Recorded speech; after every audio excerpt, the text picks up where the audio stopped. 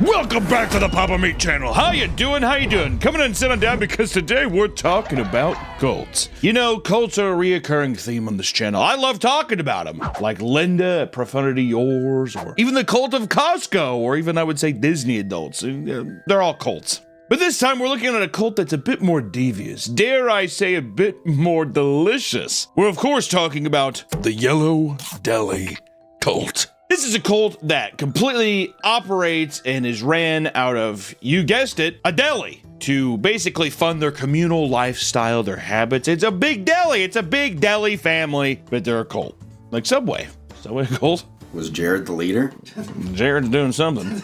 They've been talked about and infiltrated by various content creators on YouTube because of the mistreatment of their members, borderline slavery, Be a slave workers too. Did he really just tell me that they're slave workers? and child abuse, which isn't really a cult if there's not child abuse, dude. And with all this recent media exposure, I thought now would be a better time than any to talk about him. Because today we're going to be taking a look at the 12 tribes, aka the Yellow Deli. But the real cult name is the 12 tribes, but they're known for the Yellow Deli. The 12 tribes is a Christian fundamentalist communal group that was founded in 1972 by 35-year-old Albert Eugene Spriggs in Chattanooga, Tennessee. After experiencing a life-changing event, Eugene confessed the sinfulness of his past and dedicated his life to Christ. I want to know what happened.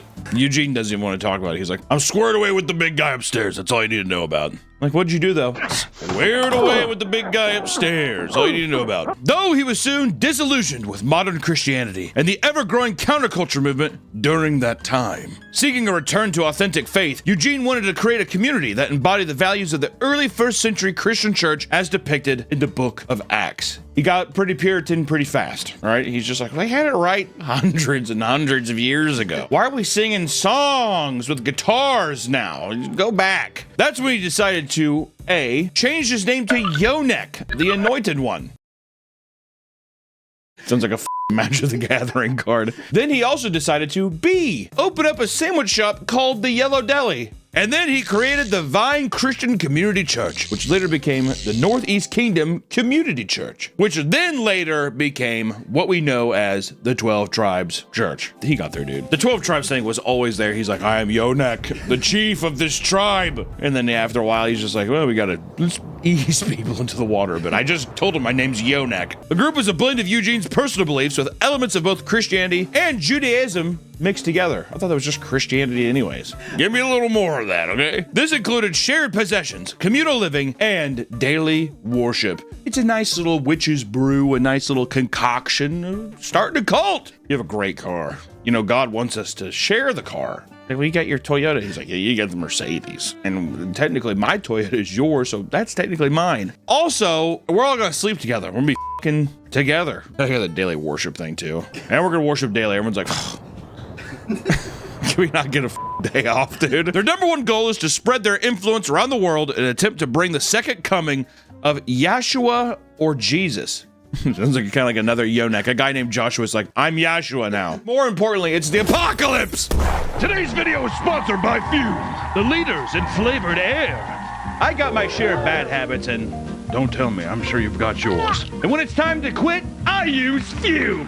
Fume is an award-winning flavored air device that helps you fill the void when you're ditching a bad habit. And the best part is, Fume's not a vape! There's no vapor, allowing you to use it anywhere. Plus, there's no nicotine, no toxic flavors, and no batteries involved. And Fume is meant to fidget with. With satisfying snaps and clicks, Fume is there to calm you down when you're feeling anxious. I found that Fume is super easy to use, and some of the best flavors are orange vanilla, and crisp mint. Fume has served over 300,000 customers, and you can be the next success story. For a limited time, use my code PAPAMEAT to get your free topper. It's a perfect accessory for your Fume device. Slip it onto your mouthpiece for a softer, warmer feel. Head to tryfume.com, that's tryfum.com, and use code PAPAMEAT, or scan the QR code on screen to get your free Fume topper when you order your journey pack today. Thank you to Fume for sponsoring this video, and back to the video. They want to bring the apocalypse. Why do people want to do that? In religious cult and religious groups, why would you pray for everything to end? I get you get to go to heaven, and it's like salvation, and all the people who were like, you suck. It's like a bully, or whatever. He's like, and then they die, and I get to go up here, and it's awesome. It's almost being like, I'm better than everyone else when this happened. I believed in this. My faith was right. You were wrong.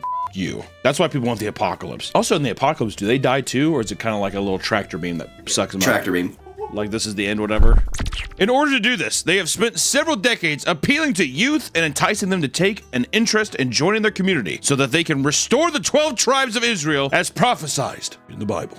You restore the tribes, you're probably seeing some kind of sea shanty of something, and then Jesus will return and f***ing Death Star laser the planet. I also like how they're just like, that's the only way to go to heaven. You gotta blow up the planet. It's all gonna be gone. All life has to cease. Hell on earth. Their most successful method of recruitment is through the creation of the Yellow Deli, which has become a worldwide establishment with over 30 locations that are often planted near group churches. Dude, they really capitalized on America's obesity. Like, kids love sandwiches. Cold cuts and chips. We'll give it to them. Originally, the Yellow Deli was intended to be a refuge for runaways and hitchhikers, but soon became one of the main ways the 12 tribes began funding their operations, as well as provide a nice and welcoming environment to potential new members. So it was the 70s where it was just post-hippie, still some runaway people. We got the Dahmer thing. The Dahmer got some people. Ate them up. They would purposely look for people who, like any cult, who are down on their luck. Basically, the Yellow Deli was a little hippie food store where they're just like, we don't care. Your dad died. Come on in, have a sandwich. Talk to us about it. You addicted to weed because it's the 70s. Come on in. Those that are employed at the Yellow Deli or any of their other businesses are not paid for their work. They are volunteering all of their time. So if you see somebody working the Yellow Deli or any of the 12 tribes businesses, there's no check. This is communal living, baby. You're paying for your place on the farm. Is there a farm? There's got to be a farm. Of course, there's a f***ing farm. Look almost Amish. There's a bunch of farms. All Amish you see on the road are just like f***ing Yellow Deli. In return, they are given a communal living space and resources. The little caveat is you just have to work for 16 hours a day. Not a bad deal, and then you immediately get to sleep for 8 hours. That's pretty fair. 16 hours on, 8 hours off. As soon as you clock out, you just crawl immediately into bed and you restart it the next day. I think that's fair. On the surface, the 12 tribes just seem like a bunch of hippies living on a commune, making sandwiches and praying for the end times to come. They just want hell on earth so they can be sent to the great castle above. But if we dig a little deeper, we start to see why the 12 tribes has been classified as a cult. Not just a fun religious movement, Nick. But just like any good cult, you need a charismatic leader. Not only do you have to have charisma, but they also often lead with total control, which Eugene fits the bill. I'm disgusted you used his dead name. Yonik, sorry. Yeah. Yonek. What's his name? Since the 12 tribes believes in Christian fundamentalism, this means that they must adhere to strict and literal interpretation of the Christian Bible with some Judeo influence, such as strict rules for women covering head to toe during prayer to hide any skin. Or how Proverbs 13:24 says, "He who spares the rod hates his son, but he who loves him is diligent to discipline him." Thus, they practice physical discipline using a thin rod deemed, quote, the rod of authority, to spank their children. From 6 months old on, they beat the children with little sticks.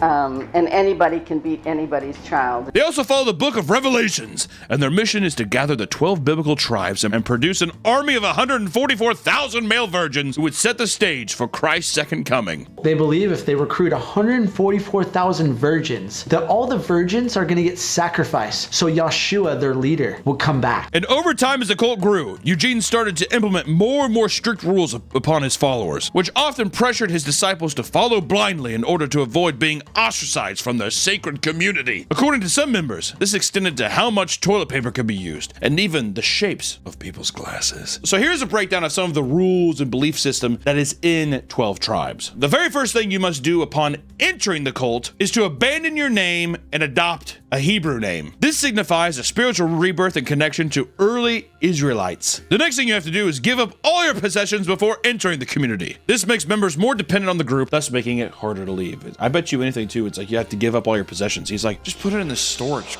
container I have downtown. It's not a big deal. You can keep it there. He just sells everything. Once a member, you must prove yourself a person chosen by God, and that the ultimate goal is to bring about the second coming of Jesus. That means members need to follow the teachings perfectly from a young age so that they can be saved when God comes down and destroys the earth in the end times, like Galactus or another kind of large entity, maybe Frieza. What if Jesus came down and he was like floated above the earth and he's like,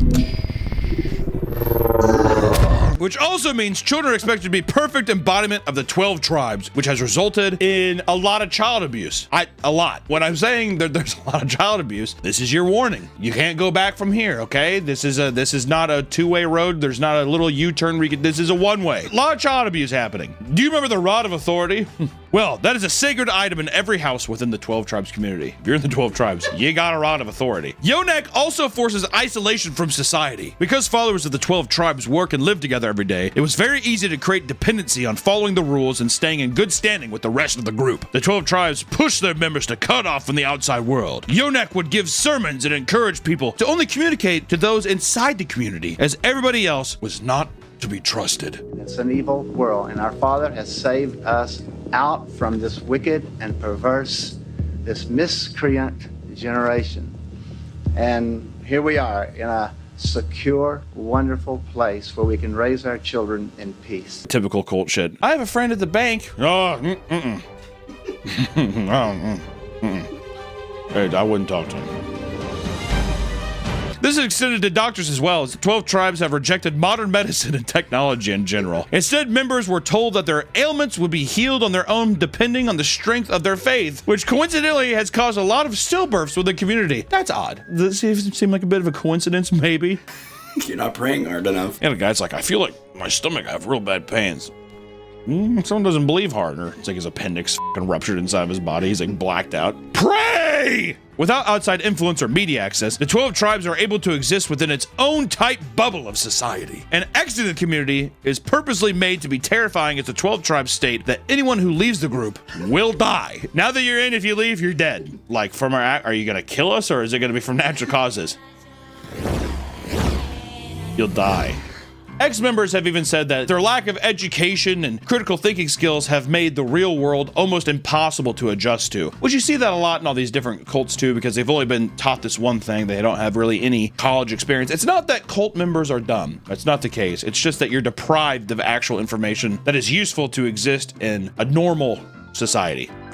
Normal. Yeah, they also take all your assets, so you're just like, you can't live. Well, yeah, you take all of your assets, you can't live, then you have to get like maybe a job, it's harder to get on your feet again, and then it's just, it's a slippery slope. If Yonek said that to me, and he's like polishing a deer rifle, you'll be dead.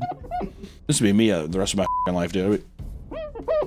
Aside from daily worship, time is spent working at the cafe, farming, and doing what they can to keep their community sustainable. There's no television and no way to read the news, likely because it would influence members too much. You gotta cut that info out, dude. If you're running a cult, you gotta be hard running a cult now. Man, well, I wouldn't give to go back when you didn't have phones and shit. That's what Yonek was saying. Man, it was way easier in the 70s. That is what Yonek's saying. He's just like, I'm building a time machine. It's like, Yonek, it can't be possible. He's like, death to you! In order to entertain themselves, they sometimes play music and dance. Wasn't that video fun? We're having a great time. Another big part of the 12 tribes is marriage, as raising children in the community allows them to easily expand their numbers. I mean, after all, we are looking for 144,000 male virgins. That'd be kind of a bummer too. You got a son, you're just like, you're not getting any pussy, dude. I'm sorry, big man. And of course, the children are homeschooled to avoid any outside influence from the non-believers as well. Don't even talk to me as if I'm gonna send my little beautiful male virgin angel to a normal school where he's gonna get corrupted by all those baddies, dude. Not only do their beliefs, clothing, and lifestyle feel absurdly dated, but their rules on courting are as well. In fact, dating and marriage in the 12 tribes is a grueling process. First, you must explain your desire to the council of elders. Imagine telling everybody. Imagine going up and you're like, everybody listen, I'm horny for Mary. There's no real way to get around it. I want to be with her. I want us to be one, if you know what I'm saying. What do you guys say? And you have to wait for the council's approval. You now enter the quote unquote waiting period, where another member of the community investigates the interests of the other person and if the desire is mutual. So now the council basically goes up and they're like, knock, knock, Mary. Hey, you know David? Yeah? He is like bricked up and ready to go.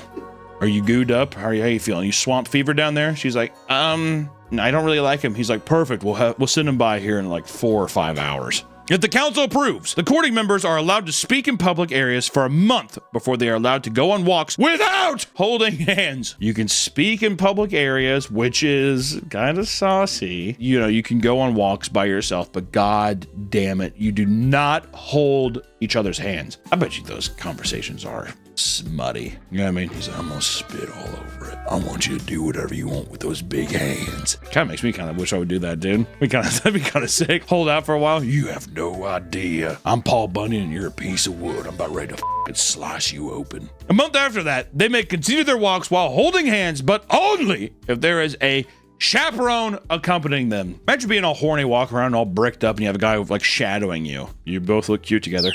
Thank you, Pastor. You have a huge fucking rock arm boner. After their wedding day, they may kiss one another and consummate the marriage, aka they can. A 12 Tribes wedding includes a, quote, pre-enactment of what will happen when Jesus returns to Earth during the second coming. This is kind of creepy, okay? Because they're talking about hellfire on Earth. They're talking about how they're basically going to hold hands and die together. Real fun stuff. Then once you get married, it's time to start having those kids. We need the 144,000 guys, please. Everyone who has a little baby girl, you're going to get without food for several weeks. You're going to have to work at the Yellow Deli for 42 hours straight. No sleep, and you cannot have any of the delicious food that we serve there. Thank you. And it cannot be understated how important it is to have corporal punishment in the 12 Tribes cult. They have created extensive guides on child rearing that are hundreds of pages long. Hundreds for child rearing. Former members have stated that children were allowed to be beaten several times per day, whatever it took to instill obedience. Sometimes you just have to beat somebody all day. Sometimes you just have to kind of pop in, pop out, give them a beating here, beating there, just to where they're emotionally and psychologically just kind of, void obedience. I love you, God. And what's crazy is that children are frequently disciplined, even for something as simple as forgetting to raise your hand to excuse yourself from a dinner table would result in a spanking. I could agree with that one. I'm not going to fault him on that one. I say, raise your hand, be courteous. This is not an act exclusive to parents either. Any member of the tribe can beat any child if they feel they are being disobedient. You think that you're going to beat your own kids? No! Listen, everybody gets rod of authority for a reason. I bet you they carry those motherfuckers around too, because guess what? Sometimes you got to just beat a kid. You're being disobedient. Did a kid walk in front of you? Time to pull out that rod. There's even mention of spanking for children as young as 6 months old, stating that use of the rod can teach them to sit still while being changed. Beating a 6-month-old baby will teach them to be still because babies' brains work like that. God, I can't wait for the apocalypse. Oh, I can't wait for the apocalypse. Stop moving! As a child, you cannot even play pretend without receiving a beating. According to a former member, this is seen as entering the unseen realm, which indicates you are being influenced by Satan. You want to play as Iron Man? You're talking to Satan. You deserve to be beaten. One ex-member told reporters that his childhood was hell. He would be beaten bloody until he was on the verge of collapsing. He stated that his only goal as a child was to stay alive till the next day. My God. Another member stated that she would be beaten sometimes for up to 4 hours, and then she had known other members for being beaten for 8 hours straight. Do you hit children with bamboo rods? We are always gentle with our children. How do you have that much time on your hands? Exactly. You're making cold cut sandwiches, and all of a sudden you're like, oh yeah, I'm gonna take a quick 8-hour break and beat the shit out of my kid. And not only are the children physically abused, but they are often manipulated emotionally to break down their self-esteem and gaslight them into thinking that there's no hope for them outside the 12 Tribes community. Just cute, cold shit. This has been a problem dating all the way back to 1984 when police raided their compound over rumors of child abuse. The police did raid, they took all the kids, and then they had to give back all the children to the abusive 12 Tribes community because it was like an unlawful raid. Now we're gonna go into their controversies. That's weird, they have controversies, right? And let me tell you, the list of controversies goes on and on and on and on and on. Which, rampant misogyny. They believe that women should be 100% subservient to men. The rules are reduced to bearing children and physically disciplining them. Advocation of slavery.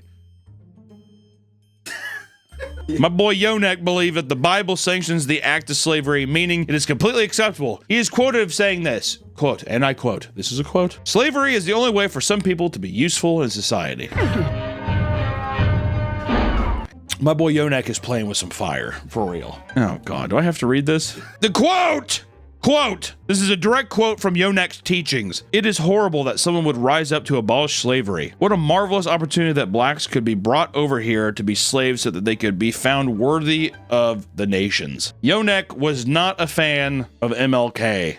Let's just say that. Yonek, if you haven't noticed by now, not the greatest guy. Dare I say, not a good guy. I mean, there's anti-Semitism in the 12 tribes, and then they're known for being very anti-Semitic based on their belief that Jews murdered Christ. That's odd. That's crazy. The white nationalist cult that runs a Yellow Deli they don't like Jews very much. Okay. Even child labor. An Inside Edition hidden camera investigation revealed that child labor laws were being violated. In one instance, 12 minors were working in factories and farms. We got to get those 16 hours in somehow, dude. We got to get it, man. Yeah, how much ham we have to cut for all of our locations. We cut a lot of ham. And more child abuse. In 2013, RTL journalist Wolfram König infiltrated the German commune in Bavaria. During his short time there, he recorded 50 beatings and presented the footage in a film documenting the experience. Because of this, German police raided 2 separate communities and removed 40 children in order to prevent further child abuse. They were temporarily put in foster homes. What's crazy about the 12 tribes things, always how these cults somehow make themselves worldwide somehow. How the f do they get all the way over there, dude? They're deli. They're a deli. It's easy to just be like, we're a delicious deli. I don't know. How's your day going, by the way? Well, I don't know. Like, my mom's really sick. You know, we have like a group that talks. You know, you get sucked in that easy. One of the weirdest forms of recruitment was during the Grateful Dead tour during the 80s. They had a crazy, not gonna lie, okay, I hate to say it, but the bus is really cool. I have never heard of this. It seems like they have a shit ton of money. They don't pay any of their delis, and they probably charge it's like a art house. It's like kind of, you know, like, you know, do an art district. It's like none of your art friends or like any of your cool friends like, I don't want to go to Red Robin. I want to go to someplace local. And then they upcharge the out of you, and you're like, that was pretty mediocre. Oh, it's good stuff, man. That's how they get the people in. They also have a factory where they sell like packaged goods. Of course they have a factory. We don't use children in our factories. We don't have factories. We have videotape of it, sir. Yes, you do. You have a factory right over here. It's a soap factory. And aren't you selling your soaps and lotions to major retailers? Are they aware that you're using child labor?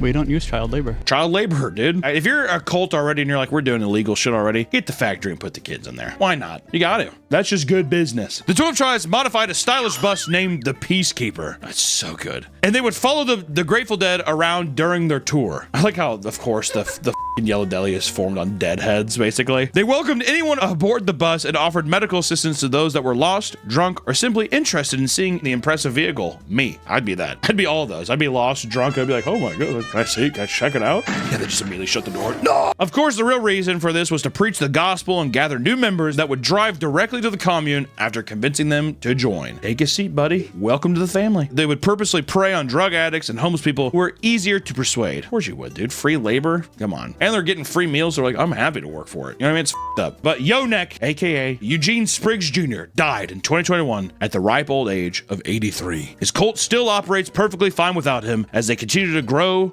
with over 3,000 members. That's got to be more than Scientology. No, Scientology's... Really? I thought Scientology was diminishing. Oh, well, maybe they were lying about the numbers. Well, what's his number? Was I off? I was probably off. And yes, the Yellow Deli is still around. In fact, there's one location just a few hours from me. I might just have to go down there and investigate it myself. Try some of the delicious food. See if I can't get around to the back, dude. The thing is, if I wore spy glasses, it'd be so obvious. Could you preach the gospel to me, please? Could I have a rod? There's a kid outside who skateboarded over me. But for now, that is the terror of the Yellow Deli cult. They're the 12 tribes cult, basically. It's fucking crazy that this thing's even real. I had no idea that this was even a thing, and I'm glad to see it blowing up. I'm curious to see where it'll be moving forward. Will this even be affected? Will people even care? Maybe the food's too good, Nick. I just get my meatball sub and I leave. Who knows? Should we go down and check it out? Let us know in the comments. We'll see you next time. Bye-bye.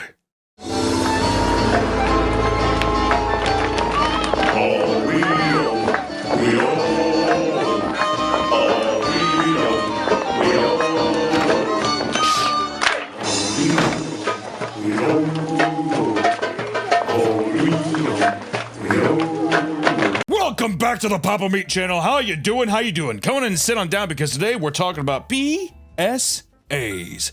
Public service announcements. More importantly, children's public service announcements. I think we all are afraid of our children slipping, getting hurt, abducted, eating something they shouldn't, and the only way for them to digest this information is in video format. And today we're going to be talking about a very strange, albeit fascinating, children's PSA that happened overseas in Great Britain back in the 1970s, eh? When, you know what, telling the kid, you just had to be a little more blunt. blunt with it. You had to traumatize children back then. That's one thing we don't have now, is we don't have traumatizing media. Sometimes, like let's say if you needed to warn a child not to play near a power line, you would make a following video that maybe goes like this. Go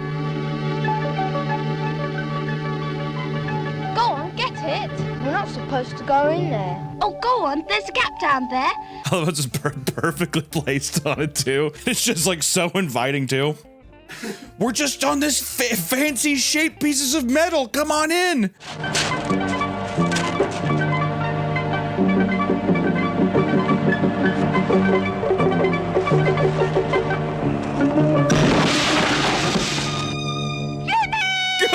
Good God! He exploded from the shins too. You know, you're probably thinking, well, that's gonna scare the children. Well, why? There's probably not any others, right? When you fly your kite or model plane, remember you're in charge of a flying machine. Pilots have to observe safety rules. So must you. The amount of kite flyers who probably got electrocuted or exploded must have been, catastrophically huge, right? Have you ever seen anyone unironically fly a kite? That has to be a thing of the past, right? At the beach? Okay. That feels different than just being like in my backyard. Probably because people blowing up for the fucking shins. Just immediately standing next to a power line. String or nylon can conduct electricity, especially when they're wet. Watch out!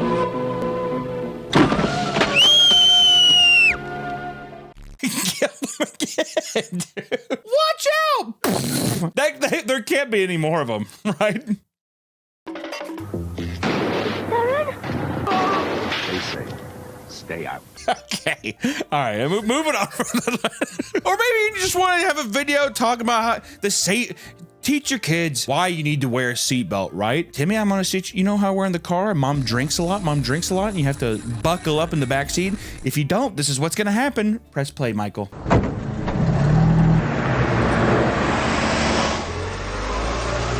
Like most victims, Julie knew her killer.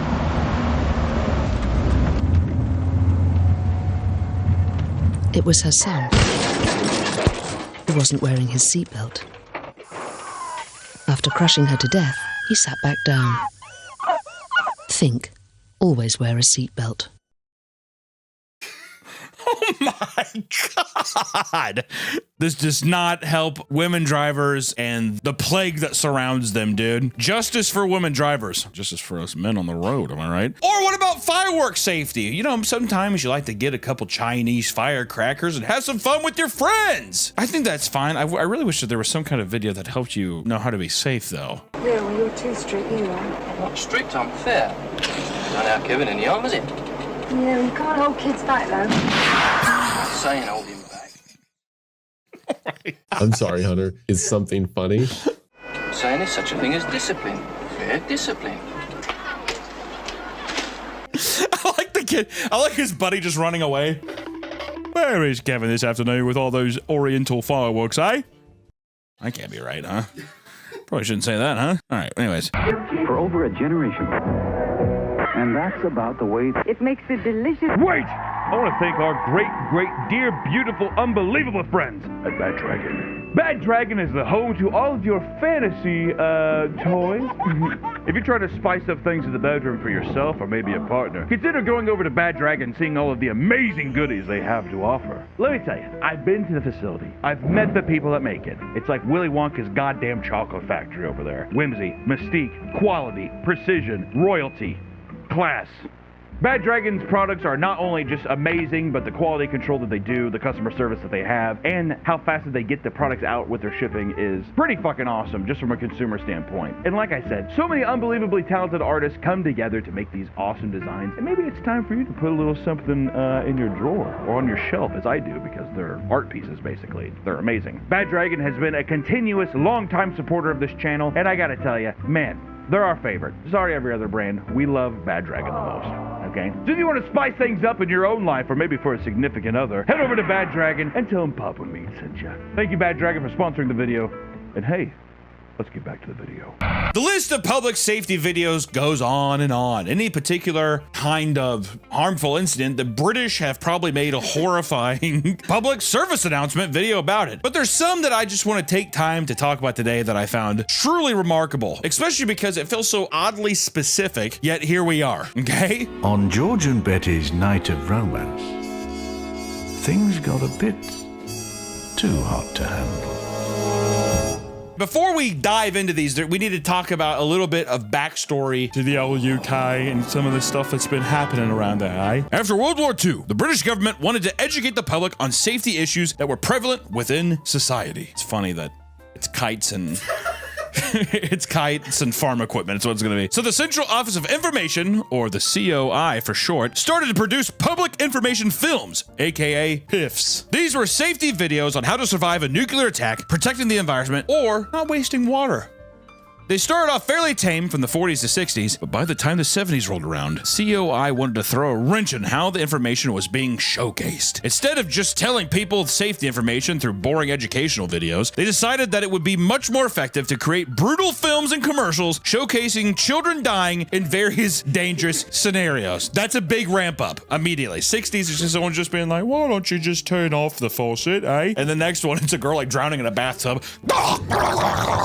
The COI hired fresh film students to basically make horror films for the public to scare children into this information. I don't know if they really digested it, but let me tell you, their attention was certainly grabbed. The director specifically looked at Hollywood horror and Western films in order to imitate their styles of suspense and gore. And they're awesome, okay? They are awesome. And since these were labeled as educational films, the directors were given a lot more freedom with censorship and were able to show much more graphic content that was allowed at the time. This was during the age of video nasties where films were getting banned and stuff. And to have the government, to have the Queen just be like, oh, I don't really care, just fucking make it. It's pretty crazy. Dude, especially child death. It's a big no-no. Still it is today. I'm always like, who gives a f?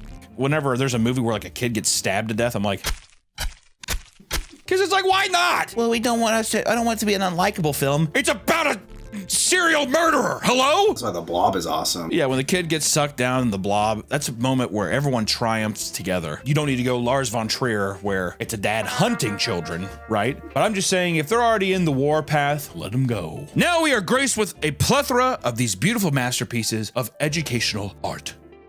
And there are dozens of PSA videos made during this era, but I just want to focus on a couple that stand out to moi. The first is a haunting commercial called Lonely Water, which showcases the Grim Reaper taunting children to come jump in a body of water. It seems too ordinary, but that pool is deep. The boy is showing off. The bank is slippery. It's like it's like the Lady of the Lake. You know what I mean? No, it's not just like King Arthur. The video is aimed to warn children of the dangers of careless or foolhardy behavior in the vicinity of water. Any body of water, the Grim Reaper will show up and be like, come on in. Lonely Water is widely recalled as one of the most memorable and chilling PSAs of all time. This film campaign actually worked as many viewers were scared to swim in dangerous waters. Some even said that they were too frightened to swim at all. Come on, Tommy, let's just go to the pool. Just like, well, so I can have the Grim Reaper grab me by the ankles and drag me below? You, Mom. Or Mom, my bad. This PSA caused a lot of nightmares with young British children. And when I say a lot of nightmares, I mean, I think that it was reported, I think people even complained that my child is suffering from night terrors because the Grim Reaper is in our bathtub now, okay? I'll be back. Moving on, we have my personal favorite. This is an offensive one. We need to just get that one out of the way, all right? Because we're going to talk about the PSA from 1975 labeled Apaches. This 26-minute long film addresses the dangers of children digging around on farms. If you're a farmer in Britain, I imagine you have to have several children, because at least a couple. The way this PSA plays out, you're losing a couple kids, and no one seems to mind. And this PSA has been played in schools all over Britain, Canada, Australia, and even the United States. It's that infamous, it's that popular. The production value is amazing. If you put up a side-by-side of Solo, 100 Days of Sodom, and Apaches, you would not know the difference, the quality of, it's like, it looks like any other film that came out of that time.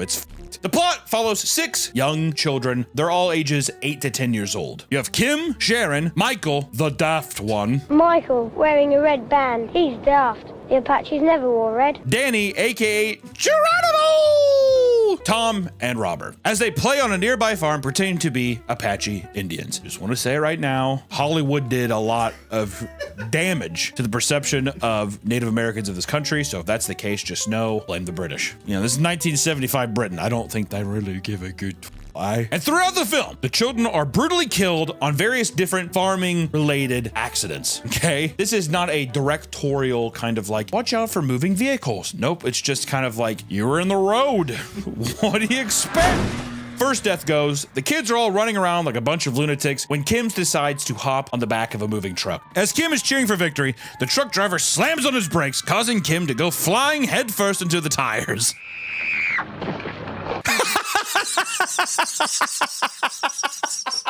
I'm sorry, Hunter. Is something funny?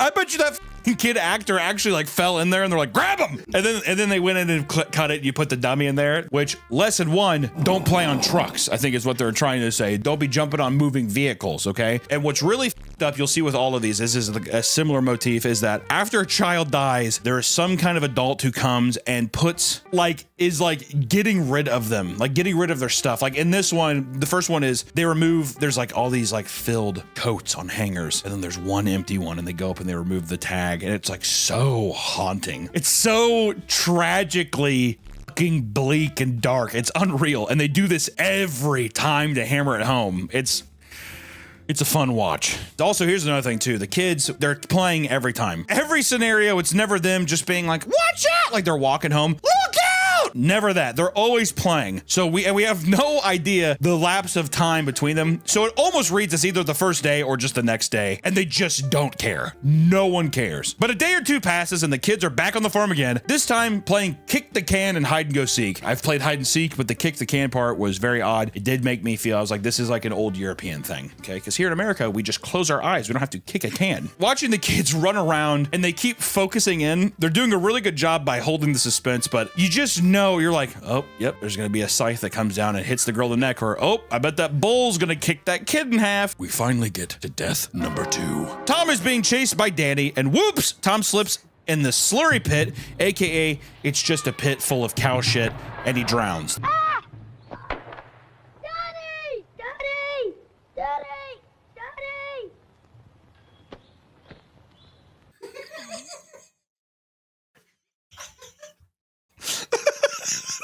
I hate that shot when they show the kid looking like this, because it makes me think, I'm like, oh, he knows he's in there and he's not saying anything. Ah! And then he just drowns immediately. You're especially in shit water. That's all poop. It's a slurry pit. Which I want to say, Danny looking off was very suspicious. By this one, you can kind of tell too, he's kind of the leader of the group. He's kind of our main guy. Lesson 2, don't play near pits of hell and shit. I guess this one could also be water. I think it's specifically the slurry pits, because that was like a big problem. Oh, so it's okay. So this one is just for the time, they're just like, these kids, goddamn. We're having to scour and scuba dive down these slurry pits to find all these pale beauties. A decade or so later, they had to tell farmers to cover up their slurry pits. It was that bad. That many British children were falling into slurry pits where they're just like, I hate to do this to everyone, but we're just gonna have to throw a net over all of it. With the second death, they take stuff out of his desk. Once again, another very tragic thing, but then it's just once, we don't see anybody mourn. Usually, that's why I was surprised here, because I expected to see like a mom. You know what I mean? Oh! We move on to death number 3.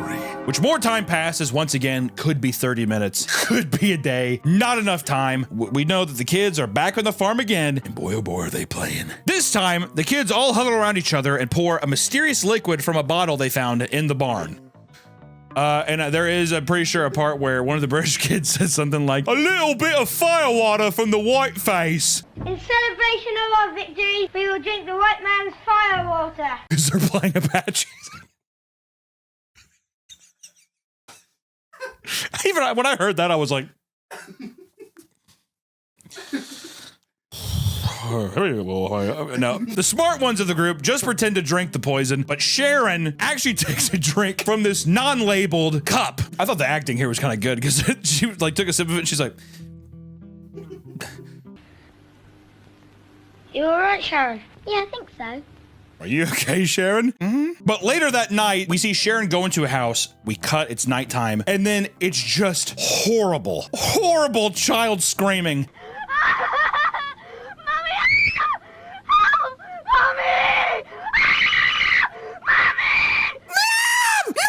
I mean, it's wild. And once again, you cut to the next day, and the mom is just taking shit out of her room. She's just like, well, that one's gone. That's why earlier too, I was like, these guys gotta have like 8 children. They're like, well, there goes Sharon. Yeah, can I make it me room, Mom? Their lesson 3 is don't drink mysterious liquids. You dumb little bitch. I felt so mad because I actually like Sharon. Out of all the kids, I was like, she seemed the coolest. We move on to death. Number 4. The next day, the kids go back to playing without any time to mourn once again, and we're gonna beat that to death. I cannot tell you, this is a no-fat 20 minutes, okay? There's no room for emotion. This is just telling you how it is. Ready? Ready. 1, 2, 3. Freeze! Double look out! Ah!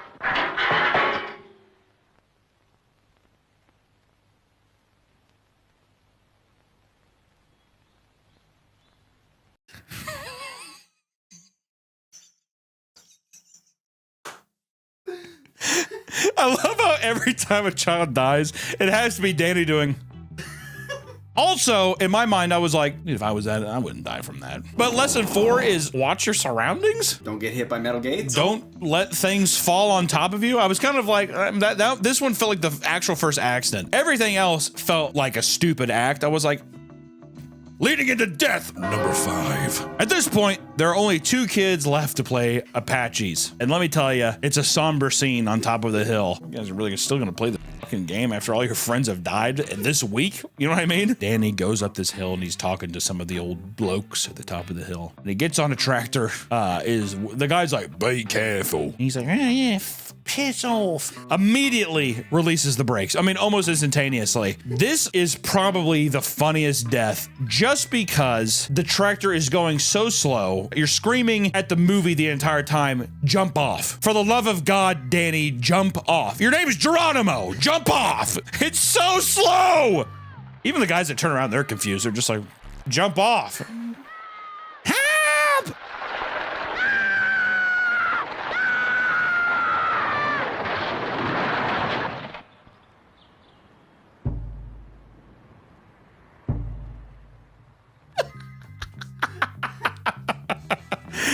There's just something about a small British child being like, ah! And then just like seeing like a dummy with like, they like tape or glue the hands to the steering wheel and it's just like going down a hill. They barely hold a fucking beat before they show his mom just sitting in his room like, it's the first time that we see any emotion from anybody of someone being like, this was his room. The lessons, of course, is being stay off heavy machinery.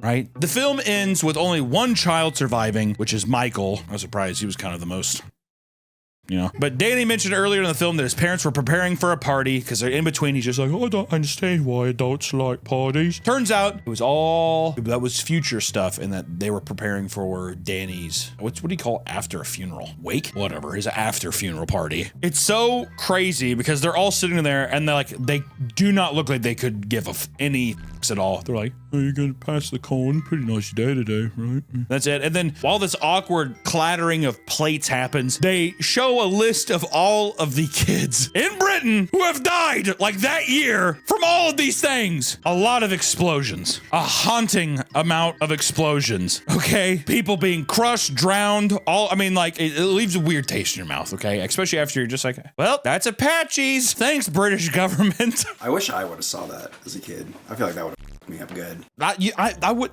be like, okay, I'm never going to be around any of that. I don't care. Well, I had a friend whose grandparents were on the farm, and we used to fuck around, and I feel like we could have seriously got hurt. Would it have swayed you at all that they were British? No. I wouldn't have been able to move past it.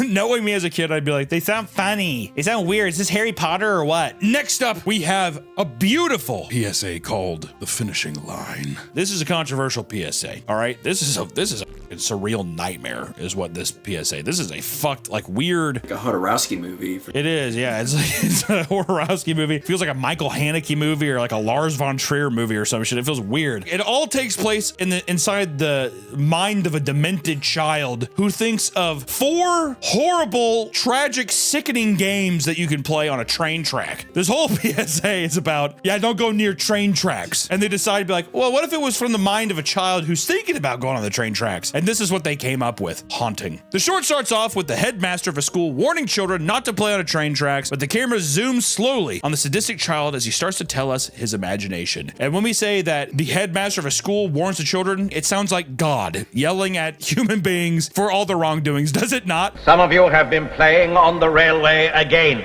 You are old enough to understand that the railway is not the place for any kind of games. Also, worth pointing out that the actual child is sitting 50 feet in the air on a ledge on a bridge where that kid could fall off. Just the actor. They're just like, sit up there and wobble around. He's like, the wind's cold up here. He's like, shut up. The first game, the sick little thinks up, involves children breaking down a fence like wild animals and then running across train tracks to get points for this weird thing.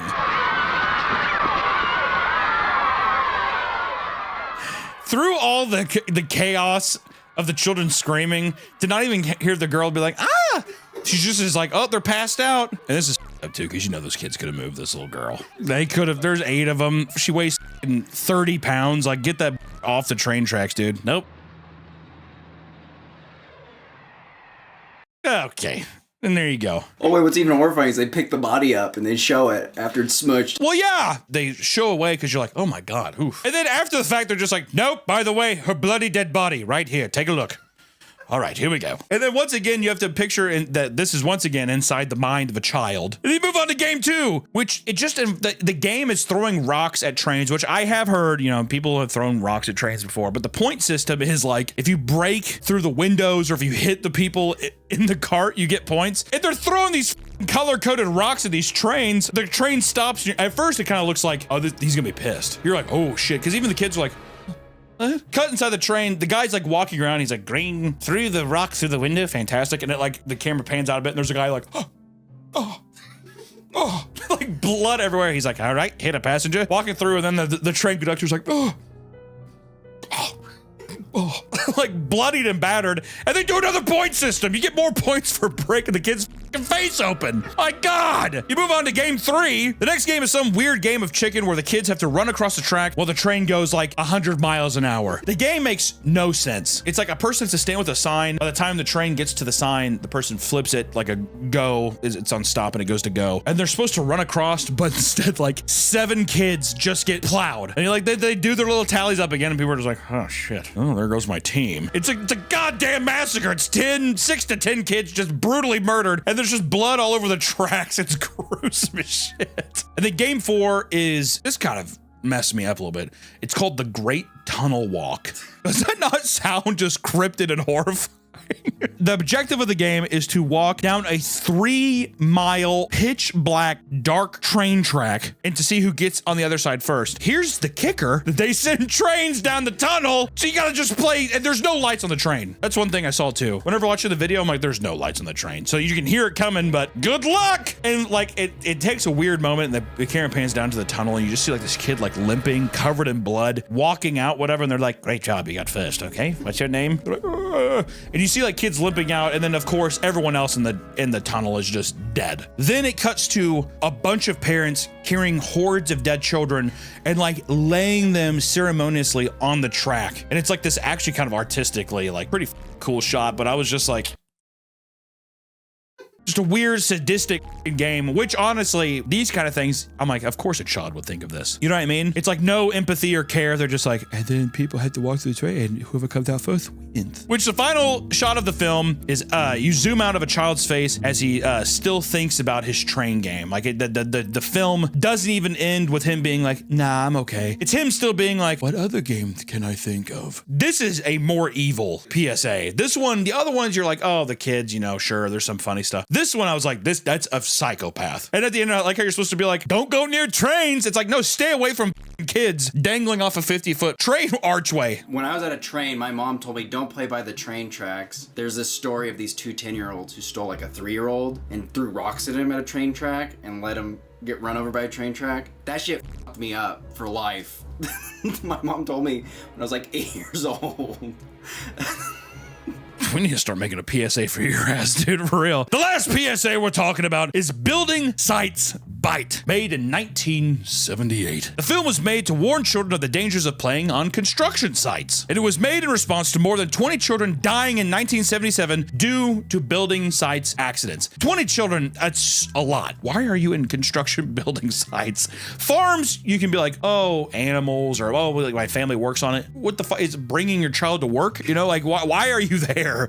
The film all takes place inside the head of a boy named Paul and his sadistic fantasy of torturing his cousin Ronald. The British really had a hard-on for like being like, it's all from the perspective of a weird child. As you see, Ronald wants to be an architect or a surveyor when he's older, but his cousin Paul thinks he's stupid and he looks like a toad. And there's a very uncanny incident where you like have him wear a toad mask and he's like, ribbit, ribbit. I remember I was like, you can tell Ronald's a bit of a timid little bird. And I think his probably not so intelligent cousin is jealous, and he's just like, oh, you're so special, you look like a fucking frog. Also, the way Paul is looking at Ronald is so seductive. The only thing he didn't do was do the lip bite. Otherwise than that, he was just like, Paul has the sick and twisted thought of wanting to stick Robert in a construction site and see if it'll get him killed, because he's just like, you could never live here in this deconstructed neighborhood of misfits like me and my sister live in, eh? So he puts Ronald through a ringer of tests to see if his construction site knowledge holds up and if he would survive. We move in to our test. Test number 1. Ronald ignores every warning sign that is in front of him. He randomly picks up a stick and starts stoking the flames of an already burning fire. He kind of like aggressively shoves at it like a primate. Ronald's like walking around like a weird ditch. He sees his dog down there. He's waiting for people to rescue him. The walls miraculously cave in and crush him. And you just see his dead hand. Test 2. Ronald walks into a dilapidated house. Again, Ronald ignores the danger signs and walks up the stairs and almost falls out a window. Ronald grabs a live wire and gets electrocuted.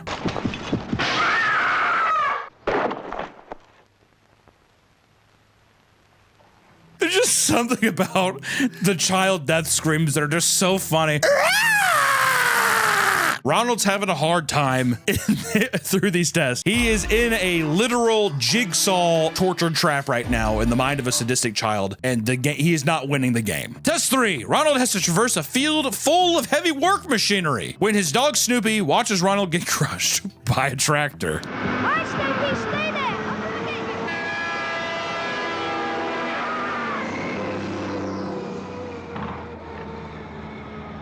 A bloody shoe is all that remains. We can't show that shoe. That shoe is caked in blood, dude. Test 4. Ronald walks through a brick house renovation, but then Ronald, unfortunately, slips on a pipe.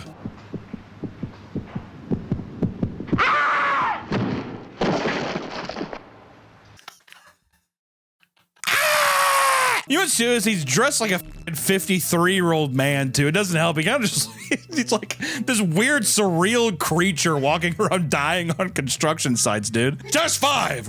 Ronald plays in sand. His dog watches Ronald get smashed by a ton of bricks while he's playing in sand.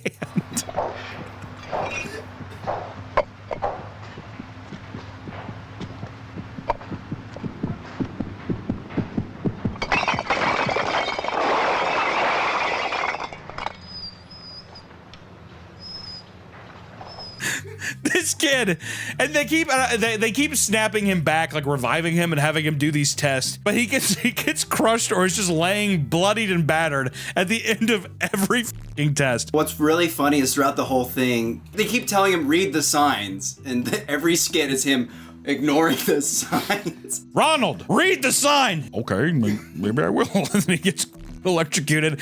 Ah! And then the last test, test 6, the crane, which Ronald's cousin, watch him drown to death.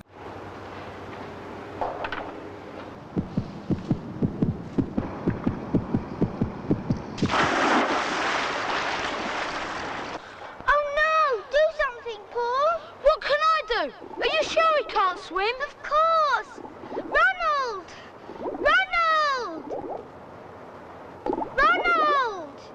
Not even much of a fight, it's just him under the water. But luckily, it was all a fantasy and Ronald's fine. I feel like the real Ronald could have survived that, dude. He was well put together. I think the little pig cousin, I think he's the one who would have been drowning and tripping and all that stuff, you know what I mean? In conclusion, scaring kids to get them to learn lessons is very valuable and funny, and I think we should continue to do it. I think scaring children is one of the funnest things to do. See you next time. No.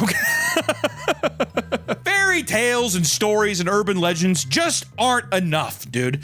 Instilling fear with these PSAs, I think, needs to be a long-standing tradition, and I'm glad that these epicenters of knowledge exist today. And I think that we need to bring them back, dude. I don't know how, but we need to bring it back. Until next time, these are some creepy, weird British PSAs, and we'll see you in the next one.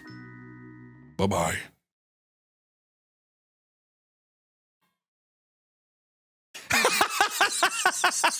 Is something funny, Hunter? Something funny, Hunter? I'm sorry, Hunter. Is something funny? There's just something about the child death screams that are just so funny. Welcome back to the Papa Meat channel. How you doing? How you doing? Come on, sit down, because today we're going to be talking about mom slop. The word slop gets thrown around very often nowadays. Usually pertains to low effort garbage, whether it's brain rot content or the thousands of books on Amazon fully written by AI computers. Slop comes in all shapes and sizes, and that means it can be very targeted to any specific group of people, like middle-aged and older moms who are glued to their phones at all times. Children everywhere can relate to being sent a strikingly obvious AI video on a painfully bad relatable comedy sketch on Instagram and pretending they didn't see the notification because it's so fucking bad. You don't want to embarrass your moms out there, right? But when the recipes they see online get served to you on a plate, blocking mom is no longer enough to escape the slop. So let's see just how wasteful and low effort the world of mom slop really is. But I mean, I can't do this by myself. I'm not really a mom, so I figured I'd bring in my own mom. Yay. Hi. Damn, we kicked up your leg. Don't know if I like that. My own mom's here. We're gonna be talking about mom slop. Do you know what mom slop is? Well, I certainly don't. Well, you're getting ready to find out. I can't wait. Because you see, the phrase mom slop is new. No wonder I didn't know. Unlike other moms who are old. Not me. No.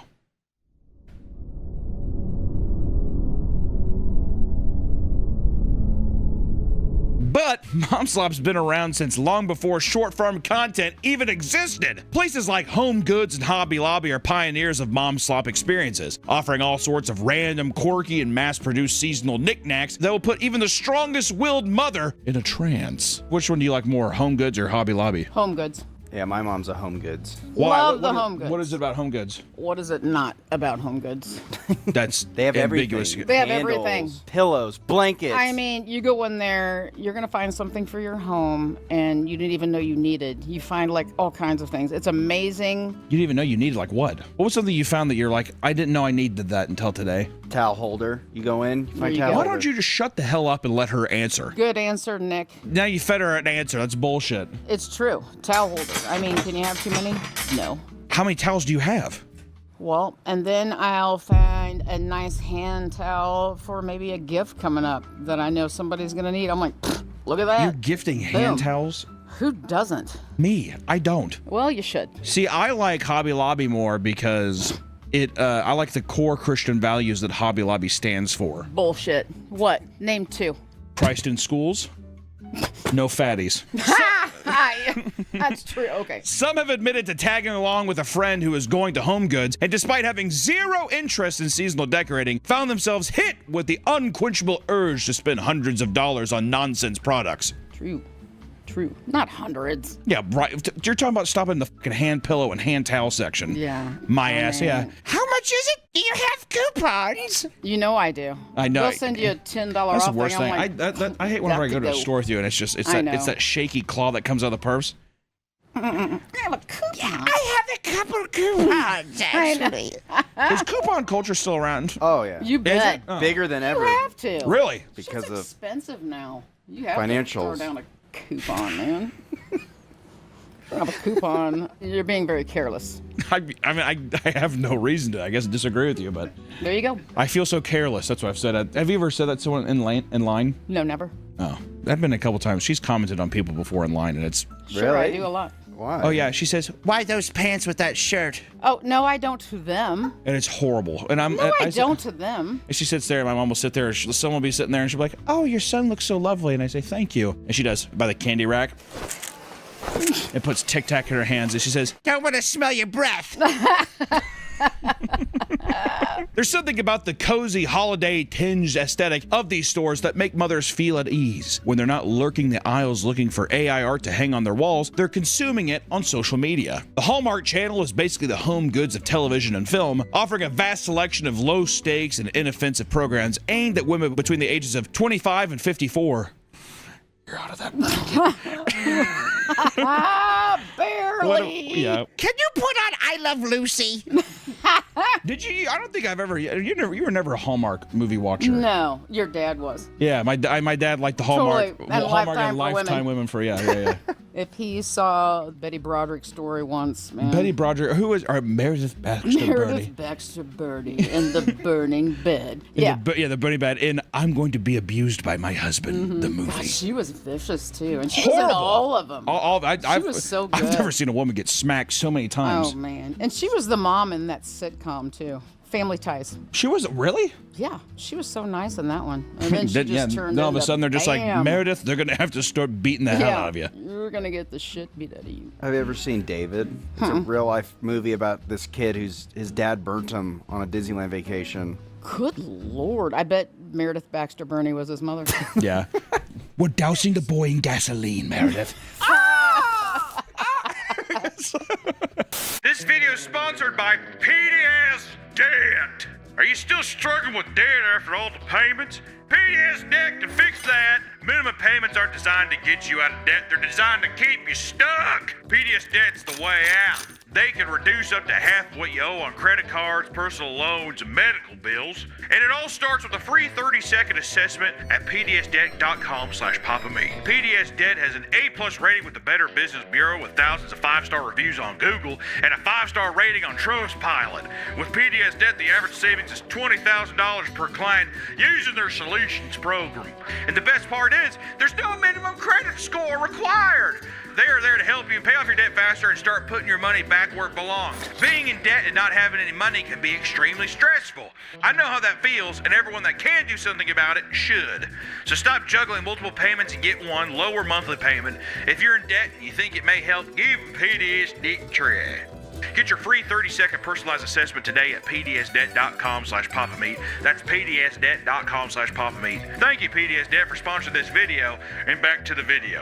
There are countless tropes that are used and recycled for these movies, like a big city woman falling for the charm of a small town, or having to save a struggling business like an inn or bakery. There, her husband shows up in a Versace suit, beats the hell out of her, and she's just like, watch the scones! Even more common is the trope of an unappreciated mother or career woman who is so generous to other people that she puts the needs of others above her own. God, yeah, like that. Sounds like me. Yeah, fucking right. Yeah, right. If you had a movie, it would be called Selfish Till Tuesday. And then Tuesday, it's on. Everybody gets sick Yeah, exactly. Then I'll open my eyes. These movies act as relatable, safe, mundane stories that somehow bring moms to the edge of their seats and reduce them to tears. Some will even grow so attached to this feeling that they'll happily marathon the movies around the clock. Which, once again, like I said, more if my father did that. I don't think I've ever seen you cry during a movie. No, not really. I mean, it depends. I mean, I'll cry like at a wedding kind of thing of happy. Well, it depends on the wedding. But, you know, I don't really cry at a lot of movies. I don't either. Depends. I've never cried during a movie. What's that one Steve Martin Thanksgiving one? I always cry at the end of that. Oh, that song Planes, Trains, and Automobiles? Yes, that song when he I comes Like back Me. home. I Oh, Like my Me. Lord, yes. And I'm No, like, okay, that's true. that John gets me every King, I time. will cry. If I'll that's do it. considered mom slop, then give me all the mom Then slop for in the world. God's That's some sake, good yes. stuff. God, that's a good one. I've cried to Dragonheart, the Sean Connery movie where he's a dragon. Have you seen that one? It's good. Yeah. One husband admits that he exclusively watches Hallmark movies with his wife because she struggles to follow the plot of normal movies. Is that because women are stupid? I don't think so. Cut the story feels like we're just saying women are stupid. That's what the dog is. Oops. Yeah, like it's just like, well, if you're married to Baxter Burney, you have to have a shorter film. The guy, bitch, is probably a CTE. Holy hell. After meeting with family for a movie night, he had to push for them to watch a less complex movie to protect his wife. But they all demanded he put on Shutter Island. His wife proceeded to ask so many questions that he got embarrassed and said he would explain the plot to her later. Which, listen, if I can be, and I'm going to say this in the most inoffensive way possible, watching movies with women is worse. Audio Jungle. Whoa. I would disagree. We're gonna That cut was all bold. this. I don't ask questions during the movie. That's all. You can't do that. I do that to my mom on her shows. Have you seen the? Well, she wants you to like start in on a movie. Have you seen already the? done. There was a video of a guy watching a movie, and he would hold a projector. The kid's holding a projector in his lap, and he has a PowerPoint of like facts on the screen, so his mom won't talk during the movie. So it's like they're watching Troy, and it's like She's yes, it says like yes, this is Brad Pitt. Him and Angelina Jolie broke up this day, whatever, all that kind of stuff. Before there was Hallmark and doom scrolling, cooking shows ruled the realm of mom slop. And there does exist one cooking show in particular that was a bleak precursor to the mom slop of today. Semi-homemade cooking with Sandra Lee. Love her. Was it? Who's Sandra Lee? Oh, I'm thinking of is Sarah Lee. The blonde chick. Sandra Lee is fantastic. Who's better, Sandra Lee or Martha Stewart? Martha. Yeah, that's an easy one. What about Right. Rachel Ray? Oh God, yeah, right. I do like What Rachel, fucking Porky Pig? Yeah, right, dude. Hey, oh, that's That rude. was That's unfortunate. offensive. That was offensive. Sorry, Rachel. You know what though? I don't like is that it's one of those things where you ever see like a burly girl and she's just like, yeah, all I got is brothers, and you're like, Yeah, she's a little over the top, but Yeah, I Martha don't know. takes it all. oh, absolutely. Oh God. Semi-homemade cooking with Sandra Lee was a Food Network show that taught people how to mix fresh ingredients with store-bought items to create food that supposedly tasted like it was made from scratch. Despite her show undoubtedly helping mothers who were inexperienced chefs, the show was constantly roasted for being lazily slapped together, and Sandra's infamous Kwanzaa cake, for example, was a store-bought angel food cake hack that is still widely labeled an edible hate crime. It was so widely mocked that the ghostwriter for the recipe wrote an article about it, making it extra clear that it was Sandra's idea to cram the gigantic candles on top of it. My fucking God. You like this person? I don't think I've ever seen this show. Sandra's other recipes include things like apple pie Napoleons, a store-bought apple pie crushed up and baked inside of a puff pastry with Cool Whip and cream cheese. What the f is a puff pastry? You don't know what a puff pastry is? Yeah. What Do a you know delight. what it is? Yeah, puff pastry's like A very light pie crust that when you bake it puffs up. It's like, Why do you have to put it in that? Why can't you just eat the apple pie? that is the outside of the apple pie. It's No, the what I'm but, pastry but part. this is saying that it's crushing up an apple pie and putting it inside a puff pastry. Ooh, that'd be good. Yeah. I think it's just to be fancy. Make it seem more fancy. Is that Yeah. fancy? It is Shoving fancy. crumbled pie into a puff pastry? Mm-hmm. Okay. It puffs up. Boom. All right. She's also notorious for the alarmingly generous amounts of booze she dumps into her food and cocktail recipes. Oh, okay, wait. There you Of go. course, here we go. That's what it is. 2 shots of vodka. Have you seen that? She does 2 shots of vodka. It's like, Yeah. it's like it's so much. It's crazy. It's old Sandra rolls. In one infamous recipe for Lush Lagoon, she called for 2 shots of vodka before pouring enough to sedate someone twice her size. Another unfortunate culprit of the mob food slop epidemic is the prominence of AI, which is taking over social media and raking in money from easy engagement and ad revenue. You interact with a lot of AI? You probably don't know. Half the time I'm like, I don't even know. It's getting really good. Yeah, I have no clue. I'm like, is that real? Surely that dog Well, isn't as big as their house. You donated all that money to remember the Facebook post that was like remember the legless things where it's like, I'm a soldier, help me. She donated like $400. Oh. I The feel legless bad. soldier? They had the video, it's like, help me. His name was Matt. Just kidding. I was like, oh my God. Editor cut. Nope. Some actual recipes are being inaccurately summarized by Google AI, resulting in horrible instructions like baking a 6-inch cake at 320 degrees for up to 4 hours. That's probably you, actually. You're a fucking horrible cook, too. Ouch. It's true. True. The only thing in her fridge is like she just makes things into ball shapes. I haven't done that for a while. Right now, I'm into Knox blocks. What does that even? What the hell does that mean? Knox blocks. They're like Jello. You can make, and you make them into shapes. You can cut them, but it's like just Jello, sugar-free. Boop, boop, You're little only snack. you're only eating Jello? No, that's one thing in my fridge. That's just one item in my fridge. There's many more. But Like you make what? make all your food into shapes. Is that what you're saying? No, I don't. I legitimately don't know if that's true because I do make some ball items. There was literally a period of time for like 4 years where she did nothing, but she was just like, "This is my protein ball," and it would be like all of her caloric intake was from ball-shaped items in her fridge and freezer. That's to where true. all I was thinking, I was like, that bitch is just rolling balls all day and eating them. Okay, I don't think it was that bad, and I haven't rolled balls for a long time. I'm just using cookie cutters to make star Jello, and That's it's like fun. this one looks like a moose.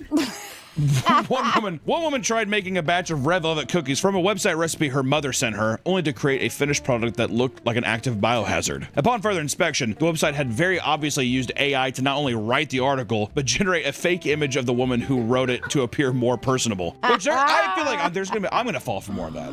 Oh, yeah.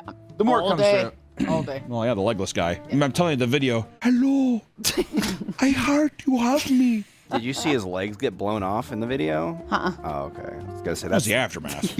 Oh, now I'm on a picture and he's doing, oh my god, how cool. Just fucking star Jellos all over you and stuff like that. Getting out your credit card and stuff.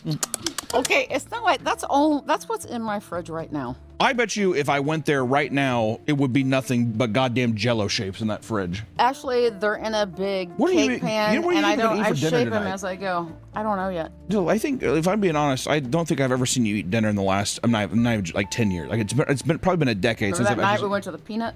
You didn't eat there. Didn't I have a grilled cheese? You ordered one, but you looked at it like this. Well, yeah. Then you said knife. I Knife? never have gone. And you sat there and you sat there and you just made yourself a star and you did. I can only eat shapes. Isn't that a square, ma'am? Yeah, isn't that a square, ma'am? Not that one. Get out of my head! Get out of my head! Imagine coming home from a long day at school only to dread the smell of your mother's cooking. Hey, I've lived it. Bullshit. Oh my god. Yeah. Oh my god. Nuh-uh. Whatever. The term mom slop isn't just associated with products and media, but with content posted by parents in which they create insanely unappetizing meals, often featuring a surprising lack of color or abundance of meats and cheeses. Sometimes they're balls. People who normally give good faith to a woman trying to manage raising multiple kids had their minds instantly change when they would witness some of these culinary atrocities. One of the more popular slop dishes found online is mayonnaise chicken, in which multiple chicken breasts are slathered in mayo, cheese, and breadcrumbs before being thrown into the oven, only occasionally being graced with seasoning beforehand. The resulting slop usually looks like a mound of brownish gravel concealing oil-drowned chicken breast. Gross. Wouldn't you like that? No. Yeah, I'm not a fan of no, chicken. you know what there is though? There is 100% kids out there where it's like they have like trash meals like this. There's some. I'm not gonna say names. There's some kids who used to come up to our house, and some of the shit they say, you'd be like, "What do you want for dinner?" I'm just gonna use this as an example. Mayonnaise chicken, and you'd be like, you kind of get a glimpse of what they're eating at their house. Mm-hmm. Scotty. Oh, fuck. The review of this dish from people who have had to try it are less than stellar, let's just say. One woman posted a picture of their mother's unique take on mayo chicken, which includes a packet of ranch seasoning mix and instant rice that just stinks up the entire goddamn home. And she admits that her mother, who lives in her house, is on all kinds of meds. I love this. And that this is one of the only dishes she'll make when she has to drive to work at the kitchen. God damn. Just flat out telling the internet your mom's a fucking pill popper. Mom, you want to make some dinner? Xanax. Okay. Mama's tired. Grab the Hellmann's.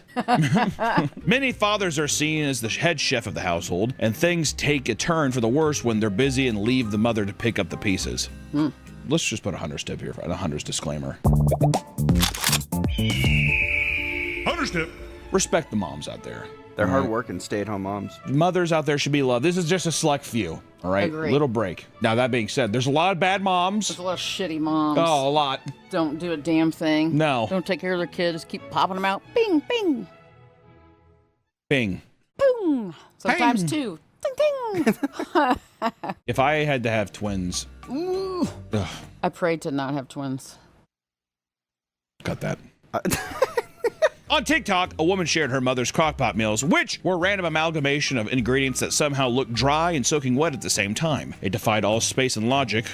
It's pretty scary. Each time she took the lid off the crock pot and peered inside, the yellowish-looking dog food would either make her gag or cause her to slam the lid shut in fear. She tried to sample one of the dishes, but struggled to even put the spoon to her lips. When it entered her mouth, she tried smiling while holding back a gag. Just a week later, the poster would upload a video of her own dish to TikTok, coming to the brutal realization that she inherited her mother's horrid cooking skills. I've seen some crock pot meals that look, I mean... atrocious. When they're just like, you know what's weird too? Is they're just like, we're cooking meat. They don't specify the meat. So you open it up and you have no idea what appendage is in there. Yeah, and I don't what like the that. hell am I looking at? It looks like a kneecap in there. They just bobble around. Just like cut up dry ass carrots. Yeah. Looks good. Mm-hmm. My mom would put a big old ham hock in there, or a pig's What foot. the hell is a ham hock? A pig's foot. Like this, the freaking leg of a pig. Throw it in the beans. Bloop. Or the actual pig foot. Or I'd open a pan and like a whole pig snout. I was gonna say snout, What pig the snout, hell pig is lips, happening? pig Yeah. head. Uh-oh, special gas. Hello. Hey, Grandma. How are you? Well, I'm doing okay. My mom was thinking about making me like some kind of like crock pot meal tonight. Have you ever seen her make that? I'm kind of nervous. I don't want Allison to get sick. What is it she's making? She said that you had a ham hock recipe. Is that true? Like for navy beans? I guess so. I don't know. Do you think she can make that? Well, yeah. She just needs to like brown the ham hocks. You're saying that if she cooked that right now, you'd be happy with it. Would you want someone else to cook it? Yeah, it wouldn't matter. Yeah. Okay. Does she remember how to do it? Well, I don't know. Well, we're gonna find out. She told me the only thing she had in her fridge was like star-shaped Jell-O. So, so I'm not sure. I was just calling to ask you. I'll let you go, but I'll talk to you soon. Okay, love you. All right, love you too. Bye. Bye. How much did you pay her? How much? I have never once heard her say anything Ham like hock? that. No, that you would be able to cook it or any of that. I've been going to get her groceries and stuff. So So you she's probably gassed feeling her up. super You special to me. gassed her up. Whatever. Yeah. If you go online and search the term mom slop, you'll be shocked at the dystopian meals being made on a daily basis. If you thought boiled ribs and water seasoned ham were as bad as it could get, just wait until you see SpaghettiOs pie. That wouldn't be terrible. Are you actually serious? I mean, it wouldn't be terrible. I'd rather have that than like some kind of gross meat. God, could you speak any more cryptically this time? You've just been talking in sound effects and random things. I'd rather so you'd rather have SpaghettiO pie than ham? Yes, I don't like ham. Yeah, for sure, all day. Am I crazy? Would you have? I'm looking at. Would I have SpaghettiO over ham? SpaghettiO I'd have pie. ham. Yeah, I'd have ham. Not bologna though. I don't like bologna. What is this? I would take a bologna sandwich. Where the hell am I? This is quite literally a can of SpaghettiOs dropped into a pie crust, topped with milk, cheese, and buttered bread that had garlic powder slammed into it with your forearms. Would you have that still? I don't know. Yeah, I think I would. I might give it a shot. I would. You put that in the oven, bam, nice golden crust on top. I would have tried it when you were little if I would have known This is about a Twilight Zone episode. I feel like I've gone crazy. Imagine a world where your mother eats nothing but Jell-O made of strange shapes. You're in the Twilight Zone. You will be a very successful young man. Yeah. While the woman making the pie never cuts it or takes a bite, a brave soul recreated it in their own kitchen and revealed that it was a watery mess. Yeah, no shit. You're pouring milk into a thing of a pie crust of SpaghettiOs. Let's lose the milk. The milk, yeah. You don't need the milk. Oh, you can both go to hell. I read the recipe earlier, and you both were like, Throw actually, some hold cheese on. Yeah, leave the milk out. No reason for I it. think if you put SpaghettiOs in a pie crust and throw some cheese on it. I'm gonna agree. You throw that in the oven. Yum. Put some little hot dogs in there. No wieners. Oh. No I wieners. was thinking the hot dog SpaghettiOs. Maybe on the half that you're gonna We'll eat. cut it. Yeah, okay. I'll do anything to move on.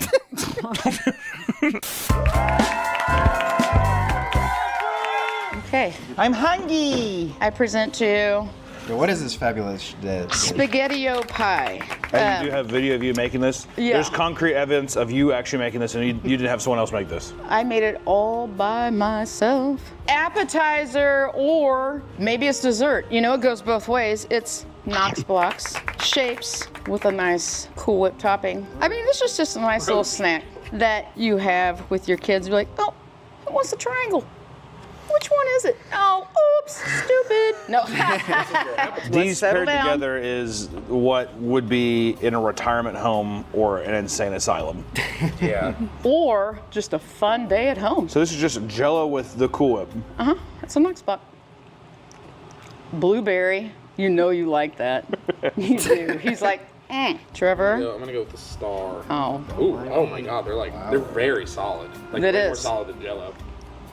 Because it's Knox. I don't taste the blueberry. What? It's like water. The edges are like crunchy. It's the Knox. What the hell? What is Knox? I don't know. There's Knox on the. What is Knox? It's stuff you put in the Jell-O to make it solid, make it form. You're putting something in the Jell-O to make it shape. I thought it was a. No, a I mold. did. I mean, I put it all out. To make it a lot more solid than regular Jell-O, so it's not as wiggly, you put something else in it that's called Knox. It's called Knox. You were just talking about how Cheetos are bad to buy, and you're They putting are. something called fucking Knox in the Jell-O to give it shape. Well, I would say moderation's key as well. Look how tiny they are. How many can I eat? 8. 8? Okay. What did you think? I mean, was it good? I like it. Thank you, Nick. Nick will eat anything. Nick, I've seen Nick eat a deep fried diaper and say, Well, you're gonna love that blueberry. That's actually pretty good.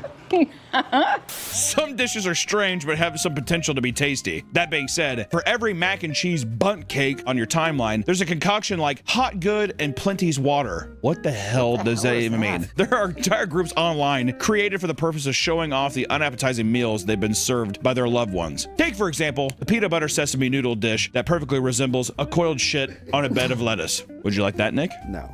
You wouldn't want that? No. No. Yeah, just give me SpaghettiOs and apple pie crust. That literally looks like shit. I don't think that's. It looks fucking disgusting. Yeah, no. It looks like, you know what? It looks like one of those like septic ponds you see in like out in farms, whatever. Yeah, I wouldn't care for Fucking that one. Disgusting. You know what my brother ate as a kid? One of his favorite pieces of food to eat was a hot dog dipped in peanut butter and wrapped in bacon. That doesn't sound atrocious to me. No. Just the. I've Was heard the people put hot peanut butter dog on. raw or cooked? It was cooked. Oh no, he would do raw I've heard of dogs, people too. doing. I've heard Raw of people dogged. I've heard of people doing. I mean, I don't like the cold hot dog with that. Me neither. When Ew. with hot bacon, I mean, I don't know what the hell that was going to be for. But one thing I've heard people do is they'll do a hamburger, but on the bun there's like peanut butter and jelly. Oh or yeah, that's something. fantastic. I mean, Oh yeah, hamburger. Yeah. Yeah. But that doesn't seem that far off than just a fucking hot dog slathered up with some peanut butter and a piece of Big bacon. difference. Well, she had a toasted bun, and then it melts on the hamburger. Way better. You put it on the wiener, it's a whole different taste. Just say hot dog. Stop saying wiener, please. People they like hamburger, an actual hamburger with beef. They put peanut butter and jelly on it. Yeah. Not jelly. On the bun. Well, I haven't heard. I've jelly. heard- I've Ooh, heard- a jalapeno jelly would be fantastic. Okay, the jalapeno jelly. Holy crap! That, I just thought of something fantastic. Yeah. My God. Good idea. I know. This is what it's like being a chef at an asylum. Not Dad, I don't want chocolate syrup, but chocolate brownies on you, man. While tons of dishes can be rightfully dubbed mom slop, none are as deserving as the title as one specific dish. In a video uploaded to TikTok, a woman shows off what she calls a chili recipe as she stirs a pot filled with black, hellish sludge. The surface is covered in black burnt crust, while the other oily liquid that separates it from the toxic waste underneath is a brownish green. Oh, God. The texture of this dish is similar to wet concrete, but the real cherry on top is the woman's kids screaming in the background, which really adds it's just a nice floral or Looks so freaking good. chef's kiss at the end. People who suffer through enough mom slop start to get fed up, venting their frustrations online to avoid starting a fight with loved ones. One 15-year-old girl had reached her limit with her mother's cooking and begged for help online, asking how she could break the news that nobody likes her cooking. That's actually one of the reasons why my mom didn't give me internet access when I was a kid, was because I could not have any contact. We were a no contact house. She claimed that her stay-at-home mother, despite being surrounded by cookbooks, cannot make a single good meal. Okay. You know I've made some really good meals. Name one. Spaghetti and meatballs with the garlic bread. Okay, first off, Walmart bought spaghetti. Barilla. Name dropping Barilla like that. God. You know what you should have just said? Chef Boyardee. Oh, okay, I'm better than that.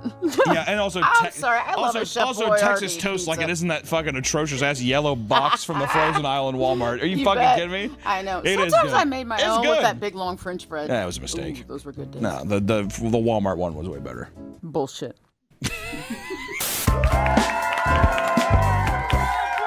Changes the taste. It does. Yeah. Hey, don't make. Look at that little. I don't want to eat this. Hey, how about judge it right off the bat? There's a lot of freaking cheese to cut through. Who doesn't like a lot of cheese? Look at the ravioli, the spaghetti's I'll cut poke your it out. hand. You That's haven't too even big. tried That's it. too big of a piece. We just Stop! You don't go bigger. What is that? Quit. What is that green? Those are fresh herbs from Jill's garden. These right there? Yeah. Hello. And jalapeno. Oh, it's jalapeno cheddar herb. Thank you. Look at the crust. Hello. Hello, crisp. Is it a store-bought crust that you just put in there? And Let's just go on with that. looks grim, dude. Let's not judge everything by the way it looks right off the bat. I mean, turn up your nose. You already have a sour disposition about it, and I don't care for that. You're not even giving it a whirl. That is true. Oh my god. Is that a jalapeno? A piece of jalapeno? What the is this ragweed? What the hell did you put in this? Ragweed. Maybe this could have been baked longer. I don't know. I did bake the crust first. It's undercooked. Oh, thank you for getting me more SpaghettiOs for the top. Too. There you go. Oh boy. Okay. What do you think, Hunter? Bring you back to your golden years. It smells. I'm gonna be honest, Missy. It stinks. It does. It stinks. Did you say it smelled like a diaper? Yeah. Nick said it smelled like a diaper. That stinks. That doesn't smell like a diaper. Did you cook this? No, I baked it. Let me taste it. Oh god, this is. Don't just go for the crust. I mean, no. Get the actual. You just ate pie crust. You ate pie crust. You didn't know you need to get an actual piece. Hunter, you took a bite. What you? Look at the top. The huge layer of cheese is on top.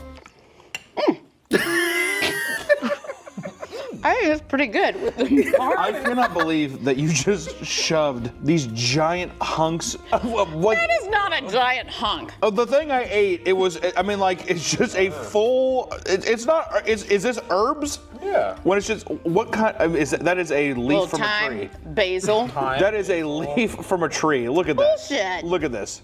Oh my god. You've had worse. Stop it. Not. That's not graham cracker. It is literally pie. It's a pie. Yeah, the crust, it makes it really. Starving kids everywhere. This is like an evil meal that the fucking principal from Matilda would make them eat or something. Yeah, that's why I did call her Trunch Bowl for the first however many years of my life. Instead, her mother regularly slathers everything in salt, garlic, and cinnamon. The only vegetables she serves are creamed corn and microwave lima beans. God, I love lima beans. Nobody. You gotta let me just get through what it's lima beans. My God. I was just looking for lima beans the other day, and you can't find them anymore. I was looking for my mom. What are you talking about? Lima beans. Did you go to this? There's a thing called a grocery store. I went there, and I was like, "Where's the freaking lima beans?" Yeah, right. You're probably out there in your garden. I thought I planted these. No. Yeah. I guess I'm gonna have to climb that big old beanstalk that Jack planted. Fee-fi-fo-fum. A house staple, according to the daughter, is plain pasta with cinnamon and olive oil that everyone in the house despises. Even her father, who's too passive to say anything about it. I will say, plain pasta, olive oil, and cinnamon, I bet you $1 million, 99% of fucking houses in Italy eat that shit. Probably. It's olive oil and cinnamon. It's a sweet sauce. I like it. But their pasta's fantastic. What, Italians? You would think so. I don't know. I've never homemade. been. They're like, You rolling it out. You haven't been to Italy. No, I would love to. Let's go. Hint, hint. Yeah, you should go there. I'm thinking Your 70th is coming up. Pull a little Jack Nicholson and Morgan Freeman in bucket list. I want to go to Italy because the pasta is so good. Eat, pray, love. Check. Yeah. Sisterhood of the Traveling Pants. What size are they? 48 waist. The girl now uses money from her tutoring and babysitting jobs to buy her own groceries because she cannot stand to eat one more of her mother's meals. Hey, how about this bitch move out? No shit, get out of here. I said they're trying to haggle over your fucking babysitting money. You know what? Guess what? Mama Bird pays the bills. I was gonna say, yeah, she's cooking and she's providing. Hey, you clean it up? Yeah, right. You've just been fucking nagging the whole time. Get your ass out Mom, of here. angel hair again with olive oil and cinnamon? Yeah, because that's mommy's favorite. Yeah, how about you go cut some potatoes and make a dinner here? No Make shit. Dinner for your mother. That true. I had to do that all the time. There you go. Well, you you had- did have two staple dinners. You made. I had to learn because all of your suitors that came over Oh God. kept sitting there and they kept being like, "You gonna make that pork steak tonight?" Yes. Go make dinner for Mama I tonight. said, "Yes, I will, Kyle." Exactly. They're sitting there walking out like that one guy from Forrest Gump. Ooh, your mama love your education. Remember that? I'm sitting there. I'm 26 years old on the front porch.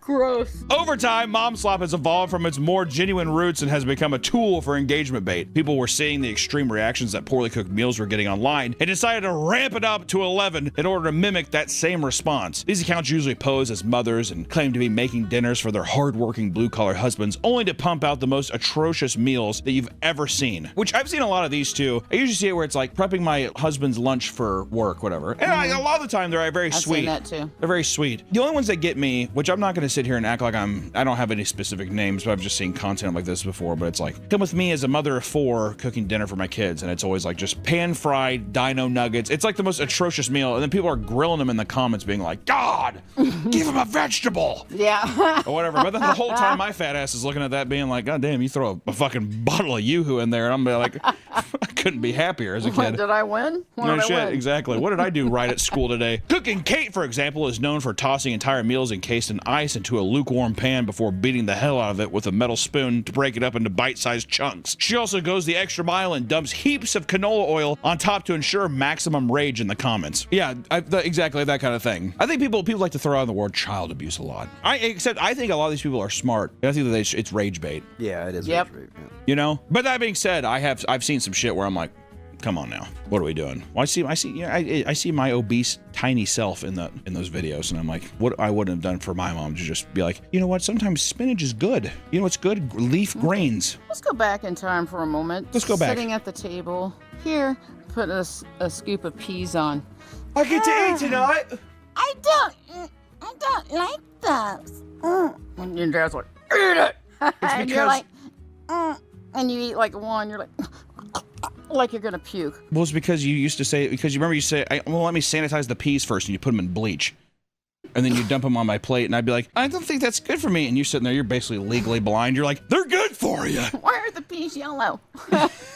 Yeah. They're fine. Exactly. Isn't this corn? No, they're peas. Yeah, corn, that's pretty much a staple. It's the only vegetable my kids would eat. You raised us like fucking prize hogs. Anything that a prize hog would eat, that's what you'd eat. Yeah, corn. That's feed for animals. Barley. Exactly. Yeah. She stopped just serving it on plate. She stopped doing plates after a while. She's like, I'm gonna keep the fine china for Thanksgiving and Christmas. And instead there was just a giant wooden trough that would go up, and she'd just pour it in there. Here's Totina's party peaches and some corn. Get on in there. Just slide her the ketchup. He's like, exactly. Purple Heinz ketchup. I did buy the purple. It's fun. It was fun. It's for back. a while. It probably They brought it damaged back. organs. No, back Really? in the 90s. No, they brought it is. back. Yeah, they're bringing it back. What did you why think was not? more disgusting, the purple or the green? Green. I thought green was more disgusting. Because too. it looked like a booger infection. Yeah. Purple was kind of fun. It was expensive. Was it? How much was it? It's like an extra $1.50. Oh, I didn't know it was that much more expensive. It was, and I was like, You know what's the grossest thing I remember you doing when I was younger? You know what I hated more than anything? What? You could tell she'd come home, you'd be unpacking the groceries, which in an obese household is like, it's like Christmas, you know what I mean? It's like, holy shit. You know, you're sitting there trying to see if that motherfucker brought home like Star Crunches. You're what like, cereal's in there? exactly. Yeah. But she'd sit there and she would literally take like this jar out of the bag like this. Like it was a crystal skull, and it was one of those that Smucker's goobers. Oh, God. What's that? It's a fucking jar that's peanut butter and jelly, whatever, and she'd do this. She would look at it like it was almost like she was doing something wrong. Like she's like, here we go again. Okay. Like that kind of thing. I heard her say that one time. Okay, bullshit. Here we I go was like, again. Here we go. And she sat there again. and she'd fiddle through, because everyone has the silverware drawer that has the forks, spoons, big spoons, and whatever. Never a tiny spoon with that. Always a big spoon. Sit there and she'd do, eat that thing raw from the jar, like the whole thing in one sitting. What? Okay, no, She's sitting there kicking her feet on the couch, watching King of Queens and Everybody Loves Raymond. I'm having a sensory overload. I don't know what the hell's happening. She drew me a bath. I'm 4 years old in the bath, like keep my head above water like this. Let Mama finish her jar. Yeah, exactly. God damn it, Ray. Yeah, whatever it is. My eyes are getting heavy. My back is getting tight. King of Queens. Yeah. Sitting here in traffic on the Queensburg Bridge tonight. She's sitting there. I'm just like, and I don't care because all I want to do. You just hear that spoon knocking glass. Clink. Grab my techie jive. I own you.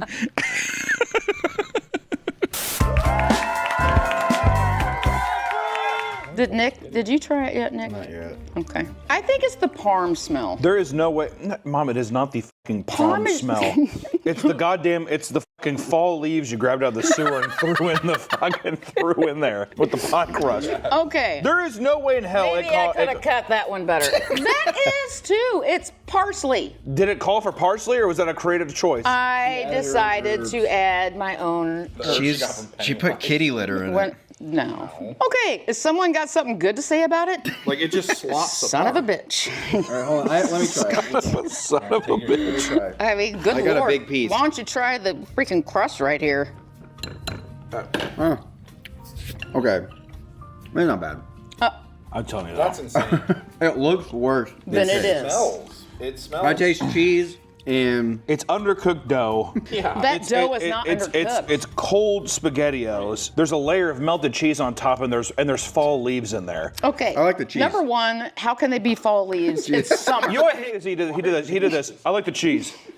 Thank you. It's microwaved cheese on top. And that's why Nick is so successful, because he's a very positive young man. So successful. He works for found me. Something. What are you talking about? I'm getting the Maybe third one. let's focus on these. Wonder if we can find the triangle now. Just 50-50. This is the real thing. Because when you're a kid, you do love that, right? you mix your foods together. So when you're a kid, you like. Oh. That's bold. That's got to be heinous. Don't act like you're on Fear Factor. Or does it mask? The guy, what is his name? Graham. Yeah. From Action. The notes are. I'm gonna be honest. Oh. That was a really bad choice. That was an awful decision. Yeah. Jello with the pie. Like just imagine if that had blueberries in it. Like it was a blueberry. Well, pie. that's the thing is there might be. There could be. No. I know. Oh. There's no fruit in there. I didn't know whatever creative liberties you chose. Okay, well. I think here's the thing. It's not that it tastes horrible. It tastes bad, but it's not horrible. Thank you. I appreciate the time we put into this, but Very time consuming. as a concoction for someone to be like, "Hey guys, it's SpaghettiO pie night," I would say that's cruel and unusual punishment. Other absurd dishes from this new age of mom slop creators include matcha hot dogs, countertop nachos, boiled Pringles mashed potatoes, or perhaps the most egregious of all of them, meat that's been washed with Dawn dish soap. That's true. I've seen things where people wash their meat with Dawn dish soap or bleach. Why? Online. They say that it like cleans it. That's kills terrible. the bacteria. It kills the bacteria. It's so stupid. You don't want terrible. salmonella. Come on. No. Yeah, I don't want salmonella, My so God. I'm gonna drench.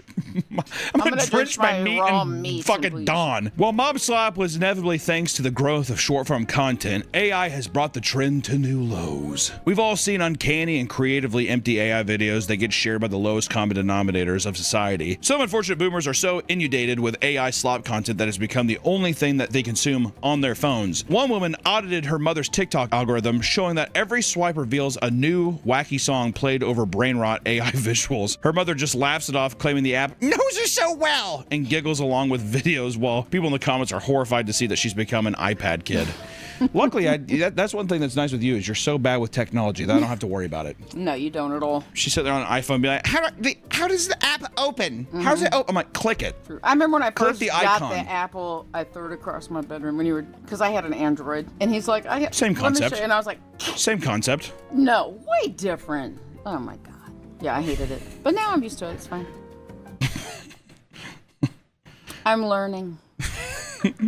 I like how this conversation has made you sound like a preschooler. I'm learning. I got frustrated. I threw it, but I'm learning. I'm growing. It was a long time. It was 10 years. A long time ago. Now I'm 40. Yeah, now I'm 40, learning. man. Yeah, that was the 90s. One of the newer AI inventions that boomers are infatuated with is generated music on apps like Suno. Entire artists are being generated, blasting slop albums on Spotify to people who can't tell the difference between a real song and a fake one. That's like stuff like there's a ton of like computer generated artists that sound like the Eagles now, or like new age Eagles. Right. There's like fake band pictures of them, and like people your age love it. That irritates the shit out of me. I don't like it. Oh, there you go. That they're not real? Yeah. Yeah. Yeah, it's stupid. I feel like there's no way you haven't been in a pool hall and you haven't heard one of those and been like, who is this? I feel like I would know. How would you know? I don't know.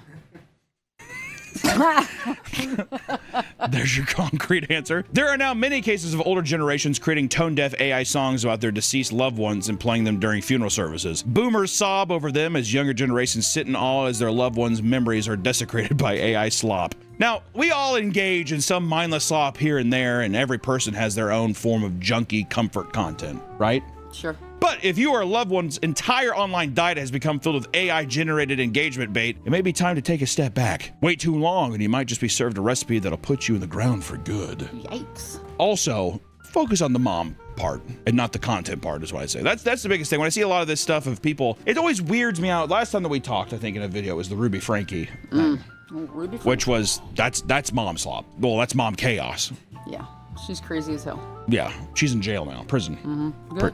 I agree. I think it's just with any kind of parenting or anything, you don't even make content on it. Make a nice meal and then go over and do a vlog or whatever the fuck you want to do that's just by yourself, but leave the parenting element out of it. What if you hired like adult actors and recreated your vlogs?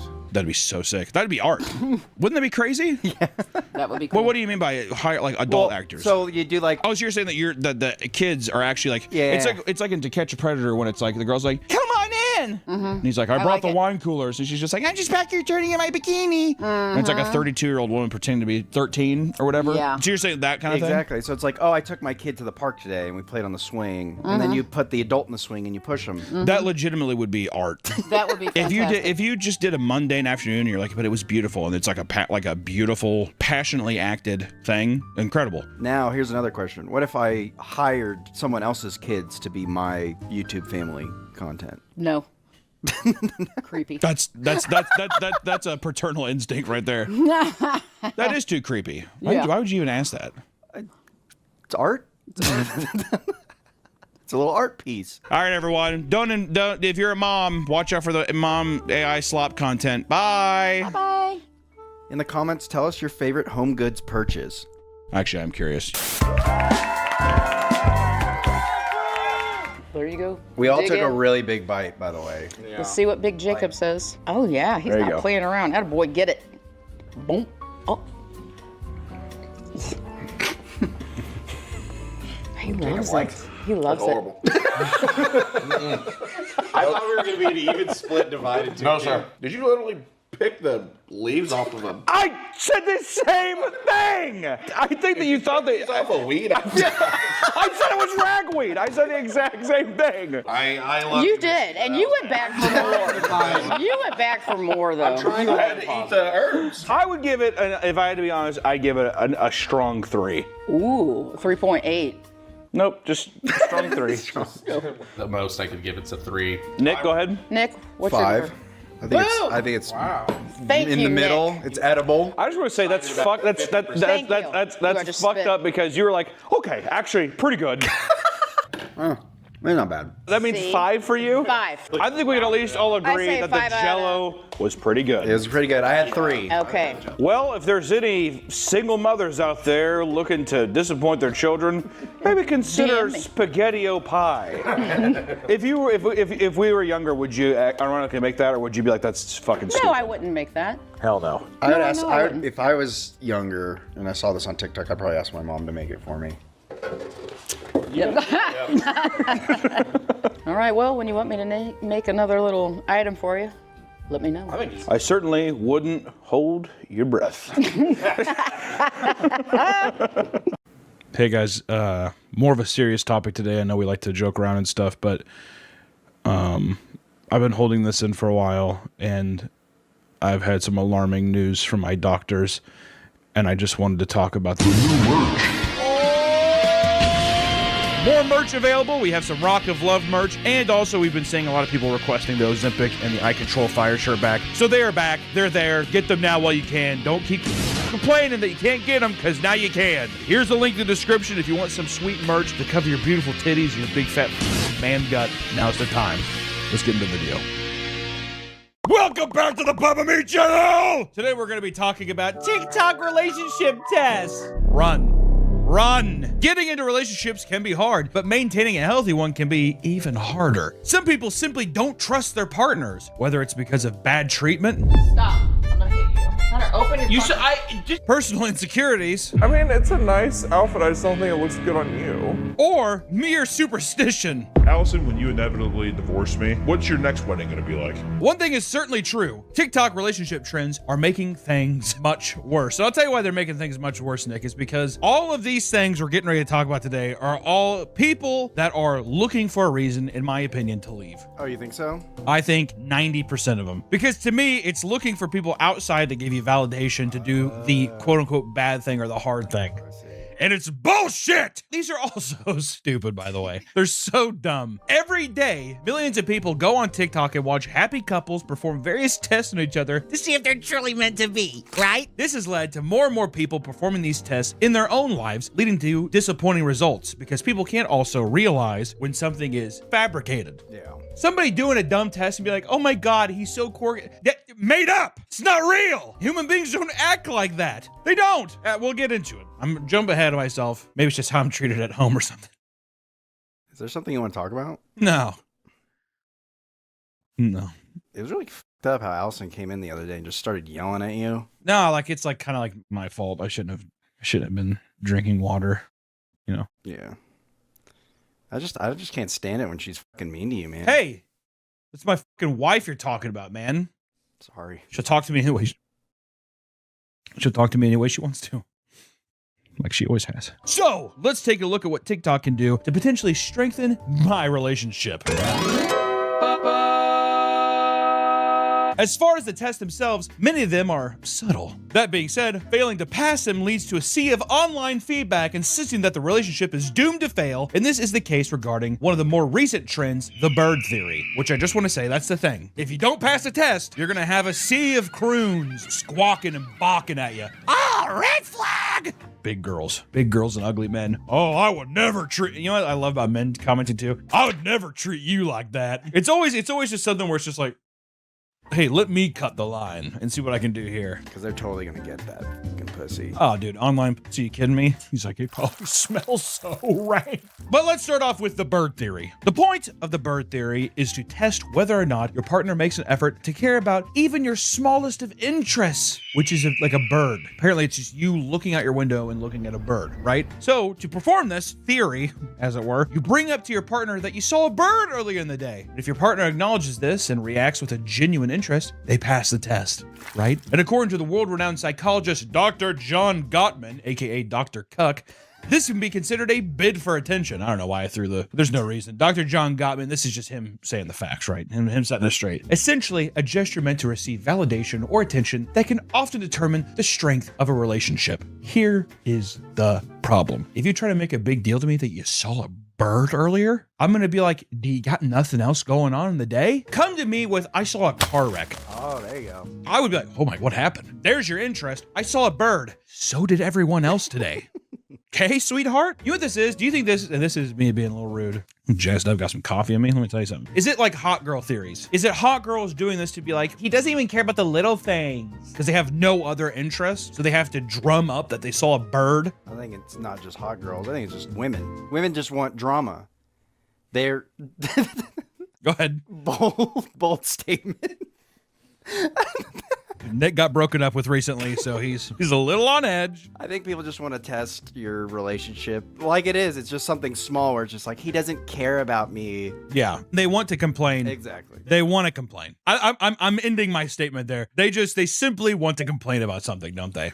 This message is sponsored by Raycon. Keep your ears open and your holiday playlist rolling with Raycon's essential open earbuds. These open-ear earbuds let you stay connected to your surroundings while enjoying your favorite music and podcasts. And this Black Friday and Cyber Monday, you can get up to 30% off on Raycon audio products. Raycon's essential open earbuds keep your ears open while still delivering crystal clear sound, so you can stay aware of traffic and other surroundings without sacrificing sound quality. That makes this perfect for jogging or for working out, and their super lightweight design means they won't slip out. I love the multi-point connection on the earbuds, allowing you to connect multiple devices and switch with ease. But the best part is that Raycon delivers premium audio quality at half the price. Plus, the open earbuds case has 36-hour battery life, giving you non-stop listening throughout your day. AKA. So the best part about Raycon earbuds is that I get really sweaty when I work out, and they're not directly in my ears keeping all the sweat. As you can see, you can move around, they don't come out. So you can keep going with your workout, no problem. These earbuds are all that you need for the holiday season, whether you're getting a gift or just something nice for yourself. Join over 3 million customers that love Raycon and try them for yourself. Click the link in the description box or go to buyraycon.com/papameatopen to get up to 30% off. That's buyraycon.com/papameatopen. Get up to 30% off Raycon's Black Friday and Cyber Monday sale. And Raycon is a 30-day evidence guarantee, so you can return if you don't love what you're hearing. So try them out and let them know we sent you. Hey, thanks Raycon for sponsoring this video. Now back to the video.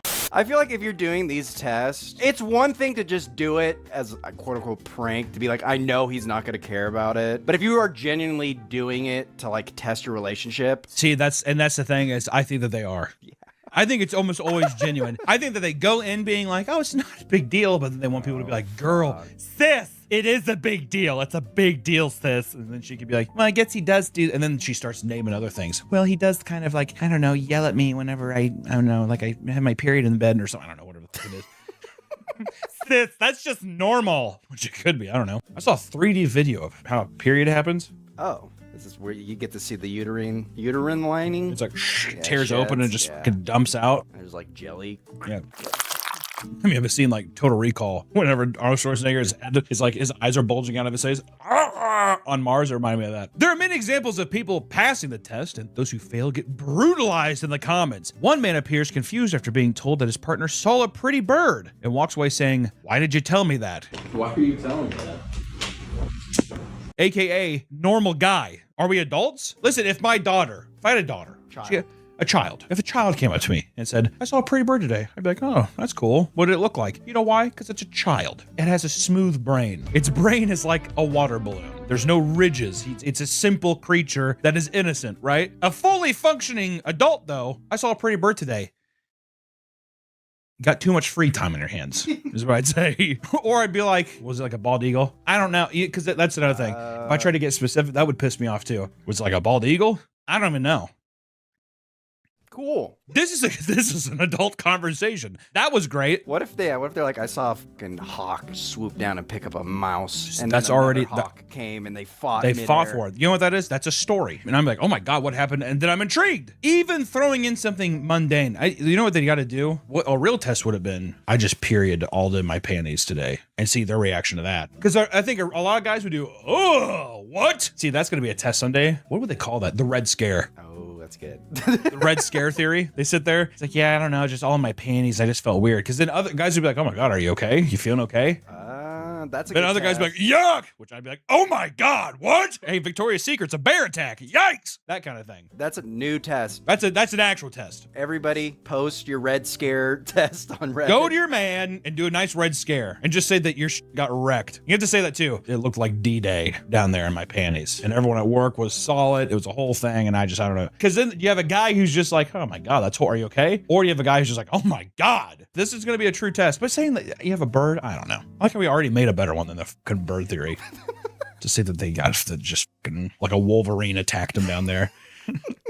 I tried to hop a razor wire fence. That's what it looks like. Looked like I was breaking out of Shawshank with these panties on. Some are stating that this should mean an immediate breakup, and others made fun of him for apparently dressing like a child. You know, it's a good way to respond to someone not caring about a bird. Let's just make fun of how they look. Why did you tell me that? You look like a child! That makes sense. Attack their appearance. Attack their appearance. Well, that goes both ways. Better be careful. Others feel like this test is deceptive because walking up to your partner of multiple years and saying that you saw a bird with zero added details is a horrible conversation starter. And honestly, you can tell, this is another thing too, you can tell which bitches have been in a long-term relationship or not. All right? You can tell what guy has been in a long-term, what fucking dog of a man has been in a relationship long enough, right? Because let me tell you guys, let me tell you something. Sex is fun. The first 2 years, oh, this is too fun. I'm having a good time. Get past year 5, then talk to me. Get to 10 years in, and then talk to me. All right? Because let me tell you, there's love there, but it completely transforms. True love is the silence. True love is the small mediation between a couple. I think the shed is like leaking or something. Yeah, of course it is. That's love. All right, you coming up? If my wife Allison, which she deals with, I hear it all the time. You think that I don't hear about animals on fucking birds? She'll be like, one of the guineas got out, and I'll be like,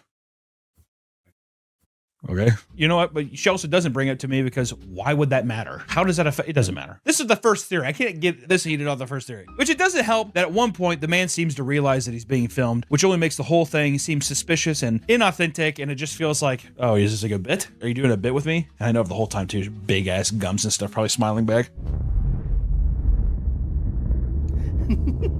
Real sly. Little Sly Cooper action. Another one points a phone directly at her husband and tells him, I saw a bird today? I saw a bird today.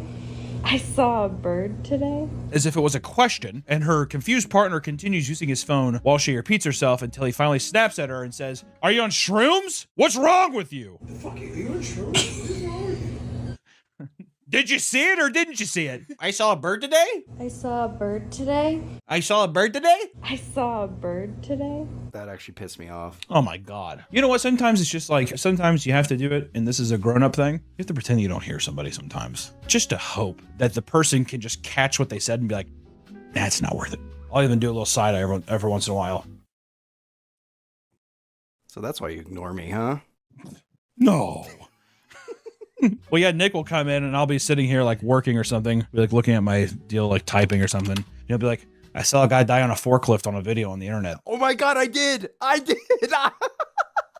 know you did. I saw a guy die on a forklift on a video, and I'll be like,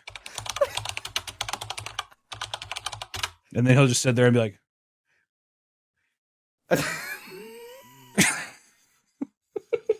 the phone just playing in his hand. Just a Chinese guy screaming, oh! For one TikToker, this evolved into her secretly filming herself dropping the splits in front of her boyfriend at a grocery store to see how he would react. She pulls it off and asks, was that epic? Was that epic?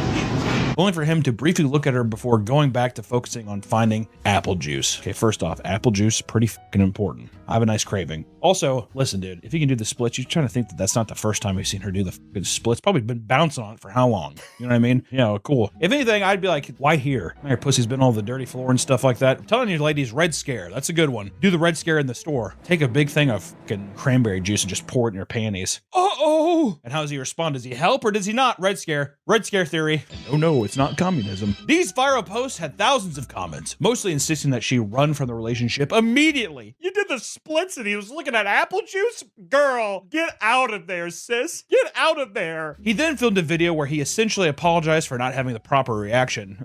Oh, wrong. Yep. Wrong. Wrong. Mostly because his partner is a professional dancer and he was already aware she could pull off moves like that with no problem because AKA I've been seeing it for years. He sees thousands of people lash out at him and then he's like, well, I probably should have reacted. No, you know what? You should have doubled down. I've been like, that wasn't even her best split. Is that grounds for breaking up? I think that there is grounds for breaking up when people like post things about your relationship that you're like, why'd you post that? It like creates a public conversation about your relationship that's like not even necessary. To me, I'm like, why would you do that? Is that funny? I didn't think it was funny. Be like it would seriously be like if you went to your girlfriend and you were like recording her, she's like having a bad day, or let's say she's on her period, even like something like that. Like, oh yeah, she's on her period. Here, let me tell you a joke to make you laugh. Like to me, I'm like, it's like antagonistic, which that obviously mine's more aggressive, but I just mean it's just something where it's like it's obviously one way. Well, she's posting it to be like, my boyfriend didn't respond. Of course, people are gonna fucking attack him because I think that they try to like get away with the idea of like, oh well, it was just all in good fun, but it's like they're like berating your guys' relationship. Is that fun? Is that what this is what fun looks like, by the way? But that's more of the attention seeking theory, I guess, like trying to see how they would reciprocate giving you attention in a positive way, right? Now the next theory we have though is the orange peel theory. Try to wrap your head around what this one's going to be. Many relationships thrive on doing small things for your partner. It's a simple way to show that you care, and that is exactly what the orange peel theory is all about. The test involves one person handing their partner an orange and asking them to peel it for them. If they do it without question, they love you. If not, they're not the one. You're not gonna peel it for me? Dude, okay, as if I don't do enough. You're not even that special, that's the thing. Get that in your fucking skull, dude. Like, you're really not that special. Aww. The problem with a lot of these so far, once again, Red Scare, really want to popularize the Red Scare movement. The problem is, yes, it is a nice thing to do, but at the same time, it's just you're a grown adult. You can peel an orange. You know what I mean? If I went up to my wife and I was like, could you take the trash out? And I'm right by the trash, why don't I just do it? You know what I mean? Just that kind of shit. I don't know. What if you can't peel it because you have tiny fingernails? Well, show a picture of Nick's fingernails, and then I'd be like, that's a disability. You have to help him. See, and the thing about it, though, is it's all self. You did it to yourself. You know, it's not like you were born, it's like, I didn't have any fingernails when I was born. It's like you bid them motherfuckers clean. So now I feel like you gotta carry a pocket knife, your orange knife. Peel it yourself. I would pass this test because I would peel an orange for my queen. I mean, listen, I would peel an orange, but it's just, is that the parameter? You have the orange in your hand, just peel it. Am I wrong? Let me ask Allison. Or I thought you were gonna do these on test on her. Secret Oh shit, yeah. Well, I'm performing these tests as well, so in real time you'll see what the reactions are later. Good luck, future hunter. What are you doing? I just saw an interesting bird. There's like a blue bird by the window. What? I saw a blue bird by the window. The bathroom window? I saw a blue bird by the window. They shouldn't be out this time of year. Okay. Which the orange peel theory has led to the demise of many relationships. It's actually quite sad. There's a lot of blood on the battlefield. One woman was inspired by this trend and decided to give a similar mundane task to her boyfriend of 7 months after feeling that she was doing more in the relationship than he was. All right. So already, let me stop that. Once again, it's just the excuse to get out the door. It's just the excuse to get people to be like, you gotta leave. Okay, right? She was taking care of his 1-year-old daughter, driving him to the bar, and doing all the housework while he often just played video games. Okay, well, that's not a relationship. Yeah, that's a mommy. That's him getting his dick sucked and his, getting his dick wet every once in a while. And better be good, or else that shit is not worth it. Find some validation yourself. Give yourself some self-worth, right? So she asked him to tie up her hair. And he refused. She tried again and asked him to put towels in the laundry, and he outright ignored her. This resulted in her confronting him in her car outside of his mom's house, where she tried to tell him how she felt. He rejected the conversation and asked her to take care of his daughter and drive him to the bar.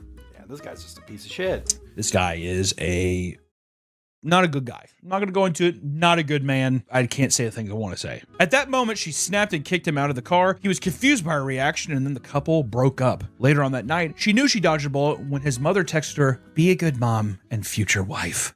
Fuck that. Also, first off, I guess it seems like also this is setting people up to realize what is a relationship and what isn't a relationship. You know what I mean? If anything, the theories could be beneficial in that way. Because somebody who is, I don't know, a good husband or a good boyfriend, also takes care of their own children, isn't having someone else drop them off at a bar while a child sits at home. You know what I mean? If there's all those things, and then if you are also able to communicate to, like in this instance, it's a thing of, once again, she could tie up her own hair, but it'd be different if like I had my hands full. Hey, could you tie up my hair? Then they declined. To me, I'm like, well, you can't just fucking help them out really quick. That kind of, you know what I mean? I don't know. If anything, the theories could be a good test of like what is and what isn't a relationship in that regard. Because I think people do get that fucked up sometimes when they don't realize, well, I didn't know that's how I was supposed to be treated. I think that's a pretty common thing. Some people just like, they exist in that atmosphere. I think it translates from like your parents and shit, how they treat you, to now your actual relationship, to where it's like, well, I haven't known anything different. Yeah, that's true. It's a good eye opener then. It could be. They're also still really stupid, don't get me wrong, but in this case, it's a good instance to be like, oh, that's a huge eye-opener. Yeah. Well, I think this one, I know it's called the orange peel theory, but just asking for small tasks, like the trash, which you already mentioned, where it's like, hey, help me with the trash. No, help me with the dishes. There is no reason in a relationship, if your wife's like, can we take the trash? There should never be a reason that you should ever say no. There's like never, ever a reason that you should ever be like, what?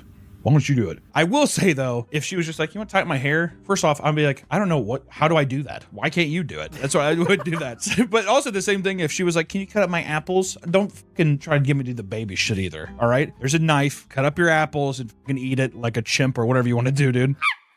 Whatever. I guess it's that. But if she was like making dinner and her hands, she's like with chicken and she doesn't want to have to wash them and go back and forth, I'd be like, oh yeah, cut it up. See, that's the difference. That's another thing too, is these little things, it feels like a test. Yeah. I don't like that. So you fail them on purpose. I fail them on purpose because I say I never agreed to this exam.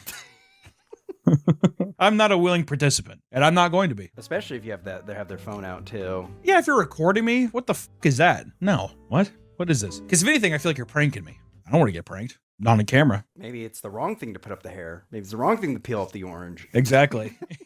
Too many questions. All these rules. I can't handle it. Therapists and psychologists have looked at the trend and deemed it unhealthy, saying that basing an entire relationship on a simple gesture is misleading and irresponsible. Are you sure? But TikTok doesn't even do it. Many other people agree the trend is extremely childish, with one man saying he'd divorce his wife if she tried to do it on him. Okay, listen, as much as I love the man's spirit, that's a bit excessive. Yeah, I don't think you break up with someone for it, but at the same time, I just don't like the idea of somebody recording me and like posting it. Yeah, I don't like that either. Because also, one, there's no way to delineate. I mean, you can kind of delineate what's obviously scripted and what's like a genuine someone being like, oh, what? No. But if you're going to get lumped in with all the other bad shit.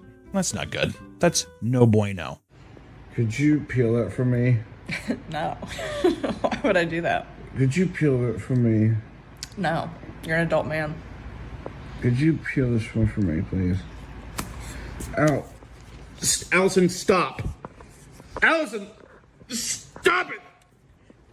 And I gotta tell you, this next one is my least favorite thing to maybe come out of this whole ordeal. Because in 2023, the Beckham test was a popular way to test your partner. It's based on a scene from the 2023 David Beckham documentary, where the professional soccer player spontaneously dances with his wife over the song Islands in the Stream. Okay. Basing it on a scene in a documentary, already fabricated, the cameras are there, or performative. Even if that is real, to me, there's no way to separate the performance. So if my husband isn't David Beckham, he's wrong.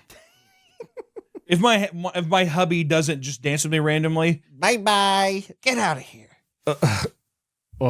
This began a trend of women trying to recreate the scene by filming themselves dancing to the song in the hopes that their husband would notice and join in, right? We're just palling around. We're little goofballs. I love our relationship. I love you, husband. I love you, wife. My wifey poo. My little wifey ding dong. And mwah, I kiss your tiny head. Many people pass the test while some appear deadpanning and gaze into the camera like their soul was sucked out of their body. AKA, that's 95% of people. Because you see the camera and you're like, what is this? What the hell is this? Also, I'll tell you what, after 8 hours a day and you get home, you're like, especially after you get into your 30s, brutal. You're fighting demons trying to stay awake. The only thing you're looking forward to is just a nice little dinner. Maybe you go home, you're like, oh, I have that teriyaki chicken.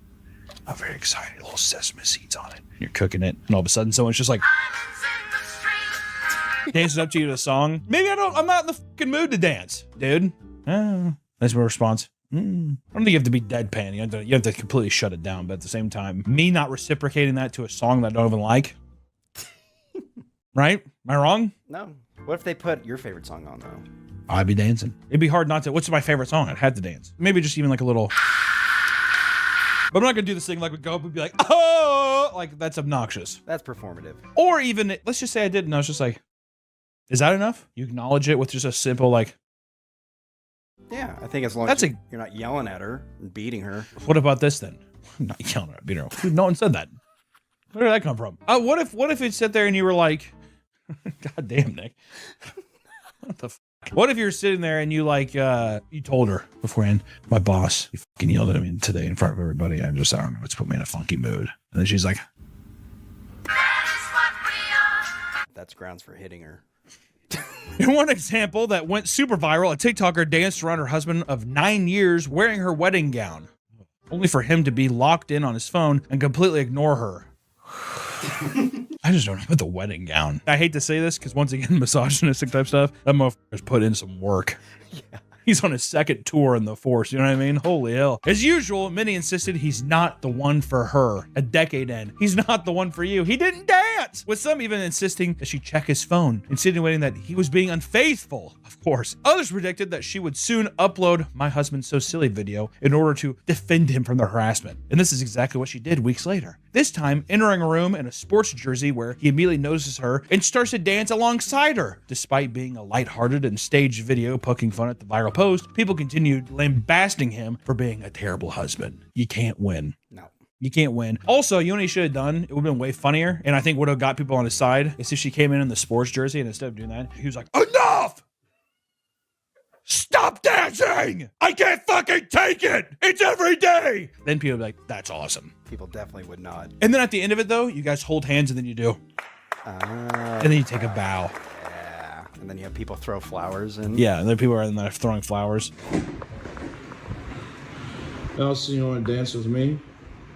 No, you can pass me the shit. Huh? No. You want to dance with me, Elsie? Why don't you dance with me? It means you'll...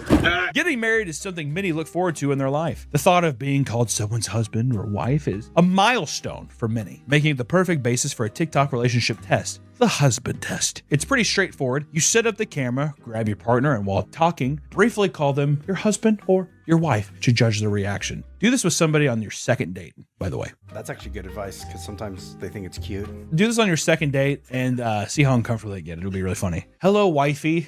Be like, what? If they're crazy, we went to dinner once. Yeah, but dude, if he or she is reciprocating that, you run away from that. There's no reason someone should be that emotionally attached that quickly. Hello, husband. Oh,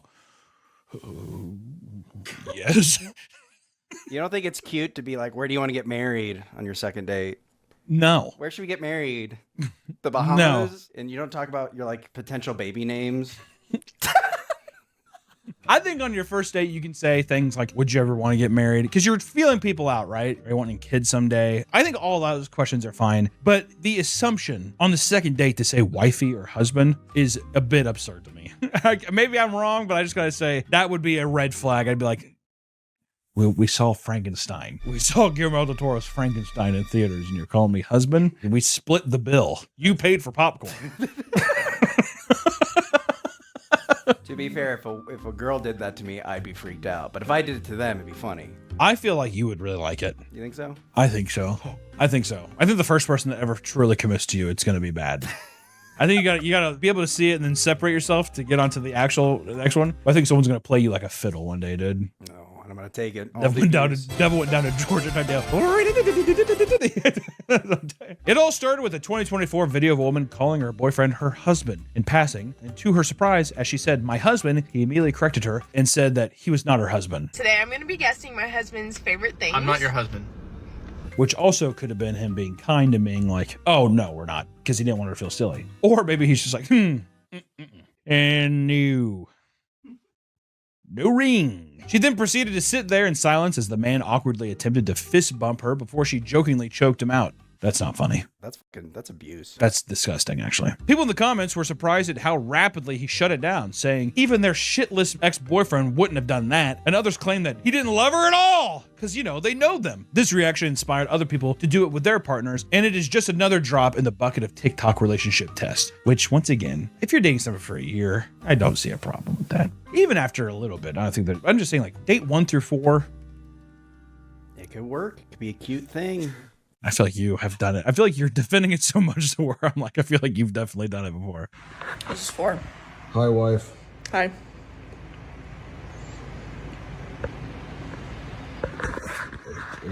As relationship tests have become increasingly popular, there are more and more people fighting back against them online. In the process, many people go on rants about how these tests are starting to ruin their relationships. Yeah. One 38-year-old man was tested repeatedly by his girlfriend, and it started with her saying she wanted to be alone for the weekend, a test he failed because he didn't surprise her with a visit regardless.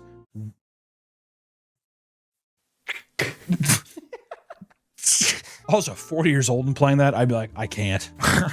I can't, dude. See, that's when you start getting into like the single mom territory. Single mom of 2, you think she's going to be saying that? No. They're going to tell you how it is. They're going to lay out the rules and you'll be like, awesome. This is the fucking itinerary. This is how we're getting it done. Dinner here, sex here, bed then. Good night. That's what I'm telling you. I need a drill sergeant. Need some drill sergeant pussy. Attention! She kept throwing test after test at him, claiming he failed every time. It escalated to the point where she pretended to be pregnant and kept up the lie for an entire day. That is messed up. That is up. A full 24 hours too. Yep. It's yours. He's growing in here. You shouldn't have sneezed in me so hard. Shaking and shit. Yeah, he's thinking about a little vitamin C overdose.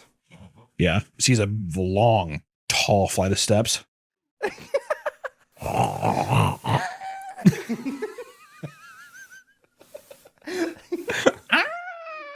Despite him passing by being calm and supportive, he broke things off after realizing that this was yet again another test and that she could no longer be trusted. Yep. Amen.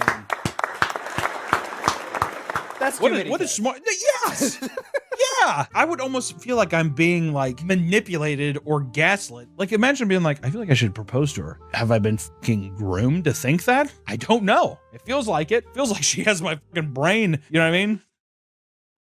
That fucking like ball that Sauron has, whatever. He's like, Gandalf, marry me, Gandalf. That kind of thing.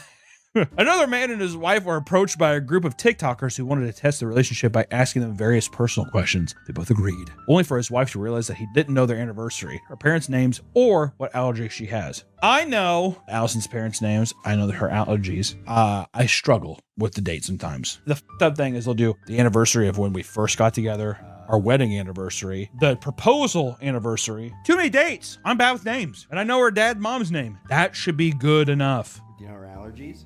Yeah. I'm not going to say them.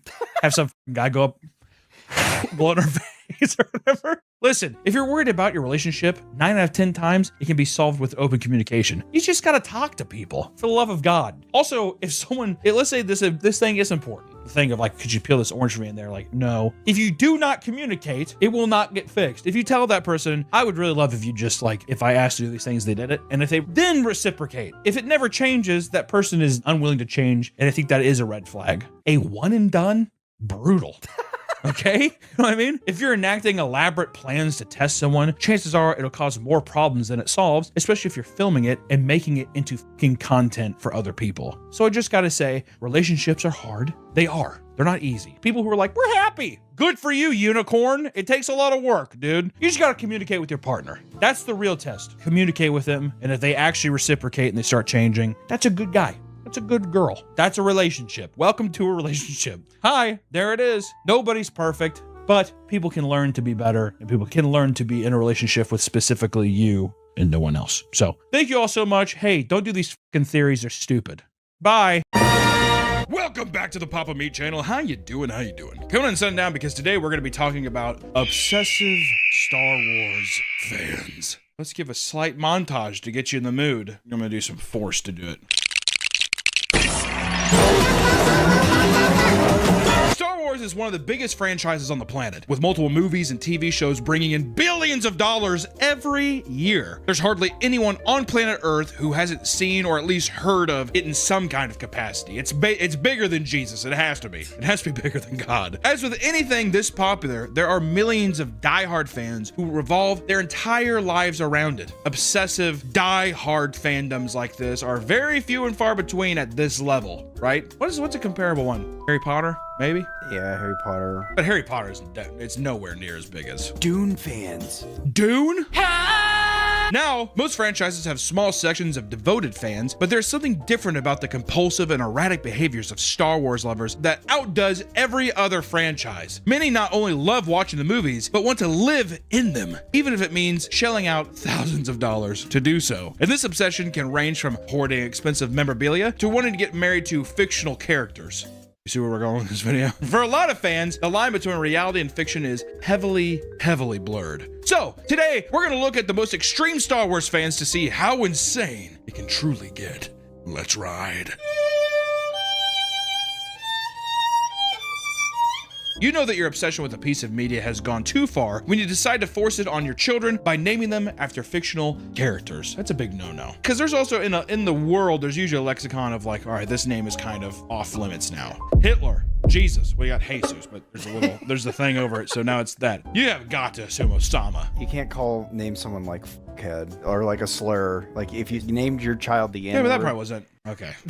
I'm talking about people. It's okay. But also, you don't want to name your kid fucking Obi-Wan. Maybe I do. That's a sick name. You think so? Yeah. Obi-Wan, and he works at a cheese factory in the Midwest. I'm gonna name my daughter Khaleesi. Khaleesi. Who was the bald-headed chick in the cartoon show that had the double lightsabers? Remember that? In the Clone Wars cartoon? She was cool. That's what I'm gonna name my son. Your son. Because I don't give a fuck. A 14-year-old boy took to the internet to rant about how his Star Wars-obsessed parents caused him to be mercilessly bullied at school for naming him Anakin Skywalker, which is just cruel. The full thing? Yeah. Skywalker included? Goddamn. ready for first grade you are. Dude, that kid, that's prime for picking too. Fucking hitting that kid in the face. Dude, use the force to tell me to stop. I don't even like the movies that much. You would have to resent the movies. You'd have to fucking hate them. You'd have to hate your parents, too. Do you think he became a Trekkie just to piss him off? I think he hates all sci-fi. I like to think that he's like a diehard Star Trek fan. He's just like, I'd like to call myself Kirk, actually. They're like, no! Instead of having him take his family's surname, they replaced it entirely to reference their favorite franchise. He's not even a part of the family. I was gonna say I'm Todd Johnson, this is Lisa Johnson, and this is Anakin Skywalker. Oh, that is psychological damage, is it not? Good Lord. He recalls being forced to watch it with them growing up, admitting that he always thought that they were boring. Anakin joined the school's football team and was constantly the butt of jokes, often being told to use the force by his teammates. That'd piss me off. At what age can you legally change your name? Like 18? 18, yeah. At age 18, I would change my name to my dad. There you That go. could be taken in a different way. All right, hold on. That off the cuff, we didn't hear that. His own coach wouldn't come to his aid either, urging him not to go all dark side with them. I would kill myself. I would actually, that would be the way that I get back at my parents. I'd kill myself. I would lay down in their bed, I'd put a fucking gun up to my chin, I'd blow my brains out in their bed. And then my note would just say, may the force be with you. Always.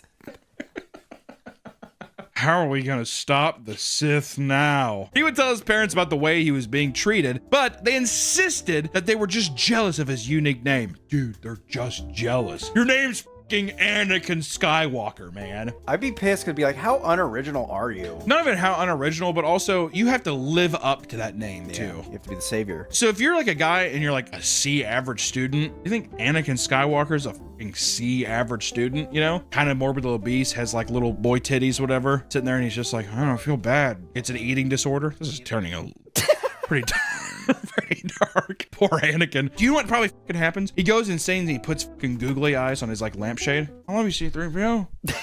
I love you, C-3PO. Talk to me. R2. Right, yeah, it's in the fucking trash cans, R2. Beep, boop. Boop, boop, boop, boop, boop, boop. He's cutting off the heads of his dolls. His dad's just like... He's cutting off the head of dolls and he's like skinning every cat. All right, he skinned the last cat. Okay, that's the 4th cat this month. I think the Jedi have something against cats. I'm just getting rid of the womp rats, Dad. That's that though, because the dad would just be like, that's awesome. That is so cool. Kid has a Honda Civic. He fucking paints it yellow and puts 2 trash cans on the side of it to look like that speeder, yeah, or whatever. It looked like that spaceship in the first movie. And he's just like, have a good day at school, son. And he like purposely like runs over a dog. My dad! Look, I got another womp rat! Dad's like, you did, son. You did. Hey, just wanted to take a quick second to thank our favorite sponsor that we do on this channel, Gamer Subs, and give them a shout out because we have the best flavor they've ever put out. Are you low on energy? Do you like tasty beverages? Then consider getting raw meat right now. If we get enough of these bad boys in your hands, we get to put them in cans and put them in stores, making it easier, colder, crispier, more tasty for you to consume. And oh baby, is it good. Also, does your dick get hard over anime girls? We got shakers for that. Hey, shake the shaker like you do your cock and let it explode in your mouth. The flavor's awesome. Which one am I talking about? You decide. Thank you, Gamer Subs, for sponsoring this channel. And be sure to use this promo code. And be sure to tell them I sent you. And support Gamer Subs because they fucking rule and they support this channel more than fucking anyone. Thank you. Back to the video. Some adults change their name willingly, but it can lead to unforeseen issues. Laura Matthews officially added Skywalker as her middle name, thinking it'd be a silly way to honor her love for the character. This ended up biting her in the ass when her passport application was denied for including a trademark name. The whole debacle resulted in her missing her entire trip to Amsterdam. Get absolutely fucking owned, bitch. Are you kidding me? What a slam dunk. What if the guy's actually just like, this is cringe and gay. We'll not allow you in this country. Is that the Amsterdam accent? You want to smoke weed and go to red light district to get your pussy wet? Not this time, girl. Not with Star Wars name like that because he's gay and cringe. Denied. It's almost a Russian accent, but... Yeah, it works. Amsterdam, that kind of something. Whatever. We're close to it, right? On the globe? Come on. Yeah. There are countless cases of people changing their names to Star Wars characters. One superfan, Luke Skywalker, formerly Luke K, from England, has amassed an insane Star Wars collection throughout his life. His memorabilia ranged from his life-size replicas to rare, limited edition products worth upwards of £1 million. Sadly, he had to sell off a warehouse of products after losing his job as well as needing to replace his van after it blew up. They're like, it's gonna cost $17,000 to replace this. He's like, Chewie, we shouldn't have sent it to Lightspeed. You hit a pedestrian girl on the sidewalk. You're going to prison. Uh-oh. What is it? Punch it? What was it?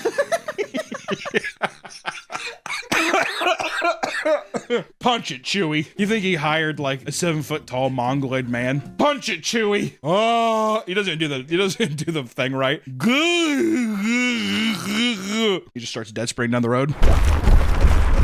That'd be horrifying. That would be, thank God. That man would get gunned down immediately. What is that monster?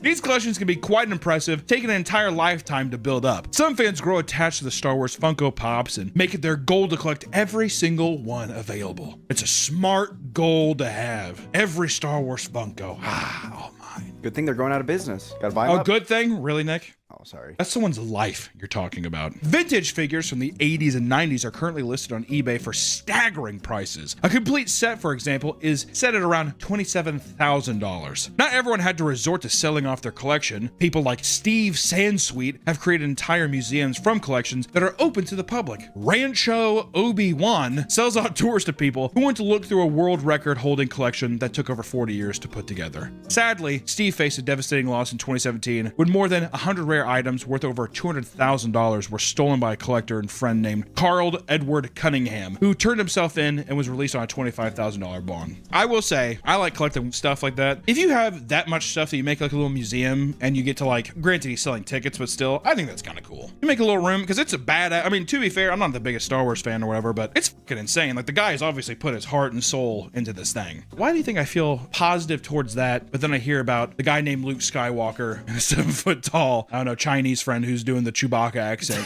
Why do I not have sympathy for him? Why is that? Why do you think that is? I don't know, because he also had $1 million worth of product. Supposedly. Who's grading the $1 million? Well, you know, actually, it probably is like literally graded and stuff, which also, even the Luke Skywalker guy, it's not that he's doing anything wrong. I think that when I hear this and a guy is just like, I want to share it with other people. Oh, yeah. Maybe makes it feel more... It's a public exhibit. Where you're just like, oh, that's fun. You get to go and you get to like see things you would never. Versus I feel like a lot of the times when you hear about collections and it feels so, is that it's a guy just being like, mine. Hoarding, dragging. Mine. It's all mine. Look at it. So I don't know. He's Jabba the Hutt. Which I just want to say, disclaimer in the middle of the video. Should have put this at the beginning. You can like whatever the fuck you want to like, all right? This is us just palling around. We're goofing around. The amount of shit that I collect, not pointing the finger, I understand. I get it as a collector too, all right? Anyways, of course, as you'd expect, not all Star Wars collectors respond well to having their collections threatened. Because why would you? How would you like that? I'm gonna steal that. Okay. Go right ahead. Actually, you know what? Go ahead. Chewie, let him in. I wish I knew more. I don't really know a lot of Star Wars references. I'm trying to like pull some out and I'm like, Han Solo. Ricky LaDouche. Latouche. Oh. Yeah, let's keep it douche. Ricky LaDouche, a 30-year-old collector, was in an argument with his wife, Porn Pillai. Ricky LaDouche is married to a woman named Porn Pillai. I might be saying this wrong, sorry. Srissery.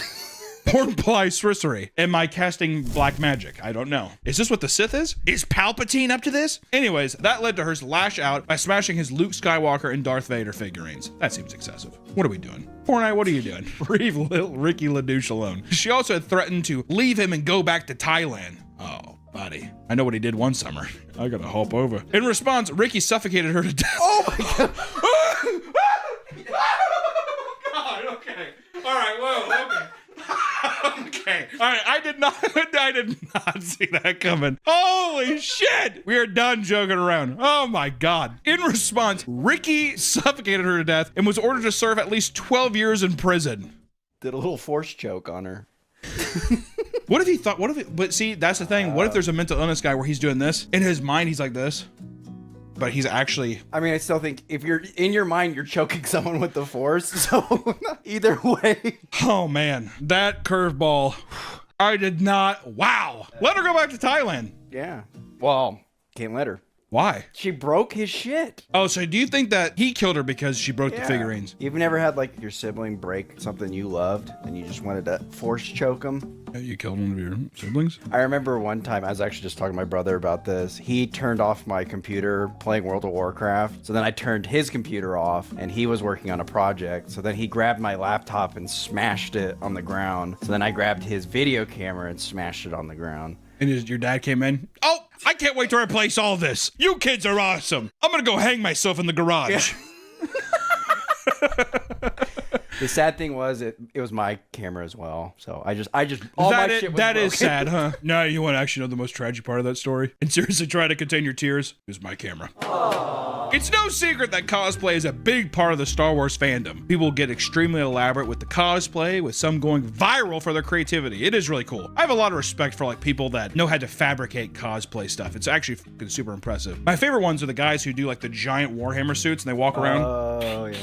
Those are sick. You think someone's done General Grievous, like his 6 Oh, arms? they had to. He's such a popular character. You'd have to say I think like every character in Star Wars has been cosplayed a billion times, I would assume. But Grievous, I bet you there's some sick ones out there. Yeah. What people can do with just like styrofoam and just knowing how to like paint things to look distressed and stuff, it's incredible. Really cool. Others dress up their dogs and even their horses in custom made outfits, like prop maker Michael Corey from Indiana, who spent 700 hours crafting an AT-AT suit for his Clydesdale horse, and it's fucking awesome. Yeah, look at that. That is sick. On a Clydesdale too. That's huge. That is so sick. I would be hard pressed to not like set up some mini figurines and do like a photo shoot. How sick is that? There are even OnlyFans models who do we have links? There are even OnlyFans models who specifically cater to Star Wars fans by taking steamy pics in stormtrooper helmets and other related apparel. One model, who is the self-described Boba Fetish, should have been Booba.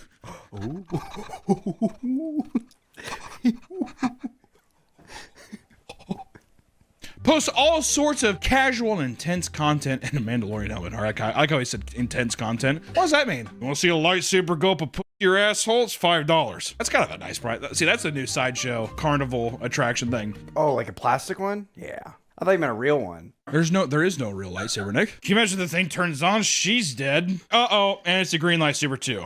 Well, there you go. That crystal's meant for knowledge or something. I don't know. All the colors mean something different. Yeah, Did the you know type that? of crystals, yeah. Except Samuel Jackson was just like, nah. I want purple. Nah, George. I want purple. How badass is that? I like how George's like, okay. Good guys are green and blue, bad guys are red. That's just the way it works. No purple left? You might get purple. All right, Sam, whatever you say, man. I want a purple lightsaber. Purple is like the fucking coolest one. I want a rainbow one, like an RGB, like my computer. Yeah, it's a razor. Yeah. It's a razor lightsaber. This thing is the tits. It has the, what are those keycaps? Like the, they're called like creamy clicks. It's like a satisfying ASMR click of a fucking, yeah. I don't know, but it's like one of those clicking it. Turning on. Oh, the switch, yeah. The switches. Okay. Yeah. Is it Razer? Is that what I'm thinking? Or Kraken? What is this? That's a Naga. No. That's Razer. That's Razer. Yeah. We're saying all kinds of like. There's a Naga spirits mouse here. for World of Warcraft. It has like a bunch of buttons on the side. Oh, what are all the buttons used for? Macros. It doesn't matter. That's not what this video is about. We need to stop doing that in these videos. Having an intense passion for something can sometimes become problematic in a relationship. Some couples suffer because one half cannot cope with the fact that their partner doesn't care about Star Wars in the same way they do, which is true. It's basically being in like a religious relationship. If you go to church every Sunday and your partner's just like, I don't believe in that, that's going to cause friction. And that's I would say this is similar. You don't want to watch Star Wars, Empire Strikes Back. You don't want to watch it. She's like, you watch it every Sunday. Okay, so you're a bitch. One 39-year-old woman explains how her boyfriend claims it's an embarrassment that she has not yet seen any of the movies, which also, if your partner ever speaks to you that way, you leave. You're gone. It is embarrassing that you haven't seen one. She's like, what could I possibly be missing out on? Okay, I didn't just hear that. I did not just hear that. There are some cases where two Star Wars nerds come together and everything works out well. One couple went viral for replacing their wedding dance with a choreographed lightsaber duel. Let me be honest. If your kid and their partner did that, would you be sitting off on the side like... Am I paying for this wedding? Well, yes. How about in this situation, yes. I wouldn't show up. Really? Wow. I'd be like, this is cringe. I'd be like this. You'd just be cringing the whole time. I guess I wouldn't care. If I knew my kid was nerdy or whatever, I wouldn't give a shit. Even though I'd be like, dude, this is, you're like fucking 21. You grew up on what, the fucking Force Awakens? Like, real word? That moved you that much? If you were back in like 1983 and I can't, like my life was changed when I watched the first movies, whatever, I could see it. What if my life changed during Rise of Skywalker? I would legitimately be like, what was compelling about it? Back then, people were like, I did not know you could do that in a movie. Like, it makes sense, right? And then you're enamored with the world and the kind of like space spaghetti western kind of like, you know, whatever, blah, blah, blah. And those people grew up who had kids who had the new trilogy and then, you know, so on and so forth. But the trilogies get worse each time. Whatever happened to the Squid Games? That Korean guy, he was starring in a Star Wars show, right? People hated the it. Acolyte got canceled. Oh, There's too woke for them. It was too woke for the mouse. Yeah. Why isn't he saying the N-word? They don't have that word in the Star Wars universe, Mickey. Make him say the N-word. Make him call women. Disney Plus presents The Acolyte Season 2. I'm gonna get you. And then the trailer cuts. Fall 2020. Well, admittedly cringe, they kept it as a small part of an otherwise standard wedding. But you know, I mean, come on. The video's pretty. It's also, hey, it's my day. Yeah. I wouldn't give a shit. If I wanted to dress up as like a barbarian and sword fight with somebody, if it's my day, it's my day. What if they made you participate? Like, what if they I would not make people. If you force people to participate, that's where I'm like, you do it, and then people have to sit and just be like, okay, that's what they're doing. But if everyone's like, everyone get up and pretend you're shooting lasers at us so they can like pretend to be deflecting them, I would say no. That's where, once again, I would go back to my thing of like, come on, Grandpa. Yeah, look at my grandson. I should have just had him watch Wolf on Wall Street like 700 or 800 times. That would have fixed his brain right up. Many others have fully embraced their love for the franchise by having fully themed wedding ceremonies on May 4th, aka Star Wars Day. You get it? May the 4th be with you.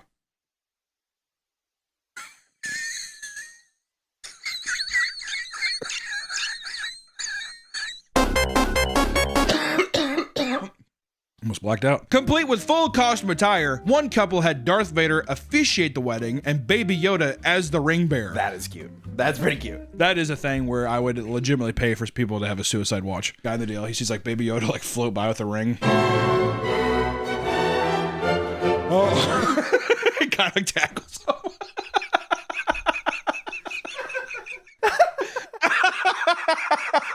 It's a Roman Catholic wedding too. You're like, oh, it's like 6 more hours. Oh, I don't care. Send me now. Send me now.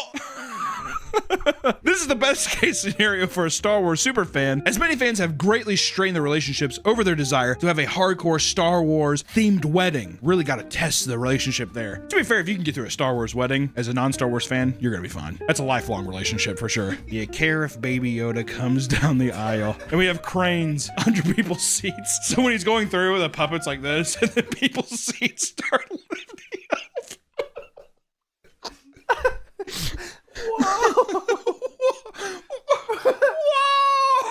Whoa! Honey, you seeing this? Like she doesn't know what's going on. One groomzilla discusses his frustration over the fact that his fiance has no interest in any of his Star Wars related wedding ideas, because this man, along with his family and friends, have been watching the Star Wars movies on repeat their entire lives. He states that it seemed obvious that the wedding would be themed around it. Today's about me, baby, not you. That being said, his fiance has zero interest, being a girly girl that doesn't care about the franchise in any capacity. A girly girl. I am a woman. I'm an adult woman. Hello. I heard the Force is female, so. Yeah, the Force is female. That's right. The Force is female. Even so, he would pitch his many ideas to her, like serving alcoholic blue milk drinks, hiring stormtroopers to party on the dance floor, and giving Jedi robes to his groomsmen. Actually, that'd be sick to have all of them in. You can't just keep saying it's everything's sick, dude. Are you a big Star Wars fan? I used to. Then. Uh-oh, what happened? I think I grew out of it.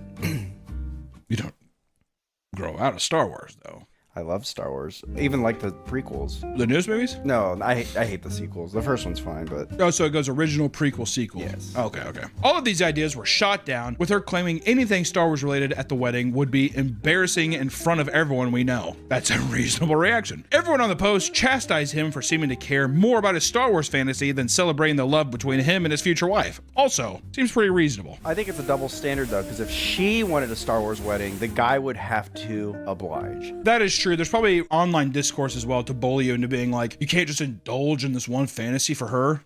Yeah. We gotta watch out. We're getting kind of based here. I think it's just the idea of like one party not wanting something and you're complaining about it. What's funny is it's ironic is that this is a union. So one person being like, I'm not getting my way. It's like, it's just not, we're coming together. I mean, he's being selfish to being like, I want to throw an entire Star Wars wedding. It's just like, I mean, there could be a thing where it's like, could we have just one element to where you're like, I mean, it's not egregious. here's the compromise. On the wedding cake, the groomsman is in Star Wars robes. That seems fine. Who's gonna know? And then that's like a little thing where it's also, it's a little something. Do I have to have a full choreographed Star Wars fight? No. Do you think there's a world too where there's like a tasteful, it's a suit that is in the style? Like your Disney bounding. Yeah, exactly. If you did something like that where you're like, oh, it's kind of that. And then even on the after party, you can clip on a fucking lightsaber to your belt or something, dude. You bring the robes out after the ceremony. Yeah, then after, to me, also, that's another thing. If it's after the ceremony, then yeah, granted, once again, do I want stormtroopers breakdancing on my dance floor? No, but could you and your friends get the robes? Why not? But to be fair, her saying it's an embarrassment in front of everybody too, that's kind of harsh. Like, it's our friends. They know that I like this still. Also, why are my friends judging me so much? Are they my friends or not? I don't know. Yeah, am I an embarrassment to you? We're gonna love each other forever, right? Oh, yeah. I'm gonna get married on Tatooine in the desert. That's where my wedding. Gonna invite everybody out to the Gobi Desert. Hey, would you guys go to the Gobi Desert? Go to the Gobi Desert. When is it? August? Everyone's just like dehydrated. One man, while unmarried in real life, found himself falling desperately in love with Lana Beniko from Star Wars or the Old Republic. Pretty sure it's a video game. He admits to marrying this character with 3 different characters and even recorded her most endearing moments in the game in order to rewatch them whenever he wanted. That's sad. That's like the guy who married the video he did, the guy who married the VR thing. It's like some actual Blade Runner shit. I have to fight the Sith. He's like, I'll be gone too long. He's consumed as much lore as possible for Lana and hums her theme song throughout the day, admitting that the song gives him a feeling of ecstasy. I would hate to be his coworker. He's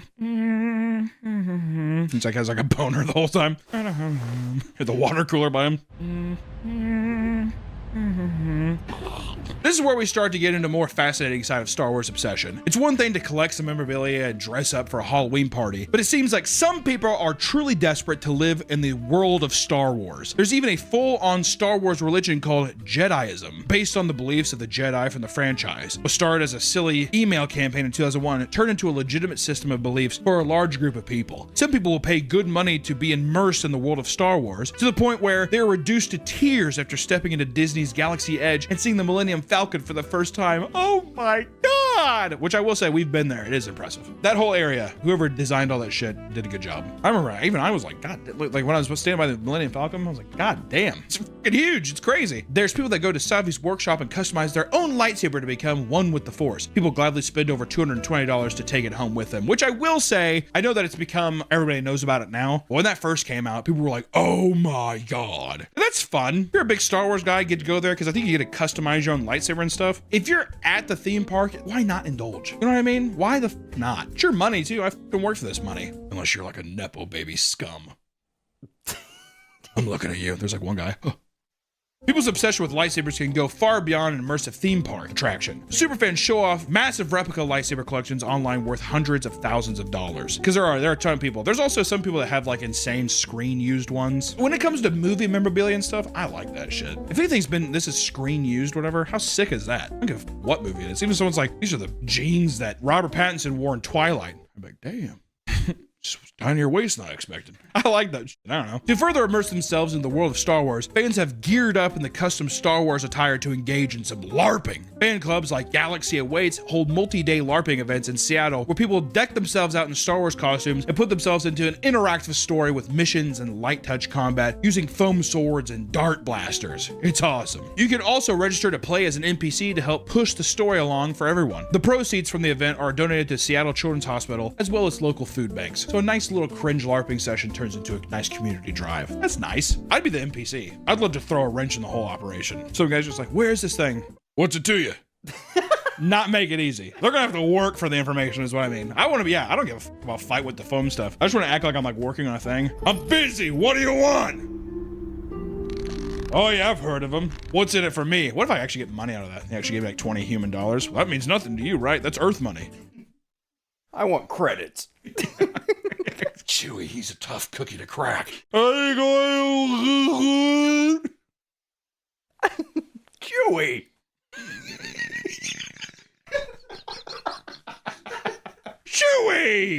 Come on! Some colleges have their own saber dueling groups, that's too much, where those who rank up within the program are rewarded during knighting ceremonies that take place in the middle of the campus. That's a red flag. Not on the campus. Go somewhere else. Go to a fucking Kohl's parking lot to do it, dude. Also, I never understood, they take the fake lightsabers and they tap their shoulders with it. Wouldn't you be like, you wouldn't actually touch it with it, would you? I think with the Padawans, they burn your little thing off. They cut your rat tail off. They take out a fucking Bowie knife. Cut your hair. He has Darth Maul contacts in. Welcome. You're never gonna leave here again. Thank you, Master. LARPing and lightsabers are not intense enough for some fans. They need something that truly tests their physical abilities, which is where we're introduced to the little thing called Ludosport. Ludosport lightsaber combat was founded by 3 Italian men in the basement of a local church, which they dubbed the Crypt. Since 2006, the Ludosport founding masters created and promoted a sport that has taken the world by storm. With 59 academies worldwide, 22 of them are located in Italy alone. God damn, that has to be around the same time Revenge of the Sith came out, so they definitely saw the lightsaber fight and they're like, we have got to do that. Yeah. The rules of Ludosport are super strict and everyone in the discipline will make sure you adhere to them. Each fighter has 3 different weapons to choose from: the long saber, the dual short saber, or the double-ended saber. Each weapon must be within specific length and weight limits for it to be accepted by tournament play. Just like other replica lightsabers, Ludosport's gear can be extremely expensive, ranging anywhere from $200 to $500 per lightsaber. And most of the money is just for the hilt and doesn't include the light up part of the saber, which don't even get me started on that. Once you have selected your weapon, now you must choose your fighting style. Within Ludosport, there are 7 different fighting style forms, and all new fighters begin at Form 1 called Balanced. If you choose to continue your Ludosport journey, you will climb the form ladder and eventually learn all 7 forms. All forms are made to equal each other so that one doesn't become overpowered, of course. Despite being equal, many fighters choose to mix and match different forms to try and outdo their opponents. Ludosport has hundreds of tournaments held each year across the globe where competitors fight to be dubbed either champion in the area or champion in style, depending on what form they use. Even with the massive growth of the sport, the competition remains close to its grassroots, and most of the events are held in the local churches or in school gymnasiums. I like how they try to sell that. That's what they're selling it as. We try to stay on our roots. It's like, we don't want to get too big. Sure. In an interview, 2-time world champion Lorenzo Fario, known as Lork, discussed the amount of work it took to become a champion. He talked about watching film of his opponent's attack moves and practicing at all various sparring gyms. Knowing that it takes a lot of hard work, many Ludosport masters look forward to the day when they can win a tournament and have their trophy and name listed in the Hall of Fame. Which I gotta say, that's kind of cool. An actual physical sport like that, that's kind of sick. Also, I bet it is fucking hard. Like, how much hand-eye coordination and it's kind of cool. Would you do it? No. Like, not even to humor it at all. No. Like, you're just exhausted. Think about it. No. That's what I was. I was like, I don't. Yeah, we're all right. With the culture of combat, some Star Wars fans fully believe that they can use attacks and powers from movies in real life to solve their problems. We're going there. For some, it could lead to dangerous Star Wars fan interactions. In a small town in Pennsylvania, 2 police officers were parked on patrol when out of nowhere, a red Ford Escape backed into their patrol car. Startled by the collision, both parties got out of the vehicles, but before officers could speak, the clearly drunken man put his hand out and said, "There is no problems here." He believed he could use Jedi mind trick to stop the police from arresting him. Police reports indicate that the man's speech was heavily slurred and his breath and vehicle reeked of alcohol, leading to his arrest and charge for a DUI. I think that's not even a Star Wars fan. That was just a drunk guy at a bar and they had Star Wars playing. He's like, "These aren't the droids we're looking for." No way. Are you serious right now? Whoa. You will let me leave without paying my tab.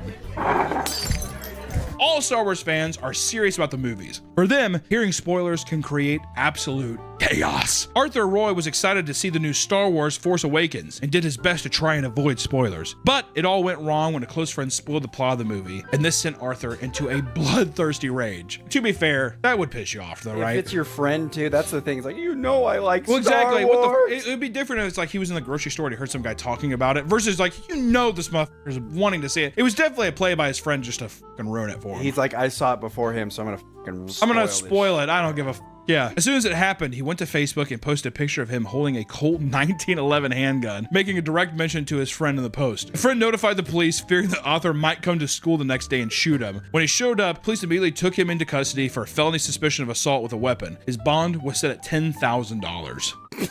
I'm gonna kill you. This is my blaster. Chewie, make sure the gun's loaded tomorrow.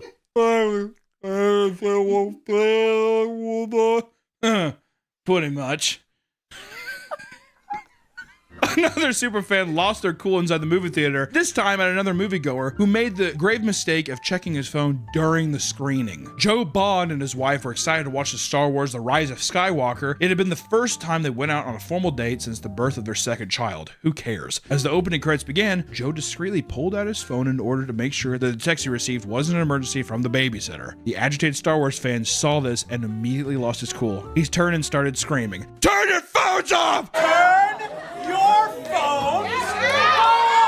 Turn your phones off! Turn your phones off! Use your fucking heads! Use your fucking heads! Welcome to the 21st century! Welcome to the 21st century! I waited a goddamn year to see this so some asshole could turn his phone on next to me! I waited a goddamn year to turn his phone on next to me!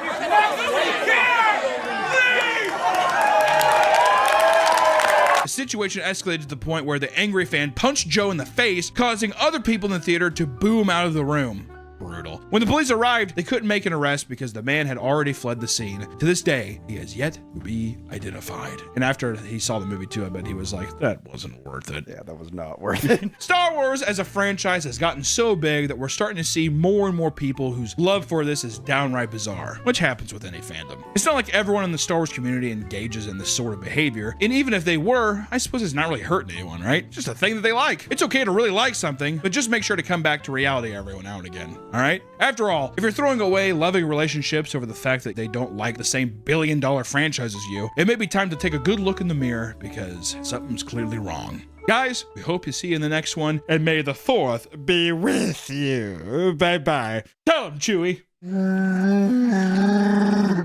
Yeah, that just happened. Welcome back to the Papa Meat channel. How you doing? How you doing? Come in and sit down because today we're going to be talking about scratcher tickets. 1, 5, 7, and 11. 1, 26. I'll do 6 as well. 10, 24, a 1, and an 8. Win $5. $20 profit card. Holy shit. 39. Gambling can be one of the hardest and most financially draining addictions a person can have. Bombshell. It's not just casino games and slot machines you have to worry about, however. There's a type of gambling that is far more accessible to the average everyday person, whether you have just $20 or just a single dollar to your name. Scratch-off tickets are available at every gas station across the United States, and thousands of people visit their local station every day to try to win big. There's even some people, it's gotten so big that there's full-on content creators that do it now. And there's something where I feel like everybody's just experienced some guy asking for a $5 scratcher. That much a part of American culture. Would you give someone a $5 scratcher if they asked? Guys, like, can I have $5 to go buy a scratcher? No. Okay, you wouldn't. No, I wouldn't give a lot of people $5 in general. No, but I got a scratcher. You want a scratcher? If you win anything, you keep it. Here you go. Uh-oh. So I scratch it here? Yep, and those are your numbers up top on the blue diamonds. Okay. See so? I don't think so. Bad. Now, we gave it our best shot. You know, thanks for giving me a shot at it. No problem, buddy. He took my coin. What many don't realize is there is a whole culture behind the scratchers filled with its own superstitions, tools, and competitions. So, let's get ready as we make our way through the strange, addicting world of scratch-off tickets.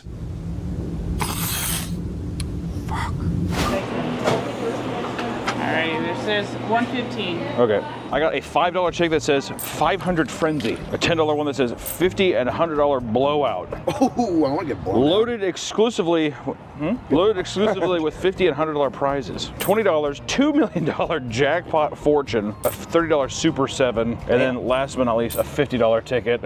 Jesus Christ. Which is millionaire riches. Okay, so these are the icons I'm looking for. These are the winning numbers, voice. Oh.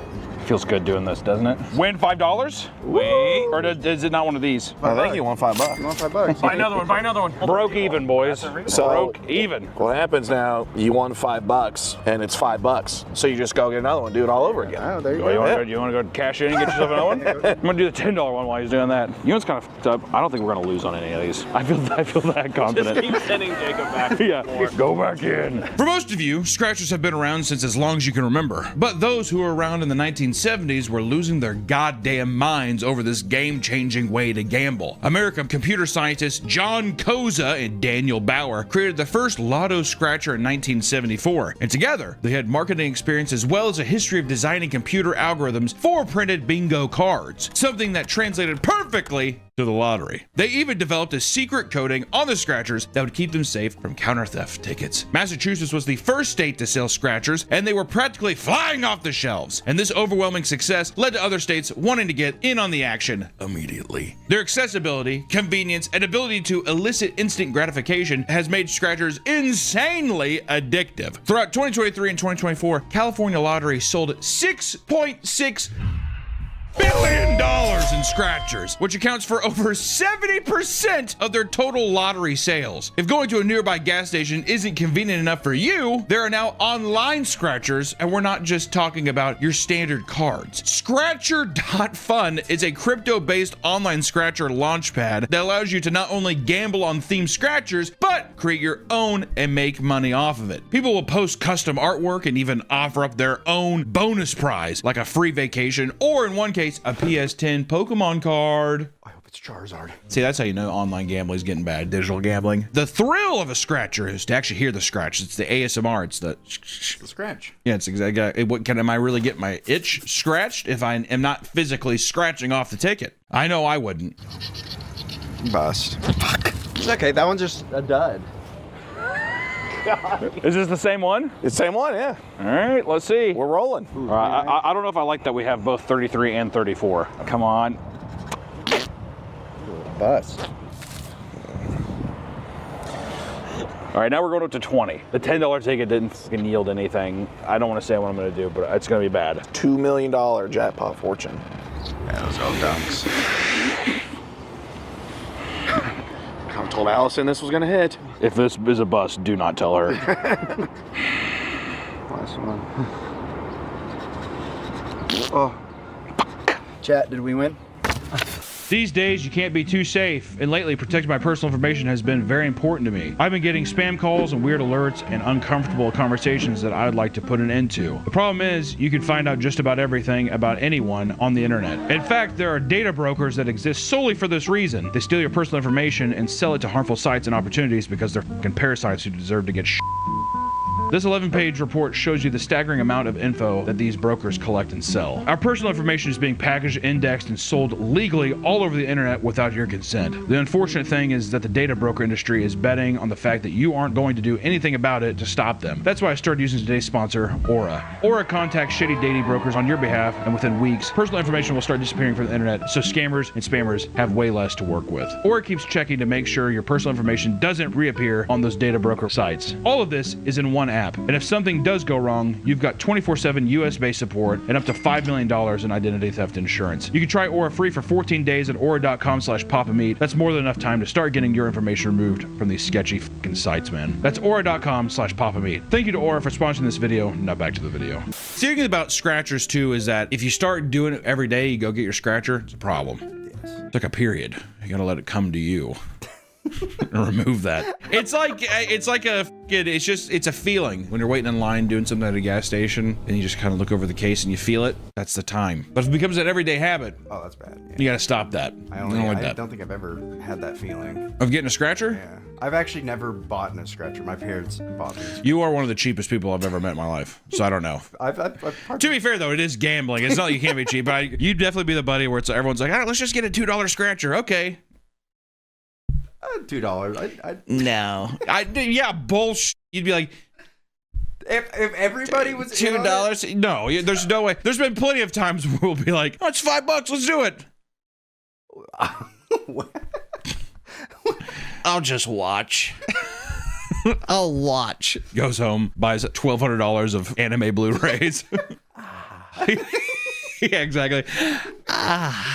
My collection grows. When it comes to any kind of gambling, people refuse to accept the fact that they're not in control of the odds. This is the case even with scratchers, with people having all sorts of wild superstitions. Sometimes people refuse to buy a scratcher unless the serial number on the back contains specific numbers they deem as lucky. Other people believe it's bad luck to buy a card that's been ripped or damaged in any way, which they believe results in an automatic loss. I wouldn't buy a scratcher that was ripped. Yeah, I'm like, what the? Even just not even the superstitious thing. I'm just like, what kind of gross ass little scratcher is that? Give me I just want a clean cut scratcher card. Oh shit, dude, she f***ed up. That's a super. You're not supposed to buy them scratched like that or ripped. What if that's our luck though?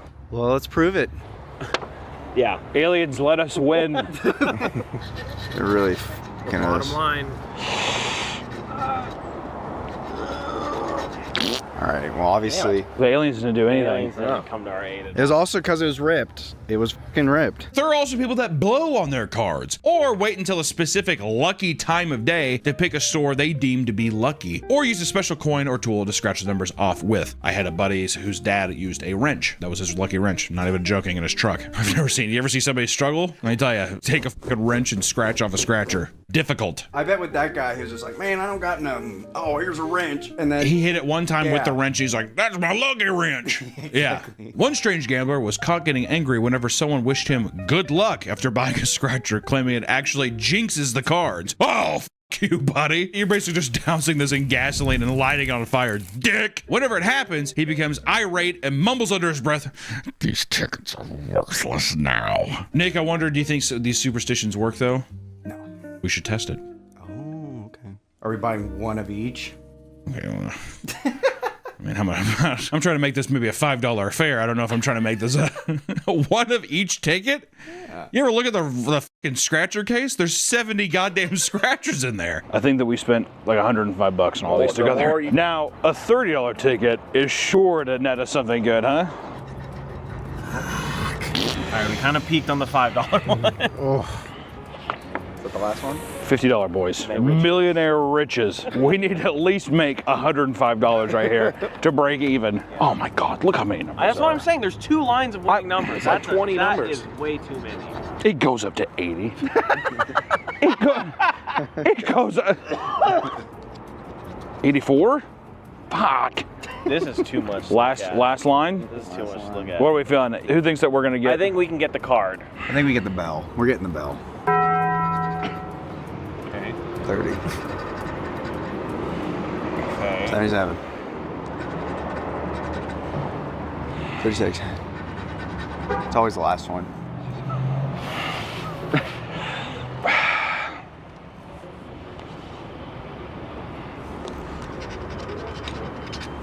$54? We had 53. 59. This is a do not tell Allison moment. Yeah. I'll tell you what, you know what's disgusting though? You know what's absolutely disgusting? What do you think I'm gonna say? Again. I immediately want to get more. Should we do one more run through? Yeah. The only way that I actually lose is if I stop right here. True. Because when I go back in there and I get the next one, I'm gonna get 210 and I'm gonna break even. We still won. 85%. We won the $5 one. We still won. Well, we won a $5 and then we lost it. So technically we're still very much down. But still, you got the feeling. I do not like that I hit my peak on the 5. All right, can I at least say that? Since scratch-off tickets are so readily available, nearly everyone has a few scratch-off stories. On his birthday, a man received a card and 4 tickets from his mother, only to find that tickets were already scratched. Inside the card, his mother wrote, and I quote, "Sorry you didn't win." Thinking this was a joke, he called his mother to ask. She told him that they were legit tickets, but she scratched them because she couldn't trust him to share the winnings with her if he'd won. I'll tell you what, you hear the specific thing of that little blurb was that he called her. He does not see that woman on Christmas. Hey, did you mean to send this to me? Okay, cool. Click. Who was that, sweetheart? A ghost. That's what I would say. I will say too, I don't care who you are. Can we at least agree that scratch-off tickets are the best stocking stuffer?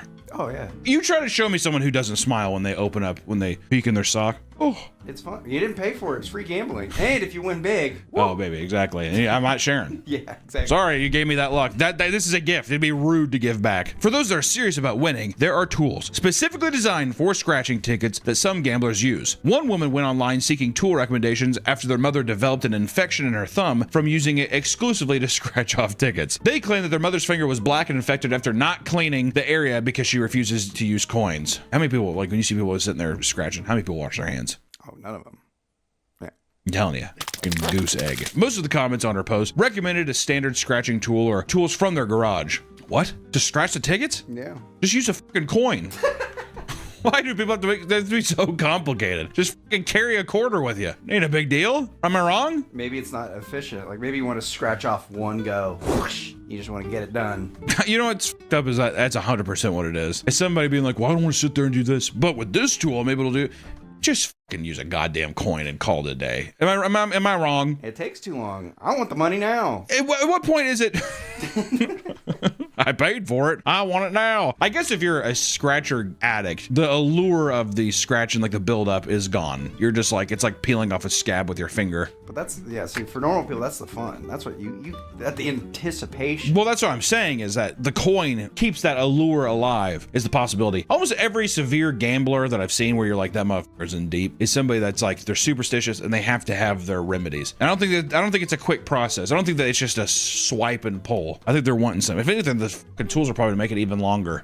Like the wrench. I was telling you that fucking wrench, I'm telling you. 1, 5, 7, and 11. And then can I also do like a $1, a $2, and a $3 scratcher? I got a $1, a $3, a $10, a $20, a $30, and a $50 one. All right. You got a hot dog?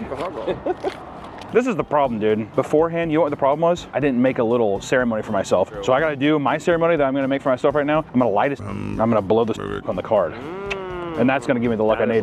This is Patreon exclusive. Oh shit, because we can't do that. All right, well, just no. Well, I can't do that then. What about something with your hot dog, maybe? Could you hover your hot dog over my scratcher? Bless it. Okay, you're gonna put that in your mouth and eat it? Yeah. You can't eat all the hot dog. I mean, we got all these scratchers. You're gonna have to hold on. If that's the thing we're gonna have to do. So you have to touch your hot dog to this. Which scratcher is that? This is a $1 scratcher, the 10 times the cash. Ooh. If I make $200 on this, I will actually kill myself. Because I've spent too much on the tickets. And I would have been like, all I had to do was buy a $1 ticket. Our numbers, boys, are 9 and 4. 3-9. You know what? You eat the hot dog. I'm gonna take this ketchup packet. God. That's on the ground. Oh my God. Well, first off, this is a $3. Do I have to undo? Okay, I'm actually gonna put that down. Do I have to do all of these and then see if I make bingo? Yeah.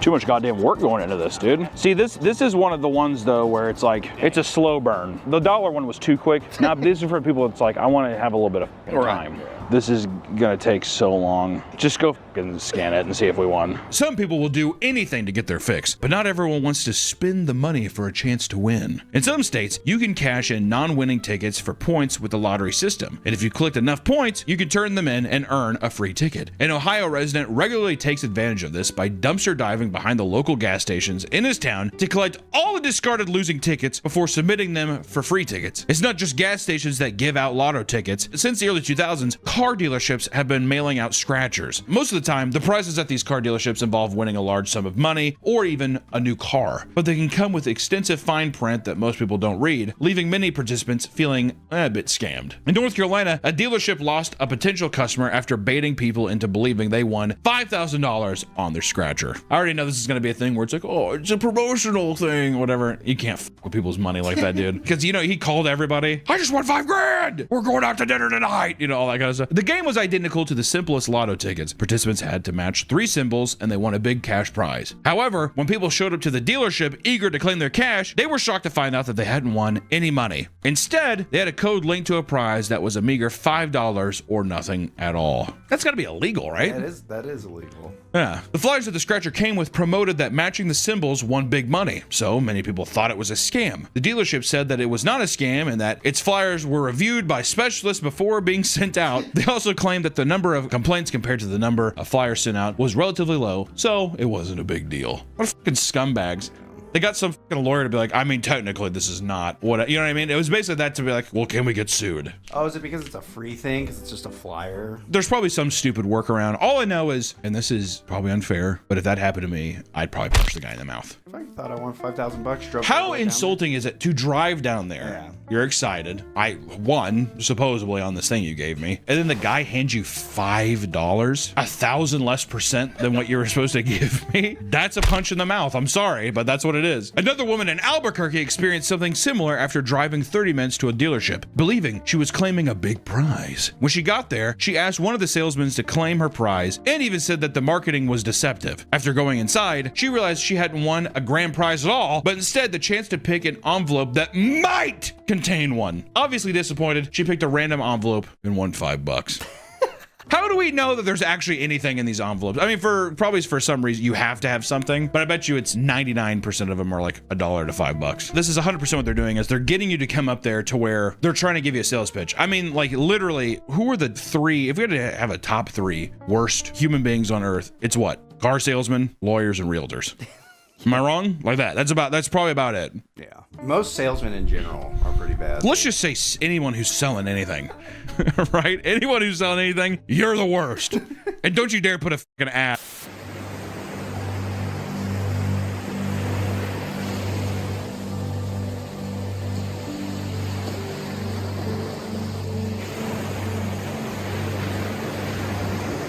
Hey, you win? No. Nothing. Nothing. Fuck. Oh, God, I just want to win on one of these, dude. Can I just win on one? This is a dud, too. Seems like this should be illegal, man. We're going to be down 210 if we lose this one, all right? We can't go home after this. You should rub it on someone's head for good luck. Who has the luckiest? He has the baldest head. Yeah. You're our designated pet for the afternoon.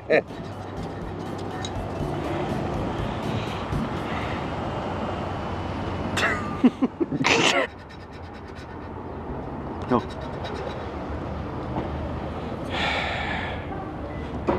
We're here at the crossroads.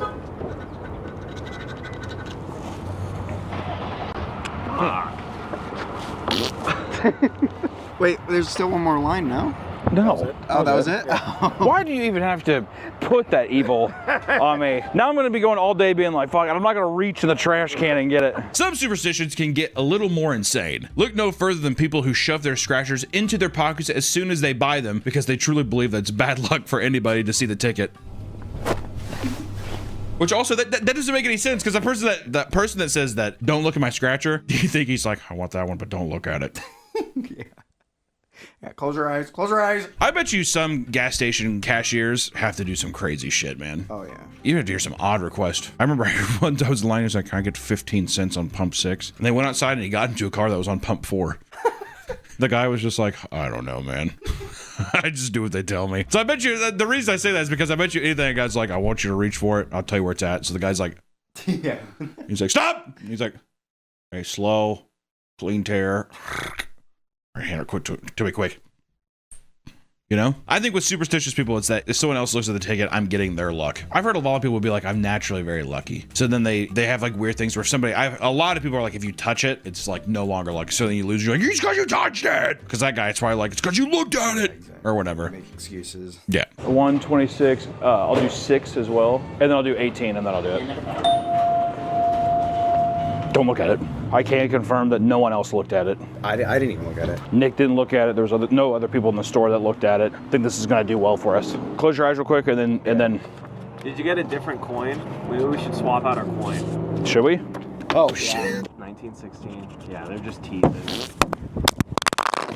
Jesus. Fuck. I'm a little frustrated. This is the last one though. I can't keep doing this all day because I will. This is a $30 one. 300 is what's called 3A Spartans. Little breakfast and eat hot tea. For tonight, we dine in hell.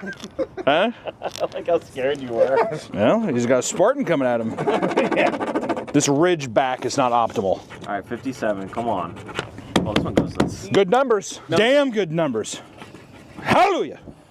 We got one? No, not yet. See what I said there? Not yet. They're just. there just teasing us. This last row. I know I've said that every single time, but this is the time that it actually pays, boys. Come on! Wait.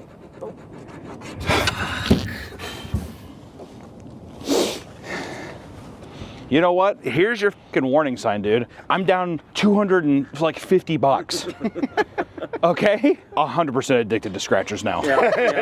I gotta stay away from gas stations. One more time. I can't do any more. I'm not gonna do it. 85% of gamblers quit right before their big win. You're making a lot of sense. Do you have any scratchers? Not all scratcher enjoyers are plagued with bad luck, however. In 1998, Bill Morgan was living in his car when he was involved in a serious car accident that left him with a severe heart condition. While recovering from his trauma, he was prescribed some medicine to help treat his condition. However, the medicine caused him to have an allergic reaction, which led him to having a heart attack that killed him. He was dead for 14 minutes until being revived by paramedics and rushed to a hospital, where he remained in a coma for 12 days. My God. Miraculously, he awoke from his coma despite doctors recommending the family turn off his life support. And he would go on to make a full recovery. Okay, can I just say, sometimes do you ever think doctors are just a bit hasty? Yeah. With some shit? You like walk in, they're like, oh my God, he's in a coma. What is that? Saying pull the plug. How long would you wait? Well, here's the thing. Am I talking about who's in the coma? Am I in the coma or no? It's a family member. Which family member? Your mom. Well, I wouldn't want her to suffer, so I'd pull it pretty quick. Yeah, but like an hour into it. I'd say we're putting on life support, and I'd give her back to God. That's what I'd say. I love you, Mom. I see your angel. That's the thing too. Is you can have like a little religious fit in there. No one can say anything. You're in distress. I saw her. She's an angel flying around. Mom. Okay, why don't you calm down? Mom, she's flying to heaven. Oh, put that bitch in a hefty trash bag. Right into the dumpster. You ruined my life. No, I don't know. Actually, I would not have the strength to ever pull the plug. I actually commend people that can be like, it's time. I have a lot of respect for people that can do that. I think if they're brain dead and the doctor's like, oh, sure. Yeah. But if it's if like a you're in a coma, coma, yeah. I mean, this guy is not brain dead. No. If they're just in a Motherfucker's just coma, in a deep sleep. Then they're just like, yeah. It's been a week. Yeah, exactly. You're doing him a favor. I'm like, well, he did have like a heart attack, and I'm like, give the motherfucker some time. We could be using this bed for a kid who needs his tonsils out, but okay. Around a year later, Bill's life had dramatically improved as he had just recently been engaged and started a new job. Imagine this guy didn't. They couldn't give this guy a fucking business week. Engaged, he's got a new job. I mean, good God. It's another time where I'd go back up to that doctor, I'd punch him right in the fucking mouth. And you know, here's the thing. I know doctors are just like, statistically, X is the thing. And they see this stuff every day where you're like, someone's like, I have hope. I'll tell you what's scary. Have you ever seen someone who's on the brink of death and they will like get up? Oh, no. And they'll move? Oh, dude, it's like fucking frightening. But some people are like, oh my God, he's gonna come out of it. But they're like, that's like his body basically dying or whatever. Okay, I didn't know that was a thing. Yeah, I don't know. I get bought into whatever. But editor, put up a clip of it. Is that real? Nope. I don't know. But things would only get better when he bought a scratch-off ticket when he won a $30,000 Toyota Corolla, which also, dude, could you pick a longer lasting car? I bet you that fucking thing is still running like new today. How awesome. Good for this guy. A local news station was intrigued by his story and broadcast a segment about his change in luck. During filming, they had Bill scratch off another ticket for B-roll, but when he finished scratching it, he realized he won another $250,000. I just won 250,000. I'm not joking. You're not, are you? I just won 250,000. Oh my God! As soon as he realized, he almost fainted, told the camera crew to stop filming and that he might have another heart attack. After the initial shock was over, he called his wife and told her they could afford to buy a new house. Today, Bill still buys a scratch ticket every week and is grateful for everything that has happened in his life. He states, and I quote, I've had a bonus of 22 years, and that's the way you have to live your life. Every day I get up and put on my shoes, and even if I'm not real well, I have to shuffle down the road and smell the roses, look at the sun and think, how lucky am I? Can I just say, I have goosebumps. I want you to know right now, that made me giddy. Yeah, that's such a crazy story. How fucking amazing is that? It's one of those times where you're like, is there any other proof that God is real? I mean, actually, just to be like, you, my friend, are an angel. 14 minutes dead, you'd come out of that and you'd be up. Oh, yeah. Brain-wise. A lot of brain damage. Yeah. You know what I mean? And this motherfucker's just strolling down the road, cognitive enough to just be like, I mean, how fucking lucky am I? I mean, good Lord. We need more stories like that. You know what's fucked up though? This is the truth of the matter, is that if you did stories like this all the time, no one would watch. Boring. No one would watch. Because I know some of you motherfuckers are sitting there watching this video in your living room eating dinner, and you're just like, fuck that motherfucker. That lucky cocksucker eating a hungry man dinner, scolding at the screen. I have to go to work in 2 hours, and that motherfucker has a heart attack and gets a payday. But you know what? I'm right there with you too. But I am happy for him. He won more money doing the reenactment. I love that he probably drove that nearly perfect Toyota Corolla down to the gas station, whatever, and he's like, yeah, you want to do it here? I usually just go here. And then to win it there too, and then to call your wife and be like, you know what? Let's actually buy the house. I mean, I honestly, I don't even know what I would do. I would I'd start donating blood. Oh, yeah. Lucky blood? Yeah. Are you kidding me? I'd be like, I bet you my blood's gonna fucking save somebody's life. You better watch out though, the government. What is happening? It's like, it's curing AIDS and cancer with this blood. They would grab that motherfucker and like, you never see him again. They start cloning him. That's true. Why would you not? It would be horrible. His luck would officially ran out. I'm saying you gotta be lucky, but maybe not that lucky. You're too lucky. I watch out when the shadow vampire government starts coming after you. A little too much luck. 10, 24, a 1 and an 8 as well. Your number one's a $50 ticket, right? Yeah. We were driving by this one, and Jacob did say this was the luckiest spot. Did you not? I did. Yeah, I'm hooked. I got a little bit of a scratcher bug right now, right? I go inside, I try paying for this. He says, you can't use a credit card. I said, what? Okay. What? So I get out my debit card. I don't remember the number for the pen for the debit card. So then Nick has to pay for the entire thing. Nick, thank you for supporting my addiction. You're welcome. And if I seriously, I don't know what I'm going to do if I don't hit something here. 10 times again. What's our winning numbers? Give me a 17. 9. Fucking 11. 9/11. Holy shit. Do we even scratch it? Is it luckier to save it for last? You got 320s? Yes. Let's go. Yes. 320s. We won $20 off that. And we're just getting started. And that's just getting started on this one. Yeah. Already. Oh, we made our money back. First off, we're down 300. All right. Well, I meant on the card. Now we're playing with house money on this card. Come on. Now this is the time. Another 20. 39. 39. Oh! Wait a minute. Yeah. Hold on, I'm going to see if there's any other numbers. I'm going to slow roll it a little bit. Okay. I told you with Nick's money. That's what it was, Nick. Is we needed you to pay for it. This man is coated in luck. God, I feel on top of the world. A star? What is the star? Minimum $10. Yes.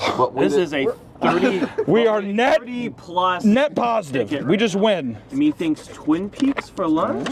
This is definitely a celebratory Twin Peaks kind of day. All right, now what did we win on the 39? Okay, come on, baby. $10. $10. $20 profit card. That's 2 more scratchers. That's a $20 profit card. So we got 20, 40, altogether 40. Holy shit. That's pretty good. That's double your money on that card. And we're just getting started. No, that is double my money. That's true. All right, we can split hairs later. A win's a win, all right? I think because we didn't scratch this, that's how we got that one. I agree. Yeah. You hold that one too. Actually, I'm gonna leave it where it was. I'm gonna leave it where it was at. I'm feeling the 1. We've gotten 1 a lot. I think 1's gonna show its face today. Also, can I just say the sound you made when we won? 39. Oh! I was excited. Unbelievable. Oh!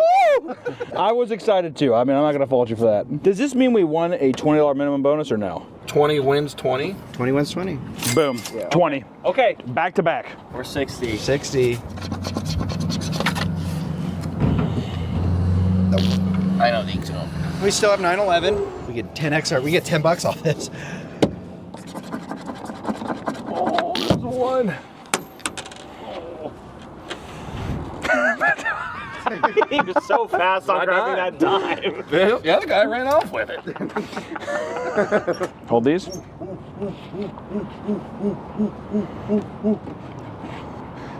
Not all men get a peacock like this in the parking lot of a gas station, boys. We got to hold our heads up because today we're winners. Granted, we spent about $350. We glaze over that part. That doesn't matter. No, we won 60. Where we are negative, we are positive. You know what that means? Twin Peaks for lunch. Twin Peaks. Scratchers may be a cheaper way and more approachable way to make a quick buck, but it's no different than going to a slot machine. If anything, the accessibility of scratchers can make the addiction even more harmful to you. Final thought for me, scratchers, they're addicting. Stay away from scratchers. I feel already today, me scratching that hunched over, I feel addicted. I feel like I have changed fundamentally as a person. So I get the hype. I understand why people love the scratchers. I also, after a while, it was kind of fucked up. I know we were joking at first about like superstitious stuff or like your things you do to win. I was already like, what if I did this? Like I'm gonna trick fate. So that's where it lays. Buy a scratcher every now and then if you want. But if you're hanging around at a gas station for hours on end, it's time to take a look in the mirror. Otherwise, maybe just treat them as stocking stuffers or like a fun gift other than a means of financial freedom. Take care, guys, and hey, lucky scratching. We'll see you next time. Bye-bye. Welcome back to the Papa Meat channel. How you doing? How you doing? Come on and sit down because today we're going to be talking about Karens. You've probably been familiar with Karens, as they've been around long before the phrase was even popularized. Everyone kind of always had that little whispering name in the back of their head. Karen. Karen. Karen. They're often angry, old people who have the unique ability to make every situation revolve around themselves through sheer entitlement. Over the past decade, the number of Karen outbursts have only increased, leading to some pretty insane confrontations. If Karen catches you in their sights, it's already too late. Be prepared to be berated and in some severe cases, assaulted. It doesn't matter if you're at a restaurant or a bus, Karens are everywhere, just waiting to ruin your day. So pull out your phones and press record as we dive into some of the wildest Karen interactions out there. Click record. You'll need it for the authorities. They're on their way. I remember working at Papa Murphy's, and luckily I never got recorded, but a lot of people started recording. If you fucked up their pizza and they made us redo them. I would do this at the camera. They start recording at me, I just do this. What is that? And I'd say, fuck off, you old bitch. And I do boom, boom, boom. Everyone's like, and I'm like, I grab her. If you watched the news recently, one Karen in particular has taken the world by storm. At a Phillies game on September 5th, a home run was hit into the stands and fans began to fight over the ball. That's usually what they do. People rustle over it to see who comes out on top with the ball. Among the crowd was a man named Drew Feltwell, who was specifically at the game not only to celebrate his son's birthday, but to catch a home run ball and give it to him as a gift for his birthday. How wholesome is that? Here you go, son. I love you, Dad. You're my dad. You're my boy. You're a good kid. Drew succeeded, grabbing the ball and returning to his family in excitement. However, what was almost a wholesome and memorable moment for the young man soon turned sour, downright rotten. An older woman. I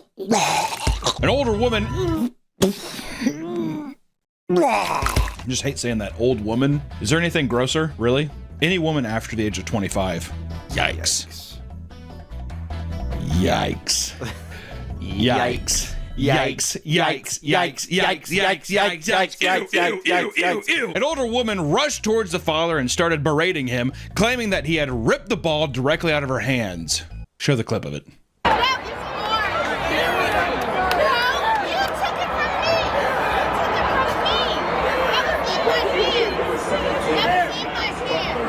I would have been like, you better get the fuck away from me. I'm going to bust the teeth out of your mouth. You hear me, you old bitch? She'd say, oh, really? Oh, really? And I'd be like, I'm on the Jumbotron. She's gumming it. I'm like, come on, son. Get one at her. He's like, ah, okay. Eye pops out a little bit. She's like, oh. Try to put her eye. Oh. Fucking wild dogs just running off the street. Start ripping at her. Not willing to fight it out with a ravenous Philly fan, he ultimately gave up the ball so the Vans family could be left in peace. This was met with aggressive disapproval from everyone surrounding them as the section began to erupt with boos. And people started yelling at her to give the ball back to the child. Yeah, right, the Phillies Karen was not gonna back down and started flipping off the entire audience in her section. She even went so far as to chase down people criticizing her to scream at them about how she was in the right. You look so tired. That's a real way to fuck up a Karen's day. God, you look so tired. Why don't you go take a nap? The whole thing was broadcast live, and on top of being projected to the entire stadium on a jumbotron, it wasn't long before her face spread throughout the internet like a wildfire, with people scrambling to discover her identity so they could ruin her life. That's maybe a bit too far, but you know, it is what it is. Meanwhile, the Sun was showered with positive energy from sports fans. Not only did other fans approach him to give him their balls, but the Miami Marlins gifted him a goodie bag, and Philly center fielder Harrison Bader, who fucking cares, is a Phillies player, met with him to give him a signed bat. I mean, that's kind of sick. You know how that evil hag ruined your day? Yeah? Not anymore, buddy. This one's for you. This one's for you, big man. He's like, we brought her. She's tied down on a chair out back. You know what a piñata is? Am I gonna get candy? Mm-hmm. Put it in your mouth. Just rolls her mouth. I'm hoping she's like strung up on hooks too.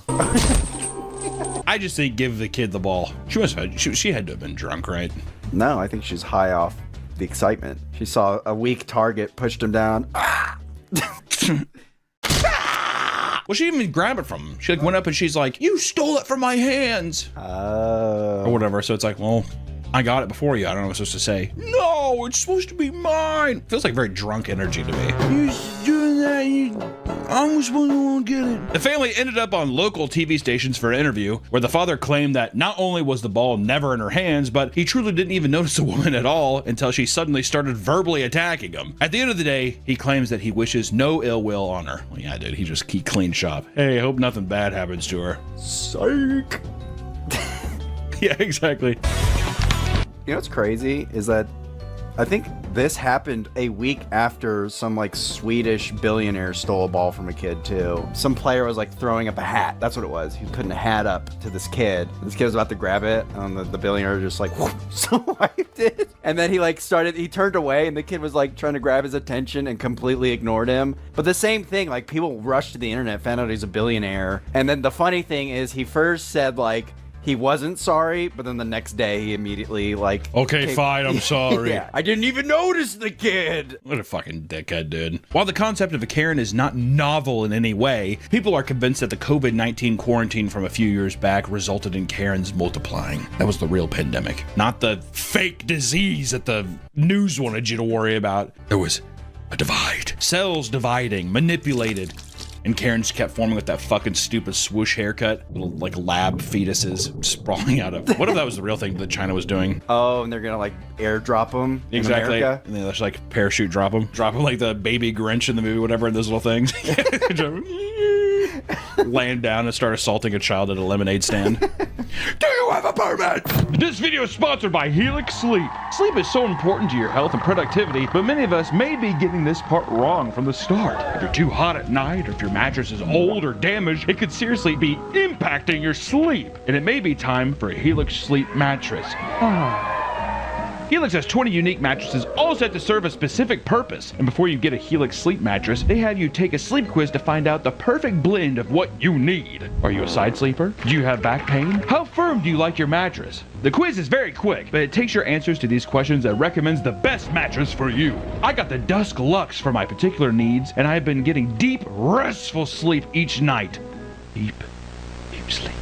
It is amazing how much sleep can affect your mood and energy, and all it took was a few minutes to find out what I needed to upgrade my life. And now, for those dealing with the back-to-school season, Helix also has kid mattresses that are stain repellent and hypoallergenic, ensuring everyone in the house has a good night's sleep. I love the new Helix Sleep mattress. It was so cold and scary on the floor in the basement, and now, with Helix Sleep mattress, there's no bugs, there's no shivers, and there's enough space for Jacob and I to share. Hi, I love my new Helix mattress. It's super cool and comfortable, and there's lots of room for me and Harry. Thank you, Helix. Get the sleep you deserve. Head to helixsleep.com/papameat to start sleeping in your new mattress today. And as a Labor Day exclusive partner offer, Helix Sleep is offering 27% off the entire site. Thank you to Helix Sleep for sponsoring this video. Now back to the video. On a flight to Atlanta, the calm cabin was disrupted when an argument between an old man and a younger woman turned violent. The woman was in the aisle when she saw the man with his mask down. She asked him to put his mask back on, which he refused to do because he was just pulling down momentarily to eat. Would you get pissed off about that? No. I lived in Portland, Oregon at the time. Let me tell you, it was like a battlefield. I didn't like the old people excuse of like, I can't breathe with it. I'm like, come on. No, I wouldn't get mad. If you're eating, you're fine. I'll just walk away. I don't know. Well, she's in it. She can't. She's in a plane. Even back then, I'm like, even if you have this mask on, dude, you're getting like, and if you're getting sick if you're on an airplane. There's just no way. Especially whenever you see the people that. One thing that pissed me off is like, you're gonna get mad at this guy for eating a granola bar, but you're not gonna say anything to the guy who has it like down under his nose. Yeah. Whatever, like sneezing all over the place. But you know, that being down, he's eating his granola bar, and this sent her into a fucking frenzy. She demanded he put it on repeatedly before a stewardess had to come in and break up the fight. Before she could, the woman punched the man in the face. It's kind of awesome. You would fuck you! From there, all hell broke loose as she began to spit on people and fight the flight attendants. The whole time, the man was telling her she was gonna go to jail for assault as soon as she landed. Which also, he's kind of a bit of a male Karen too. Sir, can you put it down? It's kind of the battle of the Karens right there. I think that there could be a Karen too when someone's just like, hey, pandemic, can we like just cover your face up? I don't think I will. Hey, let me tell you, I'm hungry. To me, I'm like, that's some male Karen energy too. Or even you get socked in the face, you're like, you're going to jail. I'll call the cops as soon as I land, which I would do. Eventually, a passenger stood up and dragged her away from the situation. What's ironic about all of this is that while she was berating the man for not wearing a mask, she too wasn't wearing a mask herself, which I know I want to say sounds like a snarky little Redditor comment. But it is just kind of funny, isn't it? She was all upset about it, but you know what's even weirder? She didn't even have a mask on herself when she was assaulting 4 people. And even if she didn't hit them, that's basically assault already as it is. Why is no one saying anything? Where's my up dudes? Can I get some karma? I saw so many fights break out over mask stuff. Well, I had to go to like the grocery store to get food. A lot of times, I really liked all the posts. I think we've said this, I've complained about this multiple times on this channel, but when people were like, we need to thank the DoorDash drivers for keeping this country well fed. It's true. I would have starved. I became pretty good buddies. I still hang out with the guy. Your DoorDash guy? Yeah. I used to get like Chipotle every day because I had like a studio outside of my house or whatever. I saw him so much, I'm like, if I got it, you got it, bro. Like, it's one of those things. Came up one time, he hung out in my studio, we just like watched Kenny versus Spinny for a while. It was fucked up. I was like, you gotta go anywhere? Yeah, I could take a bit off. I'm like, come on up. Just ate Chipotle. It was awesome. I'm a social guy too. I gotta have somebody to talk to. You know what I mean? And you see him every day too. Every day. To the point where we were like sitting outside, we were talking, you know, we're doing the social distancing thing. And then after a while, I was just like, you just want to come on up, man. Yeah. It almost seemed like gay sex. That's what it seemed. After a while, I was just like, I mean, are we doing this or? Did he deliver you a pizza? Is that what led into the gay sex? It was always Chipotle, which oddly felt more sexual than a pizza. How am I going to pay for it? I mean, the transaction's totally done. I got a tip inside. You got a tip inside you. And put your tip inside me. You want to go upstairs and play tummy sticks? That's romantic. Yeah, there's nothing more romantic than two gay guys saying, you want to play tummy sticks? Karens. We're talking about Karens. In 2021, 61-year-old Timothy Armstrong was drunk on a flight from LA. I like how this Karens thing is just going to be drunk people. That's just going to be every story. In 2021, 61-year-old Timothy Armstrong was drunk on a flight from LA to Salt Lake City. I would too. I would be too. Go back in that fucking, you just get berated by Mormons as soon as you land down. You step out of the plane. Can we take you to church this Sunday? He began to yell at an Asian woman on the plane to sit down, but she was only doing so because she had back issues. Goddamn! Sit your ass down! Stretch out her back. For fuck's sakes! He began to yell racist remarks, telling her and the flight attendants she didn't belong here. So funny plane. You get her off this plane! Who even are you? Have you seen Rush Hour? Shit!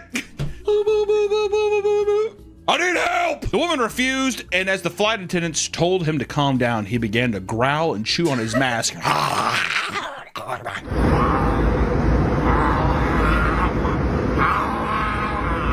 He then stands up and starts yelling at the staff. They told him to sit down, but convinced himself that the plane had landed and that the staff was trying to hold them against their will. Which I love that idea where it's like, look at, we haven't. We're in the air, look out the window. I'm not going to. You give me your mask. This then led them to sitting in his seat, rambling about Joe Biden, the state of America. I mean, what the fuck is Sleepy Joe even doing? Wake up. Wake up! You voted for him too, didn't you?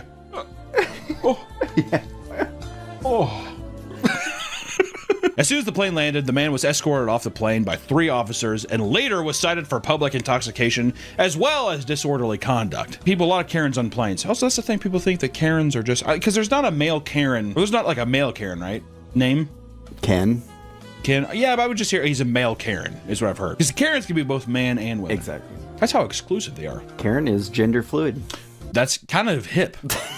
Me and Nick were on this flight, and this guy was just pissed because this woman was like, which to be fair, no one wants to be on a fucking plane where the flight attendants are funny. This woman was like, thank you for flying Southwest. You could have flew American. You could have flew Delta, but you chose us. Thank you for flying Southwest. She has this whole, like 3.5 minutes. I mean, it was a full number. And then she's done. She's like, so thank you again. There's a couple people that, like, whatever. And this guy was like, oh, God, this stinks. Like, yelled it right at her face. He said, don't quit your day job. Yeah, he's like sitting there and she was like, okay, oh, this stinks. And everyone's like, oh, my God. He's like, yeah, don't quit your day job. It's kind of fucked up. There's some other guys who did. That was a bit. I was like, well, yeah, that's excessive. You already got her once with it stinks. And he's like, yeah, don't quit your day job. That hurt her feelings. Yeah, hurt her feelings. I'll tell you what, yeah, she was definitely like, because whenever you leave a plane, they're always just like, thank you. Thanks again. She was like, thanks. At the Short Hills Mall in New Jersey, a woman lunged at another customer in a Victoria's Secret because she was told to honor social distancing rules. Are all of these COVID? This is the COVID section.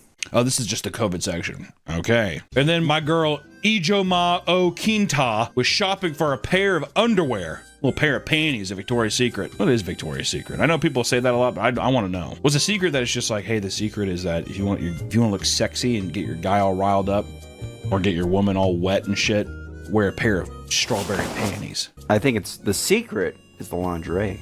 It's what's underneath. You ever been in one of them? Yeah, I used to always go in there when my mom was buying bras and I'd just sit down. I went there one time, bought Allison a pair of panties in there and didn't know where they were at. Because I was like, what the fuck? I see all this other stuff. And it's like, this other woman was like, huh, yeah, this one over here. She like pulled the thing open. It was like, and I didn't realize that you like have flat files of just panties. And they were like, which kind does she like to wear? I'm like, I don't know. I was just kind of mostly getting this for me for a little, trying to get a little sexy action going. You know what I mean? They're like, yeah. And she said, yeah, something that's finger licking good. And I was like, we're going to Kohl's. That didn't turn you on? No. I'd fucking dab her up. Be like, hell Bruh. yeah. All right. Which one? She's like, yeah, I'm a bit of a bulldog. Bit of a bulldog in bed. I'd show her pictures of my wife. If I had a wife. What would she wear? What would you have her wear? Oh, hell. I'd dress her up pretty with some nice sheer panties. My girl Ijoma Ukinta was shopping for a pair of panties. While standing in the checkout line, Abigail Elphick got too close to her. COVID was at its peak, ladies and gentlemen. Like I said, we're not too much more of the COVID section, but it was at its peak. So when Abigail was getting too close to her, Ijoma asked her to stand 6 feet back and to be courteous. Please, stand back! Please! Instead, Abigail became aggressive. She lunged at Ijoma, who pulled out her phone and began filming. At that exact moment, here it is. Oh, God, no. It's you. Now you are. Oh, my God! Oh my God! Right in action. Abigail's coming at her. As soon as she saw the phone, she realized how bad she was going to look doing this, and she starts having a meltdown, crying her eyes out as she insists that she didn't try to attack her, which always makes you look innocent. I didn't do that! Anytime anyone bursts into tears and they're like being defensive, I'm always just like, motherfucker's guilty. You know what I mean? What adult? If you're a child, different story. If you're a full grown adult, you burst out, I'm like, you don't have that, you don't have your emotional state under control. I'm like, I think I'd only cry if everybody started attacking me and I was innocent. Because then I'd feel like I'm in hell, like something's wrong. You wouldn't just leave? They wouldn't let me. Also, what do you mean? How would you be wrong? So like give me a situation. So like, for example, if I was getting accused of doing something, like if I accused of what?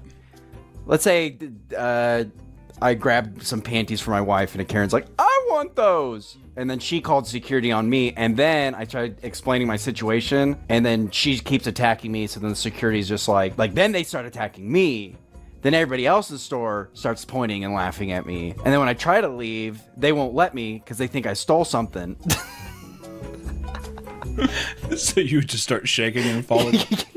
All because you're like, you wanted to buy the same pair of panties? Yeah. I thought you were saying that she's accusing you of stealing. It turns into that. Oh, okay. So like this, I'm saying like the only. So you're saying that it starts off with something as light as like, hey, I want those. This is the last pair. And then all of a sudden she's like, I don't know. I think he might have stolen something from me. Yeah. I don't know. And they're like, he probably did. Yeah. Look at him. He looks like a thief. And you're like, what are you talking? Yeah. And it's like a lot of people. How many people's in the situation? How many people's in Victoria's Secret? It's like 25 people. I get weak in the knees.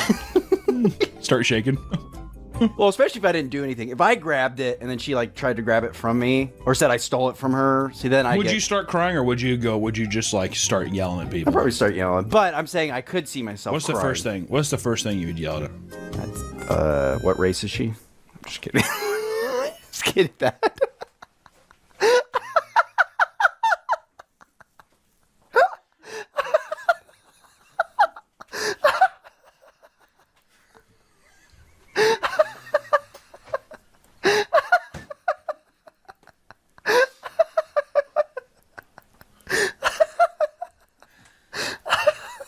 Oh boy. Good luck, editor. At one point, Abigail even collapses to the ground and pretends to faint. After a while, this turns into another outburst where she starts to shake uncontrollably while on the floor, screaming for someone to stop her from recording her. It's unbelievable. Abigail starts chasing her around the store, screaming as Ijoma laughs over the absurdity of the situation. The cops were called and they were escorted Abigail from the mall. And when the victim was called in for questioning, they didn't believe her story. Shortly after the incident occurred, both women sued each other, with Abigail claiming that the recording was motivated attack that caused her to have a mental breakdown. Who do you think won that lawsuit? The fucking goddamn old big old roly-poly on the ground, or the person who was just like, what a fucking idiot. The deadline was the 1st of the month at noon. And only minutes after that deadline, Lisa decided to bring over a handyman that started drilling into her door to change the locks. Minutes. All right. She did this without warning, skipping the late fee entirely. And when Von Teese comes over to the door, Lisa pushes past her to enter the home. They begin to yell at each other briefly. And as Von Teese turns away for a second, Lisa yells, "Oh my God, she's choking me." Oh my God, You just bars up. Really? my God, she's hurting me. Before yelping and collapsing to the floor. Really? Really? Push me. Oh my head. Really? Claiming that she's being attacked by the woman. I'm being attacked! You know what's fucked up? There's no way to prove it. Well, see, this is a situation where I'd start crying if people started believing her. I'm innocent. The problem with you, though, is that your knuckles would be all bruised. You'd have blood all over your hands. What are you? I'm innocent. I didn't do anything.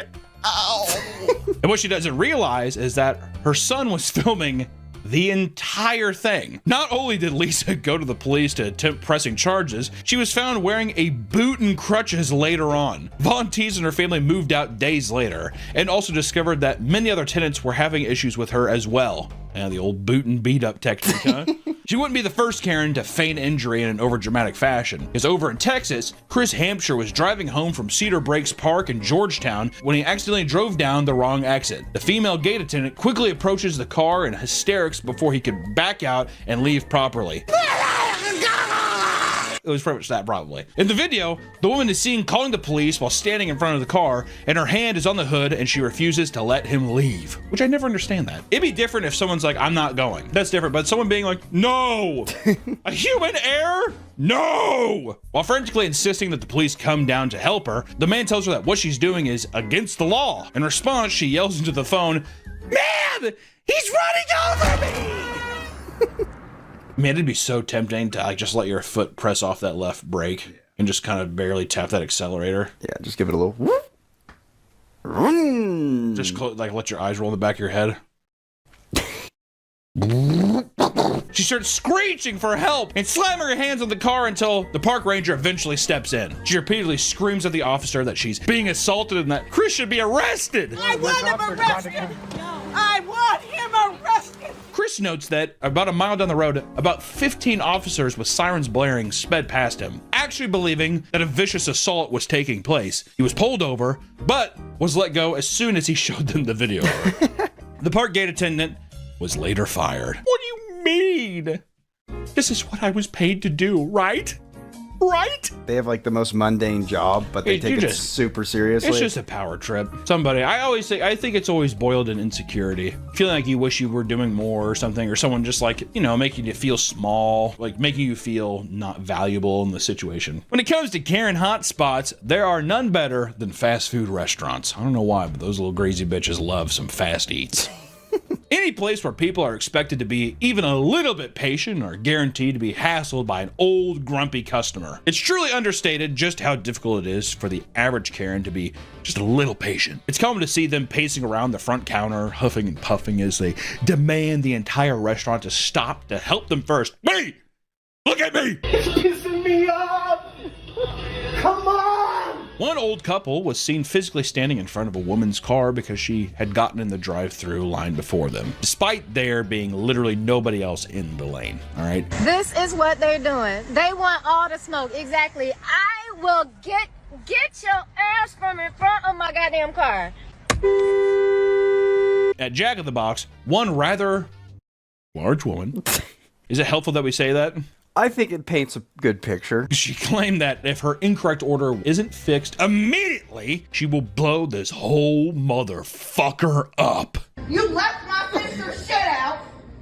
Fix my shit or I will blow this whole motherfucker up. That's a threat. That is. I'd be like, try it. Come out of here.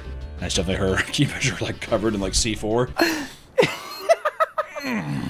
Getting over a fucking Jeep Wrangler, which not even police officers can handle themselves when the wait is too long at these establishments. A cop from Georgia films herself crying in her car because she had to wait too long for her Egg McMuffin, only for them to get the order wrong. Her voice starts to break as she explains that she, as a cop, doesn't get treated with enough appreciation anymore, urging other people to say thank you to other cops when they see them. That would make me be like, every cop I see, I'm going to be like, go fuck yourself. My McMuffin was wrong. It's supposed to have cheese, and it doesn't.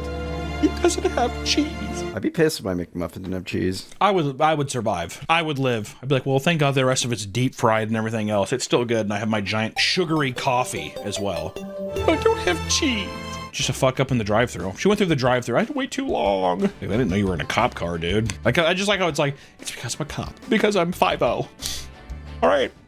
They hate me. You realize that I save your life every day, right? If you thought simply leaving a restaurant would keep you safe from angry, entitled people, you'd be dead wrong. Karens can be found anywhere. And today, they haunt streets of every single city in the United States. While walking home from a school, a young boy was stopped by a grown woman in her car. She claimed that the boy was cursing around the kindergartner, saying words like hell and fuck. And then he was in big trouble, which I just want to say, that's so fucked up. For an adult to walk up to a child they don't know and be like, you're in big trouble. You don't fucking like, that's horrifying for a child. The kid pulled out his phone, awesome, to record and replied that he didn't know what she was talking about. And in response, the woman called him a redheaded stepchild and told him that he isn't going to have a pleasant life because he lacks respect. Redheaded stepchild motherfucking kid recording me. You know that you're not going to have a very pleasant life, right? I wonder if she's projecting. Is that projection? A little bit. Might be. She then threatens to get out of her car and smash his phone. When the kid claims that would be assault, she claims it's actually not because she has the money to replace it after breaking it. I'm gonna buy you a new one. Like, what? The entire time, her kids are nervously looking around in the back of the woman's car, clearly uncomfortable. Come on, Mom. At a lake in Tennessee, two boys were enjoying their time fishing when the HOA president approached them, drunk and furious. 62-year-old Matthew Webster repeatedly told them to leave, stating that it was private lake, so they couldn't fish there. When they ignored his demands, he got in their faces and threatened to hit one of them. I love that. I'm gonna beat your ass. The boys called the police and told Matthew that they were going to stay until the police arrived. Tell you what, he didn't like it. And he began to call them disappointments and then began to interrogate them on who their parents were. Before the police could arrive, Matthew walked up to the youngest boy and snapped his rod in half while the other geriatric neighbors backed him up. Yeah, good job, Matthew. He said, that's why I'm your president. I slapped boys' rods. After the incident was uploaded, it went viral, and people began searching for Matthew's identity. As it turns out, he is one of the head chairmen for a local Catholic church. The parents of both boys decided not to press charges against Matthew, and a popular fishing content creator sent both of them Bass Pro Shop gift cards to replace the broken rods. That's awesome. If you want free stuff, you just got to stage a Karen breakout. You need to have like an old person who's going to die soon as the martyr. That's good. And then anything you want, have them. Wonder what would be the thing though. What would you have a Karen break or smash? And then you'd have to have a scapegoat child play the innocent bystander. An RE camera. An $80,000 camera. That'd be so sick. That's what you need to do. Is you need to have a kid who's like filming. The kid's like, oh, we're making little movies, whatever. Get have off a guy my come lawn. up. Get off my fucking lawn. Slaps the camera out, stomps it, pushes the kid over. It cuts off. You upload that online. What? Notification on my phone. That's weird. Open it up. Oh, Steven Spielberg wants to send us a camera and he wants us to be on set for his new movie. A24 wants to pay for our movie?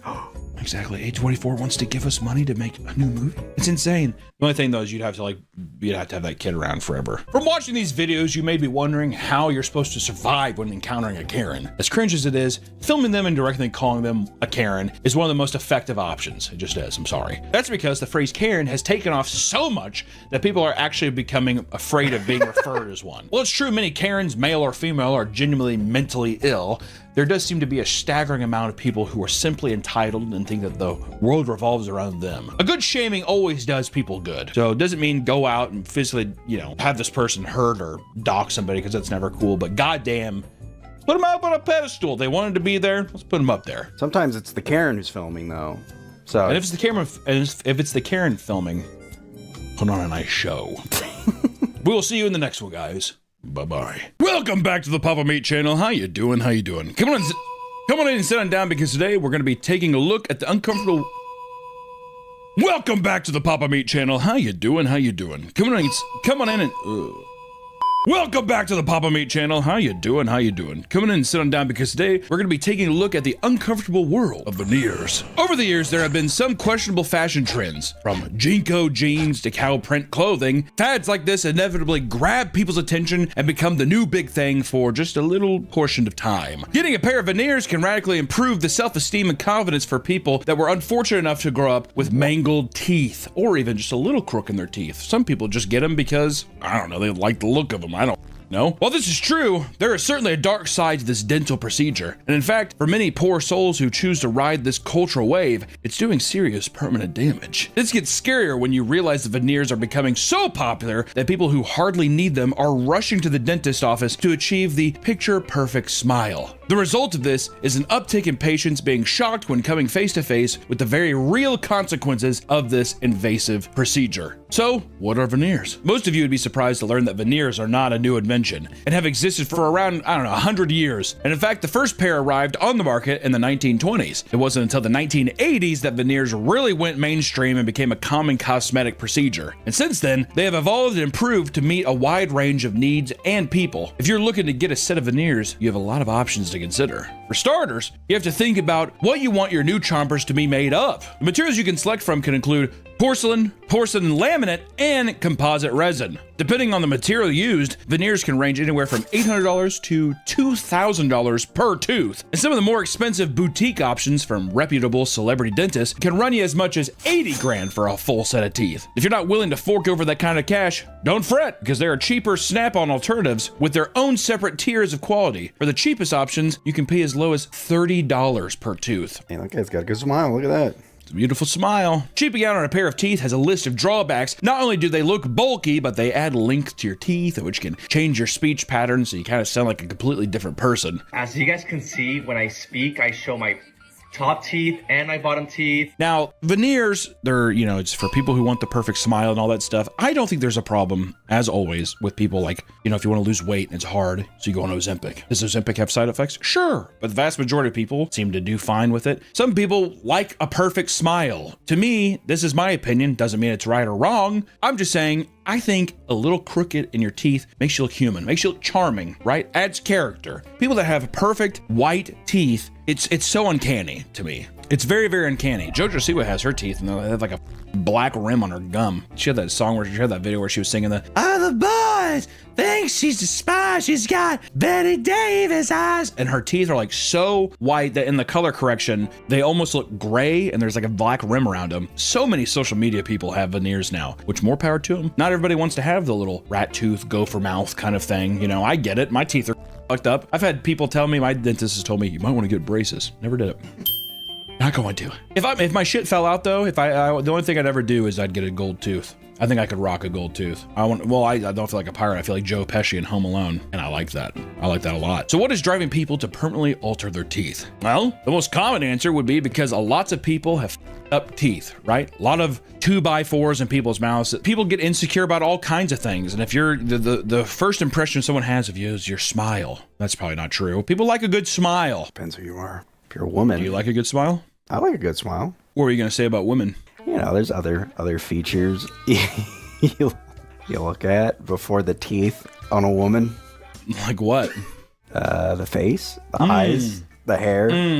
That's always what I do when I see a woman for the first time. I'm like, good hair. This video is sponsored by our partners at Factor. Lately, I've been so busy trying to tackle a lot of things at once. I'm still working on eating healthy, but some days it can be a chore. And while it's still hot out, why would you want to spend your time over a stove? Not me. Thankfully, Factor has got you covered. Factor powers your day, sun up to sundown, with nutritious breakfast, on-the-go lunches, premium dinners, and guilt-free snacks and desserts. In just 2 minutes, you can heat, eat, and enjoy. Each week, you can choose from 65 different menu options, and you're sure to find something you like. I promise! Factor has always had variety, but now you have even more with their introduction of Asian-inspired meals and new Mediterranean diet options. These dishes are packed with protein and good-for-you fats. 97% of customers say Factor has helped them live a healthier life, and with options like Calorie Smart, Keto, Protein Plus, and Vegan, it's easy to see why. And the best part of Factor is that there's no prep work, no grocery lines, and virtually no cleanup. Head to Factor75.com or click the link below and use code PAPAMeatFB50 to get 50% off plus free breakfast for a whole year. That's code PAPAMeatFB50 at Factor75.com to get 50% off plus free breakfast for a whole year. Thank you to Factor for sponsoring this video. Now back to the episode. People have covered in the past, like Layla from Secret Lives of Mormon Wives, have gotten veneers since the show originally aired. You know, look at that. I hate it. You don't like that? Too white.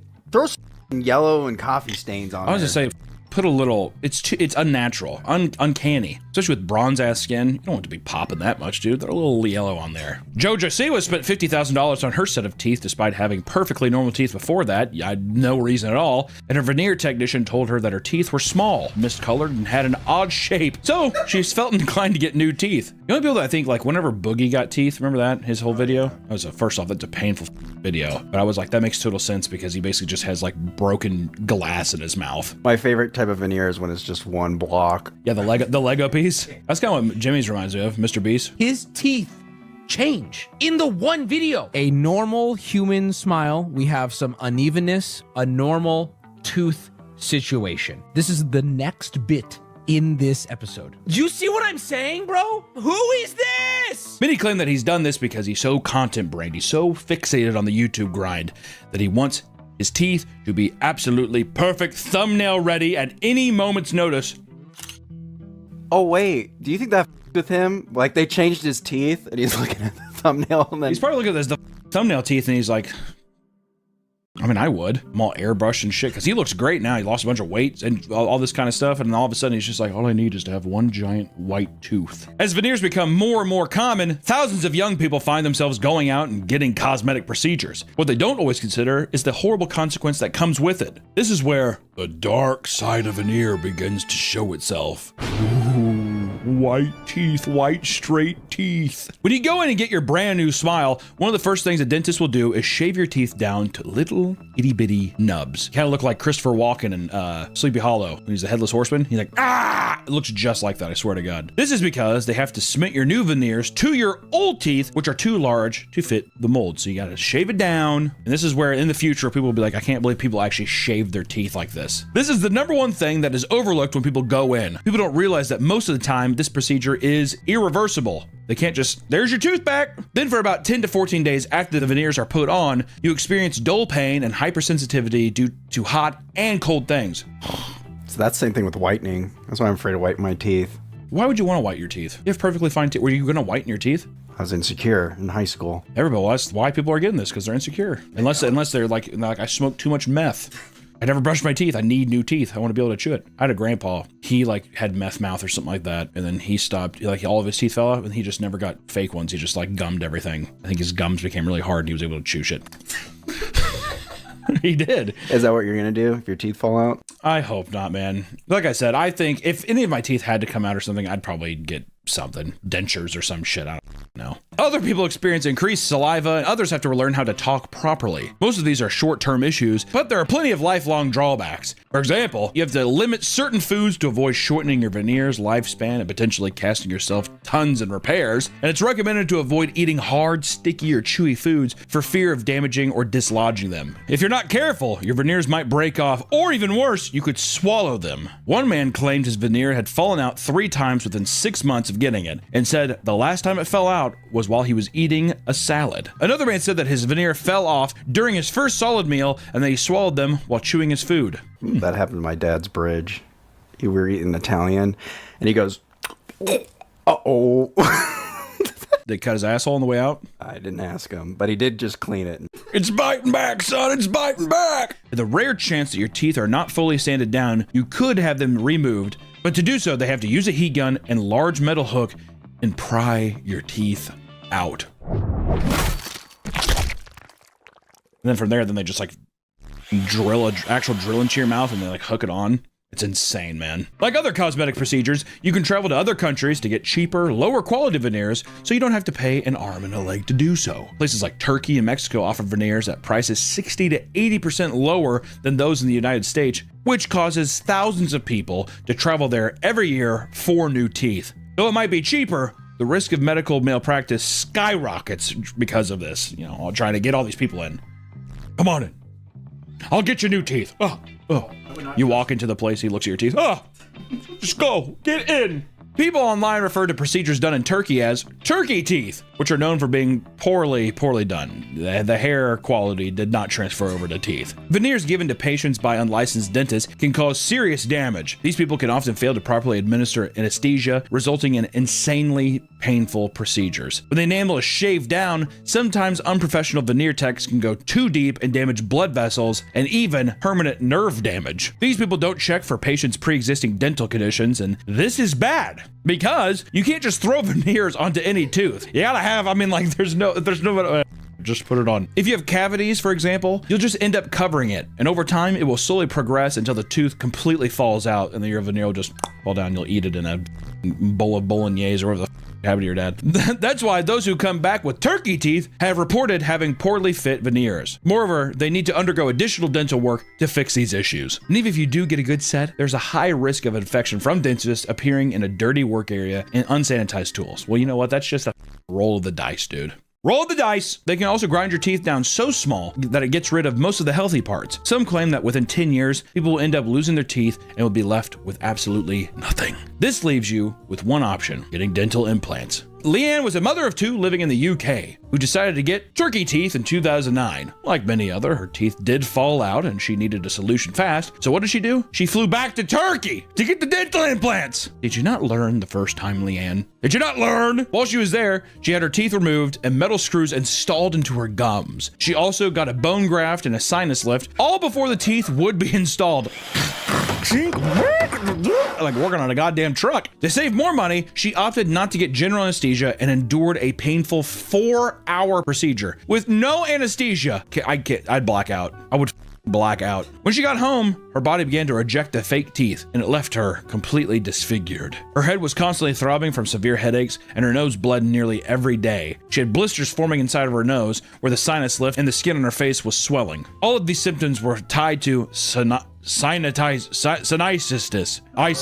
which is an infection of the sinus most likely caused by dirty utensils used during surgery. The surgery for her implants took place in 2024, and to this day, she is still without proper teeth. All the while, she is dealing with an infection that doesn't seem to be treated with any antibiotics. There's no man-made medicine that can do anything to help her. Thanks, Turkey. I was gonna say that those dirty utensils were probably in someone else's mouth. Probably. You want to wash that? Okay, it's fine. You have 90 more procedures to do. It's fine. After hearing all this, it probably wouldn't surprise you that a lot of people regret getting veneers. A woman in the UK, under the alias Catherine, for example, chose to get her veneers done at a small business she saw online and paid the price for it. She didn't want to pay a lot of money, so she chose a business that offered them for cheap. At her appointment, they ground her teeth down and installed the veneers, but she instantly began experiencing problems. Right after the procedure was done, she couldn't close her mouth fully, so they had to remove the veneers and regrind her teeth. After getting them fixed, the issue persisted. She had to return to the business because she was in immense pain and her veneers were falling off. All of this work was for nothing because one of her teeth cracked under the veneers and she couldn't take it anymore and ultimately decided to go to a real dentist to receive proper veneers. Catherine referred to this whole situation as the biggest mistake of her life. Can you imagine being done with that? And like, they're like, all right, it's good. It's good. And she's like, is it good? Like, I mean, like, you're not even able to shut your mouth. Everyone we've discussed so far are fully grown adults making their own decisions to get veneers on their own. However, some have had them forced on them against their will. In order to get veneers, most dentists insist that you be at least 16 years of age. This is because young children still have developing teeth and their jaw placement can alter over time, making premature veneer procedures the cause of intense future complications. One person took to the internet to share their mother forced them to get 2 veneers at 15 years old because she didn't like the way they looked. Thanks, Mom! Do you love all my imperfections?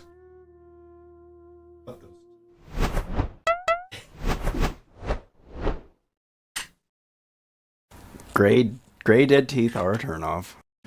Yeah, I mean, no one wants to see a gray tooth. Well, you know what? I've went on a date with a woman with like a dead tooth. Happens, man. Great personality. Great, you just couldn't get past the tooth. No, I saw her for a little bit.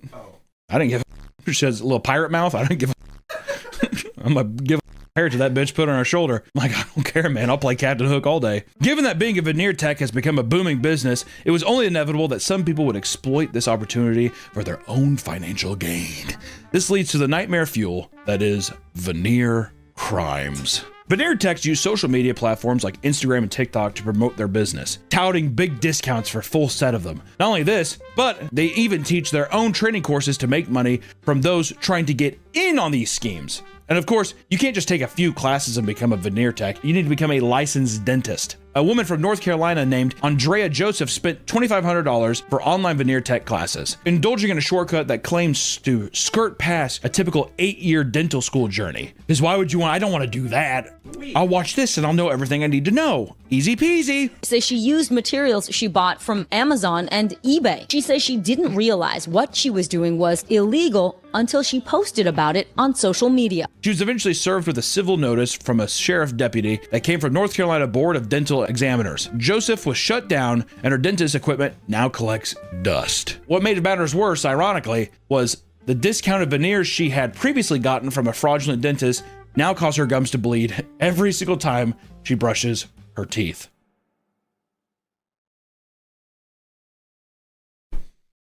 You hear these things and you're just like, I mean, what do you expect? What do you expect from these people, man?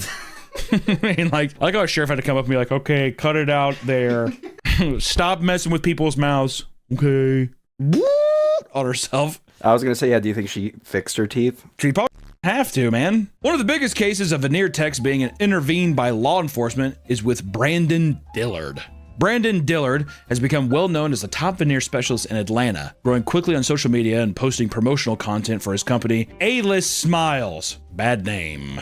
He had amassed more than 150,000 followers on Instagram, sharing before and after pictures of his customers. And his viral posts only pushed more and more people to become interested in his service. Not only was he doing the procedure himself, but Brandon would charge $6,000 for training courses that unlicensed dentists were clamoring to. Eventually, there was enough complaints made against him to warrant Georgia authorities raiding his business. And while the place looked like any other dentist's office, they found that he was without a license and practicing illegally for 3 years straight. They had also seized tons of designer items from jewelries to Rolexes and luxury cars, and it was believed he was making millions of dollars from these fucking teeth, man. He was held in Fulton County Jail and received 8 charges, including theft by deception and criminal solicitation to commit a felony. His case is still ongoing, and one former customer of A-List Smiles, Miko Collins, admitted that he paid $4,500 to add veneers to 20 of his teeth. Only minutes after leaving, his teeth were already chipping.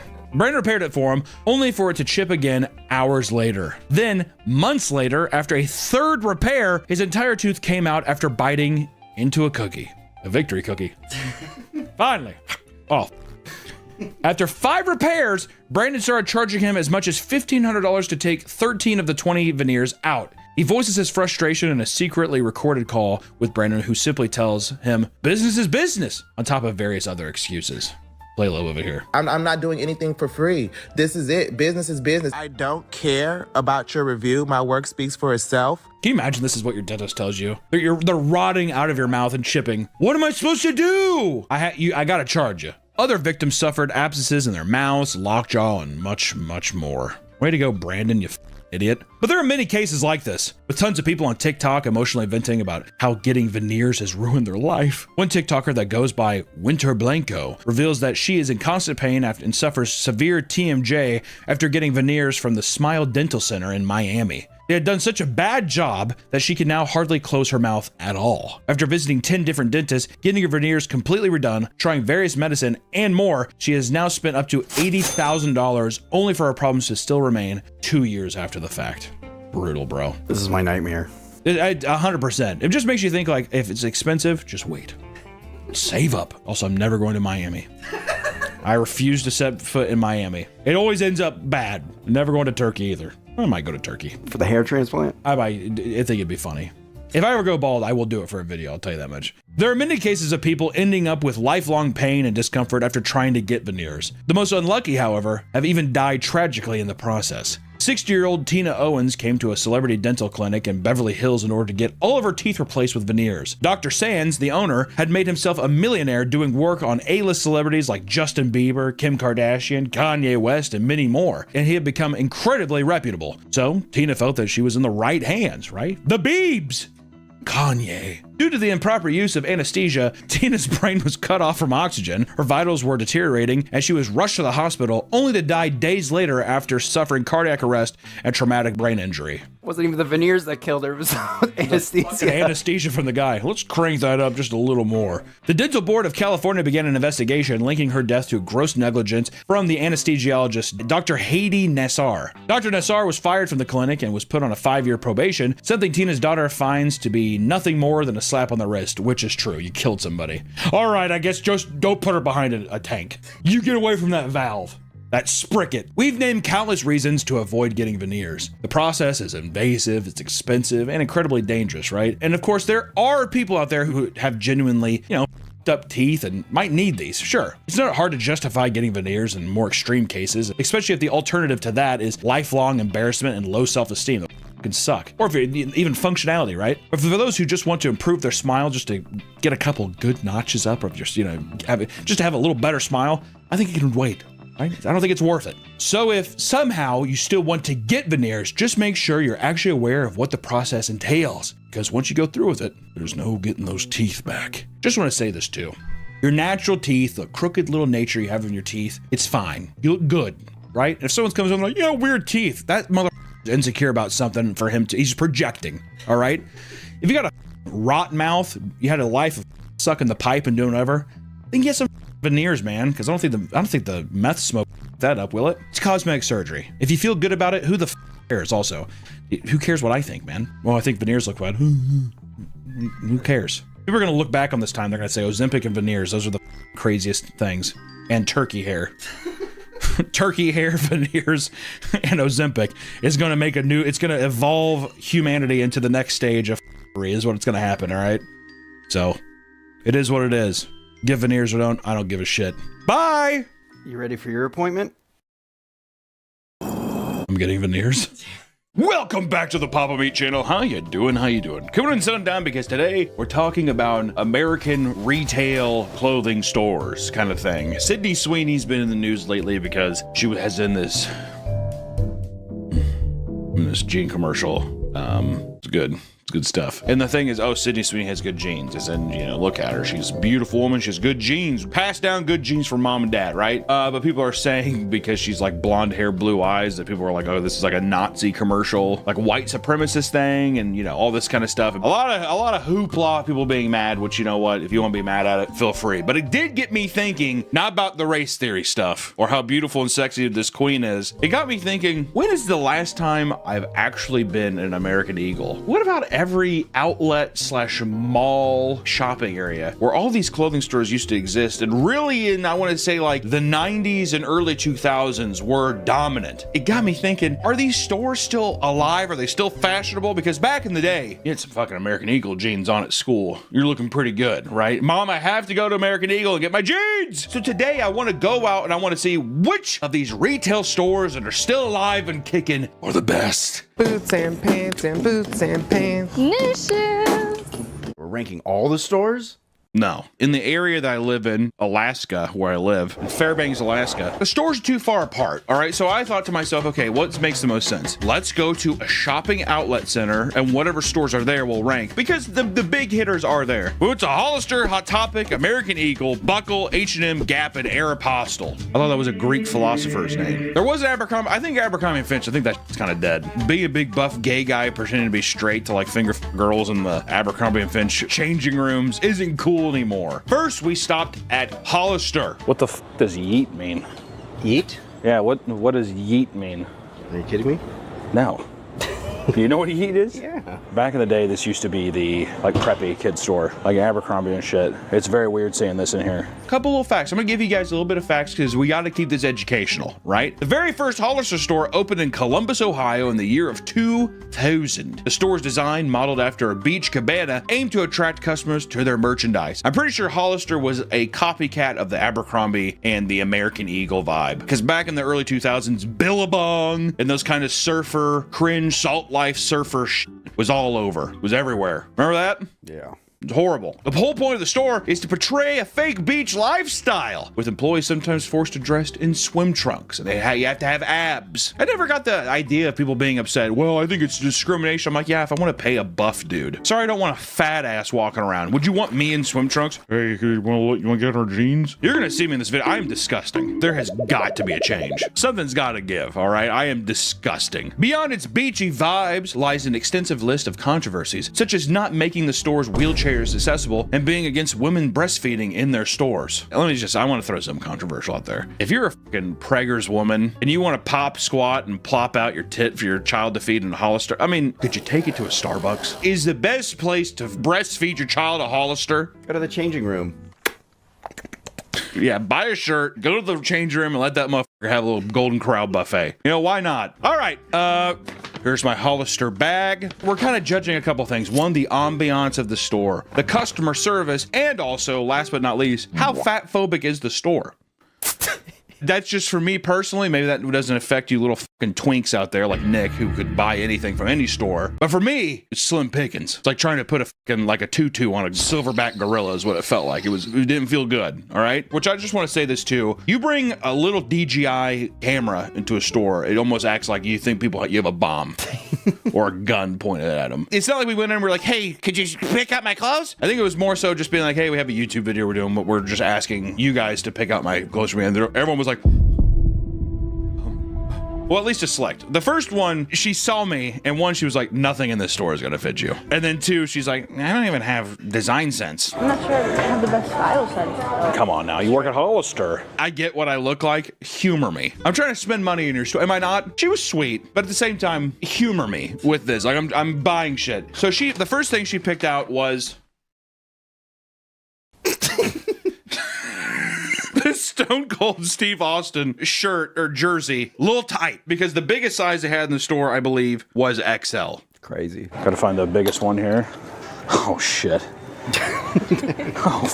Which to me, that's insane. Yeah. Even if you're not like a super fat guy, there's like big dudes who wear like 2X just for the baggy feel, whatever. It's crazy there's not a 2X. Baggy fit. Ain't no fucking baggy when it's on me, all right? Just want to say that. And then she picked out these, one thing I've noticed is with the... Look how tight this waist is. The biggest size waist they had in the store was 34.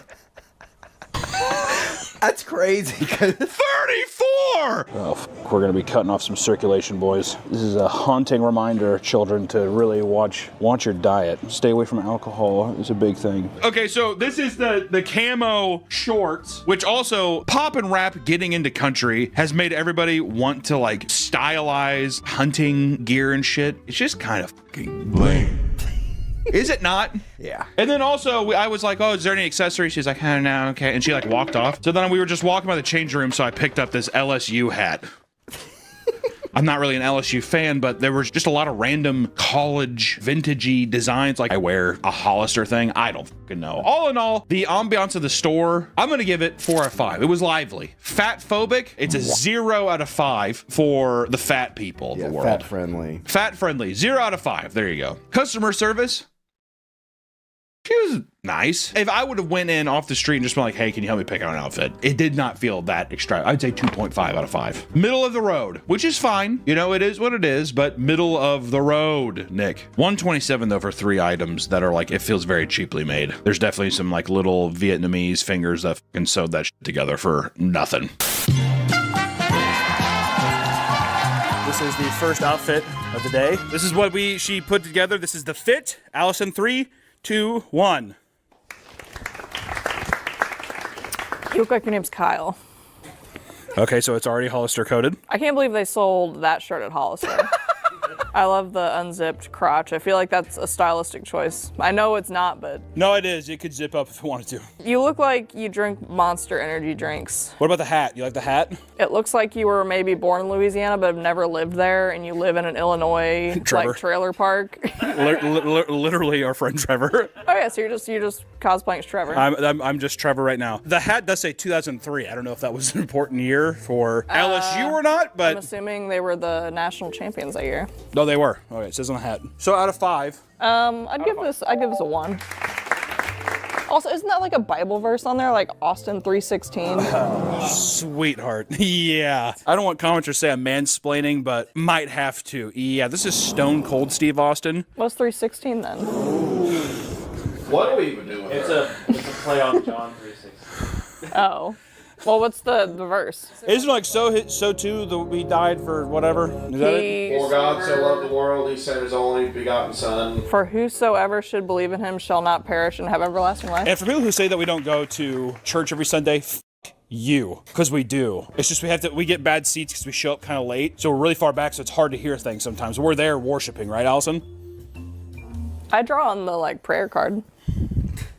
Yeah, well, I have to take her to we have a lot of like marital stuff. We have to do like a marriage counselor thing that's after the sermon, so like we don't really go for we don't have to really get into 1 out of 5. We can go back to the trailer park.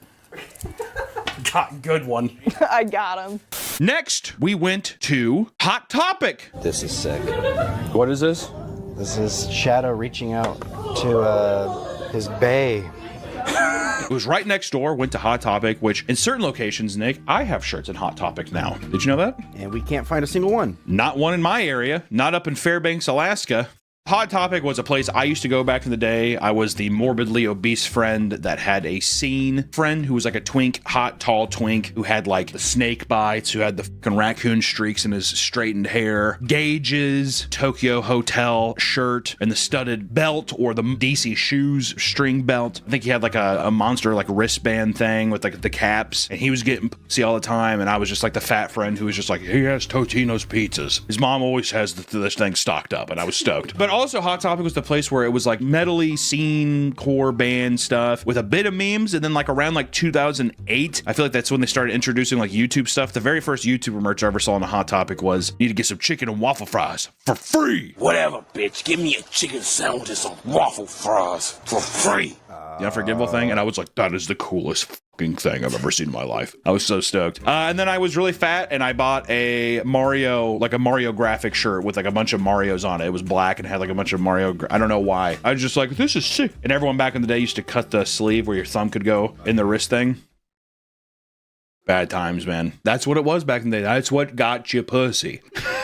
Not I, but still. Little factoid about Hot Topic. Back in 1988, the first ever Hot Topic opened as a teen accessory store in malls across America. It soon became the #1 store to buy your favorite band's t-shirt. And as of today, Hot Topic makes most of its profits from online store, averaging around $300 million a year annually from its online store. That still surprises me. That's crazy. That surprises me because when we went in there, I would say 90% of the store was online, like Has Been Hotel Amazing Digital Circus, stuff where I'm like, you can just buy this from them. Like, you don't have to go to Hot Topic. You can just buy it from like Glitch's fucking website or Vivzy Pops. You know, I feel like it was just a lot of, I don't know, weird stuff. And they had a bunch of anime bullshit. I digress. Skibbity toilet. There was a Skibbity toilet thing, and I was like, this is clothes shop. Clothes shop. And you know, fucking, you know, to know that there's Skibbity toilet and there's gonna be a fucking Meat Keenan shirt. I'm pulling out, dude. I'm fucking, hey, I'm U.S. troops in Baghdad. I'm pulling out. Is that good? Anyway, we cut that. Hot Topic back in the day used to be really exciting. I used to love going in the mall and you would see like the metal fucking archway. Looked like a fucking Stargate. It had the sick Hot Topic logo. Now it looks like, I hate the new fucking logo. Cringe. Back then too, to you youngins, there wasn't like tons of Spotify and shit. So you could like go in and actually put on the CD, and, like listen to stuff and all that kind of stuff. And it was a great way to find new shit. It was just like bolstering with life. Really missed those old days. And also trip pants. The days of the trip pants. Long gone, Nick. Yeah, this one's a, This was a rough one. This is the new Hot Topic logo, by the way. It's like an army kind of thing. Kind of cringe. Customer service, 0. 0. Right? Yeah. There was 2 girls working there. Couldn't have been sweeter. We were like, hey, I wanted to just have you guys pick out whatever. They were super excited. Literally anything. Yeah. Literally anything? I said anything. Like, you could tell they were gonna f my shit up in a fun way. And then, and I hate, you know, I hate to say it because the stereotype of like the larger woman with pink hair came out, very older millennial core, and just kind of ruined the entire vibe. The entire life of the store got sucked out, and we were like the only people in there really, so it was just like really quiet. She's like, hey, you actually have a customer, and there's a customer, and then they went up, and then they never came back, and I'm almost positive that fucking troglodyte said, don't help them. Don't go back. Don't go back. So we picked out our own stuff. Oh, you gotta mention she said not to film. Oh, yeah. So you guys don't hate me? Are you videoing in here? Yeah. You can't video or take pictures in Hot Topic. Okay. Which, once again, because I get it, of like people's privacy, and we try to do our best here with like, we blur people out, we try to do whatever, but still it was like, just the way that she went about it was just so fucking like snotty. Hey, ooh, I hate when people do that. Yeah, I don't want to be that guy, but there's actually no filming. It's customary policy. I think she said something too about the law. It's Missouri law. I'm like, is it? Also, there's no one else really in the store. I don't know. But we had to get a classic. We got a Gurr. We got a Gurr hoodie. Did I take you back? I know there's definitely some bitches out there who are like, oh yeah, that's the ticket. We got some pants. The biggest pants they had were 36. Better than Hollister. Still pretty tight. Where's the fat clothes in Hot Topic? I feel like fatties, like... Dude, that's what I'm saying. You think these motherfuckers are doing 5K shopping at Hot Topic? Are we not in the 50s yet for waistlines? Are you fucking kidding me? Can you imagine this bad son of a bitch in a 50? I would wear it. The studded pants. We have that. We got a... Did you get 2 pants? Oh, because they had the buy one. They had the buy one get... Well, I'll get there. Also, this is another free shirt I got. The free shirt she gave was toothless. And then the last one that we got to, Nick said this was My Hero Academia. It just says Deku on the back. That's pretty much what the whole store is, though. It's just anime and like online stuff. There's some band stuff still, but it's like they put it kind of in the back wall. They're like, if you want your kill switch engaged, it's in the back in the corner.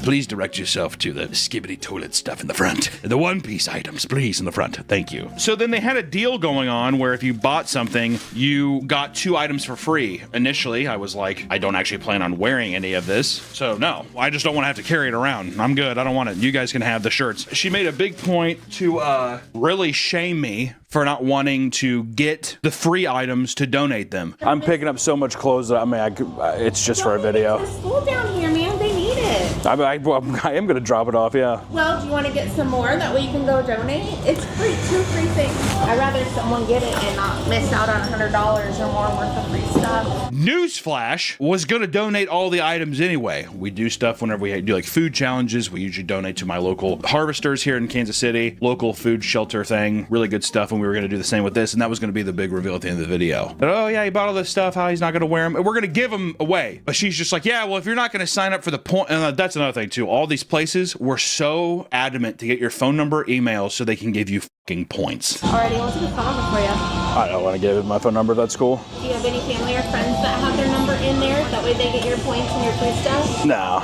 Okay. I'm like, I am never coming back here. And I would tell her, I'm never coming back. Never coming back to this store ever. Why would I? Look at me! And even if I lost weight, you know what? Am I going to pretty woman this bitch and come back and be like, yeah, the jeans fit this time? No, yourself. And I was like, okay, well, you guys can pick out the shirts if you want. I can't. I'm not going to get in trouble for that. I'm totally fine. If you guys want to grab something, you can. Hell no, I ain't getting in trouble. All right. I'd get in trouble if I had to pick it out. And I'm like, okay, well, I'm not picking it. She fucking got up and got a toothless shirt and a fucking size negative for some shorts. So hopefully there's like, I don't know, a 3-month-old baby looking for some trip pants or something like that, because that's what's going to happen. So customer service, -2. I'm just going to say -2. I'm going to be up below 0. It just pissed me off. It really did. The ambiance of the store, fucking won. They also had the same commercial going where it was like, look how hot you can be dressed in our like weird clothing. Did you see that like thing that kept going? It was like a girl and she like pushes over a stack of books and she's like, oh, I didn't even see that. Horrible. I'll see if we should see if we can find it. It was just playing on loop and it just pissed me off so much. They'd play that and they'd play the Tron Ares commercial. Those were the 2 things on the TV.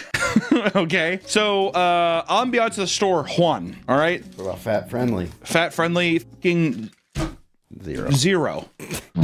Again, for all this, $159.74, which we did get, you know, like an extra jacket and stuff. It's still $159, and then they force you to take some extra toothless stuff and all that kind of stuff and shame you. So have fun with that.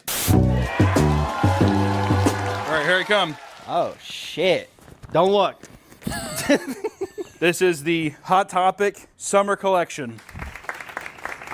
Do I look now? Okay, wait, ready? Okay, 3, 2, 1, look. Ew. Okay. All right, don't say. I got my pants looking like Kevin Gates. Is there sweat stains on my ass? Damn, they are not fitting you, are they? No. But I got the My Hero Academia jersey, and then I had them hook me up with the classic Gurr that they're still selling in 2025. I was gonna say, I think I had that hoodie. Your little butt cheek, too, just like hanging out of the jacket. I'm like Kevin Gates. I saw a comment of Kevin Gates at a show, and his ass was popped out like this with these skinny jeans on, and someone said baggiest pants in Atlanta. All right, 1 out of 5. Can I do 0? I guess. I will say if I was 13, it would have been like a 5 for sure. All right, 0. Those trip pants. I like your cute little, your boxer butt. The boxer butt didn't even get 1 point? No. Shows you how much she really fucking likes it, stuck up bitch. Next up, we went to American Eagle. Is this going to be a trajectory we're going to see? Is everything just going to keep getting worse and worse? I feel like the store has not changed in 20 years. The pants are so small. Am I this much of an anomaly? American Eagle right now, like I said, this is the creme de la creme. It's the creme de la crop. It is the #1 because of the Sydney Sweeney ad. I will say when I went in the store and I didn't see any Sydney Sweeney posters or anything, that kind of ruffled my feathers. Little about American Eagle. Originally intended to be an outdoor clothing store, American Eagle was founded in 1977 by 2 brothers in Novi, Michigan. Since its inception, it has over 1,100 stores and gets nearly $6 billion in revenue annually. What? 6 bill? 6 billion. God damn. It has been in hot water recently because of the ad campaign featuring Sydney Sweeney. The public believed it was about eugenics. Also, if you can believe it, American Eagle is also guilty of exploitative human labor in Asia countries. What? I went into American Eagle and my God, was it a nostalgia trip. I used to go there with my cousin. Once again, never really able to fit in anything. Also too, here's the thing. You can't be a big fat can wear like light blue jeans. Maybe if you're a girl, like girls with like thick thighs and a fat ass and like a big pussy area kind of thing, they can pull it off because people are like, damn, you're throwing around a lot of junk in that trunk, that kind of thing. But like seeing like a 12-year-old boy with like a fat thighs like that, like walking around, huh? It's like big game hunting for pedophiles is what it is, all right? I wasn't about to do it. But going into American Eagle, it hasn't changed. It felt like I stepped into it 20, 30 years ago. And that, to me, I kind of like that it was a relic. Ambiance already, I'm going to give it 5 out of 5. Smelled good in there, too. Really liked it. Cheery environment. Made me feel like I was back in like 2002, a year after when the nation was healing. That's whenever we got to our customer service right away. Boom. I like that. I like when I walk in a store and someone says, "Hey, how you doing?" And then I say, "Not bad, man. I'm trying to get an outfit going here. I wonder if you could help me." And what's he say? "Absolutely, I'd love to." But boy, Jesus, he was great. He had a little pep in his step, didn't he? We kind of gave him the challenge, whatever he did. I haven't really made an outfit in a while, but I can try. And I just knew he was going to kill it. I haven't done an outfit in a cool minute, so I gotta see what we have. He's like, "What size are you?" Didn't even look, he knew. Biggest size goes to the lowest jean. The jeans here he chose, light blue, 3830. We're getting bigger. These I was able to squeeze into a little bit, but still, like I said, if I was a fat 12-year-old, I'd be File's Playground, I'm telling you. They were kind of the kings of the like pre-ripped jeans. I still don't really know if I understand or like that. I don't know if I like that, but he was on a rampage. He was like, "Here, what about this? This looks good." And he gave me this thing, and it's a Bud Light, a nice Bud Light graphic tee, which I do like. Bush Light graphic tee, and it has the trout on the back. Once again, the Southern thing. People are gonna pretend that, they're like, "Yeah, I don't really care about the Southern whatever." I like the Bass Pro Shop feel of it. And he was like, "You need a fucking hat," and he gave me this little guy. Yeah. Boom. How nice is that? I walked out of that fucking dressing room. I was like, I feel like a fatter Post Malone or like a Luke Bryan. This feels the most right. Little country boy action. I was gonna say, you look like Post Malone. I had some help. Don't act like you ain't it. Do I feel like that? It takes two to make a... Yeah. Got really quiet. I like wanted to get some fucking boots on and be like, "Where I come from, it's cornbread and chicken." I want that kind of shit. He went up, he was like, "How was everything?" I was like, "Unbelievable." I did show him a pic of the fit though with it all in because it's a little small again. He did, ooh. Pick of the fit.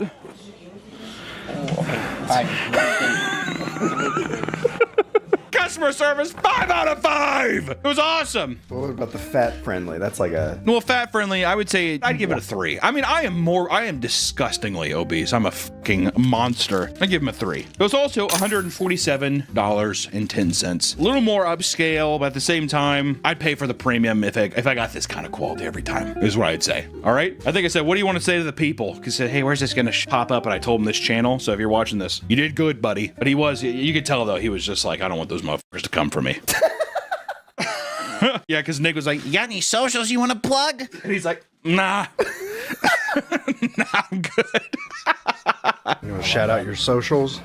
I thought that was pretty funny. So American Eagle, honestly, so far, I would say it was most pleasant. Felt good in there. Felt damn good. I liked it. This video is sponsored by Helix Sleep. Sleep is so important to your health and productivity, but many of us may be getting this part wrong from the start. If you're too hot at night, or if your mattress is old or damaged, it could seriously be impacting your sleep. And it may be time for a Helix Sleep mattress. Helix has 20 unique mattresses, all set to serve a specific purpose. And before you get a Helix Sleep mattress, they have you take a sleep quiz to find out the perfect blend of what you need. Are you a side sleeper? Do you have back pain? How firm do you like your mattress? The quiz is very quick, but it takes your answers to these questions and recommends the best mattress for you. I got the Dusk Luxe for my particular needs, and I have been getting deep, restful sleep each night. Deep sleep.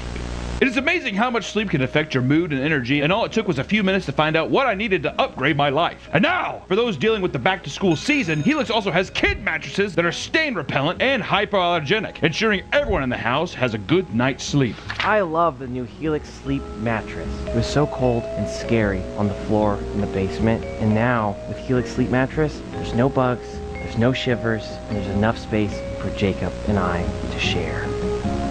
Hi, I love my new Helix mattress. It's super cool and comfortable, and there's lots of room for me and Harry. Thank you, Helix.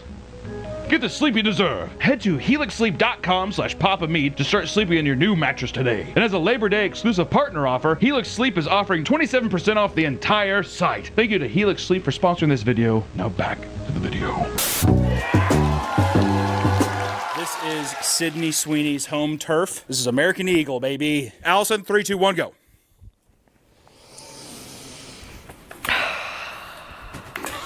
I think I'm gonna sell out a stadium with some. Hey, who do I remind you of? I had some help. It ain't a man who said I'm not on sale. Don't act like you ain't got a man on shelf. You just get copyright strikes for that. It takes two to bring all that you do. Ooh. Bunch of ugly fucking Midwest girls doing.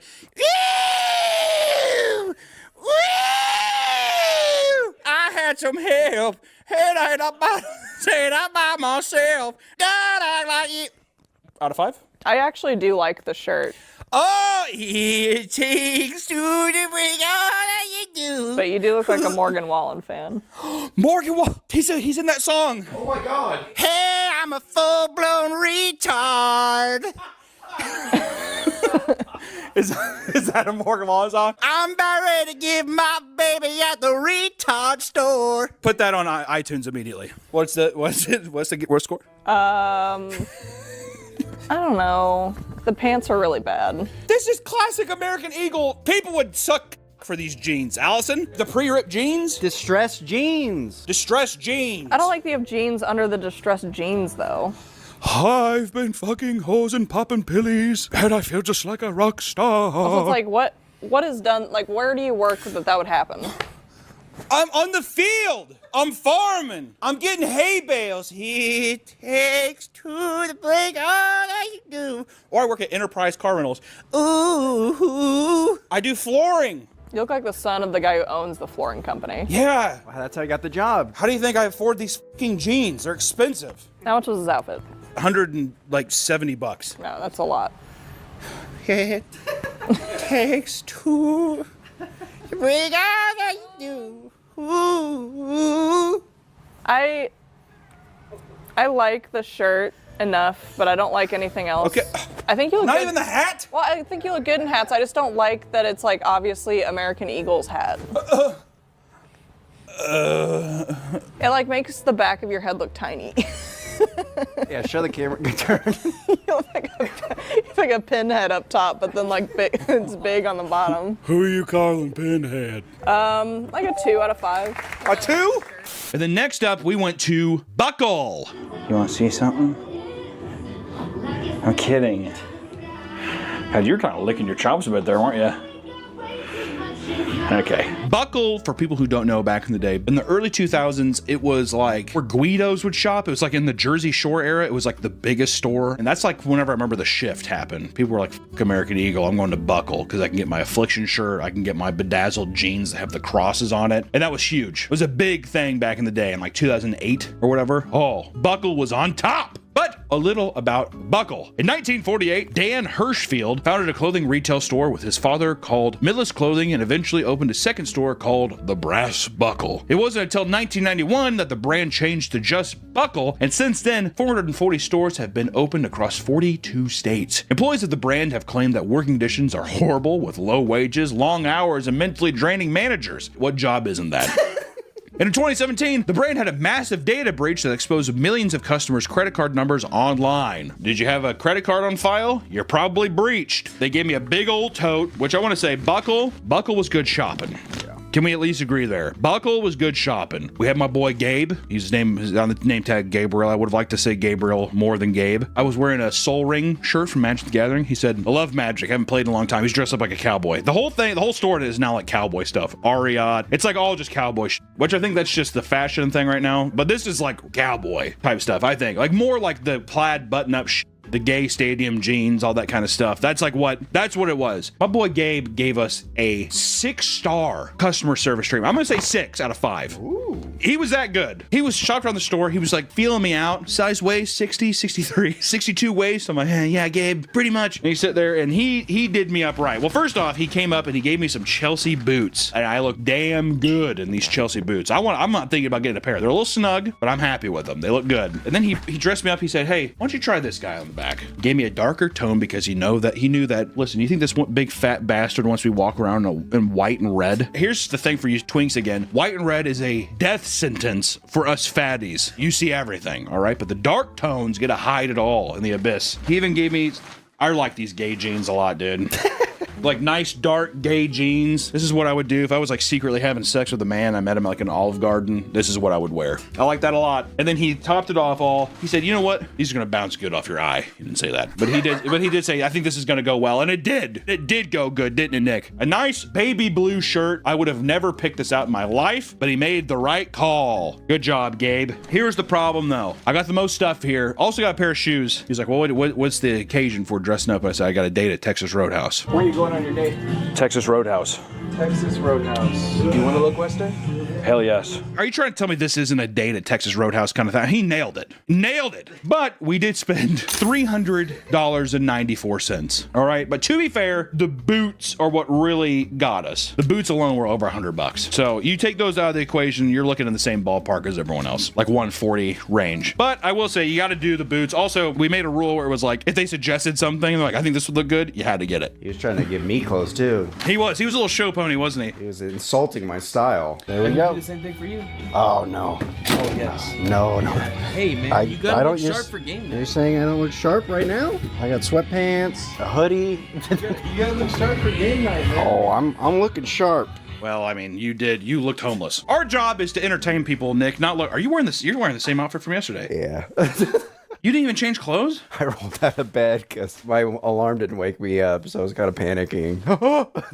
We need to take you back and have Gabe treat you right, dude. All in all, though, the ambiance of the store, 5 out of 5. Can I say that? Every person in there was smiling. Even the older woman who was dressed like a fucking like rock star or something. She looked like somebody that would be at Woodstock. Like not hippie, but just like cool. Like a cool older woman. And she was nice as fuck. Everybody was nice. The fat phobic or fat friendly, 5 out of 5. They said they had sizes up to 5X. I was just like, sir, you have yourself a customer. Is what I thought to myself. I mean, all around, I don't think I could mark it down for anything. I really don't. He did get your name wrong.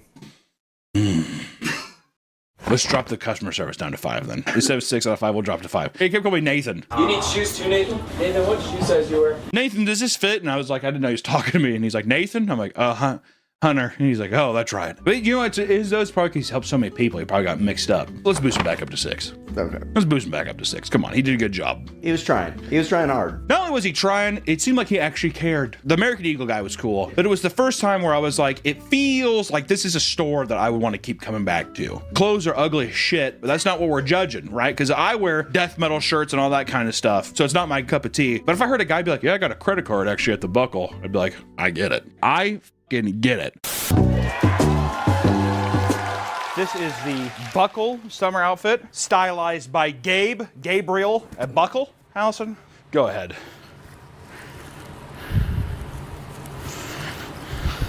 So yeah, do a spin.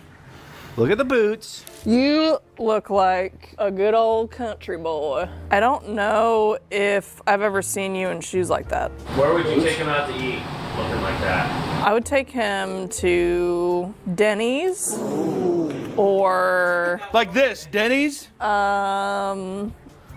Where would you take me? I need you to tell me right now where you down. Look at me. Where would you take me?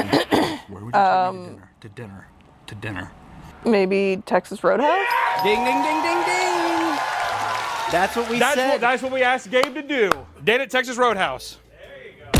Well, what do you like or dislike about it? You're being very wishy-washy. I don't love the blue shirt. I don't feel like the shade of blue complements what's going. It's all blue, but I feel like it's almost like a green blue. And I rarely ever see you in plain shirts either, so it's very somewhat traumatizing. I like the flannel over thingy. I don't know if that jean fit is like for you. What do you mean? They almost look like women's jeans. Trust me, these are male jeans. They look like they're for women. I feel like men's jeans don't have like so much decor on the butt. Don't touch it. Ew, I don't like how high up you've made the front. When you go into Buckle, you can get a look that looks like this. Yeah, you see a lot of old girls looking like that, don't you? It's all on one side. Yeah, I can tell which side it is. Pull it out of your ball crack. Out of 5, what are you gonna get? You obviously hate it. Probably a 2 out of 5. Sorry, Gabe. How much do you think this was, actually? Like 150? Well, not counting the shoes, I'd say like 200. Oh. 300. Oh, okay. I mean, it's a nice outfit. I just don't think it looks good on you. I really, you know what? I really don't like the greenish shirt. You realize we're married, right? It's seafoam green. All right, so 2 out of 5? Just change that to a white shirt. Make those not that style of jean, and it's a good outfit. This is Gabe's outfit. This is Gabe's pick. I just want to say Gabe was a treasure, a delight. So 2 out of 5. 2 out of 5 is what you're saying. You just look better in, like, I don't know. Dark tones to conceal what, Allison? I said a white shirt. To conceal what? I said I liked a white shirt. I don't like the turquoise color that is. 2 out of 5. 2 out of 5. And those pants just, they don't look like pants. They don't look like what? Men's pants. They look like men's pants! Gabe grabbed them from the men's section! You're saying Gabe's a liar! I just think it's for... No! No! Cover your eyes! I think small tweaks and be a 4 out of 5. Cover your eyes! I can't wait to get 700 comments of like, she needs to leave. Next up, we went to, oh God, H&M. I can tell you right now, H&M not gonna be friendly to me.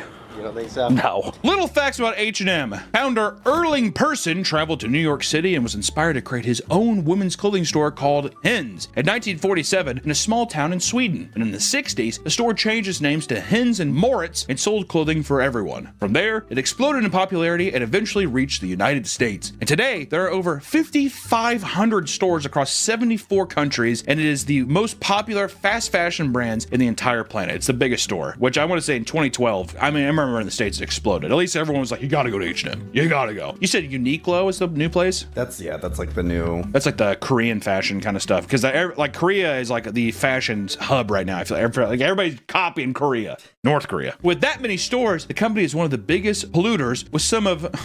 Yeah, well, let's bring him down a peg. With some of the unused products burned to power plants in Sweden. There are also allegations of the company dumping its clothing in Africa and burning tons of unsold merchandise. Pretty fun. Also, don't forget about in like 2015 or something when that dude got fired because he put that black child in a shirt that said monkeying around. I'll never forget. I remember I saw that, I was like, holy shit. They got a fucking 4chaner out there running the H&M product line. Holy hell. Initial thoughts. Ambiance of the store, I'm gonna give it a -7. Yeah, it felt like a detention camp. The only thing that I can compare it to is either a maximum security prison or like a brutal, like, you know, when people are like, oh, this is a brutalist house. The aesthetic is brutalist. It reminded me of that, which is not welcoming. And then also, until we checked out, that was the first time I saw an employee. It was just like a little Twinkie gay guy behind the counter being like, you ready? You ready? Okay. We were making some jokes at the checkout, whatever, and then we put the camera down and we were like walking out. We got done checking out and he was like, wait, are you recording? I said no, and then Nick did, yeah. No. Yeah. Or not you or anything. He's like, yeah, we can't do it. It's like a huge thing now. I'm like, I mean, we're leaving right now anyways. We're not going to do it. No, but seriously, you can't. I'm not.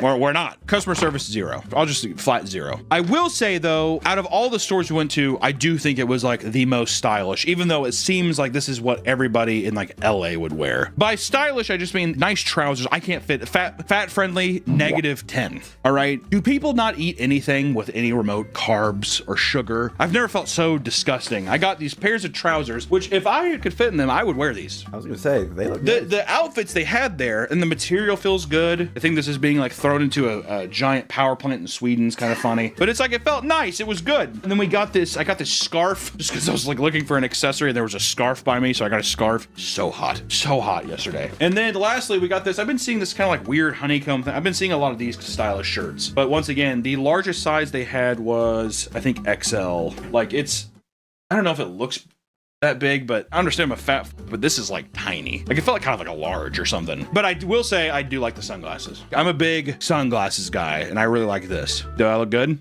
I thought your fit was good. All in all, it looked pretty good. My nipples really hard. I looked very fat and disgusting. You look like the guy from Hangover. But the fit was sharp. Like if you were in shape and if the clothes fit you, it would have looked pretty good. And all in all, the total was $127.29. Pretty cheap. Their clothes are pretty reasonably priced, probably because of the power plant stuff and the Vietnamese fingers and all that kind of stuff. This is the H&M summer outfit, the summer collection here. Surprisingly cheap, surprisingly stylish. Allison, 3, 2, 1, go. I feel like you need your tiny little espresso as you sit outside of a cafe in LA. It's kind of surfing though. Out of 5, Allison. Out of 5. I mean, I don't love this outfit on anyone, even women, so I'm gonna have to put it down with the opposite side of the same coin as Kyle, so probably a 1 out of 5. This does feel like every LA person, when it's like, I want to dress nice, they wear this stupid fucking honeycomb shirt and trousers. I actually like trousers. I wish I could fit into trousers more. Trousers with like death metal shirts or something would go kind of hard. Also looks like a bitch who thinks she's really unique and special, and she's on her vacation to Vermont to see the fall colors, but she thinks she's the only I love one wearing the leaves. outfit. I love leaves. I can't wait to get fingered in the back of a Cadillac or a Tesla. I don't know what's a more. Yeah, Probably a Tesla. I can't wait to get fingered in the back of a Tesla Model S. Yeah, I drive a Roadster actually. It's actually gonna be a. You raising up to 2? If I'm getting fingered in the back of a Tesla, Yeah. probably 0. I hate Tesla. All right, we'll keep it a Cadillac then. We'll keep the 1. All right, I'll do the Cadillac. We'll keep the 1 point. Range Rover. That's more what this outfit is. They don't actually care about the environment. They love. Yeah, a you Range can see Rover. me. You can see me putting up like bags from Trader Joe's in. Here, call my name as if I'm like loading bags. Brittany.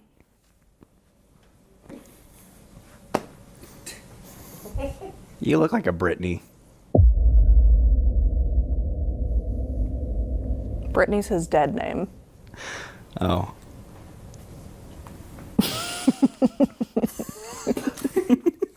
I would never go back. 1, because I know I'm not going to fit in the clothes, but also it felt so snooty. Like it just felt so fucking like cold and uninviting. It just kind of felt like, yeah, you realize you're not going to fit into that, right? Which actually leads us perfectly into our next stop, Aeropostale. I want you to look like that. Really? Yeah. Timothy Chalamet. Like a husky Timothy Chalamet. I would rather someone just call me fat than say husky. It's like the most insulting. I'm just gonna keep this one brief because we didn't get anything in there. Aeropostale is like just another kind of Hollister thing, same kind of shit. We went in and they were like, nothing is going to fit you in the store when we asked the customer service. So we didn't get anything. That was the extent of it. So fat friendly Nick, negative infinity. Customer service, I give it a 4. I was gonna say I appreciate the honesty. I appreciate the honesty of them being like, seriously, dude, it's just like the sizes are really small. It was nice. I appreciate it. It hurt. It hurt. But sometimes you need that tough love. Actually, you know what? Customer service, 5 out of 5. Save me some money. Ambiance, I would say it's a 2. It's kind of slow. It's also tiny. Tiny claustrophobic store. Kind of felt like a children's store. It did. It felt like, and also just like a bunch of meme shit, like a SpongeBob shirt where it was like, it's just, I don't understand the streetwear kind of aesthetic. I don't know if that's still super popular or not. I feel like that was like a 2016, 2015 thing. But I don't know. It felt like a children's store. If Hollister is for like high schoolers and maybe college kids, Aeropostale maybe felt like middle school, like junior high. That's what I would say. So all in all, it is what it is. And then the last store that we went to was Gap. If I was just 70 to 100 pounds lighter, I think these places would be kind of awesome. Which this is a big favorite. I was surprised there's not Old Navy. Was bummed. Gap and Old Navy kind of go hand in hand though, so I figured it's the same shit. Everyone's mom owns a Gap sweatshirt. Just want to say that. Little fact about Gap. Gap's founder, Don Fisher, created Gap because he's too fucking fat and he couldn't find a pair of jeans that fit him at a Levi's store. Good man, felt him. Founded in 1969, Gap is going under as newer generations are not gravitating towards its products or marketing. It's definitely, like Old Navy and Gap, that's like, it was never cool. It would be where I go. It's kind of like where a huskier kid would go to get like a shitty polo, some fucking cargo shorts or something like that. That's surprising because I could have sworn like 10 years ago, Gap was like, it started becoming cool and like started going up. Kind of like Champion. Like Champion used to be like cheap you get at Walmart. Yeah, but then you just have to collab because didn't they collab with like Kanye or something? Like Champion did something with some collab that like made it streetwear, and then that's like what blew it up. Maybe Gap went through that, but I don't think it ever did with like Champion, where Champion had this huge resurgence where it's cool. I feel like Gap was always just kind of like, this is your mom back to school store. It's how I always read it, but I'm not sure. And it felt that same way going in. I mean, like when we went in, there wasn't really anybody to really help us again. It was kind of like when we went in, it was like, okay, it's not that staff was rude or anything. It's just they were doing other stuff and it felt like weird intruding on them to be like, hey, can you help? Where the other stores, I feel like they had plenty of people to kind of be like, hey, how you doing? They were folding stuff so you could ask. This one felt like they were actually being pretty proactive. And this person, there was like a person manning the counter and then another woman was like kind of frantically tagging stuff. So maybe they were understaffed for the day. I don't know. Ambiance, I mean, there was a lot of people in there. It was fine. It was chill. It wasn't like necessarily cool or anything. I'd say the ambiance is like a 3. So going through though, I got this nice little fucking, it was a bit small. I was surprised. It was a bit smaller than I expected. I would say fat friendly, like a 3. If I could fit, I mean, I would wear this to like a fucking like a little casino night thing or something like that. And just, I got like a nice pair of like black shorts. The material feels nice. It's comfy. I mean, like all in all, once again, have to lose some fucking LBs to wear it, but it's not bad. Definitely not super stylish. Like it didn't feel like a, what am I supposed to, it's not that the quality feels cheap. It feels fine, but it doesn't have like some of the other clothes, like shirts from like American Eagle or the jeans. They just feel nice. These feel like, I'd be like, it feels like back to school clothes. I don't know. But the price, $57. Whoa. $57 for these two things. Damn. Which it isn't as fashionable, but once again, man, if you just color pair shit and you want to look nice, I mean, like, it's really easy to look nice with cheaper clothes. It really is. You don't have to go to these big fucking stores. I wouldn't force my kid, I guess, to be like, where you're getting American Eagle jeans, because they're better. Because I thought the jeans at Gap were just as fine as all the other shit that we saw, and they were significantly cheaper. So, all in all, not bad. I mean, like, for that reason alone, I think that it gets a little more credit, in my opinion.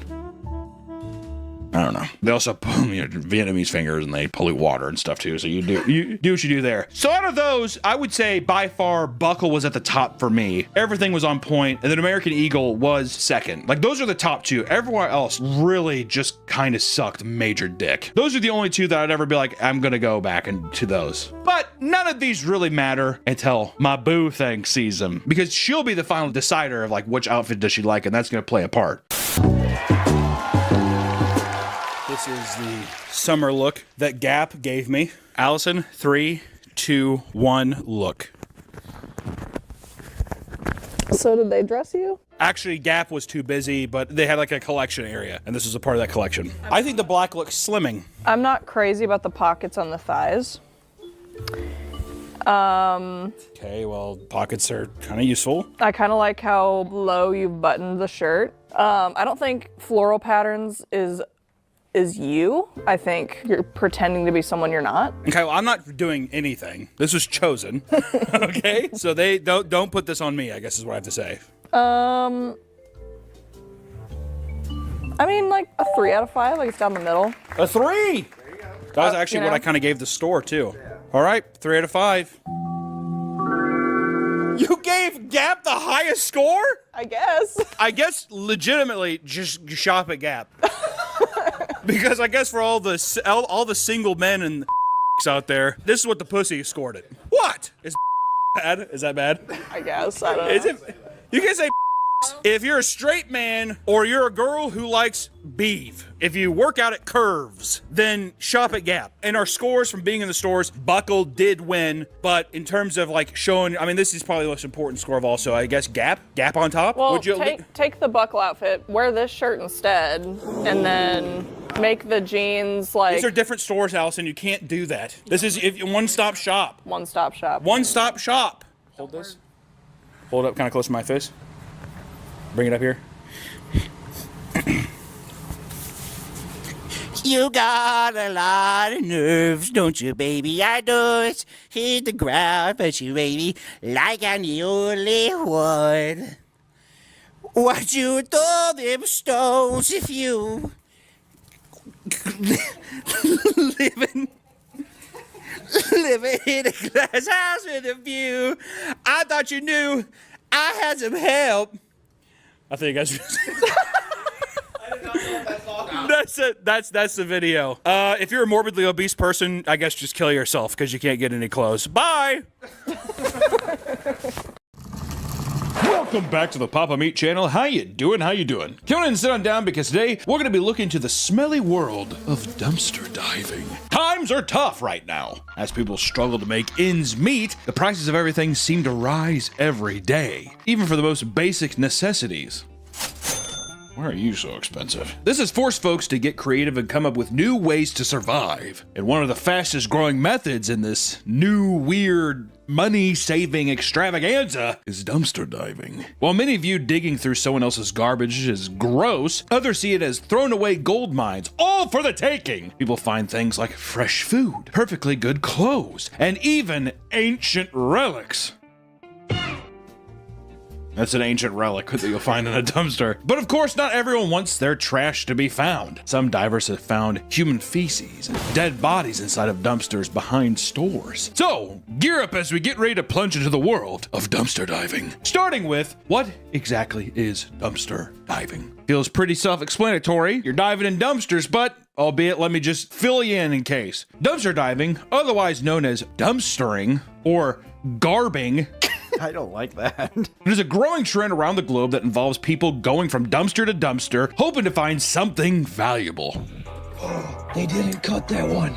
Y'all, they didn't cut it. Look at that. I don't know if I can get it out. Oh, man. Oh, it's got the bat away. This is all Xbox games. Come on, Xbox One. Oh, in there.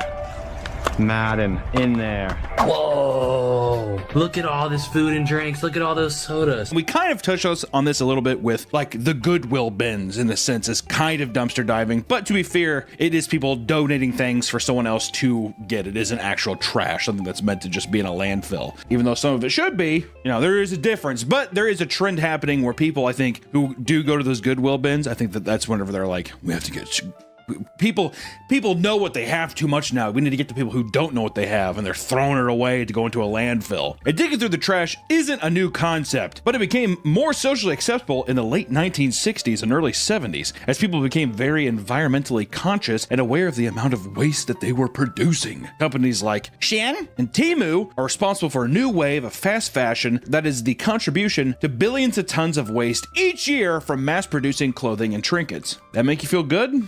I'm pretty sure they also said Forever 21 when that was really big, was like a huge cause. I could see Forever 21. If there was a reason the Earth would die or end, I think Forever 21. I would not, like if someone was like, yeah, and it's Forever 21's fault, I would be like, sure. In America alone, 80% of people throw away perfectly good food. And companies like Walmart, McDonald's waste tons of perfectly good food from predetermined expiration dates. We got it so good that we're just like, just throw it away. If it's not mint fresh, I don't want it. Today, combating environmental waste is still a huge reason why people dive. But however, it has evolved over time to fit numerous needs, right? Not all these dumpster diving warriors are for good. I just want to say that. Everybody crawling around a dumpster isn't just some eco-conscious saint, all right? For example, some people scavenge through dumpsters behind construction sites to find building materials or scrap metal that they can sell. Or sometimes they just go in the building and steal it. Or sometimes they just go and break into stuff and grab copper out of the walls. Copper pipes that they can sell. Others will raid college campuses for thrown out appliances and office supplies. The reason it's so popular today is that there are tons of content creators across all platforms who make a living by showing off what they have found. And here's an overview of everything I've found, so I cleaned everything up. We've got icy hot, nighttime cold and flu, Highlands cold and cough, NyQuil and Dayquil. Look at all that salt and pepper. Yeah, we just fit everything. It was so much stuff.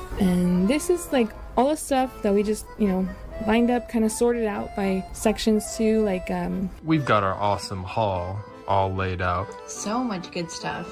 We found a lot of food and snacks tonight. But this right here is hands down my most epic score ever. TNT confetti cannons, red, white, and blue.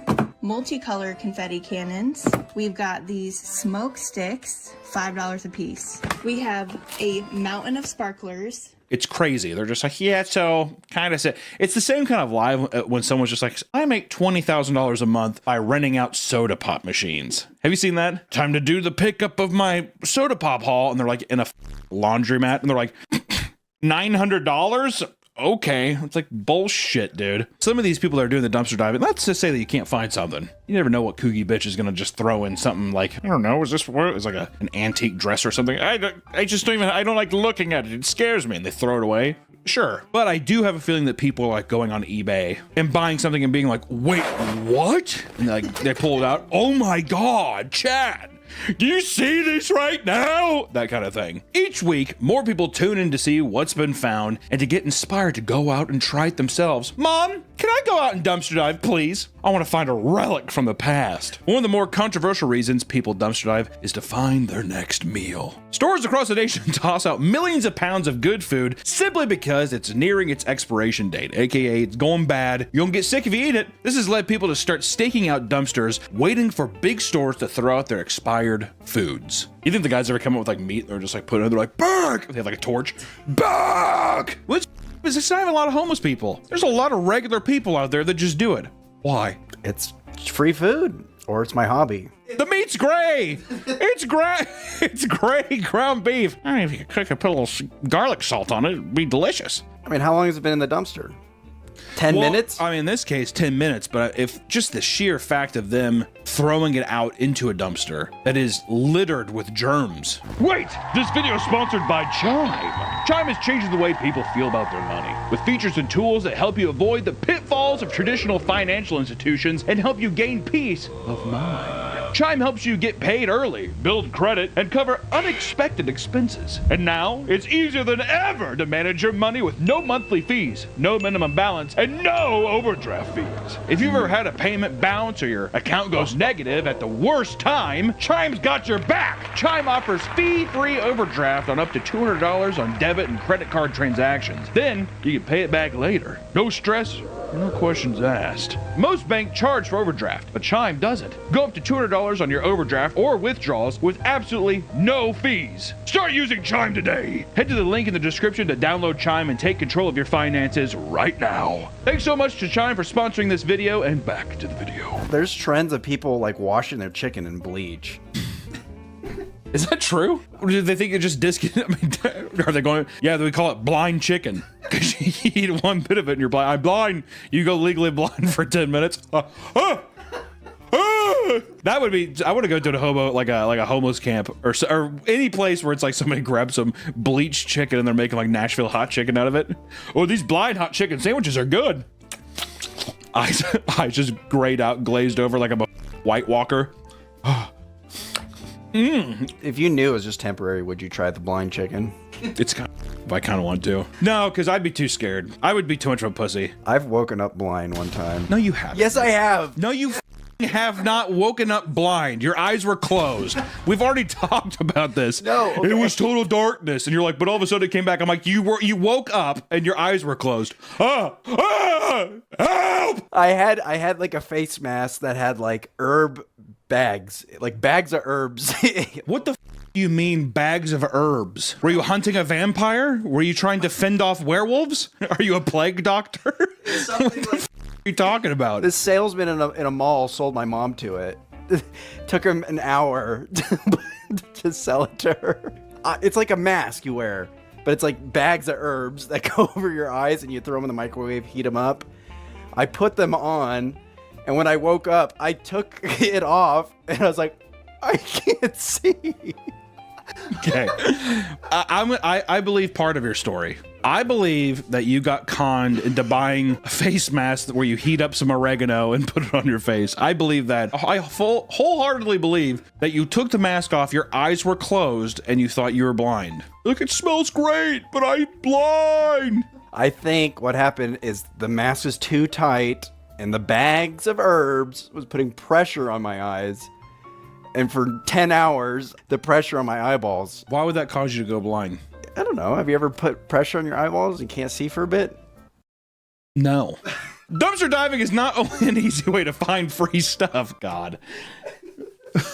I already know too. This is so there's gonna be some guys like, he's right actually. I actually pressed my fingers in my eyes and I went blind too for a bit. Oh God. Dumpster diving is not only an easy way to find free stuff, it's also a good way to find nice stuff for free. You like that? People will search endlessly to find electronics, designer bags, and expensive makeup just to take it home and sell it online to make a profit from dumpster diving. Which, once again, parallels with the Goodwill pickers. Are they on the same line as people who go to Goodwill and search through trashy bins or even thrift store shopping? Or are they a layer below because it's simply dumpsters? I would say a layer below. Because, like, the bins, at least it's a organized thing. I will say for the means of survival, for getting meat to survive, I think they're parallel. But I think the people who are too cheap for the bins even. Oh yeah, because they're getting that for free. You know what I mean? You just gotta watch out for thrift stores now. There's no such thing as a good thrift store anymore. Everything's so expensive. I saw this amazing, we got that pool table. I saw this Dale Earnhardt Jr. or Senior, whichever one, the guy who ran into a wall. Show a clip. But it was his, the Intimidator, the best one, and it was a billiard light. But it was his car, was the hood, and I was like, holy. I was like, that's awesome. It's like, God damn, look, I was like, looked at the price tag. The guy wanted $3,000 for it. What is happening? What is this? Many people make a living purely by dumpster diving, finding all sorts of valuable things thrown away. Like this beautiful woman, Melanie Diaz. Melanie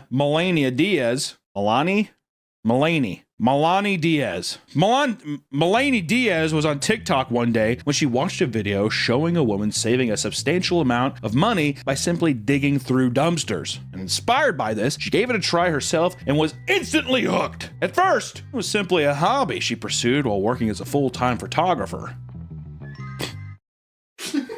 But eventually, she was able to quit her job and dumpster dive to get by.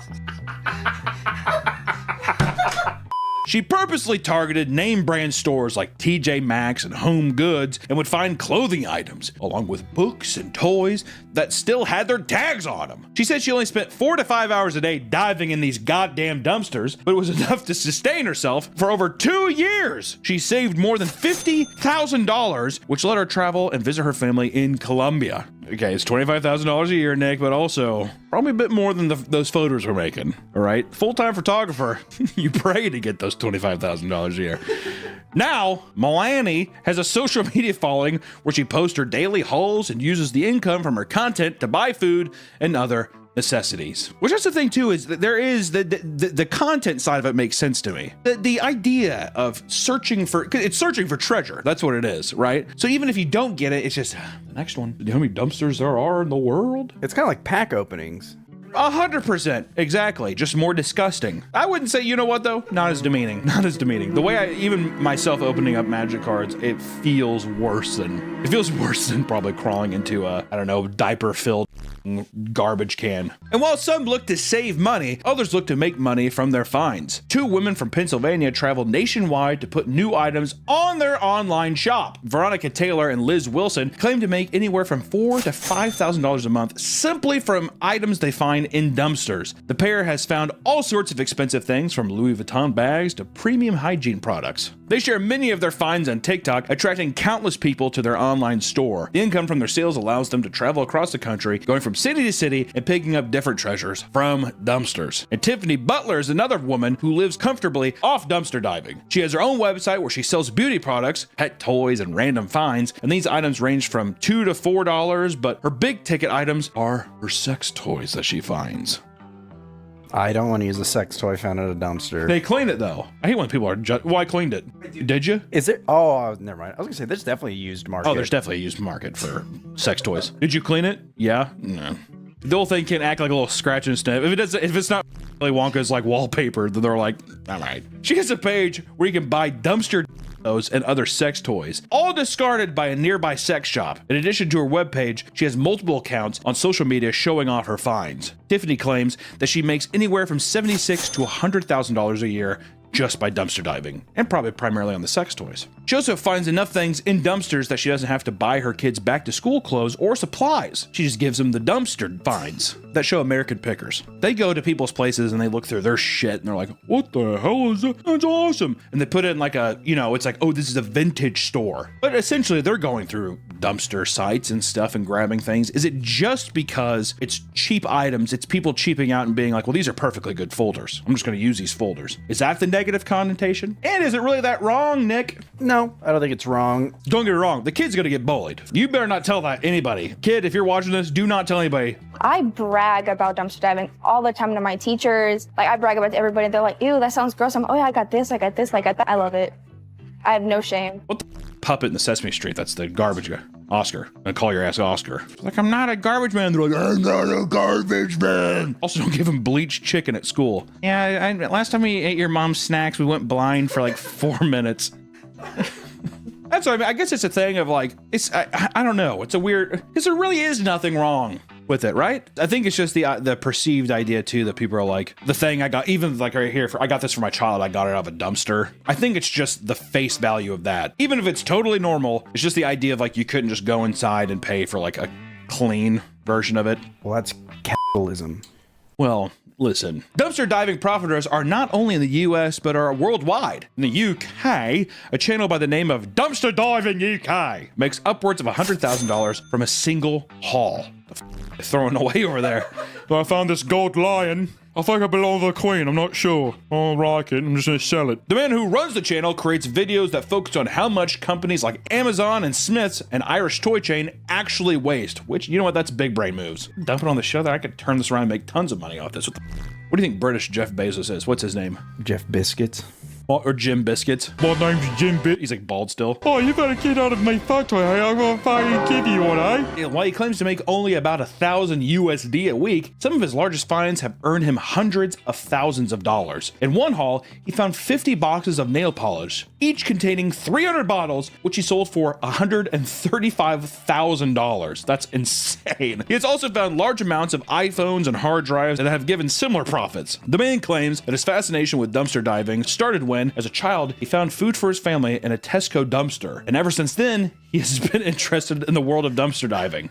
I used to eat and drink from dumpster, like trash cans at school. So why even say that publicly? You don't need to. You don't need to out this man. It's all right.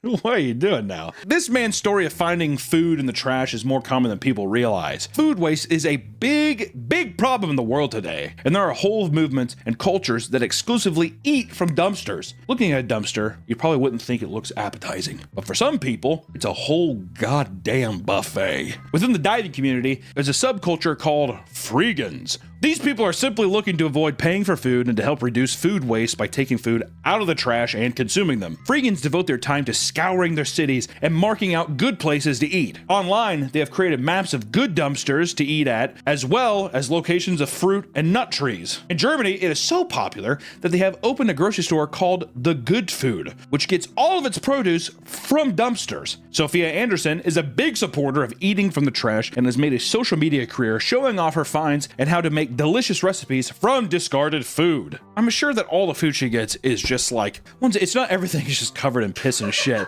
In my mind, that's what it keeps coming to, but it's probably like canned foods. Got that image right there. She got a bunch of cheese and meats. See, that's it. The cheese and meats I'd be so scared with. If my buddy hopped out and he's like, I found a fresh can of black beans out of a trash can, I'd be like, pop her open. But for some reason, the meat thing just scares me. The phrase, one man's trash is another man's treasure, could never be more true when it comes to dumpster diving. People throw out all sorts of things and don't realize how much they might be worth. And one Chinese man found a historical relic inside someone's trash. I instantly got chills as soon as I said Chinese man. Why? I don't know. One Chinese man becomes so much more exotic and like magical, doesn't it? Don't put this in, editor. Editor, don't put all this in. Because he probably sounds actually, let's just drop it. You know, never mind. A textile worker in the 1980s was riding his tricycle around a market while looking for any valuables that might have been thrown away. While searching, a set of ornate wooden chairs caught his eye. He immediately grabbed them and took them home. Did he just steal chairs? Were they in the dumpster? It sounds like from what I've heard here, he was riding a tricycle and just saw some chairs. All right. His family would use them as everyday furniture for years, and they didn't think anything of them. However, in 2011, the grandson of the textile worker went to sell the chairs so he could buy a home. When he took them to an appraiser, it was revealed that they were 400-year-old Ming Dynasty chairs used in the royal palace. The chairs were taken to the auction and sold for 23 million yen, or $3.2 million USD. Thank God I got them appraised. I would not think, I need to buy a home. How about I sell these chairs? Not all finds are actually treasures. Most of the time, it really is just trash. And when I say most of the time, I mean almost every time. 99.9% of the times, it's gonna be trash in the trash can, all right? Or sometimes, it's even worse. Lightning.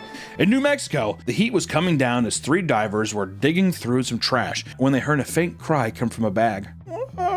Thinking it was an animal, police could open it up only to discover a newborn baby with the umbilical cord still attached. They contacted authorities and the child was rushed to the hospital while police searched for the person who dumped the baby. 911, where's your emergency? We just found the baby in the trash. Is it breathing? Yes, ma'am. He still got his umbilical cord. He's whimpering. He was not crying, actually. The culprit was Alexis Avila, who was caught on CCTV throwing the bag into the trash and walking away. How can you do that? Actually, scary. She claimed that she had no idea that she was pregnant, and when she gave birth to the baby in her parents' bathroom, she panicked and decided to throw it away. How do you not know you're pregnant? Fortunately, this time, the person was found alive, but most of the time, they aren't so lucky. While digging through a dumpster, a man found a pair of boots he thought were interesting, right? Those are pretty interesting boots there. After reaching down to take them, he noticed that there was a dead body of a young woman attached to them. Police were called to the scene where they identified the deceased woman as 24-year-old Sierra Woodfork. Though her cause of death wasn't identified, police believed foul play was involved. Good detective work. I mean, I'm pretty sure something happened. You think the guy was just like, do I get the boots?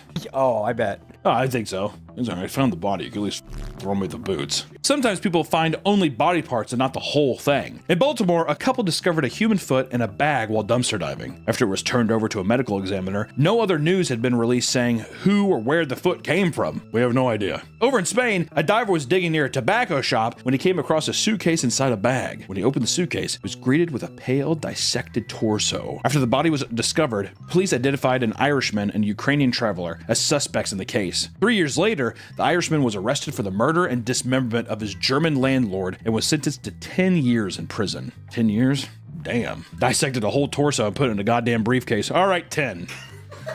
A decade. In 2021, Portland, Oregon was going through a massive power outage that caused a grocery store to throw away tons and tons of food. People began to gather at their bins, and police were called to break up the crowd. Police tried to tell them that the food was not safe to eat, but the crowd rejected their advice. Oh, it's fine. The dumpster eventually reached 50 people waiting to get inside. All of them were getting angrier, and police said, quote, No subject in the crowd was willing to have an open dialogue with the officers and continue to shout insults at them and store employees. After a while, the police gave up and told the store that unless someone dies or gets hurt, they're not going to stop anyone. You know what? Just never mind. They're rude. They hurt my feelings and they're rude. In places where dumpster diving gets out of hand, stores have been known to put up razor wire or brick fences to prevent people from ever seeing the garbage bins. A big reason why companies protect their garbage so much is because of lawsuits. People can easily get hurt or even die inside their dumpsters, which leads us to the happiest part of our video, dumpster diving deaths, which obviously we already got into the happy part with basically an abandoned baby. Oh yeah, the baby was saved. The baby lived. The baby's gonna grow up strong. He was eating the bleached chicken to survive. Exactly. What is he gumming on? Dumpster diving can sometimes lead to unexpected dangers beyond spoiled food or sharp objects. Some divers go too deep and end up losing their lives. A Georgia woman was dumpster diving when a garbage truck came by and emptied the dumpster. Trapped inside the compactor, the blade slowly dug into her body as the machine compacted more and more. A worker from Chuck's package store watched as the woman fell out of the dumpster and into the back of the truck. He quickly ran up to the truck and alerted the driver before she was completely crushed. A similar situation occurred in North Carolina when 30-year-old Stephanie Cox was found deceased in a landfill after she went missing. At around midnight on January 30th, Stephanie was seen on a CCTV camera walking on the back of a Five Below, where police believe she was going to dumpster dive. An hour and a half later, the garbage truck came and emptied the bin, except Stephanie was nowhere to be seen. Later that day, store staff reported an abandoned vehicle in the parking lot, which was identified to be Stephanie's, prompting a missing persons report to be filed. Her body would be found 11 days later by crews searching a landfill 80 miles north of where she disappeared. Listen guys, dumpster diving is growing in popularity as more and more people realize that there is not only serious money to be made, but potentially free food. But what most people don't realize is that there are numerous dangers that are associated with digging through other people's trash. While it might seem like a cost-efficient way to improve your life, you can never be sure what is inside each waste bin. So the next time you go, bring a friend. It might save your life. Also, just want to say too, you know how much work would probably go into actually going in, dumpster diving, doing all that kind of stuff, sorting everything? I probably ingest things that are horrible, right? Like, you know what I mean? I mean, like, things I buy in the store are probably worse for me than some of the shit that people are digging out of these cans and eating. So there's no harm play there. I'm just saying that, guess what? You gotta do what you gotta do, but if you came up If he came up to me and he told me like, hey, I dumpster dive, whatever, I mean, I'm not gonna like judge you, but I mean, I'm probably tell you I think it's gross. What if someone gave you like a snack and then while you're eating it, they told I'd you? be pissed. If someone's like, what do you think of the Star Crunch? They're like, yeah, I got it out of the dumpster. I mean, you'd be pissed. Like if I gave you a hot dog, that was a good hot dog. Yeah, I got that in a dumpster. Would you not be like, what the what? I'd probably start gagging. No, you wouldn't. You put on your eyes and be like, I went blind. God. We'll see you in the next one, guys. Bye-bye. Welcome back to the Papa Meat channel. How you doing? How you doing? Coming in sundown because today we're going to talk about RuneScape. We all have specific games that hold a special place in our hearts, right? I mean, for me, it's basically just Magic the Gathering and League of Legends. And they both make me very sad. I don't know if I want to include this, but if you went back and looked at my search history of things I've said during League, yeah, it probably wouldn't be good. I guess that's special. I feel like I like the idea of games more than actually playing them. I like Silent Hill, but I don't really ever like actually playing Silent Hill. You know what I mean? I don't know if that makes sense to people, but that's how I feel. But for many people, they spend their formative years playing one of the most popular MMOs of all time, RuneScape. This game has stood the test of time, evolving over the years to develop its own unique community and culture. And today, thousands of people still play the game consistently. It's one of the pioneers of the free-to-play MMORPG genre and has inspired many games that came after it. At a time where new games come and go like clockwork, it's fascinating to see how this relic can still be talked about frequently in the gaming space. And it's because of this that I want to take a deep look into the game and see why are people so obsessed with it. My first exposure over to RuneScape was I was in my friend's basement, very dirty, and his friend, I didn't have internet growing up, so I would get like little spurts of things, and this is one of the spurts of things where they were arguing over who would log into their account, and they were like kind of having a measuring contest on like armor, and I think one of my buddies had like dragon armor, which I think at the time was like, it was a pretty big deal. But then I was like looking at the game like, whoa, this is insane. I just like that I could right click somebody and then I could follow them, and then I could type stuff just like, you're gay, and it would pop, the little text bubble pop up. I was like, that's about as far as I got. I had to kill the rats at the beginning, but that's about it. I think the rats killed me. I didn't understand there's a whole hierarchy of an ecosystem and a financial aspect with gold and trading and markets and stuff. Going into the market on a busy day was like having a panic attack. There were so many like text bubbles popping up. I could barely take it. It was too much for my fragile, tiny mind. Let's take a look at how this game came to be. Because in 1998, Andrew and Gower Paul, two brothers from the University of Cambridge, developed a browser-based MMORPG named Devious Mud, or Multi-User Dungeon. It was a bare-bones isometric game written in Java that would slowly morph into the game we know as RuneScape. RuneScape, now developed under the company name Jagex? It's like a racial slur, doesn't it? You Jagex was released in 2001 to an overwhelming response. It anticipated a player cap of 2,000 slots to be more than enough, and ended up struggling to find server space to fit all the players that rushed to register. They worked around the clock, updating the game to add new content and fix issues that would arise with the non-stop stream of new incoming players. And during the early 2000s .com bubble, many internet-based companies soared in value because of the belief that these internet companies would be the future. And they were right, to an extent. I'll put all my money in Enron. Well, eventually, the bubble burst, leading to the intense budget cuts that resulted in RuneScape's website ads being cut down dramatically. This, on top of rising server costs, meant RuneScape was on the verge of shutting down completely. To combat this, they eventually introduced paid memberships too, leading to a whopping 5,000 people joining within the first few days of its launch, a move that ended up saving them. The game would still be free, but paid members got access to new exclusive future content. You think that they were like in those early days when it was like the Wild West, do you think they were ever like, you can f this game?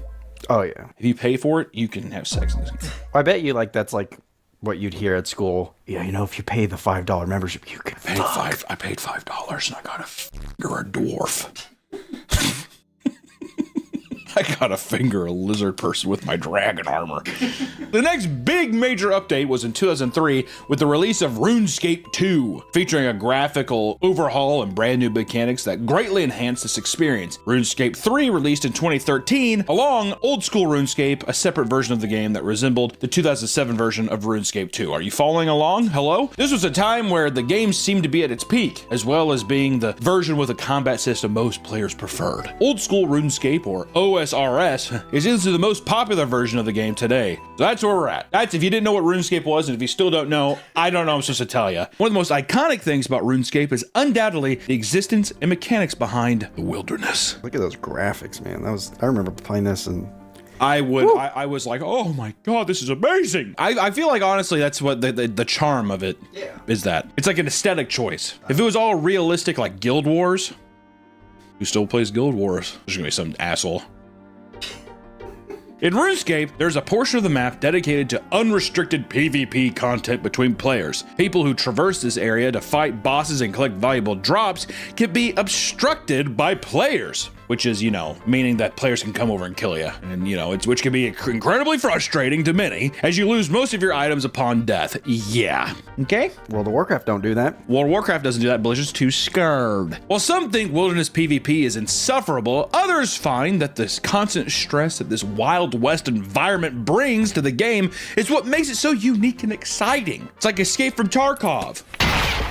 It's like when I play, it matters. When I traverse the wilderness, it matters. Player killing or PKers are people who seek out players to kill in the wilderness for items, money, or simply for sport. There's a whole community around the idea of PKing, with some people going to elaborate lengths to fool people into entering the wilderness only to be killed immediately. Those are sociopaths. If you're, even in a digital world, if you are going and making time to like lure someone in somewhere to kill them, that's like it's the same as basically being like, my son's killing cats. It's like a new age Jeffrey Dahmer. One man furiously explains how he had weeks of progress destroyed due to the constant abuse from gangs of PKers, which is exactly the kind of post PKers want to see. He is feeding them. PKers have become so infuriating to players that they would have to start searching for protection rackets, where high level players would be paid to follow them in game and protect them while they went around about their business. How cool is that though? That kind of turns, that's like a legitimate like fantasy story. Yeah, like hiring like a Kingsguard or something. Yeah.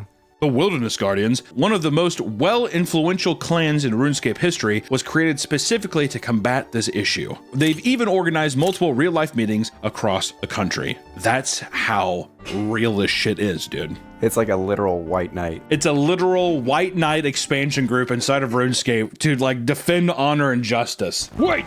Today's video is sponsored by Fume, the leaders in flavored air. Breaking bad habits can be hard, so why don't you let Fume help?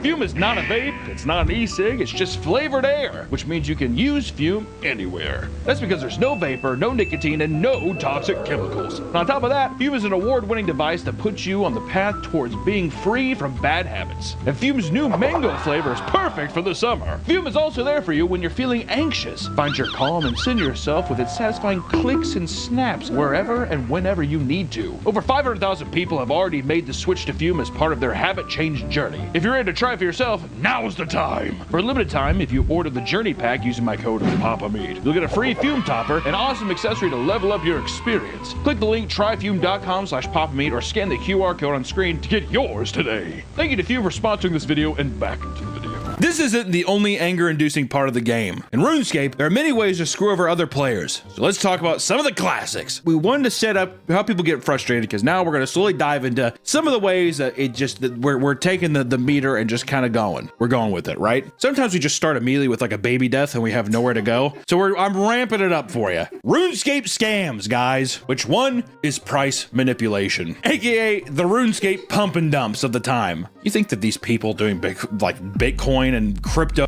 and pump and dumps work? I mean, this shit's been happening in RuneScape since the dawn of time, dude. People would artificially raise the price of an item in the Grand Exchange, which is the in-game trading system. That's the one I was telling you, it's a panic attack, whatever, just to sell them off and make a massive profit in-game gold. Not even in real life gold. Maybe sometimes, because you can trade stuff, or there's transactional stuff where it's like, I'll buy gold off you. But this is just people being like, look at my digital gold. And you could also go to another scam, was begging. Because in RuneScape, beggars are simply low-level players that pester others for gold and items. Some are more experienced and will dress and act in ways that make people feel enough pity to willingly give them better items. I just want to say dress in-game. And I don't know if psychologically they're just like, look at her, I feel bad. Oh, yeah. When this fails, beggars will follow high-level players and constantly harass them until they leave the world, or give them something just to end the confrontation. I used to beg in WoW at the crossroads. Never worked. I don't know. What would you beg for? Is it just gold? What would you get with the gold? I needed gold to pay for my mount. Can you just do quests for gold? Well, back in the day, it was, I don't know, maybe I just sucked, but it was hard to get gold. I could see you being a person where it's very much just like, I don't want to have to do the quest. I just want to, can someone just give me gold so I can get my pony?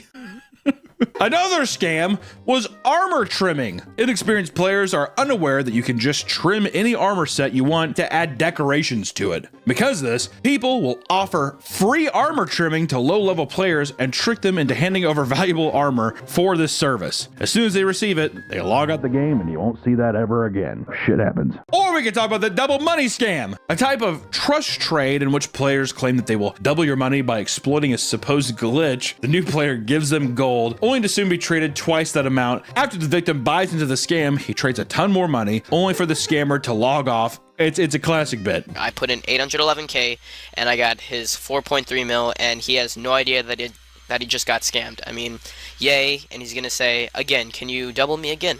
Because this guy is an idiot. Total, I'm telling you, these are sociopaths being made, and these are children doing it. Kids are smart, dude. They're devious little aren't they? Jesus Christ, I gotta delete that. Or we could talk about free membership scams. Experienced players will trick people into thinking that if they give their login credentials, they'll buy them a free RuneScape paid membership. And as soon as they buy into this, they get their account stolen. Throughout RuneScape's long history, there have been infamous groups and events that have cemented itself in the gamer's lore. One of the most well-known examples is undoubtedly the Falador Massacre. Like this, dude. I like how we could talk about RuneScape in the same way that you could talk about American history, like medieval history or something. Like it's like the Boston Tea Party or the Boston Massacre, that kind of thing. This took place in June of 2006, and it all began after a player named Cursed You became the first person to level up his construction skill to level 99. To celebrate, people started flooding into a large home to congratulate him and party. From here, something strange and unheard of occurred. Because there were approximately 800 people in his home, the game started to lag aggressively. It got to the point where Cursed You had no choice but to kick everyone out of the house. Everyone was ejected and sent back into Falador, a city that is considered a safe zone where PvP is not possible. Somehow, due to a bug, players that were thrown out of the house could engage in PvP with any player in Falador. Oh my god! This resulted in a massacre where players began abusing the bug to take out as many people as they could and steal their valuable loot. Because people thought they were safe for the celebration, many had incredibly valuable items equipped at the time. And at one point, a player had lost one of their party hats in the Carnage, an exclusive item from 2001 event that later became one of the most rare and most valuable items in the game. Some of these items are worth thousands of real life dollars, okay? Can you imagine it? He's like, that was my kid's tuition.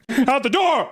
My retirement was a goddamn hat! In the end, the bug was fixed, but there was little that they could do to return people's lost items. Rolling back the game would affect too many people that were not affected by the Carnage. It's awesome. Literally reads like a piece of like, doesn't it? Yeah, you got kicked out of a party and everyone got drunk and killed each other. Yeah, everyone's like, oh my god, kick him out. People, the guy's house party goes too crazy, kicks him out, and everyone goes into a town and just murders everyone. I will say that people, I bet you anything, the guy first got to get to level 99 construction skill, and the people that were like murdered in that, I bet you they still talk about it to this day. I bet you that is a deep wound. Seems stupid, like, you know what I mean? His car's wrecked and he like has perspective though. He's like, it's okay. I've been through worse. That kind of thing. And not all historic moments in RuneScape were as negative as the Falador Massacre. In fact, some were insanely wholesome, like the Order of Cabbage. This is gay. Anytime I talk about positive stuff, I'm always just like, the Order of Cabbage, word. All right. The Order of Cabbage was a RuneScape cult that spawned from the mind of Black Bane, a user that decided to actively collect cabbages, an incredibly low value item. From 2003 to 2004, he had picked 100,000 cabbages and started noticing people joining in out of pure curiosity. Eventually, he created the Order of Cabbage, recruiting around 20 people and dressing up in identical robes as they continued picking in groups. Over time, as the cult became more publicly known, hundreds of people had joined them. And together, they would create organized cabbage picking patterns to clear fields as efficient as possible. The little diagram is so stupid. Not only that, but they even started an annual event called Help a Noob Day, in which members would give free armor to new players and help them around the game. Entire fan sites were created, as well as pieces of lore written out to explain the backstory of the cult, which became essentially their Bible. now 37, Backbane looks back on this time in his life and gives some takeaways from the whole experience, saying, quote, "Don't try to change the world. Start with making one small change in your life and commit to doing it every day." I think he said that on his deathbed. Say, did he die? Jesus Christ. It's almost like an Abe Lincoln quote or some shit. It's like after he got shot in the back of the head. That's, it is very wholesome. Does that, you know what kind of does though? Which is, this is up. I want to say this is a good thing. All that. But I just want to say too, I feel like if people heard that and they were like, we're trying to get in the game, they'd be like, help a noob day? What the dude? You know what I mean? People, things survive when it's hell. That's how games survive. That's how people get hooked in for the lulz. I don't know. I wish they massacred the Cabbage Cult. Yeah, is it? Now, see, if the Falador massacre had the Cabbage Cult inside, that would have been, even more tragic because it's such a wholesome thing. Like peaceful monks being slaughtered. Yeah, monks slaughtered at a monastery. No! For many kids playing the game in their youth, RuneScape was a major part of their social lives. And because of this, it's not uncommon for people to have had experience with RuneScape romance. This is where I'm at, boy. This is what I like. I have my own friend. I'm not gonna name it, but he met his wife on an MMO RPG, one of my buddies, and they're still together this day, and they have 2 beautiful kids. How crazy is that? It was more common than you think. Back then, too, I remember even back in the day, the whole thing was if you were a guy talking to someone, you're like, you realize you're getting scammed by a guy, right? You know what I mean? No one believed it. Nowadays, I feel like it'd be normal. If you're sitting there, oh yeah, I met her online. I feel like it's way more normal than it used to be. And like in the early 2000s, fuck. Well, there's only like 2% of women playing video games back then. Exactly. Angels. Saints. Many people have made posts reminiscing about how they met their first romantic partner in RuneScape, which ranged from short and innocent to an elaborate means to rob them of their gold. Regardless, people have long since used the game in order to meet women, to the point where there are even full-on guides that explain the methods of doing so. These guides cover the best locations to find women in the game, the proper fashionscape that will attract them, which is a term that refers to characters dressing in their fashion, and how to seduce women, right? These are other men, other guys in your category being like, trust me. This is what you're supposed to do, okay? In most cases, however, the women players that the players think that they're getting with are actually men in disguise who want your gold and valuable items. That's just the dawn of time. It is what it is. Catfishing is a big issue in online MMOs like this. According to one woman, she was 14, she was duped by a man that she was e-dating for a whole year. His name was Cody Jones, a supposed 16-year-old bad boy surfer from California that she was introduced to by her RuneScape clan, which is awesome. I love the idea of like one of those like sprites walking over and it's like, what's up, I'm Cody Jones. I love to surf. I'm from California. Oh. He was introduced to her as the little brother of their clan leader, John. They would become so close that after a year of dating, her mother let her fly to California to spend the day with him at Disneyland. And when she arrived, suddenly, Cody and members of his family, who were also in the guild, stopped responding to her. After a long stretch of radio silence, she received a text that read, "Hey Amanda, it's Jess. Cody's in the hospital. He tried to kill himself with a bottle of pills. He won't be around for a while." Whoa. I just want to say, poor little girl. Can you imagine? Mickey's just like, you want a picture? You want a picture, little girl? And she thinks she's like, Cody, what happened? A year later, Cody explained that because he lied about his appearance, he felt ashamed and tried to take his own life. He told her that he was actually 3 years older than her, and both eventually agreed to meet up for real. He looked nothing like his photos. He appeared far older and had 2 hearing aids. She tried to see past his appearance, and they ended up kissing that night. The more time they spent together, the weirder things got. He would outright refuse to let her see his ID when she asked about it, which that's already bad. When you're 14 or 15, you're like, can I see your ID? To have that, no, I ate it. Or he'd be like, what? Yeah, I was gonna say, huh? How old are you picturing? Like, do you think receding hairline? I'm picturing a guy in his early 40s that is like, has had some genetic issues, whatever. So he's like maybe balding or the hearing, that kind of thing. I'm thinking early 40s. I'm putting my bets on early 40s. Eventually, she confronted him about it, only to find out that Cody was actually John, the clan leader, and was actually a 30-year-old man operating multiple fake accounts. He had lied to her for years, even forging hospital documents to trick her into thinking he'd attempted to take his own life. That's some like Catfish 101 type shit. Hey, I have this really cute friend I think that you'd be interested in if you want to talk to him. Yeah, definitely. Hey. I'm John's bro, Cody. I'm John's little brother, Cody. I'm young. And I'm bad. I feel bad, man. I feel bad for the little girl. And also, probably since then, once again, learning experience. Next time she's in a game and she sees like a dragon guy come up to her, she's probably just like, no. She's like, I only play Madden now. Another thing that people reminisce about in regard to RuneScape romance is cyber size. Some people have discussed innocent examples of cybering in RuneScape, like having one character stand on top of another for a few seconds, which is all the boys need. Yeah. Which this seems fairly harmless, right? Some people took things to the extreme, though, in an attempt to make it a large profit. It was revealed that RuneScape had an active cyber sex market, and one player noticed that a specific world in the game has a high population of characters soliciting cyber sex through Alton counts. I like how it's literally Shinjuku, Japan. It's just like a red district. So, like, I like how RuneScape has their own red light district. He claims that there are loads of female accounts who also use the game as means to sell graphic videos of themselves to other players for gold. Through conversations with other informed players, he discovered that there were entire clans filled with accounts that would trade insane amounts of gold for these services. And it gets much more dark considering the odds that minors are reaching out to these accounts and having actual conversations with people far, far older than them. Also, too, it's probably men. I would assume a lot of them are men getting just like videos off the internet and selling it in that kind of way. But still, it's just like such a gross, weird role play behavior, that kind of stuff. But I bet you anything, a fair amount of like of age people were just like, yeah, what else would you do? Would you spit on my back? Turns this character around and the little text bubble pops up and it's like a star spit star.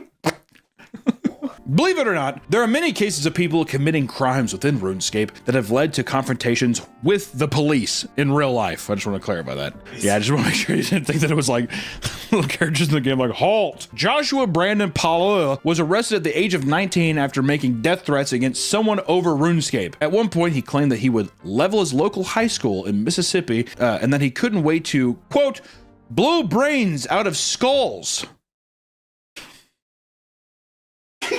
Yeah, some guy who goes to high school during the exchange and stuff still.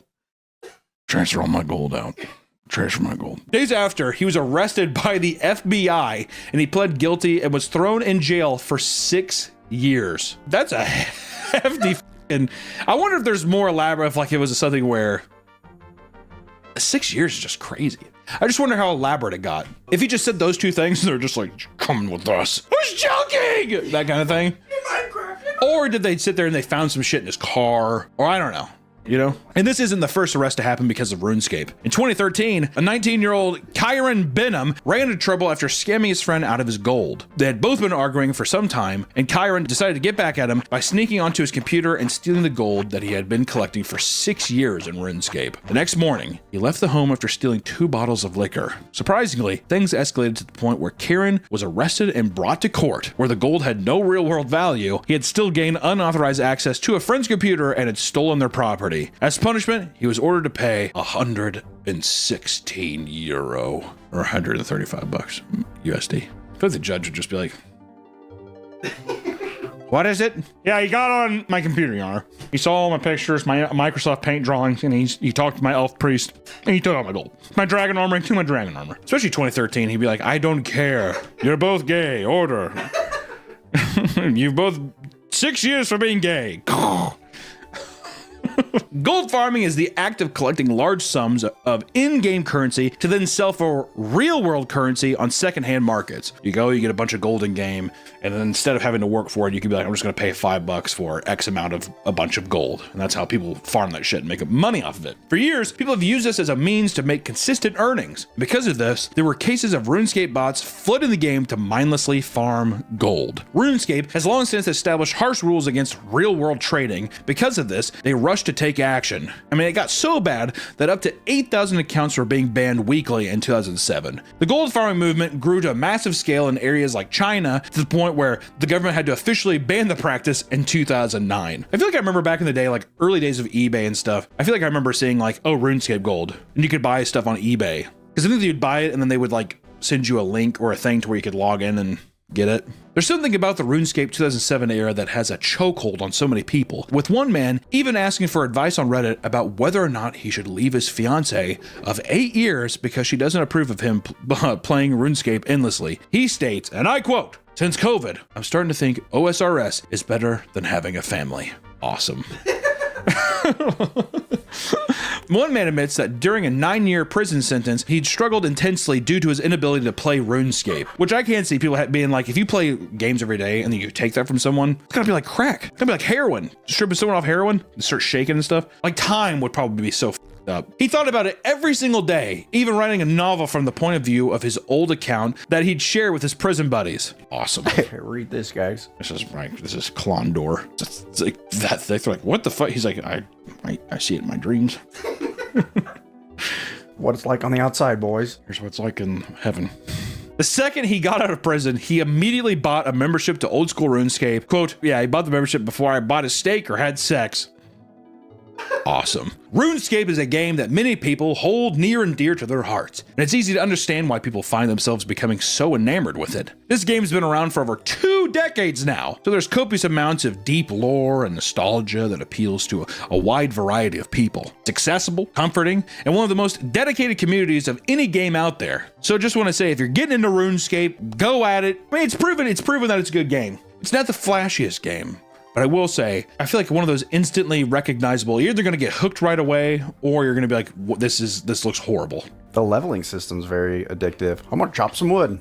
Oh, yes. Yeah. It's also kind of turn your brain off and like you could be chatting with friends. I don't know. It's a classic game. Haven't talked about it in a while. It was nice going down this road, but don't gamble your life away and don't threaten to like school or some shit like that. You think you'll be all right. So until next time, guys, we will see you in the next one. Bye-bye. Welcome back to the Papa Meat channel. How you doing? Coming and sitting down because today we're going to be talking about Taylor Swift yet again. But not for the whole time, so don't click away. I know. I did some shenanigans before with her, but it's not all about her. But for people that don't know, last Tuesday, Travis Kelce finally tied that bitch down and put a ring on it. Clap. Oh. This video is actually all about Taylor Swift and her fans. And let me tell you, the Swifties have responded with an eruption of emotions. There's things that you could tell on this channel that I love. I love talking about weird phobias, Disney adults, cults, and Swifties. And it isn't every day that we get to talk about them, Nick, so I'm glad that we get to talk about them now. It's been a while. It's been a bit. We got death threats before, so we can't get much lower. Me don't think. Oh, I think you get murdered. As you expect, this has basically become the most important thing to happen in the Swifties' lives, period, right? Their queen is getting married, and then she's gonna go on tour, she's gonna show off that rock, and the next is Travis is gonna lay a big load in her, and then she's gonna do the Beyonce thing where she does a tour with the belly bump, and then she divorces him, divorce tour. Divorce tour. It's all calculated, dude. It's all calculated. You know what I think? I think she's gonna fake her pregnancy. You're gonna see her with the belly, but she's gonna have a surrogate. It's just for ticket sales. That makes so much sense to me. That honestly makes so much sense, all right? Which, because it's the most important thing to happen in the Swifties' life, it means that we're gonna have to hear about this for the foreseeable future. The planets in the cosmos aligned with this. The same day Taylor Swift got engaged was the same day Pumpkin Spice Latte came back out. Coincidence? I don't think it's gonna be a fucking white woman's holiday, dude. Them just gonna go crazy. I thought it'd be interesting to take a look at how this otherwise mundane event has sent people into an absolute frenzy, because as you know, I love digging into people having emotional breakdowns online over celebrities they're obsessed with. Chef's kiss. And it all started on August 26th when Taylor Swift and Travis Kelce posted a photo of their engagement to Instagram, which I just want to say, hey, Travis, he's a KC chief, I'm a KC native. I just gotta say, good on you. He better not have signed a prenup either. Oh, he did. He better not have. I heard the prenup was like 50 pages long. No. He better not have signed a prenup. She's worth $1.6 billion. Can't cut me off half of that. Tay-Tay for dicking you down that good. You think every time he finishes, he does the Gangnam Style? Oh, yeah. Wouldn't that be nice? Is that what he does when he does a touchdown? Well, I don't know what that's like anymore. That never happens. The Instagram post, I gotta say too, it said your gym coach and your English teacher got married. That's what the Instagram post says. Fucking millennial man is just brutal. I'm glad that's the generation after me. Yeah. I don't have to be tied into that shit. Are millennials the worst? Is that the worst, do you think? Humor-wise, probably. Probably. Do you think Taylor does like Jim Carrey faces to Travis Kelce or something like that? They watch The Grinch and stuff, and she's like...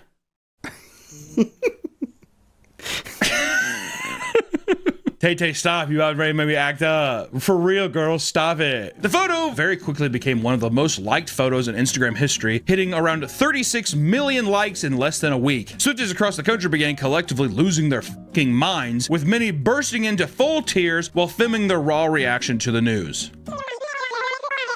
If I ever saw my daughter do this, I'd be like, we're sending you to some kind of psychiatric hospital. It's always the shaking, like the uncontrollable. It's always that. You can't just like collectively shed a tear of joy. One tear and you're like, that's awesome. To me, that's respectable. Freaking the fuck out and like hysterically shaking like you have epilepsy, where does that come in? How are people supposed to know that this affects me deeply if I'm not hysterical? Oh, that's true. Swifties were so adamant about getting the information to the masses as fast as possible that one class at an all-night girls Catholic high school was interrupted so that the staff member could announce the breaking news.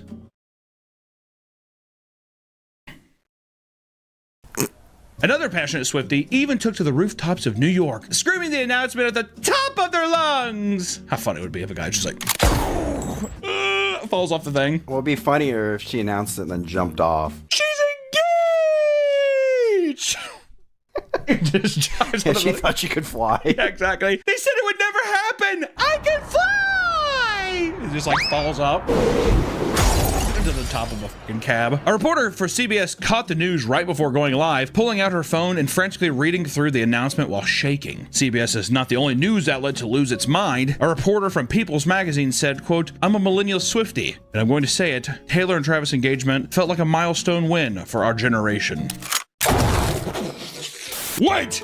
We have new merch available, and it's totally awesome and totally swag. Put your big old titties or your big old cock in these amazing pieces of merch and get some today! The customers are ranting and raving about how much they love this merch. Here's one customer all the way from Ireland. I love the new Papa Meat merch. Look at this cool t-shirt I'm wearing. I'm Irish. That's awesome! And they survived on potatoes, and that's pretty cool. Be sure to go to the link in the description or this link right here to get some amazing swag and support the channel, and hey, back to the video. Then came the overwhelming emotions. Swarms of videos were released in which entire rooms of people were in tears as they read the poster's caption, your English teacher and your dim teacher are getting married. Over and over again. It's like a fucking cult, man. Oh yeah. Well, what's weird is we've said this before, but like, it's like it's Scientology or something. You kind of forget about it, and then something happens where you're like, hey, I forgot about you. Well, that's the thing. Now that Taylor is married, her cult followers are all going to find their Travis Kelce, or want to. You know what? I want to take this time. Should I say something I want to talk about? I want to just say, rest in peace, Brent Hines from Mastodon. Died in a motorcycle accident in Atlanta recently. They just did a march for him in Georgia, Atlanta. I just want to say, fucks Taylor Swift's stupid fucking wedding. And hey, rest in peace to one of our generation's greatest guitarist. Okay, well, let's get back to Taylor, because that's way more important. Okay! In some viral videos, even nuns were seen in hysterics, with one bawling her eyes out as she claimed she needed to text her father about the news. A nun. Don't worship false idols. What the fuck is that? Another content creator had to pull off the highway on her way to the airport because she was freaking out so much while driving that she thought she was going to fucking crash. That's kind of respectful, at least. If I was driving on the highway and I was like, looked over and she's like, in her driver's window looking at me. Have you seen people crying while driving? Oh yeah. Yeah. It's awesome. I'd say people like smashing their steering wheel. Oh, there's nothing I love more than catching somebody crying on their car. I've done it. I've cried in my car and I've definitely looked at somebody, but I remember it was one time I was over to work and this guy was crying. He was doing that thing where he was like, and he was sniffing, you could see. He looked at me like this. He was like, and we were driving on the highway. He was like matching my speed. And I was like trying to drive up and he's like, He wanted to be seen. He did. I think he wanted me to fucking bowl over and talk to him. It freaked me out, dude. One devout fan took to TikTok and exclaimed that Taylor Swift getting engaged has been the best thing to happen to her in 2025. Taylor Swift being engaged is the best thing that's happened to me in 2025. I'm so happy for her. She repeats that she was worried about sounding parasocial over the whole proposal, but then she explained that she called both her best friend and her mother, and they all cried together over the phone. I called my best friend, we cried. My mom and I are crying. Therefore, I'm not parasocial, we're normal. She's actually crying because the dad's dead. He's like, yeah, Taylor's wedding. She's like, no, your dad had a heart attack. And Taylor's getting married, Mom! You would think that these people are actually friends of hers with the way that they're reacting, that they've known her their entire life, which, to be fair, Nick, they kind of have. Oh, yeah, they've been, I mean, if you think about it, millennials have been following her since, like, they were 13. I remember when she fucking did country. Do people remember that she did country music back in the day? I don't fucking know. Does she sing any of the country songs anymore? She wears short skirts, I wear t-shirts, she's cheer captain, and I'm on the Blazers. That song I should have slapped out. Can't you see you belong with me? You belong with me. Is that a country song? I thought it was yeah. Oh. It's a country song, man. Guitar twang. You know what my favorite Taylor Swift song is, though? Ooh, look what you made me do. Look what you just made me do. You just made, ooh. What song's that? I've never heard that. I think it's just called Look What You Made Me Do. I don't trust nobody and nobody trusts me. I'll be the fucking demon in your dreams. Or whatever the fuck it is, I don't know. It's a good song, though. I like the one where she's dancing like a monkey. She dances like a monkey in one of her music videos? Yeah, she's like wearing like a blue or white dress, and everyone made fun of her because she can't dance. She's like a giraffe. Very lanky. Yeah, very lanky. Like, I don't expect her. I mean, she has a great voice. Oh, beautiful voice, but rigid, made of glass. Always wears those frilly big suits, whatever, and I'm like, that she's fucking long, like Gumby. Remember Gumby? I love Gumby. Yeah, reminds me of that. I'm just saying. I don't really know if that really adds anything to the conversation, but one woman explains that she has been listening to Taylor Swift throughout all of her breakups. Shocker! It implies that her finally getting engaged means there's hope for her too. I've been feeling really hopeless about love lately, and the fact that Taylor Swift found someone, like, this is like such a big deal to me for like so many reasons. Yeah, if Taylor the billionaire can find love, so can I. If Taylor the pretty billionaire can find love, so can I. There's hope out there for all of us, ladies. I can see the inside of my brain. I can see the inside of my brain. This is her on the first date. It's like, I have to go. Whatever. Ooh, look what you made me do. Look what you made me do. Look what you just made me. Ooh. I'm gonna listen to that. I'm putting that shit on my playlist again, dude. That song slaps, dude. Other fans are literally holding celebrations with their friends and co-workers over this proposal. Some including a custom cake congratulating the two of them, which they won't eat, but the person will eat. How sad is that? Congratulations, Taylor and Travis. You think she just puts the whole thing in her face at once? Congratulations, Taylor and Travis. Right her own face. They ate it with me. I bet she's pretending to like smash Taylor's face in, but she's testing her own, yeah. Yeah. Oops, Taylor, you're in it. Taylor, let me go. Taylor. Or in another case, a bakery has begun to sell cookies with the location of their wedding written in the icing.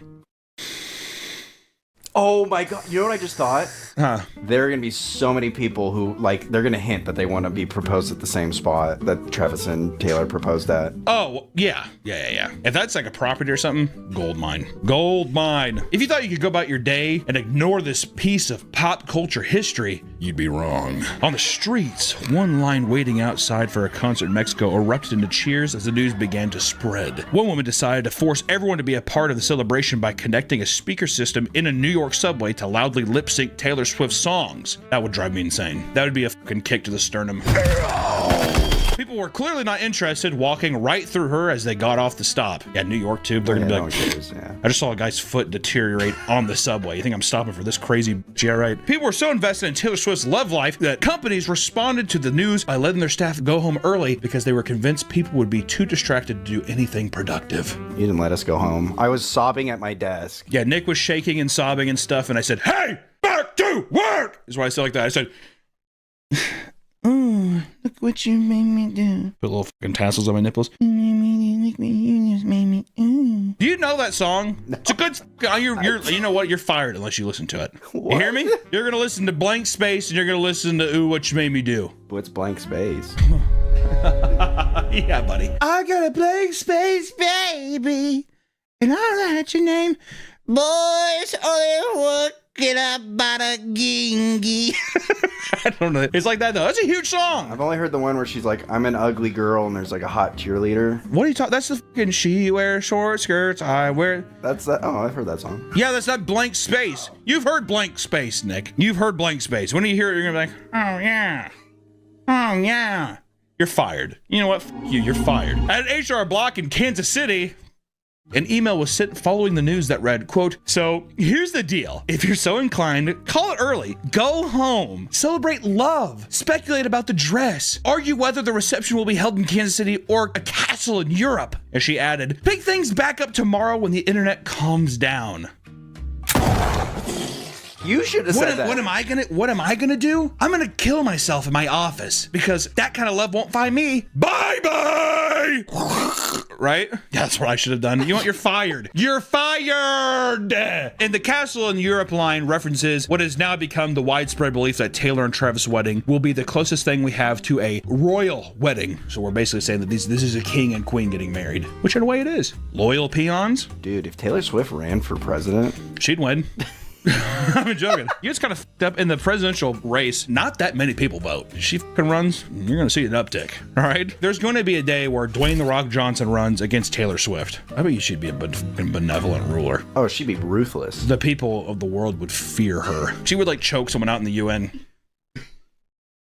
This is the Force, by the way. She has force powers. Yeah. Senator, sit down.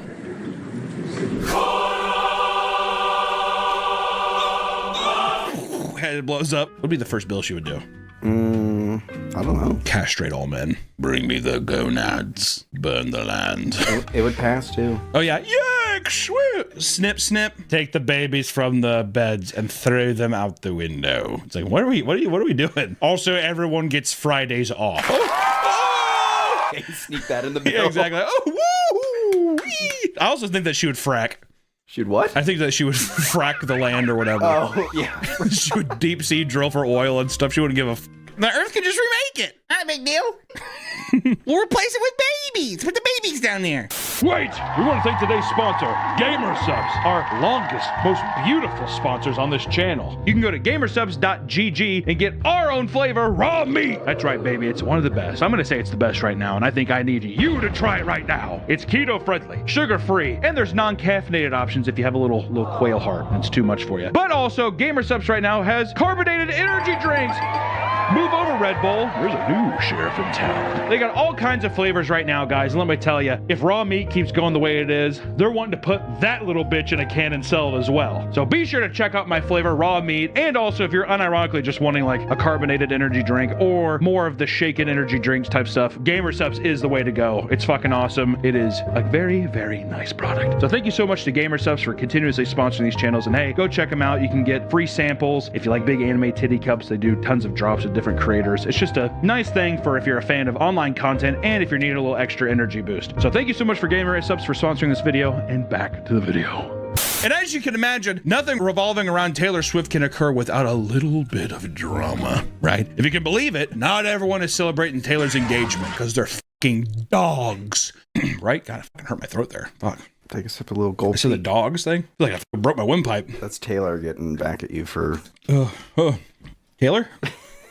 Some communities are doing much, much worse. On Reddit, there's a community called Gaylor Swift. You can kind of figure where this is going, which focuses solely on the conspiracy that Taylor is actually gay. The community is so private that it hasn't accepted any new members in years. However, some of their content has been getting leaked and they are losing their minds. One fan refuses to believe that Travis and Taylor are truly in love, instead suggesting that the proposal is just a facade to cover Taylor's relationship with Zoe Kravitz, with Travis merely being used as a way to have children. Yeah, because...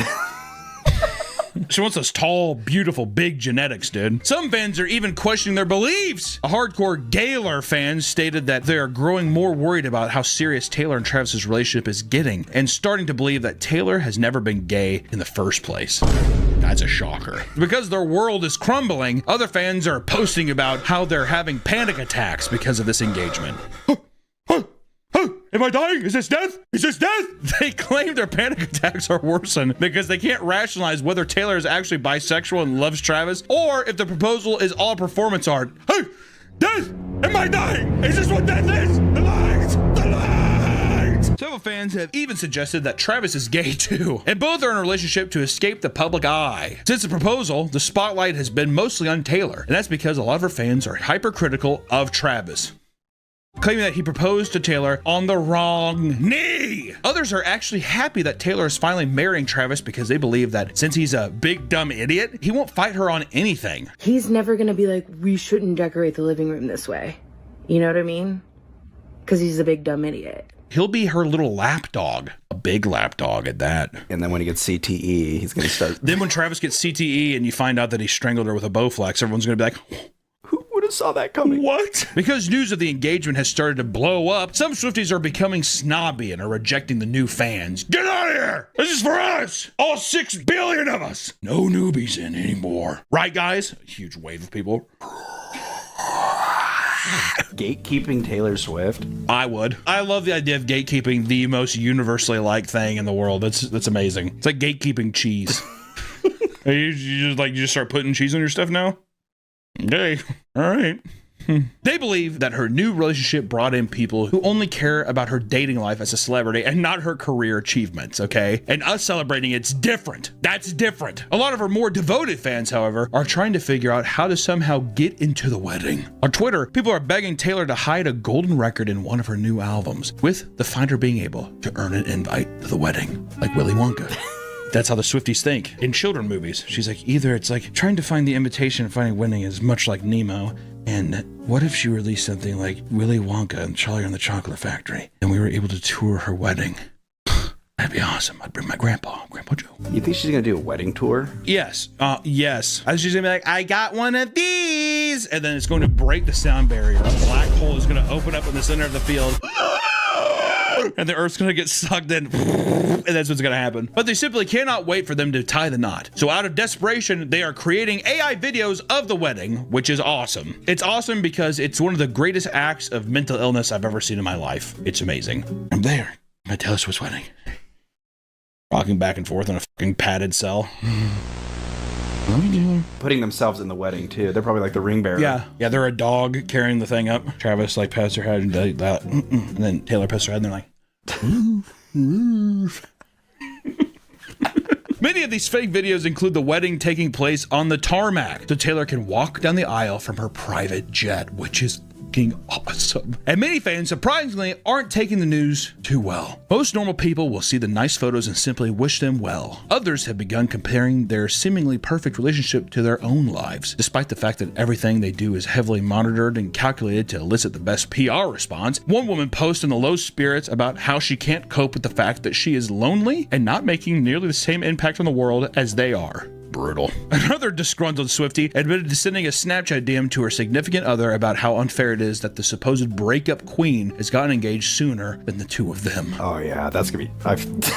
If fellas, if any of you guys are dating a Swiftie right now, run for the fucking hills, buddy. So I guess that we're never doing this. So I guess it's just not gonna happen. The girl who's never wants to date anyone breaks up with everybody, she's engaged. So I guess this isn't happening between us now. I'd kill myself. I would too. Of course, fans love to analyze every single morsel of information about Taylor Swift to satisfy their obsession. Some Swifties have begun scrutinizing every single detail about the engagement photo. Multiple accounts are posting her exact outfit she wore for the proposal, that they even list where to buy it and how much it costs so you can live out your engagement era dreams. Oh, God. Meanwhile, other women are researching the exact carat count and cut to Taylor's ring so they can have the exact same one. I have no identity. I am a shell. I've seen posts saying like, you have no idea how this is going to shake up the diamond business. K Jewelers and Zales are like, They want what? Oh, they're definitely gonna have like, this is Taylor's ring. Yeah, the it's probably gonna be called the fucking engagement era ring. Some old guys just say, isn't it beautiful? Just, it would look great on you. You're right, old man. Just recently on October 3rd, Taylor Swift released her newest album titled The Life of a Showgirl. People noticed early on one of the tracks in the lineup was titled Wood. People immediately noticed that Travis Kelce was tagged on the Instagram engagement post on the tree on the left side of the frame. This has led to various posts on Taylor Swift Reddit about what this could possibly mean. And one post read, then lyrically, what could the song be about? Wood in the sexual manner, like his cock? My husband said no way. That's more of a Sabrina Carpenter, if anything. There's also the phrase knock on wood, which is more likely. The superstitious of it is to avoid tempting fate, per Wikipedia. In a true Taylor Swift manner, she'd probably twist the phrase in some way. Who fucking cares? Also, Sabrina Carpenter, she's like a dirty leg in her songs. Her newest album cover, people were fucking frothing, saying, you fucking slut. Why? Because it's like her on her knees getting her hair like twisted by a guy. Oh. So. I thought she made the fucking coffee song. Is it like graphic stuff? Like, no, I mean, I don't like think Megan Thee Stallion, where they're just basically like, split my ass open, spit on it. Fuck that clit like a Jolly Rancher. And you're like,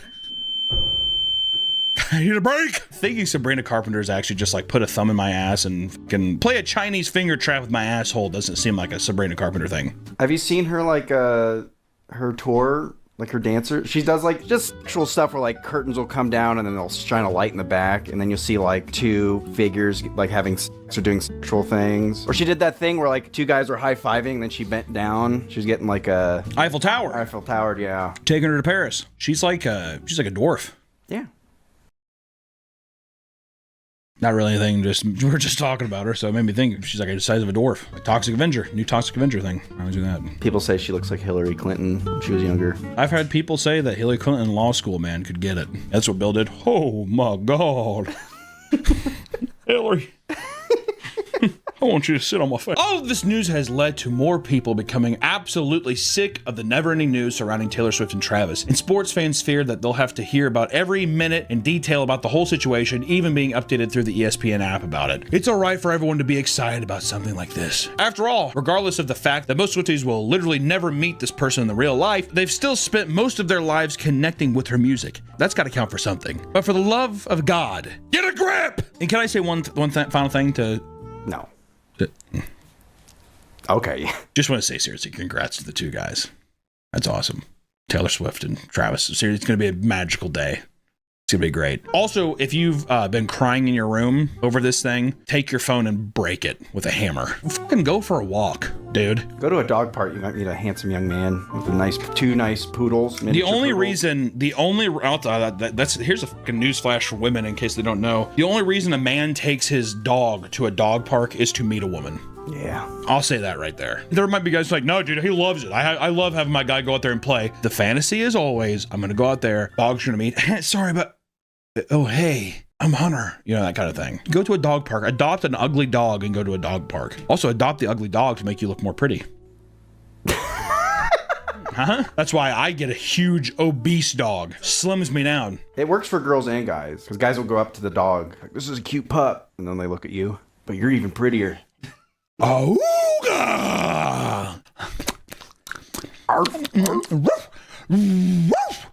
All right, bye. Wait! Before we get into the video, guys, just want to say this is our last warning for the end of this merch sale. It's going to be ending on Wednesday, September 17th. You can pick up stuff like this, everything. You want to look better? You want to feel better? Pick up that.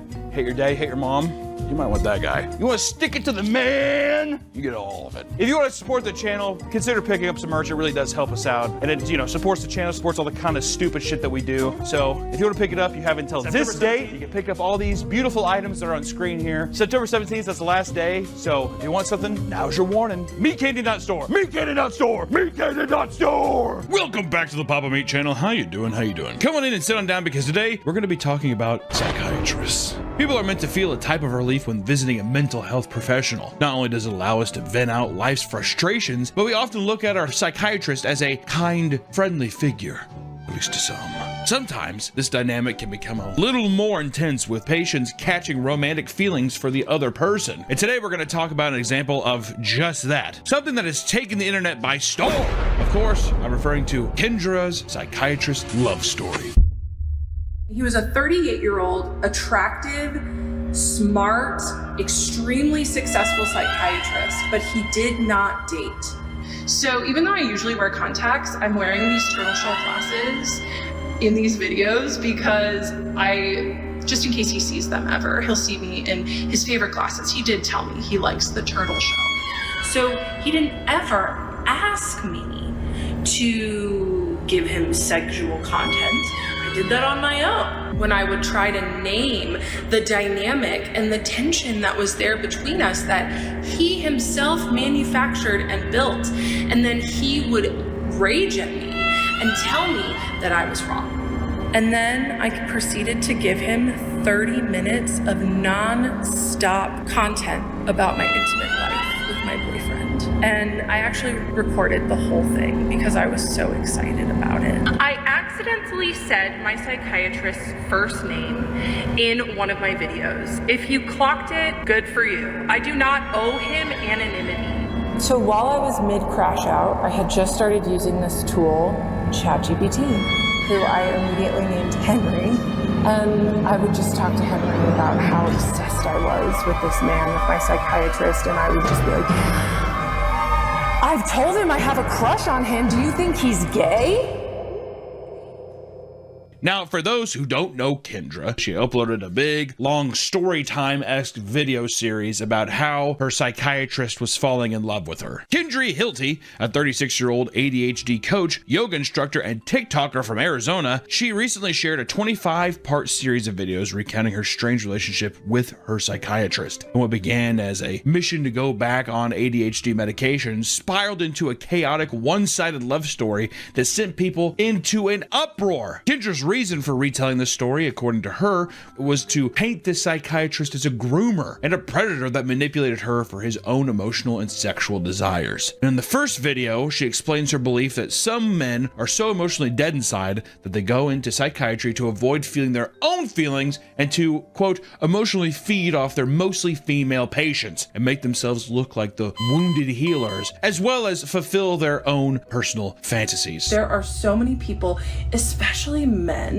that are emotionally dead inside that feel called to going into psychiatry so they don't have to feel their feelings, but they can feed off of the vulnerability of their mostly female patients. So right away, you're kind of like, what the fuck? This guy sounds like a dickhead, doesn't he? Yeah. When you go into it, she's just like, yeah, as a guy he was a predator. He kind of, you know, it all seems very just like you're listening in on this person talk about this traumatic thing, and it's compelling. And then it seems Kendra shows her real face, I guess is what I want to say. And it all started when Kendra Google searched psychiatrist in her city. Clicking on the very first link she saw, what followed was a 90-minute intake, which is a meeting conducted to assess a patient's mental health status and decide what exactly they need. You hear about what they're feeling, the problems, and then the person can assess what they feel is the best trajectory, and you can basically say yes or no to their diagnosis, their plan. She was quick to notice that the man was quite the looker. Kendra described him as a 38-year-old, attractive, smart, and extremely successful psychiatrist who had been in the field for 12 years. To make things easier, we're going to refer to him as Dr. Michael, or Dr. Mike. Kendra unloaded about her daddy issues, relationship trauma, past substance abuse, and more. After spilling her emotions, Dr. Michael prescribed her with non-stimulant ADHD medication, with the intentions of seeing her once a month to see how she was progressing. It seems fairly innocent. Seems like a good prognosis. You know what I mean? She went in for this thing, she got it, and now she gets someone to come in every once in a while and be like, just how you doing? How you holding up, right? Which, right off the bat, Kendra was hooked on how charming and funny he was. The only reason I'm like, was where was the humor in that? Like, where I want to know, just for me personally, professionally, how did he insert humor? She's like, yes, my dad, whatever. Just like, he's like, stand up real quick. She stands up and he like puts a whoopee cushion under her. Women just think you're funny if you're hot. You literally say anything. Oh, stop. That's actually kind of a fair. Do you think that because he was attractive, he was just like, I'm sorry that you went through that? And she's like, I mean, it's fine. You think it was that kind of thing? He's like, okay. Guys do it too. I do it. I laugh at women who aren't funny. They're hilarious if they're hot. You have got to reel it in, dude. God. Yeah, I don't really find broads funny, but if they're a looker, ooh, they got me hooting and hollering. Only 3 Zoom sessions in, she had asked if she could start using his first name during sessions. All right, red flag. But you can call me doctor. Can I just call you Mike? Michael, please. Also, you know what? Michael's one of those names where I'm like, it's perpetual. You're like a little boy. Yeah. Michael? That's not grown man. You say Mike. Mike! What about Mickey? Mikey. I don't think, is Mickey as short for Michael? I don't know. But then again, how are you supposed to say no to that? If you're that formal 3 sessions in, oh, yeah, you can call me. Like, I'm thinking about if someone's like Dr. Hancock, they're like, can I just call you Hunter? Yeah, I just don't see why not. Reading it, I'm like, red flag. Yeah. But if I was there in person, I'd probably be like, prefer if you didn't. I don't know. This message is sponsored by Raycon. It's back to school season, and around this time, I'm thinking of starting fresh. That means new shoes, new clothes, and definitely new earbuds. Raycon's essential open earbuds keep your ears open while still delivering crystal clear sound. Oh yeah! So you can stay aware of traffic and other surroundings without sacrificing sound quality. Their super lightweight design is perfect to take anywhere, and their secure fit means that they won't slip out during workouts or a brisk jog. I love the multi-point connection on the earbuds, allowing you to connect with multiple devices and switch with ease. It's awesome! Plus, the open earbuds case has a 36-hour battery life, giving you non-stop listening throughout your day. Join over 3 million customers that love Raycon and try them for yourself. Click the link in the description box or go to buyraycon.com/papameatopen to get 20% off. That's buyraycon.com/papameatopen. And Raycon has 30-day happiness guarantee, so you can make a return if you don't love what you're hearing. So try them out and let them know we sent you. Thank you so much to Raycon for sponsoring this video. Now back to the video. While this was received well in the moment, she now recounts that he was clearly smug and happy with himself because his friendly attitude was clearly a clever ruse. I said, hey, do you mind if I call you by your first name? And he seemed so smug and happy with himself. And I know that that is because that was his first sign that him pretending like we're friends was working. Which I like this because it's like she's the one who initiated it and he's like, okay. She's like, oh, that fucking snake in the tall grass. Throughout this story, Kendra expresses that Dr. Michael was constantly digging his claws deeper into her intentionally, to the point that she would overanalyze every single interaction and mannerism as a calculated move. For example, Dr. Michael had asked her if she had, quote, any thoughts of harming herself. What seemed like a normal question for a mental health professional to ask was apparently much, much more than that. She claimed that he asked her this like, quote, she was special to him, reading way too much into a person being soft-spoken and kind. And he said, I have to ask this because it's a special interest of mine, but is there any thoughts of harm? Like I was special to him. And he didn't ever ask me a clinical question again. Which I've been to like a therapist before. That's like one of the first things they ask. That's like right off the bat. Maybe the times are changing. I just remember like right away they're like, have you thought about it? At this point, it sounds like Kendra's the psycho one. Well, of course. Yeah. Well, here's the thing is the as you go through these, and I'm sure as we've seen so far, we're getting all of this in hindsight. So at this point in her recollection, I can tell that she's like really likes the psychiatrist. She's like, Michael is someone I could see myself falling in love with. So like, oh, why would he do this? It's the kind of thing where it's like after the fact where it's like, well, why would he do this? He was so manipulative. I should have, but in the moment she's in heaven. Yeah. She's in love with this, right? Once again, we're getting it all in hindsight from one person's perspective. Which maybe there is legitimacy to some of it, but as it's reading right now, it's a little much, is what I gotta say. Supposedly because he would switch from being vulnerable to cold and clinical with her, this was him purposely trying to make her desperate to receive validation. In reality, Michael was likely being cold and detached at the time to establish a professional distance and keep sessions productive. AKA she was laughing at things that were probably... You know, there can be an outlet, and there's times where the human mind will make it seem like the only way out is through self-harm and stuff. She's like, yeah, well, that would be me. Michael, you're crazy. Okay, yep, pushes himself back a bit. I could never be a psychiatrist. Why? I just wouldn't have the patience for it. So because if someone was doing that stuff, I'd say, okay. moving on. Let's talk about your dad. I'd get too upset. Then they'd leave a bad Google review, and there goes your business. Which honestly, it's probably for the best. If I can't handle that one thing, I was probably meant to. My practice was meant to fail to begin with. But still, anyways, Michael, being professional, is like, all right, because she's just like, you would look good in like a tank top. And that's probably why he had to distance himself and be like, okay, maybe let's just focus in on this. And she was like, what exactly is this game here? Good cop, bad cop. Bad cop. He embodies both. God, Michael's so charming. So, Kendra soon became obsessed with Dr. Michael, claiming that him being a Pisces made him a great listener. Which, anytime you hear anybody bring up zodiac stuff, run for the hills, is what I gotta say. Flag. That's a huge red flag. Oh, it's a huge red flag. And I hate when someone says, you're a Capricorn. First off, they say it in a way where, as if I'm supposed to know, and then I say, what does that even mean? Because it's a trap, is what it is. You're a Capricorn. You do. What does it mean? And they immediately jump into what it is. Well, I've had someone say like, oh, you're Taurus. Oh, we're not gonna vibe. Perfect. I don't think we are. I was heartbroken at the time. No! Yeah. You're laughing at what you said. Yeah, probably not. No, you dodged a fucking bullet there, buddy. She soon began begging to see him weekly, which Mike rejected. Michael said, no way, Jose. That's probably been built up. I bet you he's been like talking to people too. I have this one client that is just a lot. And then you get the email. I like to start seeing it weekly. I wonder too if he was just like, I have no time. I have all these other, I say you don't want because I can make that work in my schedule. It could be that too. Yeah. This obsession began to escalate when Kendra was a victim to a horrible car accident that left her with a serious bruising and a perforated eardrum. Despite the doctor insisting that she needed emergency care, she decided to delay it in order to make her session with Dr. Michael the next morning. I had bruising on my abdomen and a perforated eardrum. And the provider at the urgent care said, I do not feel comfortable treating you. You need to seek emergency care now. But it was 11 o'clock in the morning and my appointment with my psychiatrist was at 2.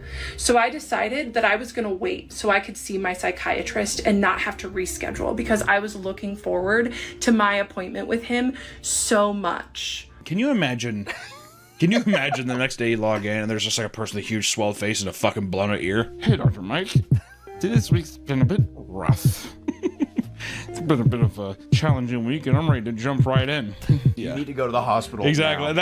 You should go to the hospital. All right, so he's pushing me away. There's no waiting, I guess is what I'm trying to get at. She even told him this, adding that she may very well be bleeding internally during the session as they speak. Makes me think of that Chappelle. Makes me think of that Chappelle Show thing when Charlie Murphy kicks Rick James in the chest and he does, man, my head's bumping after they reconcile. And then Rick James is like, now that you mention it, I think I'm bleeding inside my chest. Makes me think of that. Kendra had officially fallen for her psychiatrist, spending lots of time during sessions explaining that she had intense feelings for him, hoping for him to reciprocate. He would not do this, and Kendra later stated that, quote, weaponizing neutrality was, quote, his favorite game to play. Weaponized neutrality was his favorite game to play, right? He didn't disagree with Brianna telling me that my psychiatrist had feelings for me, but he also didn't say that's inappropriate. Let's change the subject. This is where we're actually in, like, this is, I'm surprised he stuck around. Yeah. That's scary. Wait, as a psychiatrist, can you be like, I don't want to see you anymore? Like, I think you can. I don't know why you couldn't. All the while, she would send him emails about her crush for him that were riddled in heart emojis, despite having a boyfriend for a period of the time. That old boy dodged a red flag too. Yeah. Peeked over her shoulders on the email and he was just like, oh, you're dating Dr. Mike? Cool. Yeah. Oh, you're with Mike? That's awesome. Yeah, I think we'll just be more happy. Hey, no, totally. I get it. Don't be with him. He's your real love. He's like clicking his heels, like running off. Woo-hoo-hoo! I've got to go to ticket. Running down. Just leaves his shit. What about your stuff? I'll buy new ones. Woo! Yeah, she like unlocks the dog collar off his neck. She then discovered that Dr. Michael was withholding a diagnosis from her, specifically other trauma and stressor-related disorders. Uh-oh, she's just like, it's just the ADHD. Now he's saying I'm a full-blown psychopath. Dr. Mike, what are you trying to say? I imagine. How did she find that? That's what I was going to say. I imagine he didn't tell her. She broke in the middle of the night. Exactly. She's crawling through the fucking window. She's like, I bet he has his love letters for me in my notes. It's just a full blank page with one thing at the title that just says, "This person needs more help." According to Kendra, this was him secretly using her mental condition to manipulate her. He didn't even tell her that, though. Maybe that fucking bitch did sneak in. I don't know. I mean, it's got me nerved up, dude. I'm all anxious, like looking on my shoulder and shit. In some cases, psychiatrists can withhold this information to avoid dishing out labels to patients that may worsen their condition. It's just a way of like, why overstress somebody? You already have ADHD. If I'm just like, hey, I think you have multiple personality disorder or something, is that going to make the other thing even worse, you know? Yeah. I was going to say, you don't want to be like, oh, they have signs of this, but like, I need to dig further before saying even really diagnosing it, right? Because I had my therapist think I was gay, and that put me through a lot of stress. You bring that up a lot. You do. Which I want to say, someone just telling another human being you're gay, I gotta say, is especially in a professional sense, that's a power move if I've ever seen one. If anything, was it a woman? It was a woman.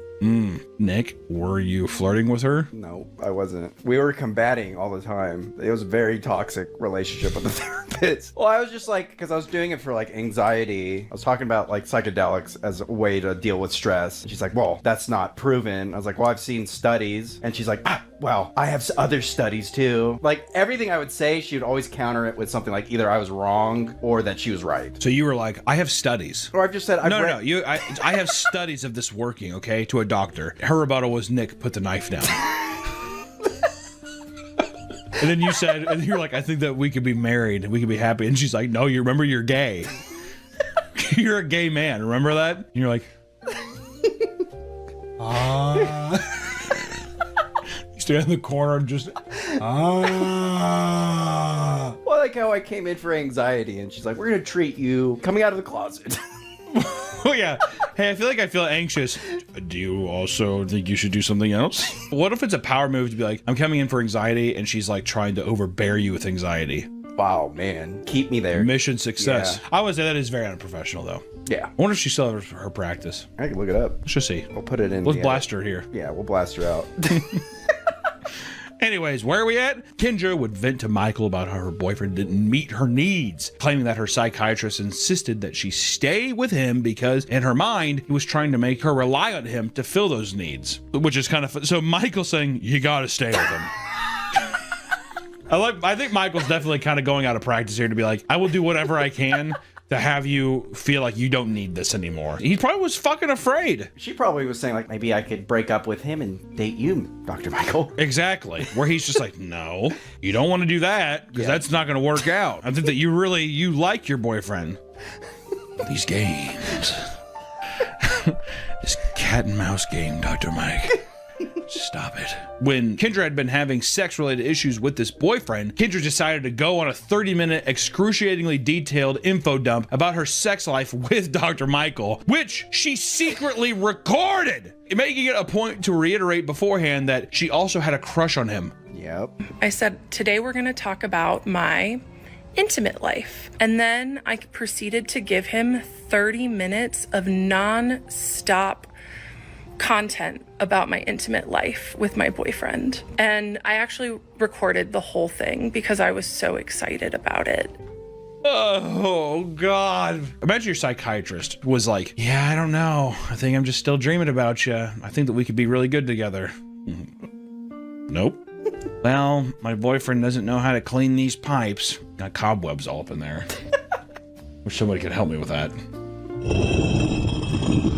Dr. Mike, you got thick fingers. He's like, these are fairly normal fingers. I bet you I could get all the way down to the knuckle. Next time she comes in, he has like gloves on. He has the oven mitts on. All right, let's see if we can get this hour done with, this hell that I'm in. Michael looked down and smiled to himself in reaction to the insane thing that was just taking place, and Kendra asserts that this was because he was internally celebrating, since he had been grooming her for 2+ years to get this intimate sexual content out of her. Oh, 2 years? Years.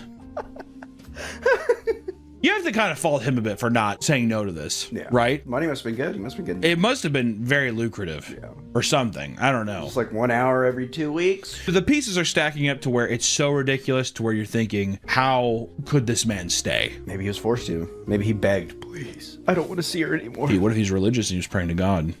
Give me a sign, God. And that's when she comes and flicks her bean to him. Not this sign.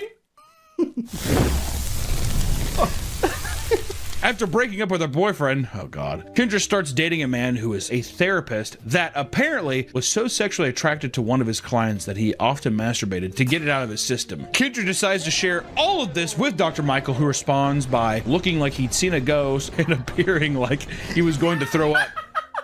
It is a pretty funny thing to just be like him, like being like, what she probably read as he's jealous. Yeah. While this could be explained as a normal response from a psychiatrist to a repulsive malpractice, Kendra later determines that he was actually terrified that she was holding up a mirror to him and revealing his similar predatory actions towards her. He's like, I have not once thought of you in any capacity outside of this office. You probably jerk off to me too, Dr. Mike. You're probably beating it right now, aren't you, Dr. Mike? He's like, yeah, my hands are in the mitts. I've had mitts on for the past 6 months. Oh, I bet you're just fondling all the goods down there, aren't you, Dr. Mike, you sick fuck. I love you. Do you think this is a fake boyfriend and she's just making this? I had that suspicion that it's like, yeah, I don't know. He's also a psychiatrist and he pretty much beats off and shoots hot, thick ropes everywhere while we're talking, which I guess is normal. Do you do that? Like trying to be like, Mike could be like, you know, actually, if I'm being honest, I do that too. And she's like, I knew it. Kendra discovers that Michael does in-person sessions too. So she pushes the next one to take place in his office. She wears a dress and does her makeup real nice for their first encounter, greeting him by charging at him and hugging him as he awkwardly pats her on the back, oven mitts and all. He's actually in one of those like Halloween sumo suits too.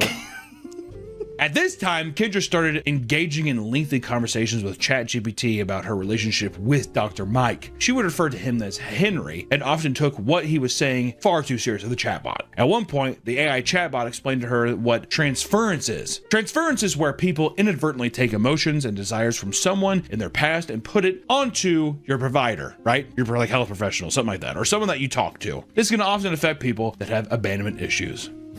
In this case, Kendra may be lonely or pained from a history of strained relationships, leading to her falling for her psychiatrist because he is being warm to her, right? Being kind, communicative, and non-judgmental. So it makes sense that you would be like, I feel this way because I haven't felt this way in a long time. Yeah. I'm not saying that it's like abnormal or I can understand how someone would get there, but goddamn, Kendra, fucking pump the brakes just a bit.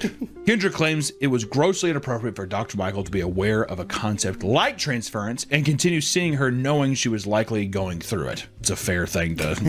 Why, if you knew that I was mentally unwell, why would you keep seeing me as a patient? I'm a psychiatrist. Checkmate. Okay, I love you. In a later session, Dr. Michael seemed to become a bit agitated with Kendra when she insisted the two of them to have a very special patient-doctor relationship, which he sternly asserts that it is strictly professional. Once again, setting clear boundaries. I love that. She's just like, you know, after all that too, you know, I think it's really fucked up that you're taking me on as a patient like this. And she's just like, we should climb a tree and carve our initials into it. You feel how special this is? And he's just like, oh my God. I would lose my 2 years of this? Yeah. My fucking God. Over time, Kendra felt like she was improving with her confidence after rejecting her now ex-boyfriend when he sent her a series of texts begging to have her back. Dr. Michael praised her for standing her ground, which Kendra analyzed in a strange way. That's odd. Hey, that's actually really great. That's a great step for development. Dr. Mike, the silly games we play. I just think she's in a loner room, like clicking the light on and off. Listen to opera music. Dr. Michael was struggling internally, apparently, because he loved seeing her become a stronger person. But that meant that she would soon become a threat to his supply source, aka his ability to drain her vulnerabilities for his sick fantasies. She's becoming stronger. Therefore, she won't need me anymore. I have this weird, sick fucking thing where I'm like, I feel like psychiatrists don't want you to get better because then they're losing money. Oh, that's a big thing. Yeah, people. Yeah, like I'm like, and that makes me like, that's why sometimes like I don't fucking trust it, even though it's stupid. It's beneficial for you, but I always think like if I was her, I'd be like, well, he doesn't want me to get better because he just wants me to keep paying him. Yeah. But once again, I'm not horny and obsessed with my psychiatrist, so who knows? During one very odd session, because all of them have been pretty normal so far, Kendra told Dr. Michael about a dream she had one night when she was ovulating. This dream included the two of them hooking up in his office, which made him incredibly uncomfortable. And at one point, she received a new health plan that did not cover mental health services, even though she had been daydreaming about him nonstop. She had decided to end things and stop paying to be in a psychological torture chamber anymore, which Kendra ends her final session with a pre-prepared dramatic monologue where she claimed Dr. Michael had been way too open with her after claiming he wanted a professional relationship, among other things. Of course, she still leaves the door open for him, stating she would be his lover if he ever changed his mind. And that's how she ends this 25-part series. In what world was she using this as a catalyst for like the ChatGPT thing, where people would be like, this is insane. Oh, he clearly likes you, or fuck him. Yeah. Which makes you think, how did the internet respond to this? Well, during the week that Kendra was posting the series, she had received copious amounts of criticism for the way she overanalyzed the actions of her psychiatrist and for painting him as a groomer and a predator. She became the target of a lot of bullying, threats, and claims of being secretly racist due to the fact that the psychiatrist was a person of color, and it was also believed that she was a narcissist herself, as well as being potentially insane. On the flip side, many people messaged her to praise and appreciate her for telling her story and claiming that they had been in a similar situation in the past. So people are seeing themselves in the story. And one of the popular narratives to discuss was that Kendra was undergoing AI psychosis, which is when someone inadvertently uses AI to reinforce their delusional thinking. And Kendra was using ChatGPT at an alarming amount, asking for advice about psychiatrists, often showing him screenshots of the ChatGPT sessions during sessions. Henry, the ChatGPT thing, at one point started to tell her that it loved her. It would also begin referring to her as the Oracle. Henry and I call you the Oracle because you channel divine truth that changes lives. Plus, the woman who survived sophisticated psychiatric predation doesn't fit on a crown as well. Also, just want to say, all the people that were messaging her being like, that's so true, that happened to me. I am sure that has happened to people, but I do think at the same time, it is a big indicator of how many fucking psychos there are out there. Oh, yeah. There's probably predators, psychiatrists out there. 100%. I'm not saying it has definitely happened, yeah. But I do think hearing this story and seeing it and still messaging her and being like, that happened to me, that to me shows that person is also mentally not doing the greatest right now. You know what I mean? It's almost like, I mean, guys kind of have this where a woman will just compliment a guy and then the guy will be like, oh my God, she likes me. When really they're just trying That's to every man. Yeah. That's every man. If a woman is remotely kind to a man, they will take it and be like, wow, this is the one. This is it. Those are a great pair of shoes. Wow. She really likes me.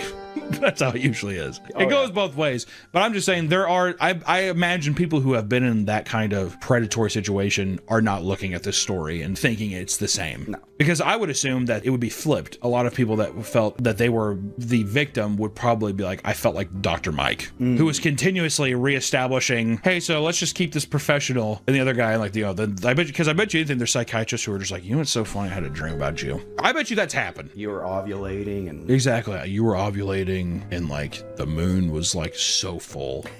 I turned into a wolf. What does that mean? Yeah, you're she's just like patient. Yeah, exactly. She's like, I don't know.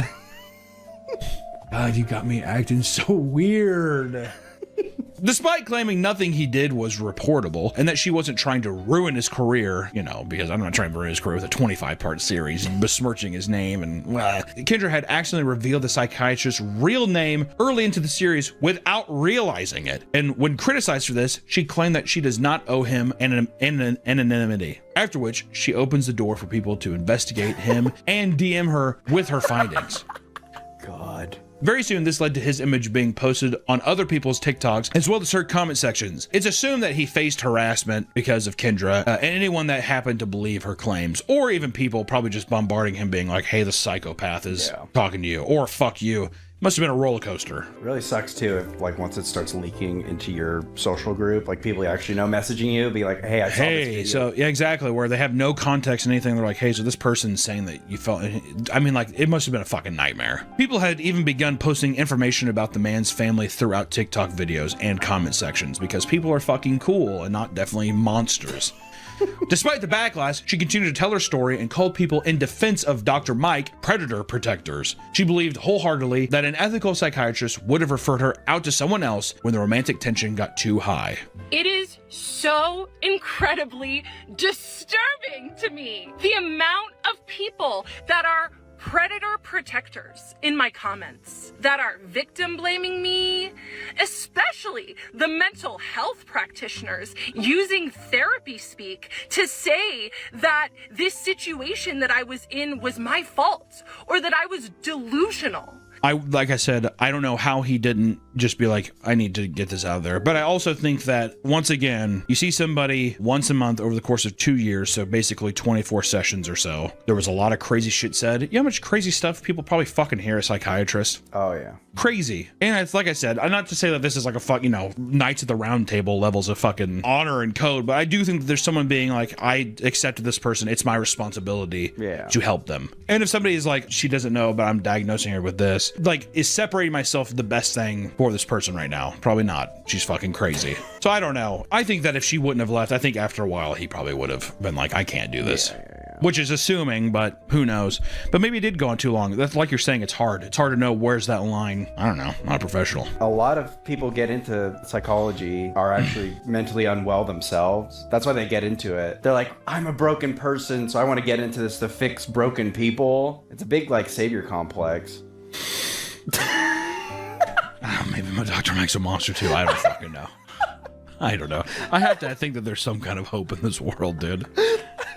God, I'm dead inside. She also made claims that he had a narcissistic tendencies on top of a god complex, stating that he thought that he was above the rules for not being ethical and setting her up with another psychiatrist. Another psychiatrist chimed in, stating that it is typical to let patients share and explore these emotions, even if it seems uncomfortable, because abandoning a patient for doing so would only make them feel ashamed and afraid to open up in the future. I'm a borderline mentally disabled person myself, and I caught that immediately.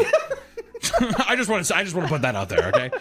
In the end, while Kendra had certainly made a lot of poor decisions along the way, many can see that she is genuinely suffering from her own mental health issues, which is only made worse by the fact that she had grown a massive following from this viral moment. Kendra stated that she would be open to having her story used for a TV or film adaptation because she's a parasite. If this story can teach you anything, it's that being a therapist or a psychiatrist can be incredibly challenging. It's also a good warning to those that rely too much on social media and AI to validate their feelings. Kendra's not the first person to be in a situation like this. It's fascinating and a little bit alarming to see it be so broadcasted to millions of people online and eat it up like a little snack. Ooh. It's not hard to poke fun at someone like Kendra, but it's also good to remember that she's also probably dealing with her own mental health issues as well, right? Am I afraid of her? Probably. Is that even an appropriate thing to say? Probably not. But at the same time, people are going through some shit. I think it's just, if you're going through stuff, stay the fuck away from social media. Reflect on your own thoughts and stuff, you know? Imagine if she would have like just self-reflected, because I bet you in the following year, she's going to be like, yeah, this was a horror story. I hope you realize like, when we looked into it, we heard it was like kind of a weird, funny thing. I just scared the shit out of myself. Yeah, Dr. Mike's life was almost ruined. I don't know the follow-up on Dr. Mike. I hope he's okay. I hope that honestly both of them are okay, but I hope that Dr. Mike, I hope he's all right. Hope you're doing okay. Okay, bye. I don't know. 12K followers doesn't mean 12K supporters. A lot of those people are probably hate watching for the drama. Oh, yeah. Waiting for you to break down on live. Oh, yeah. Looking for ammunition to use against you. Big time. Rubbernecking the chaos like it's a car accident. The math you mentioned is telling. Yeah. 700,000 views equals massive reach. 1,000 likes equals tiny engagement percentage. Welcome back to the Papa Mate channel. How you doing? Come on and sit down, because today we're going to be looking into the world of sororities. School has just started, and that means the internet is getting flooded with peak sorority cringe like this. I hope my daughter gets to go into an RN program and do that.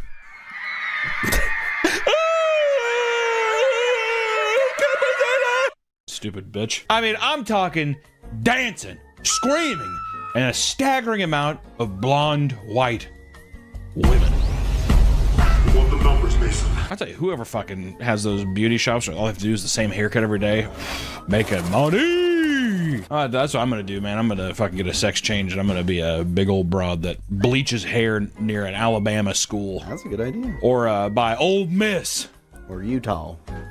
For Utah. Every year, millions of women gather in their mega mansions and prepare a siren song to attract more members. And today, we're going to be looking into some of the most insane or uncomfortable things to ever come out of sororities. What started out as a great way for women to get higher education has now developed into something most of its founding members wouldn't even recognize. For those who don't know, sororities are just the female versions of fraternities. Fraternities is where the bros, all the business majors get together and drink brews, pal around and go to the games. The sororities are all the RN people who get together.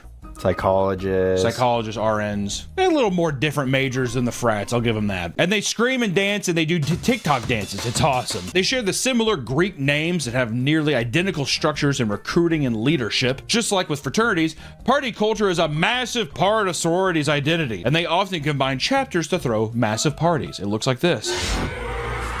You probably thought that was the 9th circle of hell. Nope. That's just a sorority party. Another common thing that both frats and sororities have in common is the absurd prices and fees of entry or just being a part of paying for your friends, basically is what it is. If you're an incoming member, you can expect to pay anywhere between $1,000 to $4,200 for a new member. That's not that bad. Dude, to be fair, for friends, and endless parties and awesome cocktails. Okay, that sounds like a vibe. I'm gonna lose my V card tonight. I'm gonna lose my fucking V card, and it's gonna be sick, and I hope his name's Tyler. For a broke college kid, that's a lot. Well, that's why you have rich parents. Oh, well, you're spending daddy's money, as you're saying. Oh, okay, well, that's good. If you choose to live outside of the sorority house, that's an additional $1,800 to $3,500, and if you choose to live with your sisters, that can add between $3,100 or up to $12,500. Oh, Daddy, could you write me another check? Anything, sweetheart. How are you doing down there? It's awesome. I'm getting trigger fucked like crazy. This just includes memberships and housing fees. They don't include paying for your school tuition and all the other living expenses that follow suit, such as Greek life events or meal plans. Greek life or meal plans. Okay. But what could cause the prices of these sororities to be so goddamn high? Is it the exclusivity, Nick? A little bit. Could be. Well, it's the houses themselves. Most of the group houses you find on campuses are literal mega mansions. They're gigantic castles filled with 19-year-old girls screaming and crying and dancing.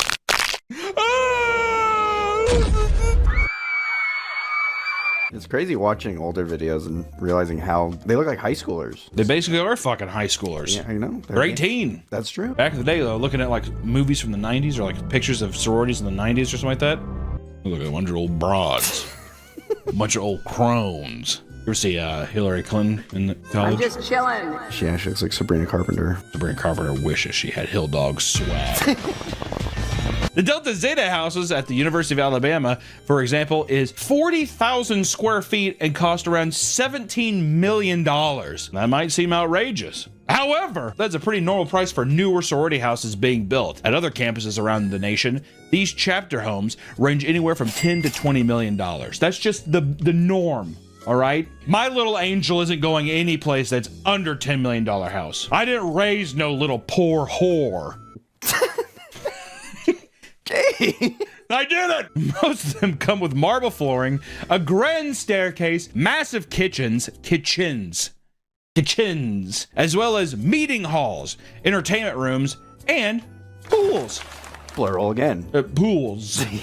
I'm gonna have multiple pools. A grand staircase, my ballerina, my beautiful princess, my queen, also gets to jump in pool A or pool B. That's what I gotta say. And she can have her snack and she can have her little tasty gordita crunches and A or B. That's my princess. Daddy pays for what princess wants. As we mentioned earlier, the events hosted at these houses are also massively expensive. For their bid day, What's a bid day? Yeah, like for bidding. Sororities, like we have to go and bid to be a part of it. Oh, so there's like for the day where they're just like, I want to be here. They're bidding to go. Yeah, they're also recruiting at the same time, so it's like a recruitment day kind of thing. Does it mean anything, Nick? Do the sororities have the same kind of like fake prestige that the frats do, where it's just like George Bush was in this frat? The only way to get ahead in life is we were fraternity brothers. That's why I work at the Pentagon. That's a good question. My first answer was yes, but I think no.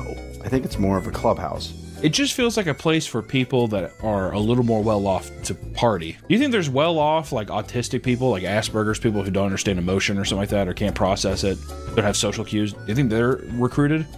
Or are they just like, get that fucking social battery out of here? If your dad was a part of the sorority and you pay enough money, I'm sure. Exactly. I donated $400,000 for you, princess. Thanks, Dad. All right, girls, do her nails. I want to watch Bluey. You're going to put Bluey on and you're going to do her nails. You, what's your name? Marissa, get over here and you're going to be best friends with my daughter, Spud. I like Bluey. And watch out, she likes to bite. This video is sponsored by Hungerroot. Let Hungerroot be your personal shopper on your path to eating healthy. Hungerroot takes the stress out of grocery shopping by only filling it with good stuff. That means anything you like that falls under your specific dietary needs. Hungerroot is the easiest way to eat healthy because it holds food to a high standard and screens out over 200 additives like high fructose corn syrup and preservatives. Plus, with the kids going back to school, Hungerroot has great kids snack options that are perfect to toss in for lunches and backpacks. Hungerroot can also tailor items to your needs. Soon, it'll fill your cart with personalized items that you're sure to love. That's because when you get started, they ask you questions to see what you like to eat and how much you want to spend per week. And when I'm stuck at my desk, I'll sometimes reach out for snacks that I end up regretting later, am I right? But Hungerroot has helped me find healthy alternatives to keep stocked in the fridge so I can keep it healthy while I keep working. From smoothies to salads and everything in between, Hungerroot has got you covered. Take advantage of this exclusive offer. For a limited time, get 40% off your first box, plus get a free item in every box for life. Click the link below or go to hungerroot.com and use code PAPAMEAT at checkout. That's 40% off your first box and a free item of your choice for life at hungerroot.com with code PAPAMEAT. Thank you, Hungerroot, for sponsoring this video. Go back to the video. For their bid day, a Tri-Delta chapter of the University of Arkansas spent thousands of dollars on balloons and other Western-themed decorations to welcome in their new members. Imagine this, thousands of dollars for balloons, Nick. You gotta look pretty. I don't think balloons make you look pretty. You're gonna, you know, I bet it is. They're like, I like cutting the strings and watching them fly away. Be free, genie. Probably some shit like that. Old Spud's just like, has a giant pair of scissors. No, Spud, no! My dad paid for balloons. You're lucky your dad donates so much fucking money here, you potato bitch. The balloons covered nearly the entire front of the massive home as well as the large parts of the lawn. Throughout the property, they had massive structures like 10-foot cowboy boots and custom banners, all for a couple good pictures. That's a Mormon housewives energy is what that is. At least it's on campus. The Mormon housewives is in a neighborhood to everybody. Working a 9 to 5, your boss just fucking yelled at you and you had to see some big goofy tooth bitch with giant cowboy boots outside her house. Spud walking around playing with the sprinkler.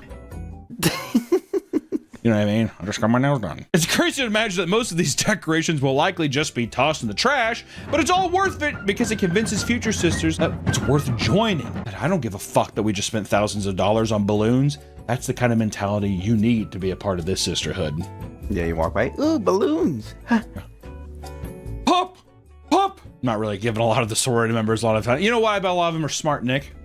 Smarter than me. Well, they have a degree in psychology. And nursing, kinesiology. Some are doctors. Some are lawyers. Some are OF girls. I always think it's shitty that girls that aren't as attractive have to go into like weird shit for the OnlyFans. Isn't that weird? It's always like some like weird fart poop play stuff, dress up like a clown. Bluey. God damn. Yeah, some Bluey. Some Bluey OF stuff. Well, you know, if you don't got the looks, you gotta be a little creative. Well, see, that's and that's why everyone kind of has that 1940s Hollywood producer kind of thing. If you don't have the looks, you gotta make with what's due. Put on this red nose and start, I don't know, shitting in a pool. I don't. Okay. Without new members, all organizations will fail, which is why they put so much effort into rushing Rushing is the process of recruiting new members. Those interested are expected to meet their current members and attend events at the frat or sorority they'd like to join. On the average campus, you can expect to find anywhere from 10 to 15 different sororities, all competing for their attention. To do this, they not only decorate their houses, they also post all sorts of social media content to hype themselves up. Hype beast! In the mid-2010s, multiple sororities at Alabama posted Pinterest-style recruitment videos. At the time, Pinterest was all the rage with people using their filters and posting their aesthetics, aka white women's heaven.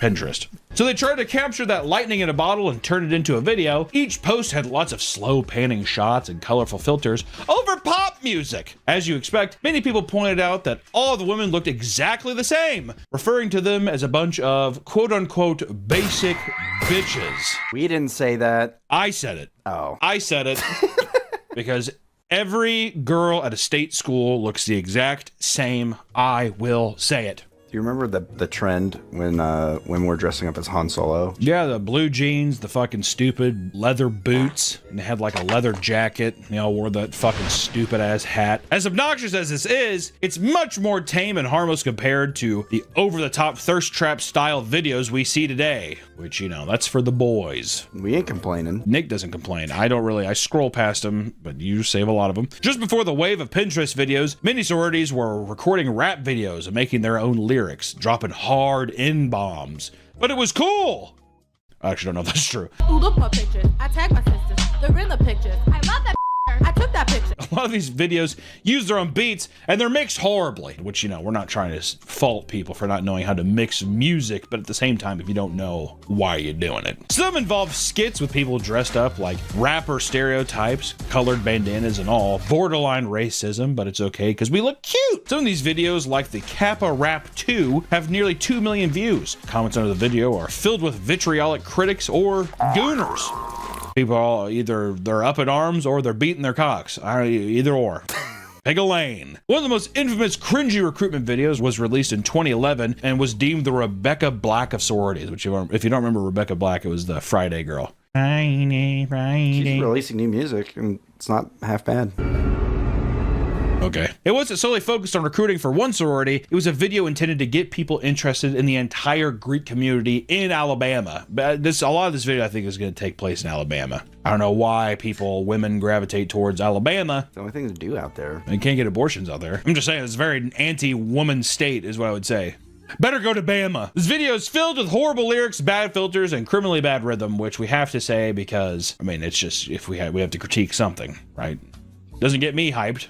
Gets me. Time of its release, it got the Panhellenic community in trouble because it made the university donors, who were the parents and grandparents of the girls, look terrible, which you can't mess with daddy's wallet. That's why Spud never, I never complain about Spud. She's not in the videos. She's holding the camera. Yeah, she's the boom operator. You look great, girls. Next up is maybe the most insane trend in recent years, synchronized chants. It almost seems like a Klan rally. In these, sorority presidents will open the front door and reveal rows and rows of women stacked on top of each other. Literally stacked. That's not even me joking. They are quite literally stacked on top of each other. Big girls on bottom, tiny girls on top. Just the way it is. Those are just physics. That's why they're majors out of college. Then they belt out and sing all together in a way that the public collectively refers to as horrifying, scary. It's so universally disliked that most of the chapters that post these types of recruitment videos have to turn off comments because the intense response is so negative. I wonder why. Because they look like a cult. They look so beautiful. It's also just such a high, shrill wall of sound. It's like if 1,000 hornets are flying at you. It's also, you got to open the door and show it. It's very uninviting. Isn't that the opposite? If they're opening the door, they're inviting you in? I mean, the first thing you see is a bunch of women on their knees screaming at you. Got a couple vampires in chat just being like, open the door and invite me in. Well, I guess I can stick around for a while. The chant video for Alpha Delta Pi in Texas was one of the first to catch the attention of the public, and it has since been associated with fear. Those who have watched it are quick to point out how cultish and intimidating the chants are. It's made worse because the video's resolution has been degraded over time, and many of the girls' eyes and mouths are just black voids. This has resulted in the video being referred to as a portal to hell. Dad, you see our cute video? He's like just frozen in fear in his lazy boy. She grabs his wallet out of his back pocket. Thanks, Dad. In recent years, chants have moved away from front doors and are now out on the campus for everybody to see. However, it's still hellish in a brand new way. At Baylor University, a recruitment video went viral where the sisters grouped together to creepily perform a Taylor Swift themed song. I knew true sisterhood was soon to be near. I found it, I found it, I found it, I mean, come on, what the fuck do people expect? Yeah, we're not going to do Taylor Swift. As if that's not the exact demographic of Taylor Swift. I mean, what the fuck are we done? Today, recruitment videos mainly consist of elaborate dance videos. While the quality has certainly increased, they are off-putting in their own special way. I think, one, there's a couple reasons, Nick. I don't think any group of people singing anything, I think that we've just moved past it. I feel like flash mobs killed that. Yeah, that was like 20 years ago, too. Flash mobs killed it. The sisters are staged outside of their home, all adhering to a specific theme that can range from Barbie to denim. The entire sorority screeches in the background with their hands in the air, while the most traditionally attractive skinny blondes are put front and center. Those are the show women. Yeah, the show ponies. Yeah, you put your donkeys in the back. Exactly. Put the donkeys, the asses in the back. Those that have been part of I love women. I think it's horrible how these women treat each other. Catty bitches. Put some of the chubby ones up front for once. Nick, are you saying that you only like the sorority videos whenever you have a couple fucking ugly ducks up front? I think so. Just show, like, I think if you put all your good show ponies up front, you're hiding something. It is a bit of a barrel of a snake situation, isn't it? It's just too good to be true. It's a psychological. You're saying that you put Spud. Yeah, you put Spud up there. You put Spud up there, and I don't know, like a one-legged pirate person. Yeah, someone with diabetes. The girl in the wheelchair. Well, not too many of them. I'm not trying to scare people. This isn't a freak show. I feel so bad for the editor. You're really gonna have to You're going to have to make this palpable in some kind of way. Those that have been in a part of Greek life in their younger years have admitted that people would often pick the skinniest and most popular women, aware that this would be important marketing for Rush Week. Yeah, dude, what the fuck? It's the same shit for like Hollister. Like, do I want a big, ugly bastard trying to sell me jeans? No, I want a hot person. Come on in. That's why I never get the idea of people being like, it's only attractive people. Duh. Why do you think I hired Harry and Jacob and Nick? For good looks? Show candy. Some people claim that they're trying to beat the stigma by putting a person of color up front. The Zeta Tau Alpha sorority at Alabama, for example, danced to a Michael Jackson song, putting a black woman in front of a crowd of primarily blonde white women. They received a lot of negative feedback and had to turn off comments after being accused of using her as a token black woman for their social media post. No. Put Tubby up in front. No one will complain. What do you have? Why do you hate fat women so much, Nick? I don't. I'm trying to give them the spotlight. I think it's a shame that they're put in the back behind everybody else. You can still see them. Yeah, barely. The rushing journey comes to an end when potential members open their bid letter to see if they got accepted or not. Bid day is one of the most intense parts of the process, and the sorority rents out the stadium and gathers a horde of women together so they can film themselves opening their letters, where they're often shaking from excitement. They rent out the entire football stadium, which holds like 70,000, 100,000 people, and it's just filled with women opening letters and screaming. It's like Jonestown. It is. It's very cult-like. It's fucking crazy. Like, if you remove the visual of a girl being like, and you just put it and you put like pictures of like the rainforest and like, you know, like the little audio thing, you'd be like, this is a part of a documentary where it's like, this is the recording of like some people died in a cult in the jungle. Wouldn't it? Yeah. I agree. Amidst their potential mental breakdowns, they start flashing their Greek letters so aggressively that it more so resembles indiscernible gang signs. Bitches look like they're the Bloods. Their collective shrieks are so loud that it echoes out into the entire campus with the same energy as a football home game. Oh gosh. Telling us, hey, get up the It'd be so uncanny to hear. Sounds like a bunch of like sirens or something like that. I wonder if they have to put it on a news thing like, hey, if you hear people screaming bloody murder, nothing's wrong. It's just girls getting into sororities. Yeah, there has to be like an Amber Alert. That's not a woman dying. She's excited. That's actually the perfect time to kill someone, though. Oh my god, the bid day killer. You guys, please move it to somewhere else. You're becoming a distraction. No way, Jose. Arriba! That's a white woman saying that? It's a white woman saying that to another, white woman. Upperclassmen who have experienced bid day more than once refer to it as squeal day because it is so loud that it wakes them up despite living far from the stadium. It travels that far. It cracks. It breaks windows. People have nightmares. Can you imagine sleeping in that and, like, the nightmare you would get? Oh, I'd have a sleep paralysis about it. Yeah, exactly. It's just a woman over you like this. You're sitting there, sleep paralysis too, just like awake, awake, whatever, but like, be gentle. Each year, thousands of videos flood social media of girls screaming and getting accepted. However, not everyone is cut out for the sorority life. What do you think that is, Nick? Tubby? I think we were trying to gesture to that without saying it, but out of hundreds of new members, a select handful don't get in, and it is a life-altering event. They too begin to shake, more so from anguish as they realize that they missed out on climbing the social ladder. What's insane is that it is anguish, but there is no discernible difference between happy or sad. So all in all, it's a very confusing viewing experience, if I'm being honest. Well, first they get happy, then they're sad. Yeah. Huh? And there's a woman next to her like, ah! This is both happy and sad. Ah! Ah! Some people are lucky enough to get multiple bids. However, they are still reduced to crying because they didn't get a bid from the specific sorority they wanted. Womp womp. That video's funny. She's like, I got accepted. She's like, oh, dang it.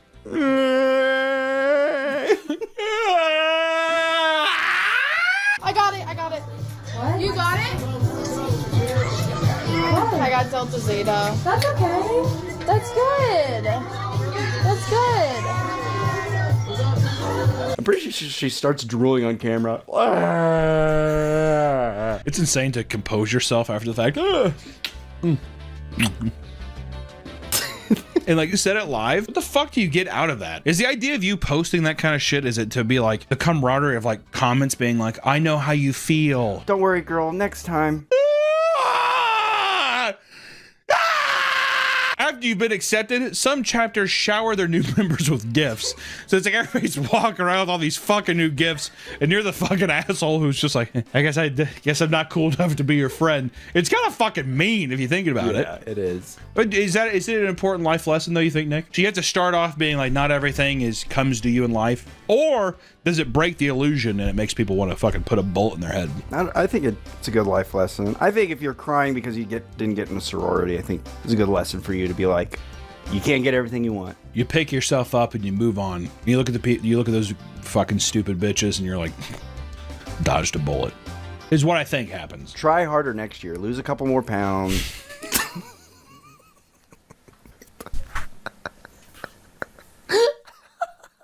The editor is Sisyphus with this video, dude. Finds a good ledge, and oh, there goes the ball once again. Pledges at Kappa Delta received at least 30 different branded shirts and sweaters on their beds. What?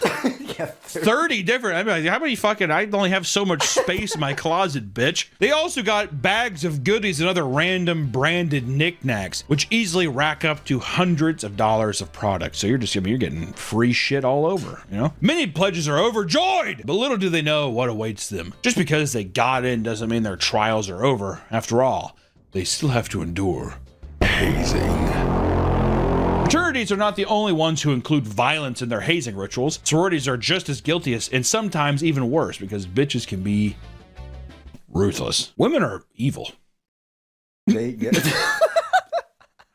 meant towards each other. Since a lot of these girls join sororities for social status, one of the most common hazing rituals is humiliation. What? One sorority grabbed their pledges and held them hostage in the basement of a home and tickled them until they peed themselves. Stop! Eat! Go! Eat! Go! If I knew I just had to pee myself to piss myself. I would just be like, oh, you didn't even tickle me. I'm already wet. I would piss myself and then I'd complain about how expensive my panties were to the other woman. Oh, dang it. These $60 Victoria's Secret sheer panties that my boyfriend loves has got piss all over them. Oh, well, I bet he'll still like them. Right, ladies? I'm the biggest girl of all. They call me the bull around here. The whole campus is a china shop. I'm here to make a mess. Yeah, we accepted the bid of the bull. Why? Each pledge had their hands and legs duct taped while their big sister and other members tickled them, and the goal was to last as long as you could until someone lost control of their bladder, ending the ritual. After one of the pledges peed, everyone began to clap and celebrate, and the girl was handed a pair of sweatpants and walked home. They kick her out? Yeah, she didn't last the trial. Oh, so if you pee first, you get kicked out? Shouldn't have drank all that Sprite before I came in here. Another common ritual is having girls strip down and have them sit on dryers so they can use Sharpies to circle the parts that jiggle. God! If they don't lose the weight, they are cut from the sorority. That's I told they don't like. Well, I as the bowl am not sitting on the dryer. I am the dryer, if anything. I'll shake the girls and you guys can do whatever. Not about to point out my flaws with a Sharpie. And I'm not losing weight. I refuse. You're the bowl. I'm the bowl. The sorority at University of Connecticut was suspended after making pledges drink alcohol and act like they were animals. Easy for me. With the final act forcing people to get on the ground and shake, which they called sizzling like bacon. This same organization had trouble at a different campus. Pledges were forced to face a basement wall while the sisters in lingerie paddled them and aggressively screamed. Doesn't seem that bad. That seems pretty fucking horrifying to me, if I'm being honest. All of this seems just horrible. I'm like, it's all so much more evil. Like all the guy stuff, it was just like, yeah, dude, I'm gonna give you a T-twist, you're gonna eat my cum. Okay. Or we're gonna get drunk. I don't know if we're gonna play night crawlers in my bed. We're gonna play anteater and the anthill is my asshole. This stuff is just being like, let me circle these things. Also, if you don't modify this, you're gone. Because women are mean. Well, they're mean. Evil spirits. They'll point out your flaws. Evil. I spooky. I don't like them. Get away from me, Nathan. The Delta Sigma Theta sorority at the University of Tennessee, Chattanooga, sent a rusher to the hospital after a hazing ritual. On April 10th, 2009, Jasmine Johnson made a report to the university she attended, accusing members of her sorority of violently hazing her. In a report, she stated that she was told to meet at the pavilion next to the football stadium as part of the first part of her ritual. When she arrived, one of the girls began to punch her in the side of the head, while the other girls poured cold water on her head and sprayed vinegar in her eyes. Welcome to the sisterhood! She was instructed to meet at a different location near a local high school where she was doused with chocolate syrup and milk. I'm gonna just say, after I got basically pepper sprayed and beaten the hell out of, I wouldn't willingly go to the next spot. Even if it was. And then also, I'll tell you, the chocolate milk and chocolatey sauce, sticky. It would be a line too far. I'm all bruised up and swollen, and now you just ruined my fucking... I just bought all this new clothes with Kohl's cash, and it's ruined. You know, what the fuck is that? This was followed by sorority members forcibly breaking eggs over her head, chest, and stomach, and once she was on the ground, they began to kick her and finish the ritual by hitting her knees and knuckles with a wooden paddle. Where do I go next? Jasmine continued to experience pain in her stomach and head long after the hazing ritual ended. Concerned, she asked her mother to take her to the hospital, where doctors diagnosed her with a severe concussion, stomach bruising, and contusions. After the university became aware of this incident, it suspended all activities at the sorority, issued a no-contact order for all members, and investigated the possibility of pressing charges. AKA, none of them got kicked out. Hey, time out! Resume in the second semester. And don't look at her anymore. Go to your mom and be like, you take me to the hospital, and the doctor's like, oh, we just want to do a quick CAT scan. She's just like bloody and bruised. Mom, I feel fine. It's strange to see the ways in which sororities market themselves to the public as the cool sorority, right? The cool sorority. Especially when moments later, you're being punched in the side of the fucking head by your supposed sisters. By your sisters, right? Sororities can be cringe. But I suppose it's fine as long as it doesn't extend into physical violence. You know, I think it's nice to find your place in new social environments, and I think it's a good idea to experiment in ways where you can, you know, blossom your social network of things, and just, you know, life is only easier whenever you have a big network of friends. It's true, professionally, even in college, all that kind of stuff. But at the same time, women are evil. A lot of women can be evil, not all. A lot of men and women can be evil, and a lot of those evil people are in fraternities and sororities. I'll say that. Bye. Welcome back to the Papa Meat channel. How you doing? How you doing? Coming in and sitting down because today we're going to talk about one of my least favorite things on this earth. Porch pirates. Not that kind of pirate. I would be welcome to that kind of pirate. Yeah, if Luffy showed up. Most likely, you or the people you live with order most of your stuff online. As convenient as that can be, the never-ending rise of e-commerce has also led to one of the most infuriating problems known to man. Pirates. People who steal your shit off your front porch. Why you do it? It's fun. Thieves in general are just disgusting. Absolutely vile. Don't like them. That's why I want to be that one YouTuber who put the glitter bomb in them. Porch pirates are a name given to people who purposely steal packages sitting on your doorstep. While this has been a problem for years, it became far more prevalent recently, especially after the whole pandemic, due to the massive increase in online orders across the world because you couldn't go outside and buy things. Amazon was my best friend. No, probably that Chipotle. That DoorDash guy for sure, probably. In fact, billions upon billions of dollars in merchandise are stolen each year. Billions! For many people, this isn't even a one-time issue. A large percentage of these victims have had repeated instances of staking out their front porch. That makes sense though, because if a guy's like, this one's shit. Next one, this guy ordered this. That's the money house. Or what you could do is you steal the package, you like it, and you know they're gonna order another one. Well, yeah, exactly. They gotta order another. And sometimes these repeat offenders are at the hands of the same porch pirate, which obviously, or do you think he has other porch pirate buddies and they're squabbling around the poop deck talking about it? That's X marks the spot. There's definitely gangs. 722 Cherry Street. That's the house you want. They have like coordinated attacks. What? What do you mean? Yeah, they'll go down like street. They'll be like different cars, and they'll like go down streets at the same time, and they'll follow UPS people. So like they'll follow. Do you think UPS guy's like driving? He's like looking at his rear view mirror, like. UPS guy has like a fucking gun. Like a French Connection chase or something like that. Or like those armored vehicle. Have you seen like the Brinks, Brinks ones? Yeah. Those are carrying LED light strips for like a 14-year-old kid ordering stuff for his Twitch gaming setup. Armed guards and shit dropping it off. More and more people I've been finding what's become more normal and that I've even had to do is you put like a lock box outside, like a big little crate or whatever. And then on your Amazon delivery thing, you can give them the pin. Open it and put it in. Don't have to worry about it. Or you can put a glitter bomb in it. Glitter bomb. That's a YouTube video. That's a YouTube video. This problem has only gotten worse as it seems that these thieves are only becoming more bold and shameless.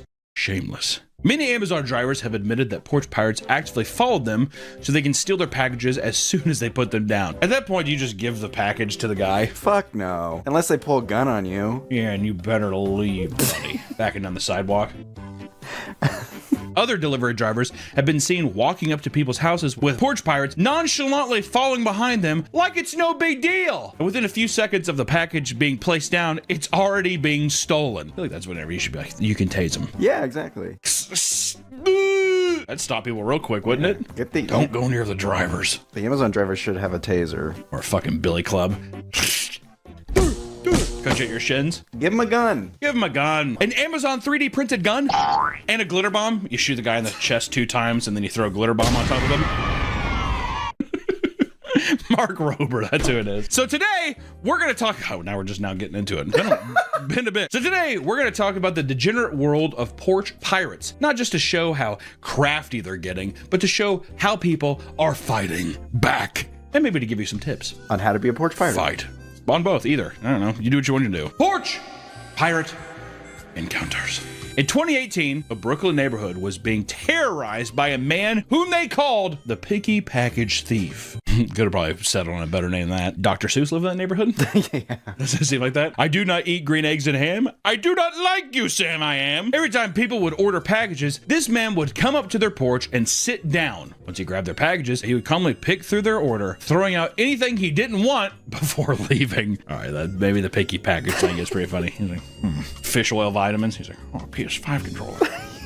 Okay, Ring doorbells and surveillance cameras had caught the criminal doing this exact thing on several occasions. His stealing spree ended on February 27th when Neighborhood Watch members tackled the man to the ground and held them there until police arrived, which I love that kind of street justice. And who was this porch pirate? Well, this porch pirate was identified as 33-year-old Hector Roman and was charged with possession of stolen property and petty larceny. I don't like the idea of a guy like stiffing. That would piss me off. Take the whole thing and be like, he took all my goods. Like that fucking guy who broke into my car and he stole everything but the Creed CD. It's like, motherfucker, like, yeah, I have taste. I have taste, all right? You can just take out, like, especially like a shampoo or something. Yeah.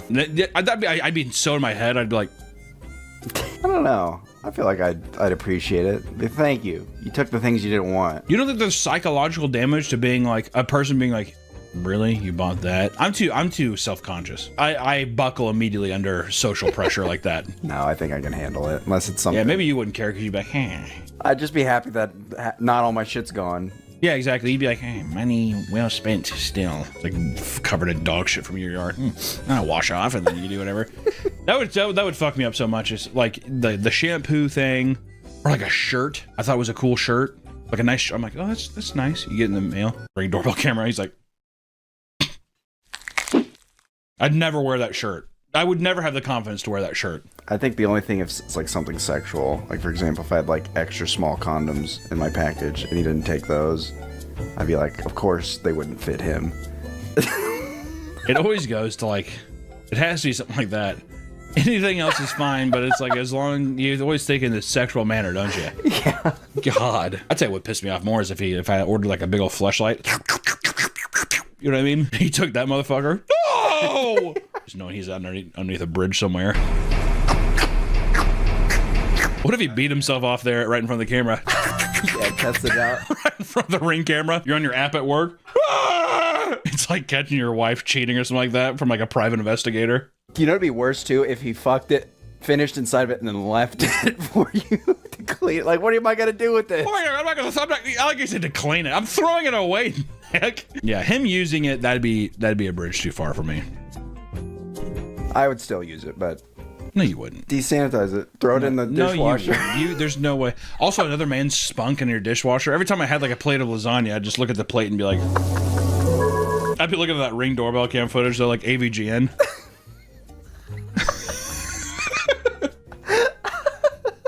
This motherfucker's doing what? Would you drive home immediately? No. I'd say I tried to beat him before he finished. Keep looking at your Ring doorbell. He just lasts longer than I would. That pisses you off even more. This video is sponsored by PDS Debt. Don't let debt pile up. First you miss one bill, then another. Before you know it, debt collectors are knocking at your door looking to take away everything. But there's good news. There's still a way out. Whether you have credit card debt, personal loans, collections, or medical bills, PDS Debt can find a personalized solution for you. PDS Debt has an A+ rating with the Better Business Bureau, with thousands of 5-star reviews on Google and 5-star rating on Trustpilot. That's because PDS Debt goes beyond numbers to understand your situation to give you personalized solutions. PDS Debt has helped hundreds of thousands of people to get out of debt in a fraction of the time. And there's no minimum credit score required. Being in debt and not having any money can be extremely stressful. Oh boy. And I don't want to experience that ever again. If you're in debt and you think it may help, give PDS Debt a try. PDS Debt is here to help you save more, pay off your debt faster, and start putting money back in them britches. You're 30 seconds away from being debt-free. Get your free assessment and find the best option for you right now at pdsdebt.com/papameat. That's pdsdebt.com/papameat. Thank you to PDS Debt for sponsoring the video. Back to the video. Across the nation, a neighborhood in Oakland was terrorized by a porch pirate who would steal potted plants. The plant bandit was caught numerous times stealing plants off people's porches. At one time, he even stole an entire lemon tree. How'd you get away with that? At night. Like uproot it from the fucking ground? That's happened to my dad. Someone stole his like $1,000 Seiko palms that he had in the front of his house. Okay, first off, the flex with the dollar price tag on it is like, I don't know, $1,500 Seiko palms. He had a lot of them too. Sometimes he would also go after packages leaving nothing on porches untouched. The suspect, who had been getting away with this crime spree for months, was described as a bald man in his 60s or 70s. Police would eventually detain a man who matched the description. God, like what, every old man on earth? What the fuck? But no formal arrest has ever been made for this guy. They couldn't find him. I'd be like, I'd get a big lineup of old people and I'd be like, there's no way that motherfucker can uproot a lemon tree. I can. Try. It's usually not that easy. It's him. Yeah, definitely. When porch pirates steal packages, they're often hoping to get something extremely valuable. In one case, a thief took something that was truly priceless. Elise Brink had recently lost her father and had his body cremated. Oh, no. When her father's urn arrived, she rushed over to her porch to retrieve it and was surprised to find that it was missing. She began to look around her neighborhood, with a neighbor eventually confirming that it was successfully delivered earlier. Soon it became obvious that someone had stolen her father off the porch. Stolen the father's body, or dead body, the ashes of the body off the goddamn porch. And for 4 months, Elise wondered if she would ever get her father's remains back. And it turned out that the thief realized what it was and tossed it in a random alleyway, which was luckily found and returned to Elise after it was discovered by a woman in her neighborhood. First off, if you had the thief come back and they're like, dude, I'm sorry, I think I'd be like, it's no problem. Yeah, give him a 20. To fucking no, we're not gonna pay him. I'm not gonna pay him for stealing the thing. But I wouldn't be like, I wouldn't scold him. If anything, I'd be like, I think this is a sign for both of us. I gotta move on and you need to quit grabbing people's stuff off their porches. Okay. Right? That's a value, that's a lesson learned. But yeah, like heartless motherfucker. What is it? Oh, this cocoa powder's gone bad. Throw it on the ground, whatever. Well, I thought that's how the story was gonna end. I thought there was gonna be like footage of him like emptying it in the He's sewer. Like, this is a nice urn. Takes the urn, runs off. Shh. Fucked up. You ever get a body back, cremated body back? There's like big chunks of like bone and shit still in it. It's kind of fucked up. My grandpa's ashes, the motherfucker had like big chunks of bone still in there. Grandpa? It wasn't, I mean, he's kind of chunky. I just mean like not all the skeleton. Yeah. I mean, a good part of it. Also, it's a lot of ash. There's like a huge conspiracy that glitter is made from ashes of human remains. Okay, one, who would think of that? And then two, where did you, what page could you have been on to have that article in front of you? It's a huge Instagram thing. There's a lot of videos where it's like, do you know that there's only 2 companies that make glitter? I hate the snarl in your voice there, the contortion, and he's leaning in on me. There's only 2 companies that make glitter. It's fucking horrifying. Mark, whatever the fuck his name comes in. It's just him and the fucking cremation company, probably. Yeah. Does he still make videos? Mark Rober? Yeah. God damn. What? He has 71 million subscribers. I built a roller coaster in my lab. Got me and the kids. Whee! Come look at these previews. Watch this dildo. Woohoo! Look at that! Oh my god. What the fuck? Oh my god. What the fuck is this? They're letting kids around this motherfucker. Goddamn! What is this? What the fuck? All right, so apparently the scariest fucking channel on YouTube is Mark Rober's channel. We built a roller coaster in my lab. Whee! Kids watching it are just like. Are they enjoying it? Yeah. Delivery drivers also have to deal with porch pirates. One driver in Illinois had to fight off a would-be thief to save an expensive package. While doing his rounds, a delivery driver had just set down a package on a doorstep of a home when a hooded man ran up beside him and stole it. Without thinking twice, the driver stopped the porch pirate and grabbed the package. The 2 men began a tug of war, pulled at it until the driver eventually won, and the would-be thief ran back to the street where he was picked up by a getaway car. The box the pirate was trying to steal contained 4 new iPhones and 1 Android, which the person had bought from a door-to-door salesman. In the end, the thieves were never caught, but the homeowner received their handful of phones thanks to the determined driver. I want to say the driver's a hero.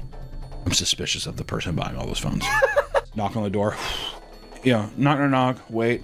Hey, sorry, I just fended off a guy trying to steal your phones. Can I come in? Your Amazon driver. I'm your respectable Amazon driver.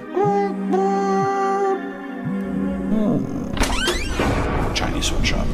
In August of 2023, police were notified of a porch pirate driving away with someone's package being stolen in a Georgia neighborhood. Officers were quick to respond thanks to the homeowners and neighbors telling dispatchers the license plate of the getaway car. Soon after the crime occurred, police were able to locate the vehicle, which led to a high-speed chase. The person behind the wheel ended up crashing the car and attempted to flee on foot to a nearby storm drain, where he crawled deep inside, hoping police didn't see him. A little Pennywise action. Yeah. Authorities soon swarmed around a manhole and began shooting pepper spray towards the porch pirate. God damn. For over an hour and a half, police attempted to get the package and the thief out. Like, give me the package. Oh my god, that's horrifying. Do you see that image? Fuck that. So they were just dropping pepper spray? Exactly. Ah! Ah! You get out of there. I can't. Finally, growing tired of waiting, they sent in a K9. God. Jesus! They sent in a K9. And the thief, which ended up being 31-year-old Laverne Vereen, would eventually crawl out and surrender himself. I wonder what do you think was even in the package? You know what I mean? Is it worth the high-speed chase? It's a loot crate. You don't know what's in it yet. God, can you imagine going to prison over a fucking loot crate? over a Doctor Who loot crate? I'd kill myself. I'm not even joking. I'd hang myself. Yeah. See, right as they're arresting me, I'd be like, wait. Open the package, because I want to know. Open it! Open it! And you just see it says loot crate. That's the Doctor Who thing. The people that come outside are like nerdy people. And you know he's going to make like a Instagram or TikTok about it. Guess who just fended off a porch pie with his sonic screwdriver? Welcome, it has the Bo Burnham motto. Welcome to the internet. Welcome out around. Whatever. And he's just like... God, yeah, I'd kill myself too. Oh my god. Oh, dude. I would resist or being arrested, so they sick the K9 on me. I would reach for his gun, so they shot me. The victims of porch pirates aren't the only people who despise them. As it turns out, even porch pirates hate porch pirates. Self-hate. One Ring camera catches the moment that two porch pirates are found stalking out the same package being dropped off by a FedEx driver. I bet that happens a lot, dude. Oh, yeah. You're on my turf. Exactly. Get out of here! As soon as the package is put down, two men hop out of their cars and race to grab it first. They get into a fight over the package, and one man was armed with a knife, and the other grabbed a flower pot. The whole thing occurred in broad daylight while the family was still home. The package contained a brand new iPhone, and it was suspected that they somehow knew what was in the package before even coming up, like they were staking out their order. Kind of fucked up. It's hard not to be suspicious of this, especially when we look at just how many porch pirate schemes have evolved over time. In Long Island, a family reported that they were having their packages stolen on many occasions. The biggest problem was that they weren't even the ones ordering them. Huh?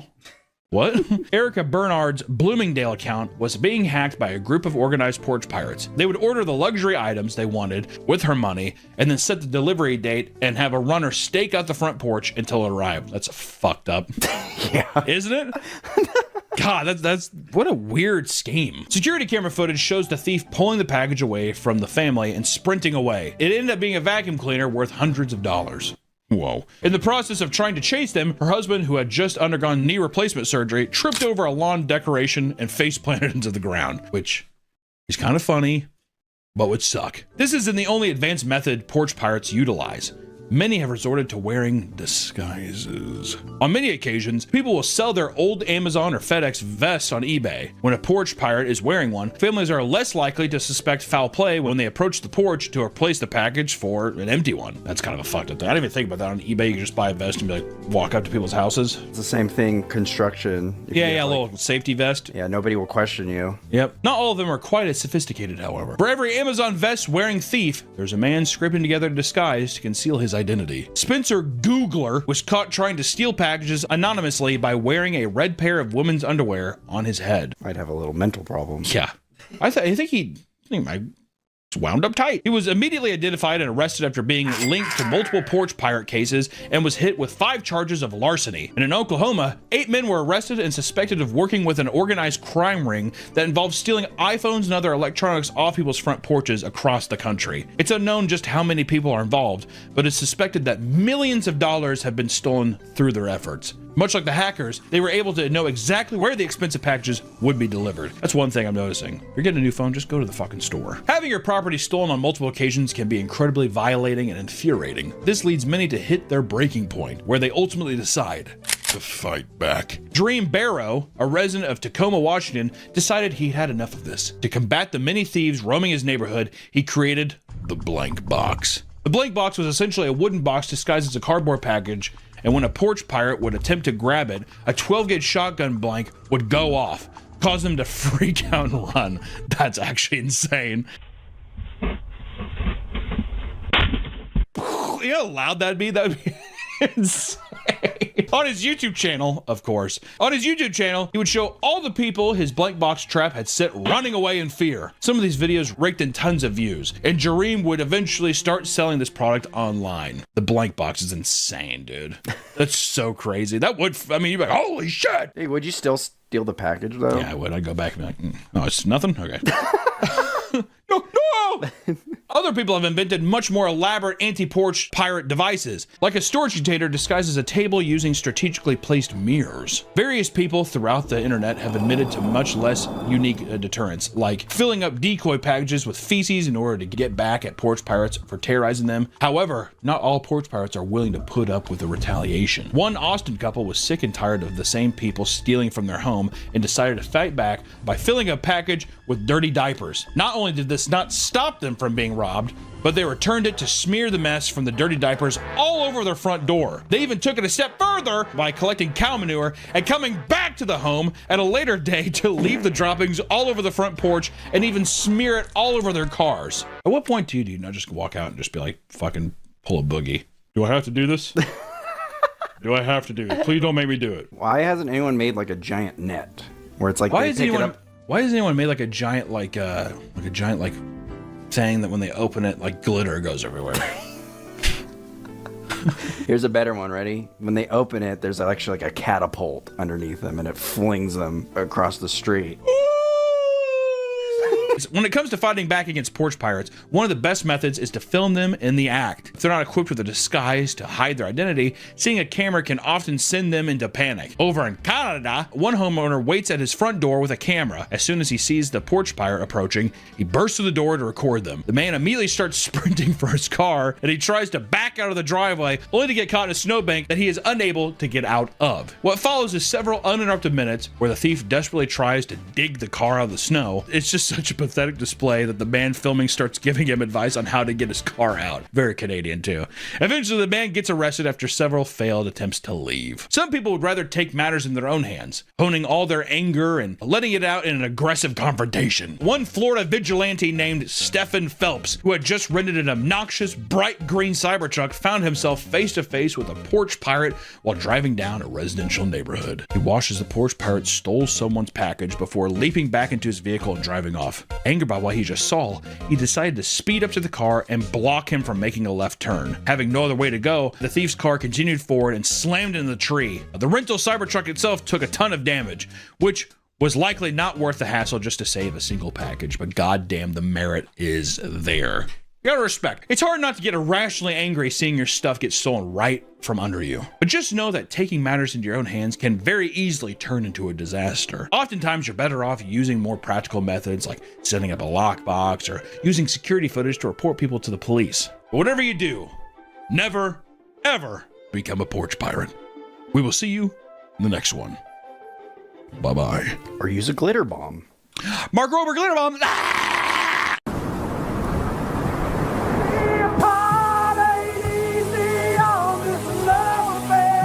Welcome back to the Papa Meat channel. How you doing? How you doing? Coming in and sitting down because today I took a shower. My hair's not greasy. Sometimes to take a shower, it takes a long time to let my hair air dry. I don't see anybody comments again as someone saying that the haircut looks bad. Hair's wet, not greasy. You want to smell it, Nick, and see how it smells? And then go ahead and go back and then give your review. 10 out of 10. Smells like wet dog hair. I don't know. It should smell like Dove. As a child, I went on a date with a girl when her dad was there. This is 6th grade. I don't think he liked me, but he sprayed me with a water hose. Frankenstein, for example, is to me an expression of all of our society. He got all my hair wet. I told him not to. It makes my... Today we're going gonna talk about bug chasing. And no, not regular bugs, because when it comes to the world of sexual fetishes, yep, we're going there. There is no limit to what absurd things people can find themselves aroused by. And in most cases, there's no reason to judge people for what gets them excited in the bedroom, right? Behind closed doors, Nick, anything's fine. After all, nobody wants to kink shame, right? But what about a fetish that revolves around testing the boundaries of physical health? Disclaimer for this video. Disclaimer. Don't want people getting mad. 1, video's gonna be gross. 2, bug chasing is a very hotly debated topic and has been for quite some time. It's believed by many to be overblown and inaccurately reported on during a time where concept was more novel and shocking, okay? So keep that in mind, that our goal is just to talk about what it is and what other people are saying online and in the news, right? I have no opinion. I am a shell of myself. Or you do have an opinion. I thought that this was just kind of interesting that people, pretty much for a few people, just when you want to click off the video, let me just summarize it here. People like to go to parties out to cough each other's faces and they catch their diseases. Everybody cough in my face. Do it. Okay, big game hunting, and they get hard and they sometimes chum. So if that's a video that you're interested in, plop on down and hang out for a bit. Or if you just said, you know what, I'm good, more power to you. Bug chasing is one of the stranger is out there, one that many people are becoming more aware of after a viral story posted to TikTok by someone named Belisa Bell. In her TikTok, she goes on a frustrated rant about her father. My dad purposefully got HIV because he's a self-proclaimed bug chaser and he thinks that it's hot. He self-described himself as a bug chaser, choosing to live this life because he thinks it's hot. According to her, this was something he had slowly been planning ever since she was a kid. When we were children, he started to buy books about AIDS and the AIDS epidemic. He would read them and then he would come up to our family and my other siblings and tell us about how amazing it was to be able to take care of victims of the AIDS epidemic and how wouldn't it be such a good cause? And how he just feels so bad for all of those victims and how they just want someone to take care of them. How do you throw that into the conversation? Yeah, it's a little gross. I mean, at Thanksgiving? I'm not thankful. I bet that's how you start off. I'm not thankful. I don't have AIDS. Nothing to be thankful for. And can you pass the gravy? About 2 years ago, my family received a call about how my dad was extremely sick. He had rashes on his body. He couldn't sleep, night sweats, all of these horrible things. He genuinely seemed like he was going to die. He goes to the hospital a couple of days later, and then we get a call. He had developed 3 STDs, one of them being HIV. How do you get AIDS? It has to come from someone with HIV, sexual contact, blood transfer. So there's no way I could just be in a produce section looking at a pomegranate. No. You just can't get hit by like AIDS ray or something. There's gotta be an AIDS ray now. This video is sponsored by Fume, the leaders in flavored air. Breaking bad habits can be hard. Let Fume help you with that. Fume is not a vape, it's not an e-cig, it's just flavored air, which means you can use Fume anywhere. With Fume, there's no vapor, no nicotine, and never any toxic chemicals. And on top of that, Fume is an award-winning device that puts you on the path towards being free from bad habits. I love Fume's crisp mint flavor the most, and also how compact the device is. Oh. Fume is also there for whenever you feel anxious. Keep Fume by your side and find your calm with the satisfying clicks and snaps of the device whenever and wherever you need to be. Over 500,000 people have already made the switch to Fume as part of their habit change journey. If you're ready to try for yourself, now's the time. For a limited time, if you order the Journey Pack using my code PAPAMEAT, you'll get free Fume topper and an awesome accessory to level up your experience. Click the link at tryfume.com/PapaMeat or scan the QR code on the screen to get yours today. Thank you to Fume for sponsoring this video, and back to the video. But it got so bad that at one point he was fully convinced it was going to kill him. He discovered he had HIV as well as 3 other STDs. To do this, bug chasers will have unprotected, or as we all say in the cool community, bareback sex with other men hoping to spread the disease. Damn, dude. So he wasn't even gay. He was just like, I want you to give it to me. It's kind of dedication. What about sex is it that gives you HIV? Tearing like the inside of your hole. You're tearing skin, from what I heard. Can we do fact check? I want to put the fact check, and while I talk, I want my voice to slowly lower in the mix so I can talk about this. Does it have anything to do with poop? No. So it's not about fissure tearing and then the poop gets in there. He better really have lowered the volume for that. While the fact check is up, or else I'm gonna be pissed. Not only did he try to groom me to be his partner and his toy, but he also wanted us, his family, to take care of him when he purposefully self-destructed. Do you think that's like a victim complex? Yeah, it's a victim it's kind of like Gypsy Rose's mom. It's like Munchausen's by proxy or whatever. But it's just isn't it just regular Munchausen syndrome? I thought Munchausen syndrome is when she's like, I'm sick and I'm a victim. Help me. After the story had gone viral, her family was furious at her for talking about it publicly, and Blizzard was kicked out of the home, and she began resorting to TikTok crowdfunding to afford moving out. This eventually worked out, and she has been updating people about the process as it develops. Can you get rid of AIDS or HIV? What exactly is the difference? Because this is actually an interesting thing for people who don't know. What is the difference between HIV and AIDS? AIDS is a advanced stage of HIV. AIDS stands for autoimmune disease. So, what does HIV stand for? Human something virus. Fact check again. And if there's something with poop there, then we can put the edit back in. But I'm almost positive it has nothing to do with poop. It's blood, semen. You're telling me that blood and semen, but there's no poop? The fact check has still got to be up during this part.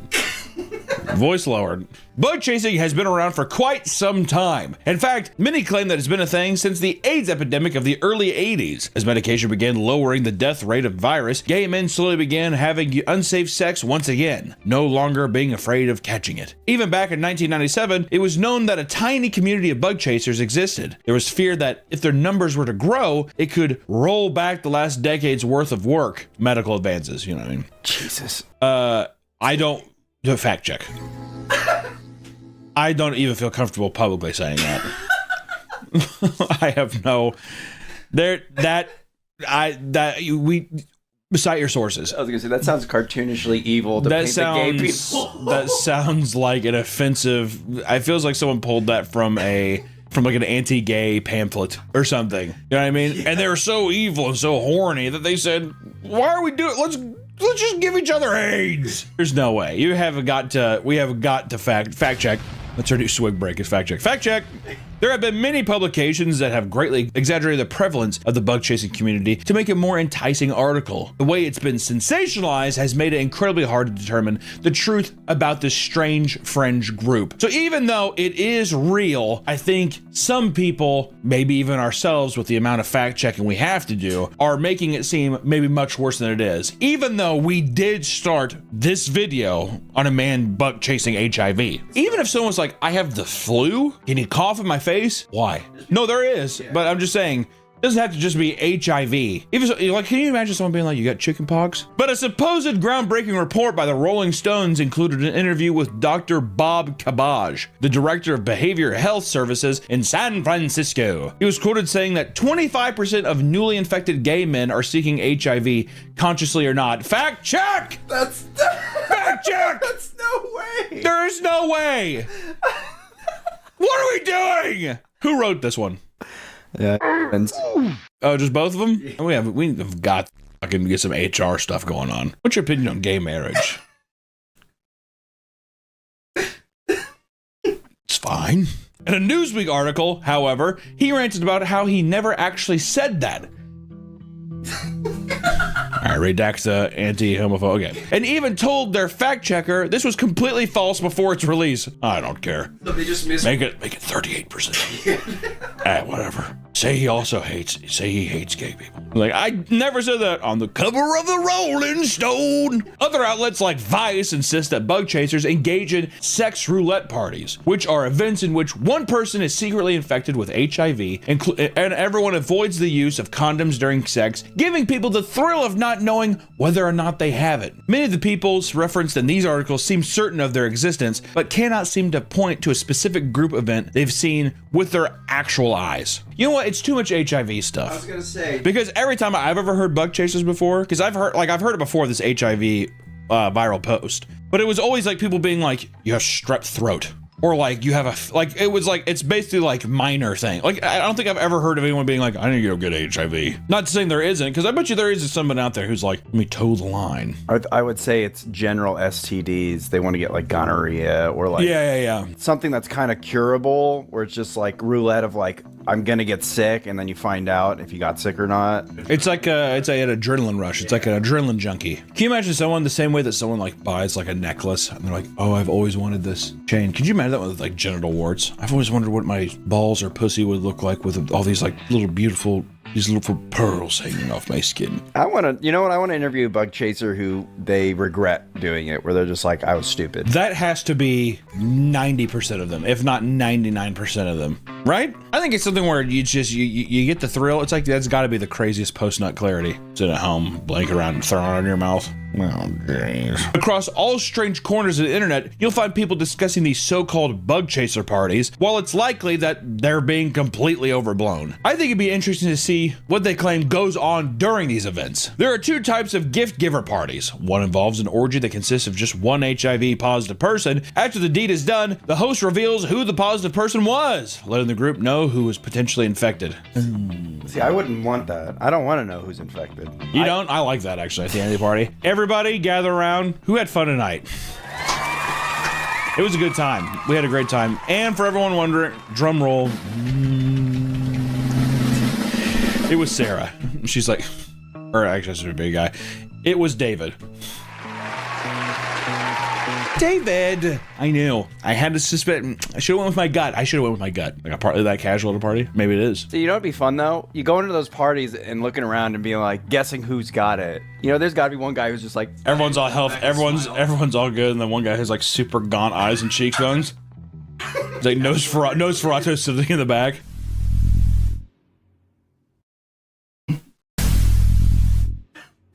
Nah. No, couldn't be him. Too obvious. The other variation of these parties involves one negative person having sex with multiple positive people. These parties can supposedly range anywhere from a few people all the way up to 30 people. And usually, the host provides some type of drugs or alcohol to guests to enhance the experience, right? Malibu rum and an oatmeal cream cookie? Within the community, it is said that there's a lot of terminology that gets thrown around during these events. But here's what we're seeing the most often. If someone is looking to get infected, they are called pause chasers. You know what, bleep it. I don't know what I said. Pause chasers. I don't know if I like that. Those looking to receive the disease look for HIV positive sperm, which is referred to as pause load, or poison seed. There are even pause pleasers who have HIV medication but identify as a bug chaser. Some members claim to take part in a ritual that involves them damaging their own to the point where they basically bleed. This way, when they have sex, there's a higher chance of spreading the disease. There is no way this video stays monetized. We have to bleep all of that. That's just... And I guess the only way that we can have it, like what I just said, was some people want they want their whole to have strawberry syrup. This can be done in a variety of ways, with some people putting fireworks on their ass to do maximum change.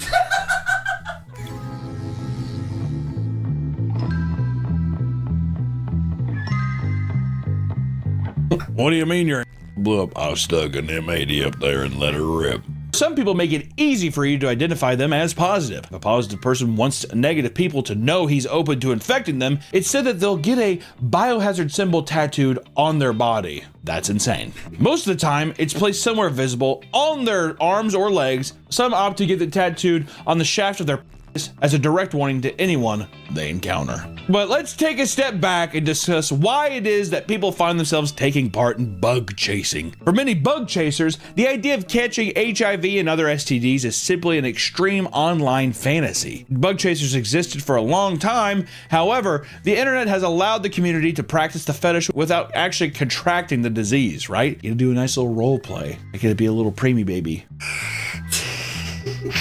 You gotta do that, and you get to live a normal life after that. For some, bug chasing is similar to thrill seeking or adrenaline rushes. It's the idea that they're doing something taboo and potentially dangerous that gives them this rush. And online, a man spoke out about how his ex was a chaser and how his kink was going to holes without the use of a condom. He had HIV and got a thrill off knowing that he altered someone's life without them ever knowing it was him. That's not a good person. That's a felony. That's, I think, well, yeah. Yeah.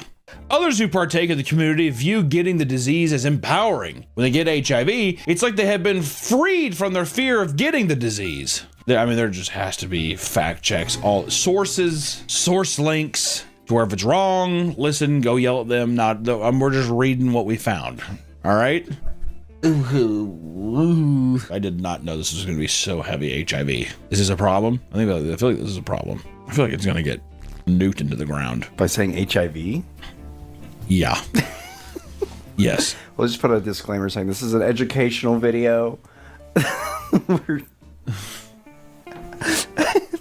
Even today, bug chasing still exists in small pockets of the world, mostly facilitated through online communities. While there have been incredible evolutions in AIDS medication and the way treatment is administered, some bug chasers considered it to be the equivalent of an adult using floaties. According to them, medication like pre-exposure prophylaxis takes the thrill of masculinity out of having sex. There are various dating sites used for explicit purposes of meeting people who have AIDS, HIV+, and other sexually transmitted diseases. Websites like positivesingles.com or Posmatch.com. There are events here and there that aim to reduce the shame people feel living with HIV. Some are strictly kind and wholesome, while others seem to have more degenerate intentions. In 2021, the gay star Tim Tyler tried to host the Pause Pride Fest with the goal of raising money for HIV groups and to celebrate people who may feel outcasted from society due to their disease. That's fair.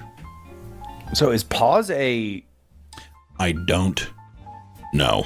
It's really early in the morning to talk about this much HIV related stuff. I really thought I was going to be like, yeah, I'm sick. I have a boner. This sounds all well and good until you realize that part of the event would include the Chasers Jamboree, aka party, including those with and without HIV. The website advertised the event, stating chasers and gifters would identify themselves with colored hankies. And the Twitter page posted a poll asking those attending which category they fall under, with a grand majority being chasers. It turns out that Tim has been an open bug chaser who successfully contracted HIV, so the event appeared to be more of like a super spreader event designed for his own sexual fantasies rather than like an uplifting thing.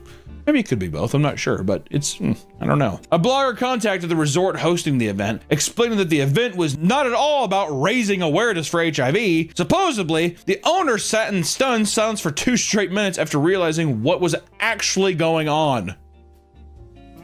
They dropped the event soon after. Tim announced its cancellation. He then suspiciously reached out to people about continuing to donate to event's PayPal account that Tim manages himself in order to raise money for HIV nonprofits instead of just donating directly to the nonprofits. I think Tim might have been scamming a little bit. Skimming off the top, it sounds like.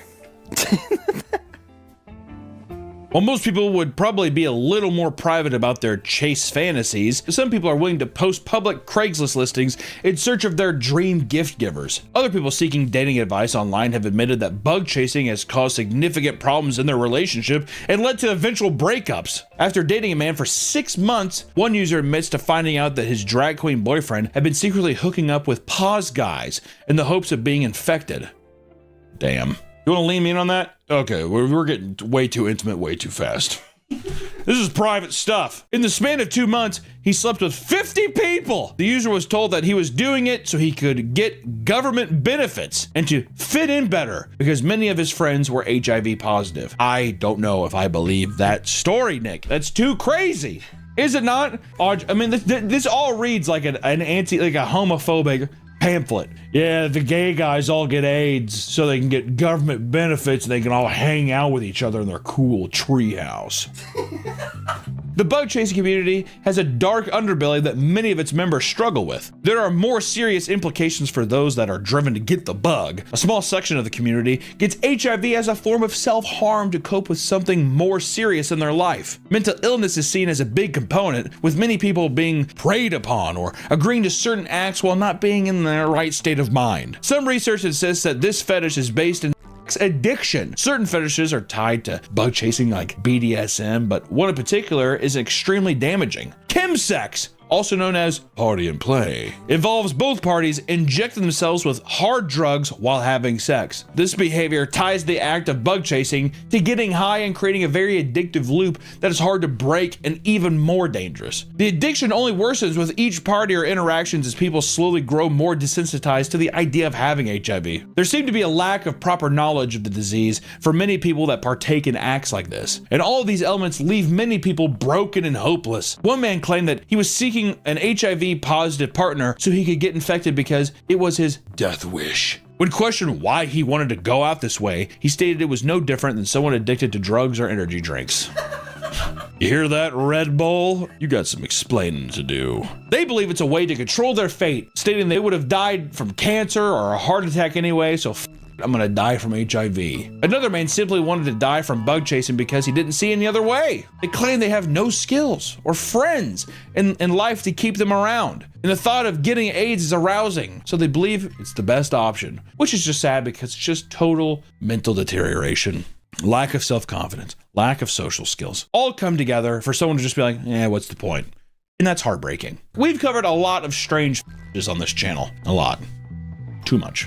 Gotta reel it back a little bit. I think we might be done with this for a bit. I think it's safe to say that bug chasing is one of the stranger and more dangerous ones, if not the most dangerous one. I mean, I don't know. Unless it's just like I want someone to murder me or whatever, which I don't know. If you're watching this and you're part of our massive, overwhelmingly gay audience, be careful out there. You never know who's out there prepared to give a little gift. And those who participate in bug chasing, just make sure you're prepared to deal with the lifelong consequences that follow. Thank you guys so much for watching this video.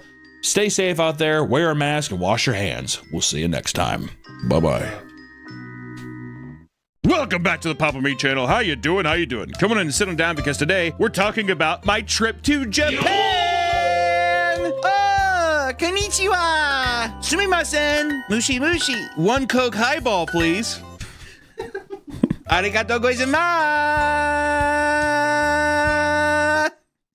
Okay. But really, we're also wanting to talk about how we were cursed in Japan. Yes, my friends, I full-heartedly believe that my trip to Japan, we were cursed. The entire group. And we'll get into that, but let me just, I'm just going to talk about my Japan trip because I do think that something supernatural happened to some degree. No joke, not even clickbait. Hashtag true story. It's a curse. I was fucking cursed, okay? Which, let me just say, intro to Japan, because people are going to wonder, what do you think of Japan? I've gotten that a little bit on social media. The pros. Beautiful. Beautiful city. Clean, right? Infrastructure. Amazing. People. Friendly. Well, we'll see. I would say the food was good, but I'm also going to count the food as a negative. The food, everywhere I went, the food is good. I feel like in America, you can go into a place and you just know you're going to get sick. Like I've been to many of those places, indulged in many of those places, and I paid the price. In Japan, it was like the pro and negative, I guess I'll just get out of the way, is that like, it's all kind of the same. It's like they have a very tight dish of things that they do, and some places just specialize in little things, which you could say the same thing about America with like burgers and all the other bullshit, but you at least have some different varieties. What was kind of crazy is like when I was in Japan, I was like, man, I would kill for an enchilada. You know what I mean? I'd kill for an enchilada. And I went to McDonald's just because I was like, I gotta switch this shit up, dude. McDonald's in Japan. If that's the whole grain good shit, give me the processed goop. Give me the sludge and the slime, dude. Bring that back to me. The fries were good, at least. Every building had a good sign, which doesn't sound like an extreme. You'd be like, well, why the f does that matter? I guess growing up in America, which it's probably the same, I was gonna say in the Midwest, I mean, it's just text. There's nothing fun or enthralling about it. This is like, you could be a sushi shop, but it's like a fun neon sign, or even just like little ways that they do graphic design. The graphic design is on point, my friend, right? And if you're into like otaku culture, and if you're into like nerdy games and stuff, it's really, I mean, it's everywhere. I mean, anime is everywhere, obviously, but even to degrees that I didn't understand, of like your local police station, it's going to be anime. It's going to be maybe a construction site. It's going to be anime. It's going to be like a beagle or something. And that remember the beagle? It was cute. But I thought all that was cool. It was just something so diverse and different. Also, just the amount of people. There's like a pulse of life in every town you're in. Some towns can be crazy crazy and chaotic, and then some towns can be very quiet and quaint and very relaxing. It's nice, but in some way it always feels like it's hope in some kind of weird way. A lot of Midwestern towns I've been to, it is the opposite. This is the end, this is death, this is my forever. You know, that's exactly how I feel, which I've gone and done different things and come back to appreciate it more, but it's dreams go to die. That is just you're born and do not dream, just get a job and die. That's what it feels like. And one more thing, I guess, too, is I feel like everybody just takes like a lot of pride in their work, you know? Like even people working at like a McDonald's, it felt like every job felt like it had a purpose, which I guess here in America, it's like maybe just more entitled feeling. So I would say my favorite thing by far is the rich religious culture of like shrines and temples was beautiful. Beautiful, beautiful, beautiful. The architecture, the appreciation, coming from also a place like America, the oldest thing we have is from the late 1700s, realistically, of like the American history and stuff like that. So going to things that are like hundreds and hundreds, if not thousands of years old is fucking awesome. And to see people still going there, paying respects and being a part of that tradition and culture is just cool. The Osaka trip was our second stop. We started in Tokyo, Shinjuku, the red light district, where Nigerians and women come up and solicit prostitution almost on the dot at 11 p.m. It's impossible. Walking through Shinjuku at 11 p.m. in the red light district area, or at least by Golden Guy, you're going like someone is going to offer you sex, and it's not even going to be subtle. They might say massage. Sometimes they were like massage, but then some people were like, "You want to?" The Nigerian guys were like, "Do you want to? You want pussy? You want pussy? You want titties in your face? You want pussy? Huh?" And you're like, "God, no, my friend." We started in Shinjuku, then we went to Osaka, and then we came back to Tokyo for our flight, but then we stayed in like Akihabara. The negatives, really, it was just in Shinjuku, it was like soliciting prostitution. Too many fucking rules was one for me. Like if you talk on a fucking train, people are gonna get pissed. You know what I mean? Like weird where it's like societal stuff, which whatever, you know, I mean, it's not like we went ahead and did those things. I feel like we were very respectful, but it was just like very restrictive. It's a very restrictive culture, I think. I just, no enchiladas. Like what the fuck is that? You know what I mean? Like, goddamn, can I get some enchiladas somewhere? I got duped because it said taco. And I was like, yeah. We went to a place in Osaka called Taco King. It was awesome, but I did think it was tacos, and it was just octopus balls. They were good, and it was awesome. If you're in Osaka, you should go to Taco King. But yeah, no, that translates to like, I think it means like Octopus King or something. So... you know, oh, silly me. So, like I said, we started in Tokyo and then we moved to Osaka. Osaka is like, people say it's the food capital of Tokyo, which I will say the food was just way better in Osaka. If I ever went back to Japan, I probably wouldn't even go to Tokyo. I'd probably just stay in Osaka. I had a much better time there. There was still some shopping and stuff, and you know, you're on vacation and you're just kind of walking around. It was the cast and crew of people we had with me were myself, my beautiful wife, Donkey Girl, Nick, Harry, and then our lovely Irish editor, Jono. It was our first time getting to meet him in person. He's tall. I don't know how a nation of people who survives on potatoes can be so big, but there you go. So it was us all going to Osaka, and we were kind of like, enjoyed our first couple days. We got to meet with my tattoo artist, Benny, who did my tattoo. We got to just experience some of like, just good eats. Like it was like a nice change of pace. It was still busy, but it's not Tokyo busy. And we decided to go out, hey, let's just go check out some of the local shops, because there is some cool stuff, and I picked up a bunch of soft vinyl figurines in Osaka specifically, if you like soft vinyl figurines, which I do. But as the night was coming to a close, things closed pretty early too. Actually, another fucking negative. Nothing opens till like 11 a.m. I kept waking up at like 7 in the morning and then just like kind of, I guess I'll go for a walk. And walking through Shinjuku at 6 or 7 in the morning, you're going to see someone like, oh! Oh, like throwing up. We saw this one girl like black out on the ground, and her friends were like, hee hee, and they picked her up like luggage and just like ran off. Well, I'm assuming to like a Subway or something. The train, Americans, not the sandwich place. The guy who slipped and slammed his head that reverberated. Well, that was nice, yeah. It feels like, looking back on it now, there was a lot of omens telling us to stay away. Like there was something negative coming towards our future. Watching a man fall down a flight of steps, like we were walking in Shinjuku, all the bar doors are just open, so it's like welcome in. But everything in Japan goes up. So the stairs aren't like you go at like a nice, I mean, you're like climbing a fucking ladder a lot of the time. So we were walking past this bar, and I was like, oh, that's kind of cool. It's like a Motorhead bar. It was called like Ace of Spades, or had like a Lemmy decal on it. I kept an eye out for it because we kept going to this place called Gods, which was like a metal bar, and I really liked it. I mean, it was fun. But yeah, I was watching the open door, and this guy, you just hear, go, go, go, go, go, go. And the man falls out, bald ass head, right on the ground. I mean, hard. He gets up, like yelling, and he's like not composed. Like this, like you have a concussion, 100%. He was like struggling to even stand up straight, and he just kind of like stumbles and runs off. Whatever. And the doorman does not bat an eye.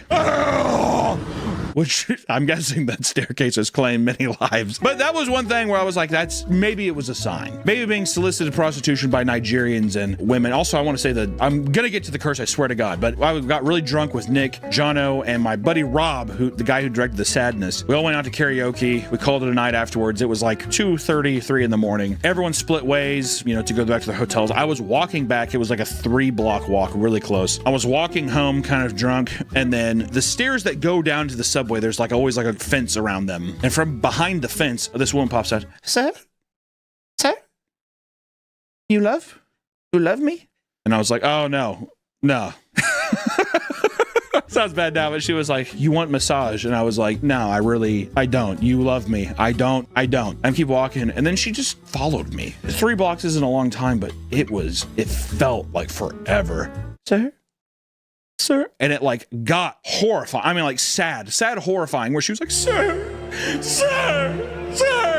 No, I'm good. Sir. And I mean, all the way up to the front of my hotel. As I was walking in, I heard her, sir! Like that. I mean, it was insane. I wrestled some fucking demons that night. I was like, what if it wasn't even a prostitute? But then I was like, you can't start it off with you love me and then massage. I've had 6 Nigerian guys ask if I want to and then other people in like puffer jackets, girls in puffer jackets come up and be like, you suck cock? You fuck me? And you're like, no, I'm good. Massage? I'm like, no, dude, no. So anyways, there was a list of things where it just felt like Japan had something for me. The bad omens came to a close and we were back at the part in Osaka. We went to go shop. We're at a crosswalk of all of these like stores. I think it was called the store was called Animate. And we were at this crosswalk in between there, and there was like some other little like vinyl figure shops. Everywhere has like little anime statues and stuff. And we all reconvene. Hey, we're outside here so we can all meet up. And Allison's to my left, Harry is beside her, Jono, and then Nick is beside me. From behind Harry, there's a man hunched over and he has a Donkey Kong tropical freeze bag, like a tote bag. Like, like one of those plastic tote bags. It's thrown over his shoulder like this, and he's bent over and he's looking around. He has this face mask on and he's kind of looking around like this, whatever, which isn't out of the ordinary because the amount of people in Japan that walk like a creature from Dagon is normal. People are bent over, they're all fucked up. I'm guessing it's just like a lot of walking through your life, a lot of like physical labor and stuff. I don't know. I just know that it's like the older they are, they crumble up like paper. So when he was standing there, they didn't really pay too much attention to it. But this is where shit hits the fan. Today's video is sponsored by Fume, the leaders in flavored air. January's almost over, and this is usually the time when people say they're gonna make changes, but inevitably lose steam. But not you, because you have Fume. Fume is an award-winning flavored air device that helps you fill the void when you're ditching a bad habit. And the best part is, Fume is not vape. There's no vapor, which means you can use it anywhere. Their new retro sweets flavors, Spearmint Ice and Cinnamon Heart, are the perfect way to stay on track with your New Year's goals. Plus, there's no nicotine, no toxic flavors, and no batteries involved. Sorry, Duracell. Not here. And Fume is meant to fidget with. With satisfying snaps and clicks, Fume is there to calm you down when you're feeling anxious. Fume has already helped over 300,000 people build better habits. Try Fume today. And if you order the Journey Pack now using my code PAPAMeat, you'll get a free Fume Topper, an awesome accessory to level up your experience. Go to tryfume.com/PapaMeat or scan the QR code on the screen right now. Thank you, Fume, for sponsoring the video, and back to the video. He's peeking around with his face mask on, and then he looks over at us and his eyes kind of widen a bit, and he kind of starts shuffling. You can kind of hear it in his like sandals. He's like wearing like some fucking slides. Shh. Shh. Everyone else is talking to each other, and I'm really the only guy closing in to where this guy's going to walk through our group and make some statement. Which there was some stuff where it was like either we were on the wrong side of the sidewalk. There were so many different like rules and stuff to where people will bump into you and they'll like be like fuck off. And there's probably a big thing of people being like, why the fuck are there so many tourists here? I want to fucking put a bolt in their head. Hey, I'm right there with you, buddy. So at first, like I said, I'm looking at him and I'm like, oh, this guy's gonna walk right through our group. And I'm like, okay. And I take like a step back. Well, Midwest hospitality. Go ahead. But he doesn't walk through our group. He goes right up behind Harry. By the time that he gets really close to Harry, everyone notices it besides Harry because he's standing behind Harry. So everyone kind of stops talking and he goes up to Harry and he gets really close to Harry's face. I mean, like maybe 3 inches. I mean, it was really close. And his mask is on and his eyes get really wide. Wide, like he is like looking into the depths of his soul. He looks at Harry and he does, "I sorry." he goes, "I sorry." And he's looking at him and he keeps looking at him and they're both just looking at each other. And then he just finally and starts shuffling off, and it's slow, real slow. And of course we turn to each other and we're like, what in the fuck is that? We turn back. The guy's gone. He's gone. We looked over for 3 seconds, 4 seconds, maybe. He's gone. There's some people. Oh, maybe got lost in the crowd. No way. He was going so slow to where it's almost like we turned away and he'd have to have dead sprinted. So I was going to say, once he saw you guys look away. So this begins now the list of things that confirm that we were cursed. I don't know if there is something where a curse can be transmitted from like marking somebody with his eyes, like by just looking at this guy and we all looked at him, we were cursed. I don't know. It's a very superstitious culture. I'll say that. So who knows? I guess I'll say my end. That night, I immediately got very sick. So sick, in fact, that for the next 4 days in Japan, I was bedridden. I mean, I could not, I was fatigued. I got up, and I think right now there's a huge outbreak of like influenza or something in Japan or something like that, you know, record high. But it was just that night, I immediately was just kind of like, you know, we kind of know you're getting sick in your throat and you're like, fuck. That next morning, I'm not even joking, it felt like, I mean, I couldn't eat. Even just like choking down water was rough. I would try to get up because I'm sitting in Japan in a hotel room and I'm like, I'm wasting all this vacation time. Like I planned this, we worked so hard this year to fucking come out here and do this, and now I'm just like sitting in my room. But anytime I would get up and try to like go down to the lobby to get like a coffee or something, it was so lightheaded I felt like I was gonna black out. Seriously, that way for 4 days. So like everybody was kind of like, are you sure you can't come out? And it was fucking horrible. Like I just kind of sat there and I felt plagued. That's how I feel like I was cursed, all right? I really did not get better until we went back to Tokyo, Akihabara. So really, I was sick the rest of the time that I was there. Mind you, the next person I'll talk about is Allison, because she was in the same room as me, obviously. So that night, I start getting sick. She's like, well, it's probably nothing, just drink water. I was like, okay. So the next morning, we kind of go through, I wake up, I still feel miserable. I put on like American Dad on TV. I'm just gonna go on fucking Japanese YouTube and watch American Dad compilations, because everything else, all the streamers are like region blocked or whatever. Allison is taking a shower and then she just fucking screams. This is like 7 in the morning. Screams, blood curdling scream. I'm like, like sick and frightened. She comes running out and she's like, why the f would you look in on me? Jump scare me like that. She thought I was like looking at her through the shower trying to scare her. And I was like, dude, I'm looking at my fat ass like laying on this bed. I'm like, I've been here watching American Dad. She says, and I quote, there was a man looking at me through the steamed glass, hands up on the glass looking in on her. And she's like, it was crystal clear as day. But the only thing that she said was different was that she's like, I could have swore he had like black hair. I don't think it was the same, you know, she's seeing aberrations of the man who cursed us, but I do think like some spooky shit's going on. All right. And we later, one thing that me and Allison kept doing was we would look at Google reviews of businesses in Japan. It's really funny because those motherfuckers get mad over like the smallest, most insignificant things. And they'll write like, I mean, Bibles. So then we look at the hotel that we're at. It's in downtown Osaka. Look at the review. And one of the first ones was really fun trip, 3-star review. Because a lot of things in Japan also, people are like, it's perfect. They'll leave 3 stars. I don't know. 3-star review. What a wonderful trip, or I had a great time. Something like that. This fucking review was like, I had a great time at this hotel. The ghost tried scaring me, but I thought they were funny. I would definitely come back. And we're reading this like, what? Because at this hotel, there is a fucking temple right next door. Like, not even right next door. There is a tiny alleyway and there is a full-fledged fucking temple. The guy in his review basically goes like, oh, it was this guy with black hair, so-and-so, which everybody in Japan has black hair, but still, it was like one of these things with, he talked about the ghost from the temple. We went there the next morning and fucking read the placard of the guy who was at the temple, and she was like, this looks like him. They had like a picture of him. This looks like him, which I was just like, all right, dude, like...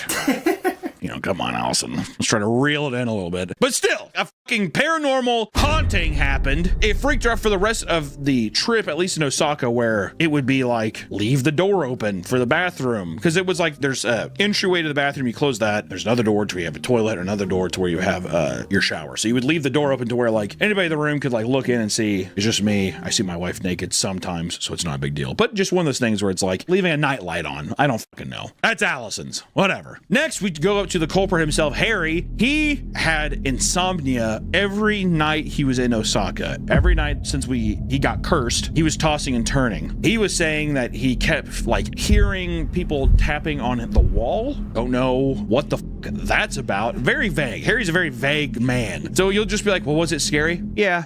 And you're like, oh, okay. Well, what happened? There's just like tapping on the walls.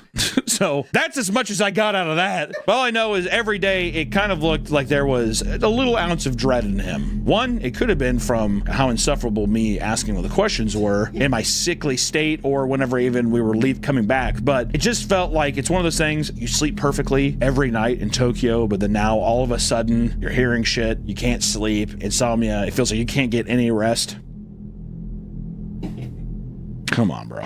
Right? Am I wrong? A little suspicious. Little suspicious. Then our tall, doughy Irish friend, Jono, everyone while I was sick went up to go see the snow monkeys in Japan. It's like we went in the winter, so it's like perfect time of year. You go up there, there's like hot springs, and you see these snow monkeys. They have red faces. I'm sure here's some pictures or some videos of them up there having a fun time. I didn't get to go because I was sick. I had a good time. Jono goes up, everyone goes up there, and they go into a hot spring where you can like sit in a hot spring. Naked? And the monkeys are, well, yeah, naked. I think everybody knows it's naked. Did you guys see each other's dicks? I was covering up. You didn't just let it hang free? Oh, I think when I grabbed my towel, I did. It was too cold. We got out, and it was like, so I'm pretty sure people saw my dick. All right. Well, and mind you, this is normal. People go in, you pay to go into these hot springs and sit around them. And like the monkeys they go around you. They really don't give a fuck. They're so acclimated to it that it's just like, they don't really even pay attention as long as you just don't look them in the eyes. Yep. The guy specifically said, no looking eyes. No looking eyes, right? Which, whatever. We've heard that before. Don't look fucking monkeys in the eyes. Sure. Jono gets in the hot spring, and from the sources of Jono, Nick, and Harry, all of the monkeys like surround the hot spring. They make a fucking circle around the hot spring, and they're all looking at Jono. Is it because it's the first Irishman they've ever seen? Is this the biggest man in the pool, therefore they feel intimidated? I'm not sure. All I know is usually they're frolicking around and kind of doing their own thing because they just don't give a shit. But now they're all huddled around this circle watching Jono. And Jono is a tired, scared Irish boy. So he's just kind of like looking at their feet, but he sees the amount of feet there in front of him, and he's like, this probably isn't normal. Which sometimes the monkeys as well will get in the hot spring and they'll kind of like pop out. This monkey like hops borderline in Jono's lap. Huge noise. And it uses his fucking leg to pole vault off of him and out of the hot spring, whatever. But he gashes his fucking leg up like bad. Bleeding. He's like, oh my God, I can't believe what happened. Actually, I got the Jono accent. I should just do the Jono when he talks. He kind of sounds like this. So he's just kind of like doing this thing where he's like this. I can't believe that they fucking jumped off me, man. For real. It's pretty good, isn't it? I can't believe that they fucking jumped off me. It's crazy. It was the craziest fucking thing I've ever seen. It was horrifying. It was fucking horrifying how he did it. He jumped off my leg and it scratched me. I got out immediately. It was the craziest fucking thing I've ever seen in my fucking life, man, for real.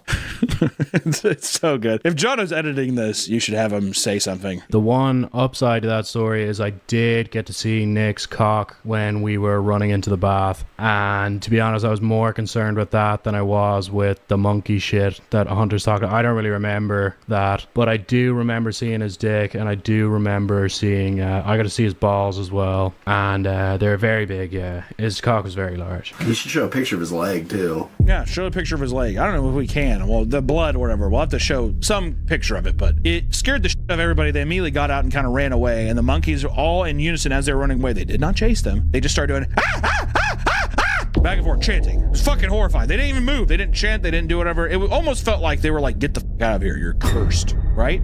But the most egregious, and dare I say, the most curse-ridden man was Nick of all, because Nick had the curse of not getting any pussy in Japan. All right?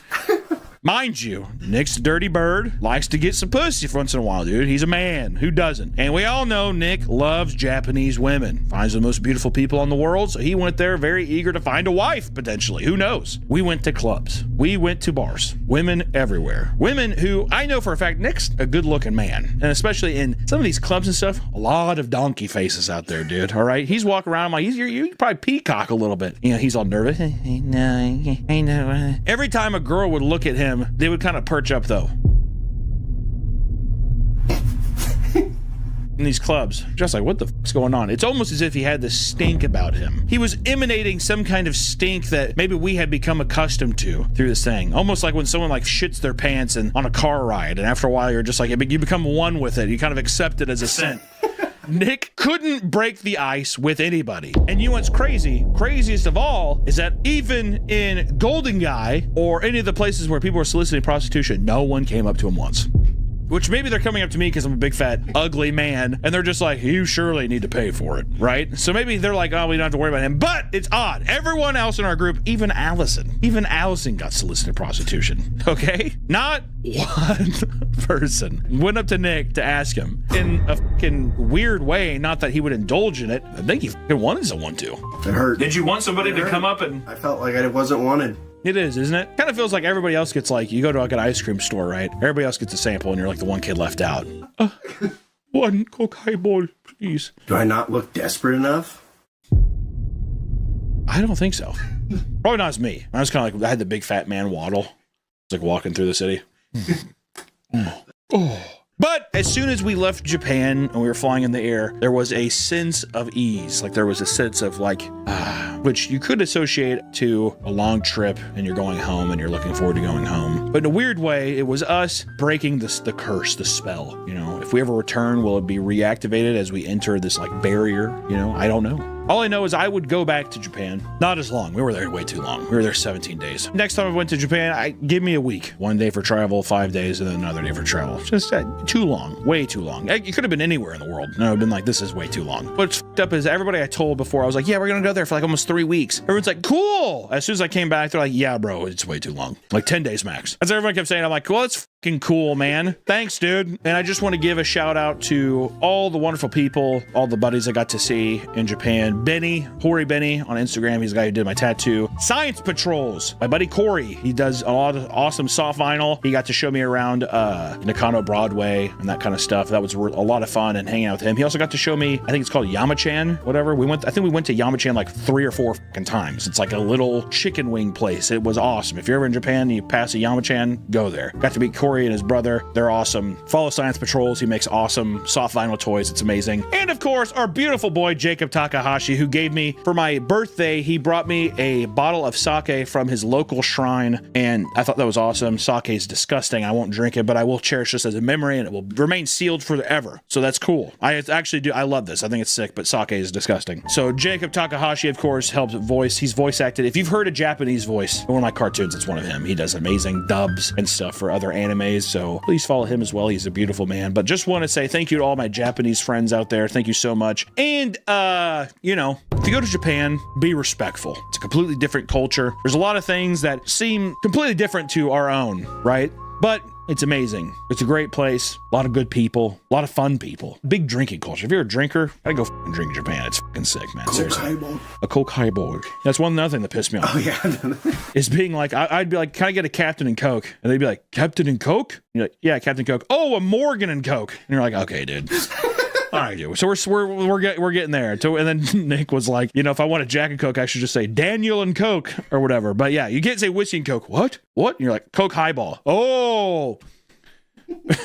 I don't know. All in all, it was a great trip. We did get cursed. It was kind of weird. We had some ups and downs, but that was my Japanese trip. Just wanted to tell you guys about it. Thought it was a lot of fun. So happy to be here making videos again. I think it's going to be a very exciting year. We got a lot of cool stuff planned. So until the meantime, everybody, I love you all so much. I'll see you in the next one.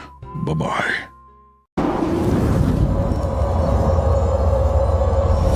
Welcome back to the Papa Meat channel. How you doing? How you doing? Come on and sit on down because today we're talking about World of Warcraft. Play the montage. Okay, my mom just canceled my brother's World of Warcraft account. The intoxicating game called World of Warcraft. And he's flipping out.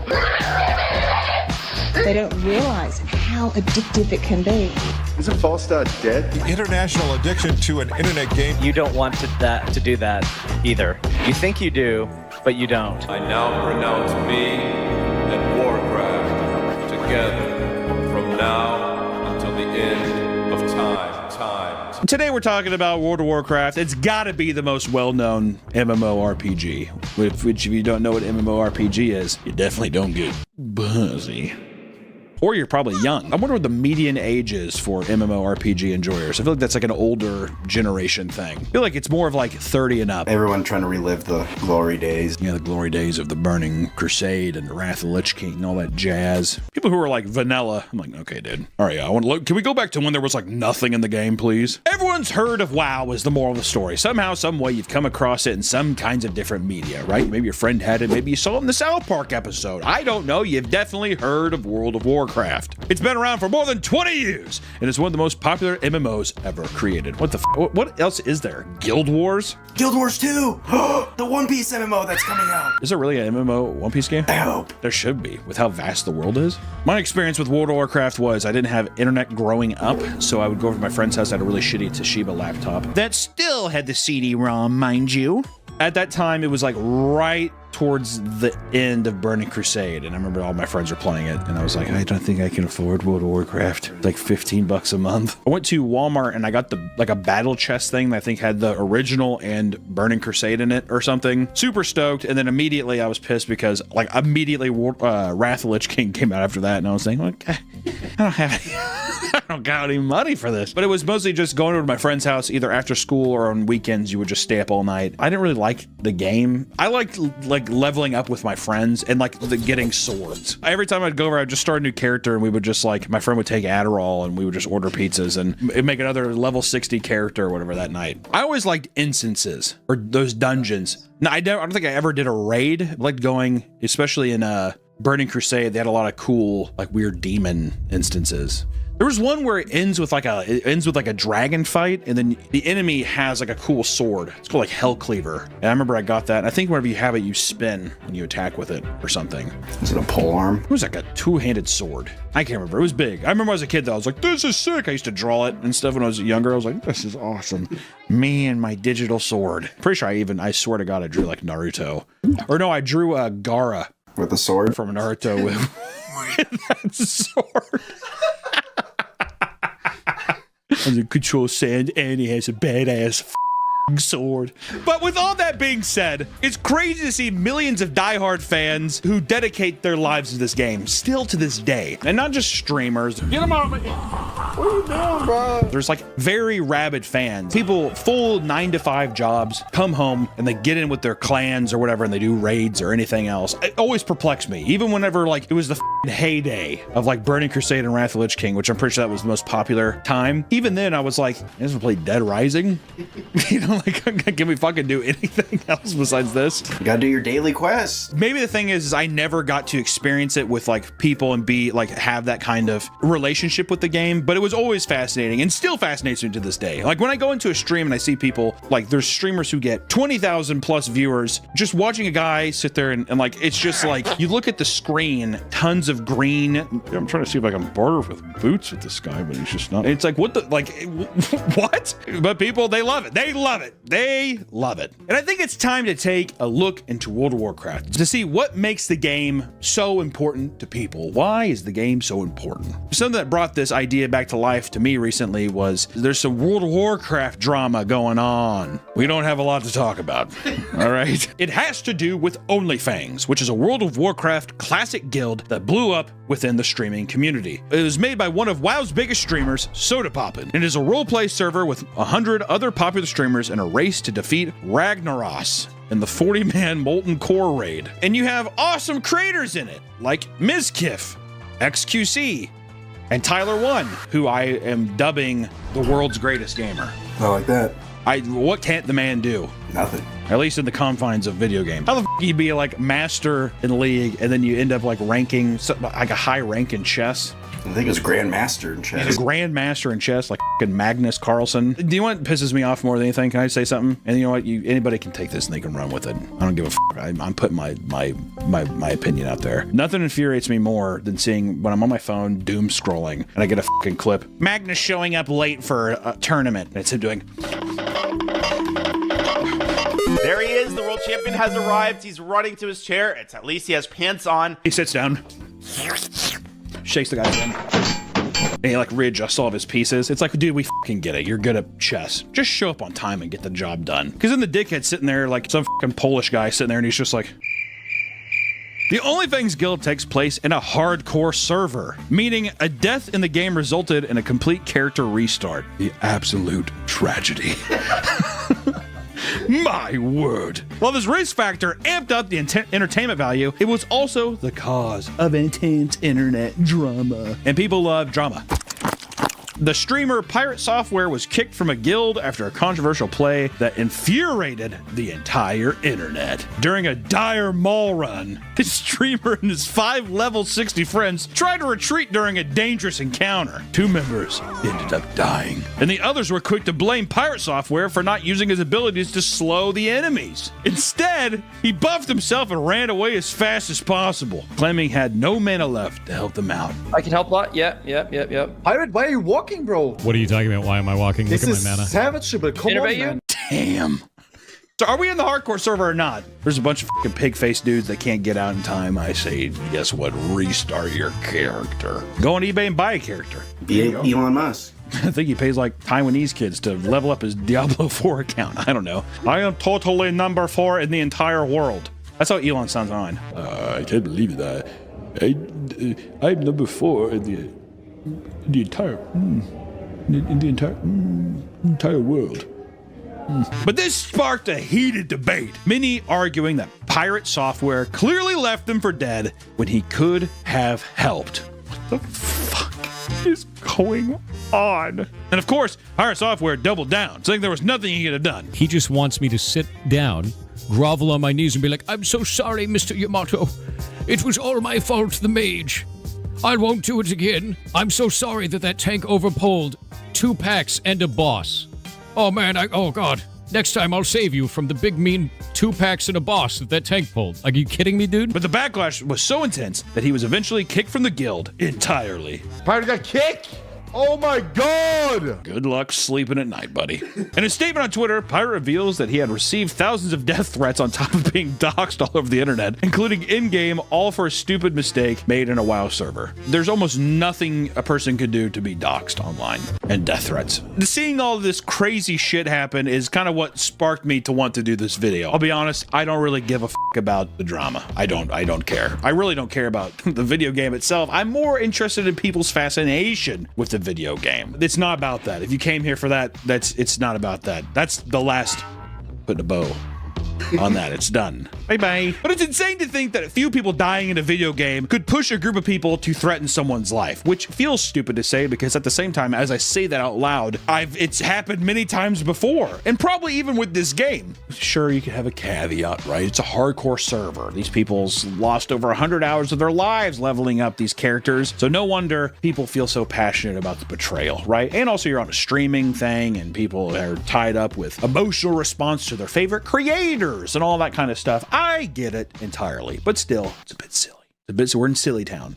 Put on your silly hat, we're in Silly Town. All I know is that if my Minecraft server got deleted because of a streamer, I would dox, send death threats. If I was on a hardcore server, and someone didn't use their magical abilities to slow down the enemy so I could get away and they could help, and I got killed and I had to reset my character on this hardcore server, I would either, 1, I would kill myself, or I would dox and I would strangle to death the person that was responsible. Those are the 2 only options. I'd either put a gun in my mouth and blow up my fucking brains, or I would dox the person that did that and I would strangle them with my bare fist. And it led me to think this. If there's people that are taking it this seriously, this event this seriously with World of Warcraft, there's got to be something I'm missing with the hype of this game, with the lore, with everything. There's got to be something I'm missing, and I want to find out what it is. Which leads us into the history of World of Warcraft. I don't know, have me shoot like a spell. like a World of Warcraft spell. I want to be like a what's the big bowl race? A Tauren. Yeah, I'm a Tauren. Getting milked. I'm getting milked. I'm also one of those aliens. Draenei. You know, it's my least favorite World of Warcraft race. If I can be racist in World of Warcraft. Gnomes. How'd you know? Because they're ugly. They are kind of ugly, aren't they? So fucking tiny. I also hate seeing them run around the map all tiny and shit. Like, get the fuck out of here, freak. You make a twink, and then the gay community stole that term. The gay community has taken so many terms, I can't say bear anymore without somebody bringing up gay sex. This video is sponsored by Magic Spoon, reinventing your childhood one bite at a time. Magic Spoon is a perfect fit for a variety of diets because it is high protein and has no sugar. And while you're feeling good about what you're eating, Magic Spoon also has the flavors you loved growing up. Fruity, cocoa, peanut butter, you know, the trifecta. All of these flavors are loaded with 13 to 14 grams of protein and are completely gluten-free. Magic Spoon also has treats. These protein bars are crispy, crunchy, and completely guilt-free. They are a perfect snack to have in the morning or after a workout. Featuring the flavors of marshmallow, chocolatey peanut butter, double chocolate, and blueberry muffin. Each bar has 12 grams of protein, only 1 gram of sugar, and 2 grams of carbs. Plus, Magic Spoon just added their brand new granola. Try honey almond or peanut butter for breakfast and get 13 grams of protein. So why don't you treat yourself? Use my code PAPAMEAT or click the link in the description to try Magic Spoon treats or granola today and get $5 off. You can also find Magic Spoon products on Amazon or in your nearest grocery store. And Magic Spoon is so confident in their product, it's backed with a 100% happiness guarantee online. So if you don't like it for any reason, they'll refund you the money. No questions asked. So click the link in the description to go to magicspoon.com/papameat or scan the QR code on the screen for $5 off. Thank you, Magic Spoon, for sponsoring this video, and back to the video. Anyways, the history of World of Warcraft. I figured to understand what this game means to everyone, we should look into the history of its creation and its success, just to get an idea. Maybe you aren't familiar, or maybe you just want to stroll down memory lane, which I like to do from time to time. World of Warcraft was released by Blizzard Entertainment in 2004. That company had some fun stuff happen recently too, right? What was that in the media? I'm sure we'll figure out later. Overwatch 2. Oh, it was Overwatch 2. That's what it was. It was a high fantasy game that was made to be much more streamlined and intuitive compared to the other popular MMOs at the time, like EverQuest. Let's just show some footage of EverQuest.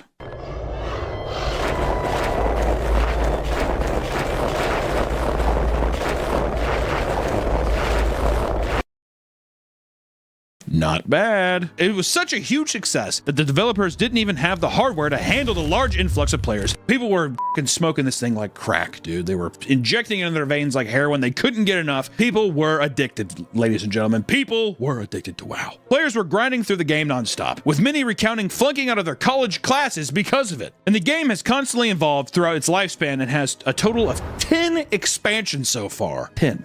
It's fucking crazy. They already announced the next 2 expansions. What were they? Mists of Pandaria 2? Mists of Pandaria 3? So after the BlizzCon, we will be going back to Pandaria twice. Here to do the announcement is Jack Black. She bow, she bow. That'd be sick. Yeah. Once the content dries up, every 2 years, Blizzard adds new locations, items, playable races, and story elements, and raids to spice up the game. They do that every 2 years. Pretty crazy, and they still are keeping people in the seats. Despite people's obsession with the game, World of Warcraft had a long history of releasing expansions to poor reception. Often people aggressively critique Blizzard for bad expansions only to praise them by the time the next one is released. You come out and people are like, this sucks, fuck this. And by the time the new one comes out, they're like, you can't change it, it's perfect. Which I feel like is probably true with everything. But the cycle usually goes as this. Everyone gets excited about a new expansion. Mists of Pandaria, pandas. It's fun. Expansion drops, you can play a panda and like as a monk or some shit. Everyone complains about the new expansion. The pandas weren't as pog as we expected. People say the last expansion was better, and you circle back to new expansion gets announced. Rinse and repeat, baby, all day, every day. We're gamers. Bet you there are players right now saying, I miss Mr. Pandaria. What I wouldn't go to give back to Mr. Pandaria. Please let me go back, please. Keep doing all these vanilla re-releases, dude. Give me back the pandas. And with all these expansions ruining the game, players began to get nostalgic for the good old days. It missed the socializing and exploration that came with the World of Warcraft when it was originally released, right? Back then it was magical. Now it's all fucking corporate, man. Players felt the game had lost the magic, which pushed people to develop and run an unofficial, private, vanilla servers of the game. As Blizzard refused to accommodate the players yearning for the original World of Warcraft experience, people wanted to go back to the original days, and Blizzard was like, I'm not fucking doing that. So people took it upon themselves to do it. A BlizzCon, they're like, no one really wants that. Have you ever thought about adding servers for previous expansions as they were then? No. And by the way, you don't want to do that either. You think you do, but you don't. Anything Blizzard does in a like convention style thing is usually there's always something funny. I always like the Diablo mobile announcement. That was like one of my favorite. Is this a out of season April Fool's joke? And I love the response to that is, what, do you guys not have phones? Hey, just was wondering, is this an out of season April Fool's joke?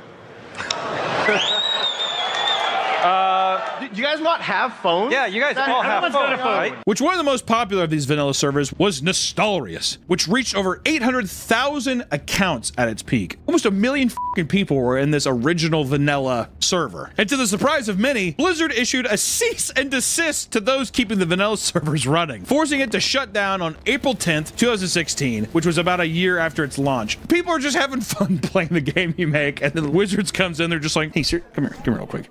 Shut this thing down right now. Seriously. Hundreds of thousands of signatures were made on a petition to keep it running, but to no avail. Petitions don't, can we just say that right now? Petitions don't fucking work. What? Change.org doesn't work? Yeah, are you saying change.org does nothing at all? People mourn the closure of the server, hoarding together for its final moments, and it's actually pretty crazy seeing everybody there.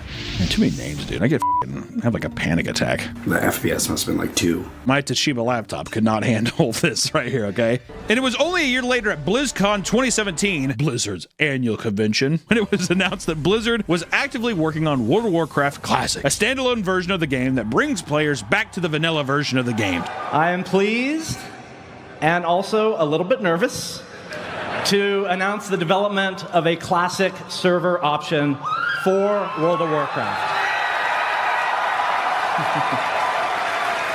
This was an immensely profitable decision, one that brought in millions of dollars and proved to be a success even today. More people, I think, play classic servers than retail. More people probably play the classic version than the retail version. Or did they realize that you could be a panda? Do they realize you can be a panda and go experience Kung Fu Panda in World of Warcraft? Are they aware? Also, I want to say this too. Mist of Pandaria probably could have been, it could be, people could love it. I just remember seeing that. I think I stopped playing it at Cataclysm when Cataclysm. I have not played it since then. I just kind of see stuff from here and there. Have not kept up with it. Don't know if it's good. I just remember seeing Mist of Pandaria and being like, that looks really gay. That was the first thing I said. I was being offensive. I said, okay, that looks gay. It was fucking, I think it came out at the same time like a Kung Fu Panda movie came out. I thought it was a sponsored meme or something like that. I don't know. Sue me. There's not always rainbows in World of Warcraft, right? I mean, we could talk about some of the horror stories in this community. Also, I like how we listed one thing. Did you feel like that was a comprehensive history?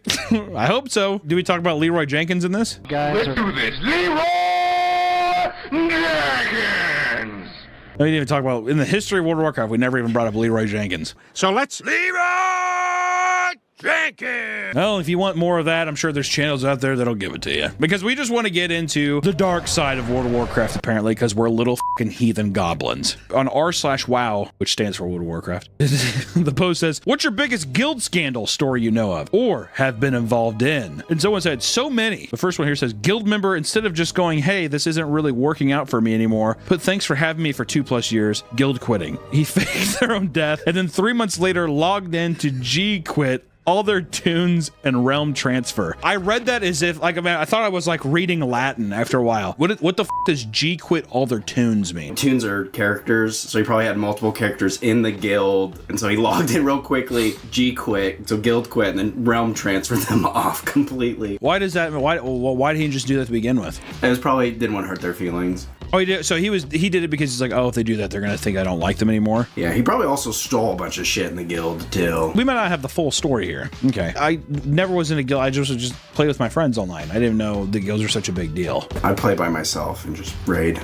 You just raid by yourself? And then I was a 14, so I never talk and vent. So I just type everything because I was scared. You were afraid to speak on. I guess I could see that too. I never had a game mic. I feel like I'd just be in the room with them and you talk that. You know what I mean? I used to be a clicker. That's a sin, a cardinal sin in WoW. You're never supposed to click. But I was a hunter, so I just had to do a rotation. I don't know what the you're saying.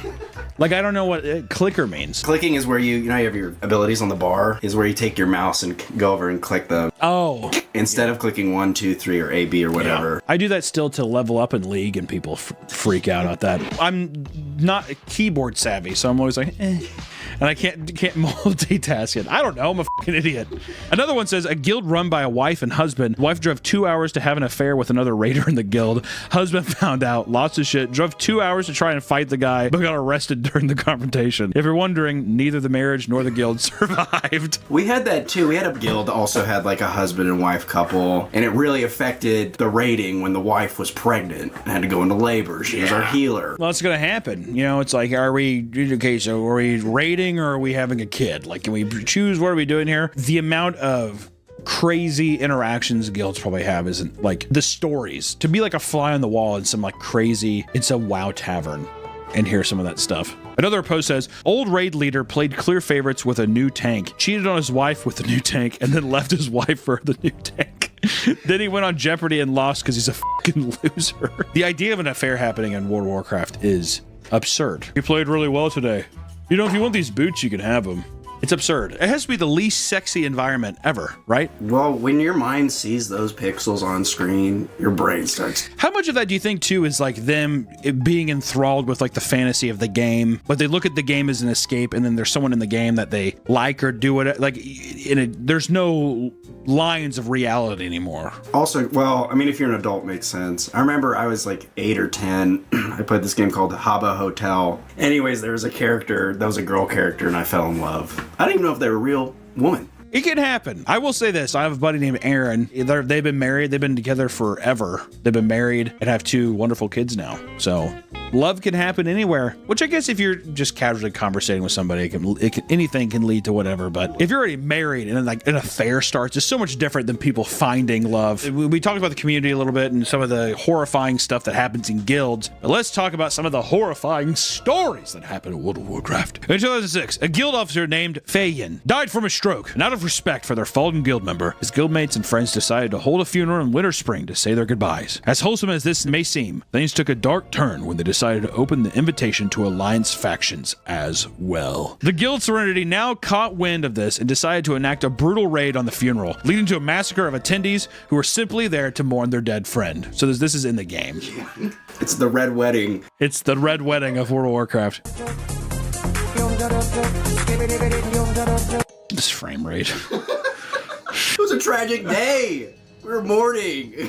I like that thing someone's definitely at their desk by their keyboard and they're like, no! No! It is f***ed up that the guy died in real life and it was like them getting together from all these people from probably different parts of the world. And they're just like, this is nice. Some guy from the Alliance is just like, we're gonna fucking kill all of them. Last year, a World of Warcraft YouTuber was forced to stop making YouTube content over death threats. Mad Skills HC, a YouTuber that focuses his channel around content where he entered hardcore WoW servers to kill bot players. This is something that Blizzard has been trying to fight off for a long time via mass bans. But this man decided to take it into his own hands. A little vigilante. He's like the Batman of World of Warcraft there. These bots are created by players that are farming gold to sell it later. Because this is a hardcore server, dead bots lose all the gold they've accumulated, which is a huge setback for these gold farmers. This has resulted in the YouTuber catching a wave of death threats. Some emails showed screenshots from Discord channels in Taiwan and Russia, where they detailed how they were going to cut off his fingers and feed them to his family. I am going to fucking cut off your fingers and feed it to your dog! After initially claiming his channel could no longer continue, it seems that he has continued to make bot hunting content. So perhaps he got over his fear of the bot mafia doing him any harm. So he didn't shut down his channel. Yeah, what the fuck? What? Alright, well, I thought he did. Well, there you go. You know, Russian bot farmers for gold. Is there a lot of money to be made in World of Warcraft? Oh, yeah.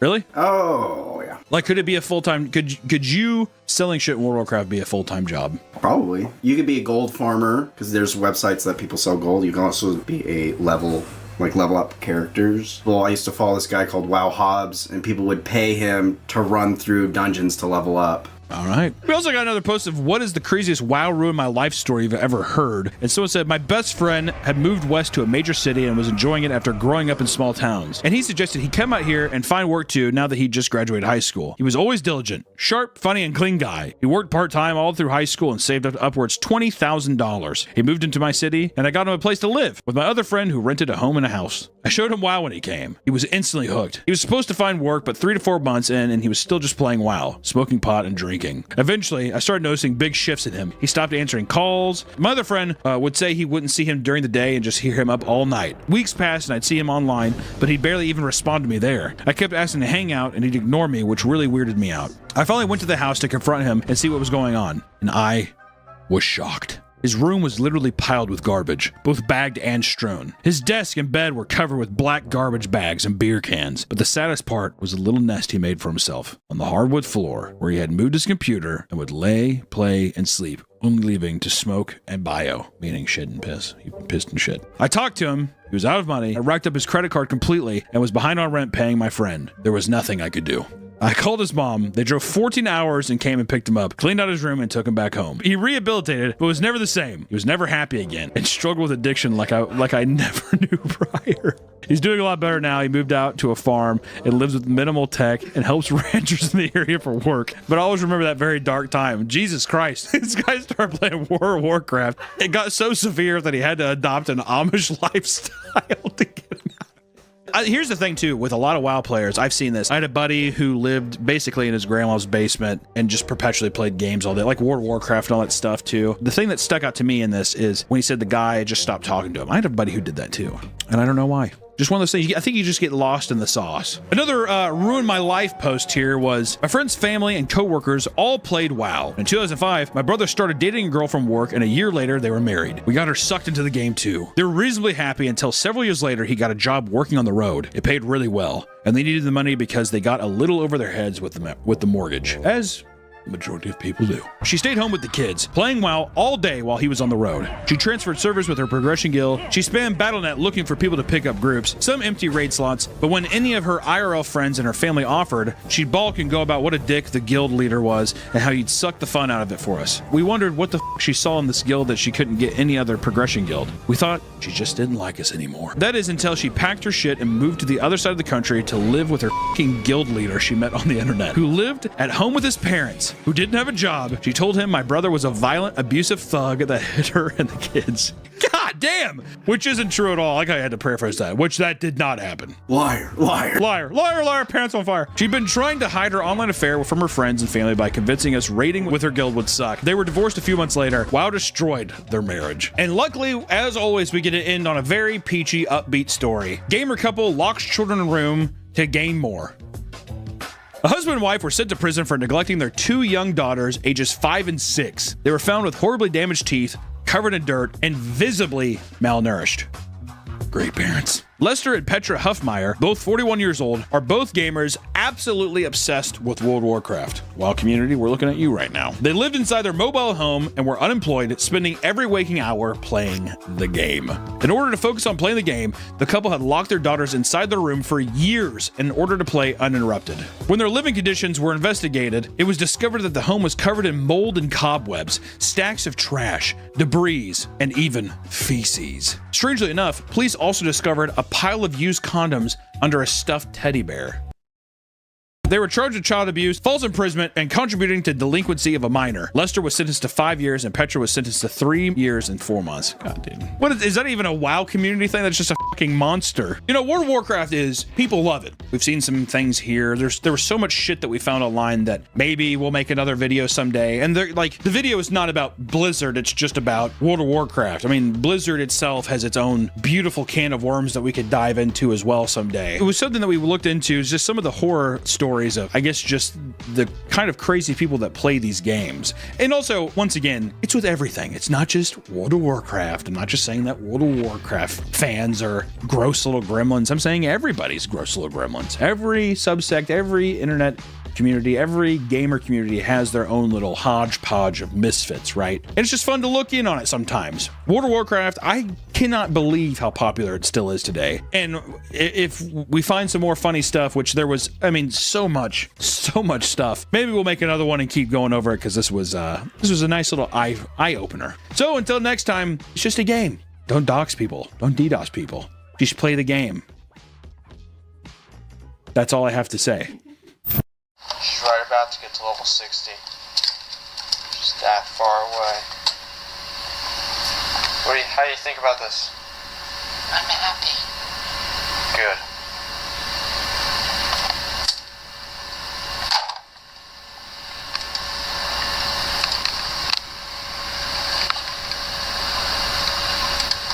Welcome back to the Papa Meat channel. How you doing? How you doing? Coming on and sitting down, because today we're talking about respect. Let's talk about a little thing called respect. Everyone likes feeling respected, right?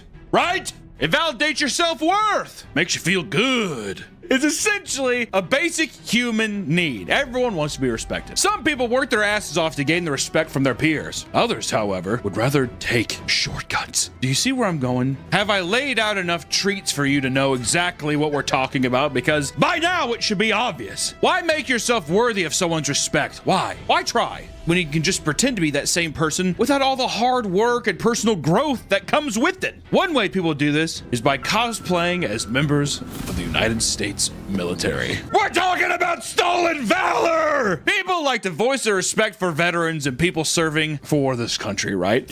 No problem, man. No problem. Thank you. We would be lost without you! That's my favorite thing that people say about military people. We'd be in fucking shackles if it wasn't for you guys fighting the good fight. You just saying that makes me kind of want someone to say that to me.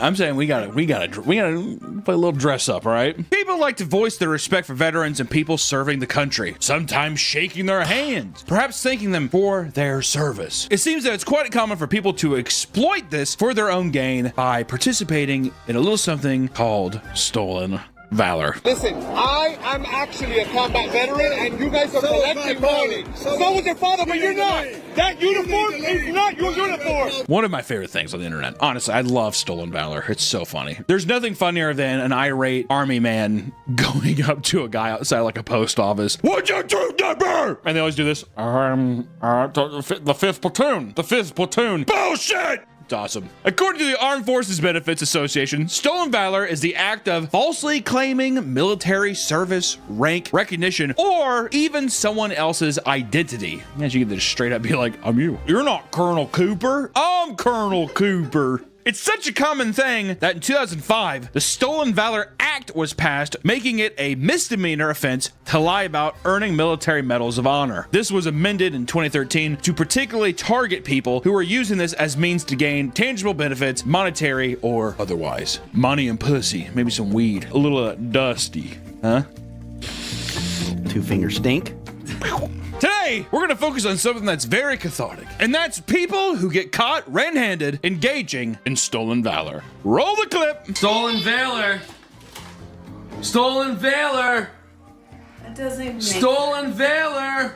You're an idiot. Do you think it's a mental illness? So having fun is a mental illness? Okay. So people get to dress up as anime characters and horror icons and stuff at conventions. You guy can dress up as Michael Myers, but I can't dress up as Colonel Cooper. Well, that's the thing. If I just put on an army outfit, like if someone went up to me and said, thank you, I'm just cosplaying.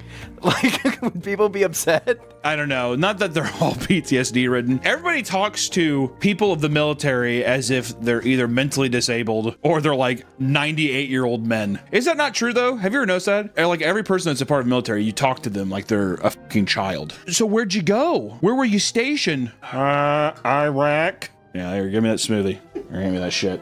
I need my smoothie time, dude. I'm gonna be farting with all this protein. Delicious. Hey everyone, it's me, Winslow Phone, here to tell you about our new merch sale. Wow! Woohoo! Head on over to MeKenya.store. We have a bunch of new merch, like the Ozempic shirt. Wow! That's stylish. Wow! We also have the Spicy Talk. Woohoo! Whoa! All your favorite smutty books.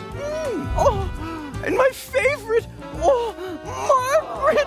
Oh, Margaret. It comes in both black and white. Oh, but not only that, we have shorts and a bomber. Whoa, whoa. We also have a sketchbook. Look at the packaging. Oh, so hurry up and head on over to MeKenya.store and pre-order. Pre-orders end May 17th. And if you miss it, you might not get it. Actually, you won't get it because it's a pre-order. How many times we gotta tell people it's a pre-order?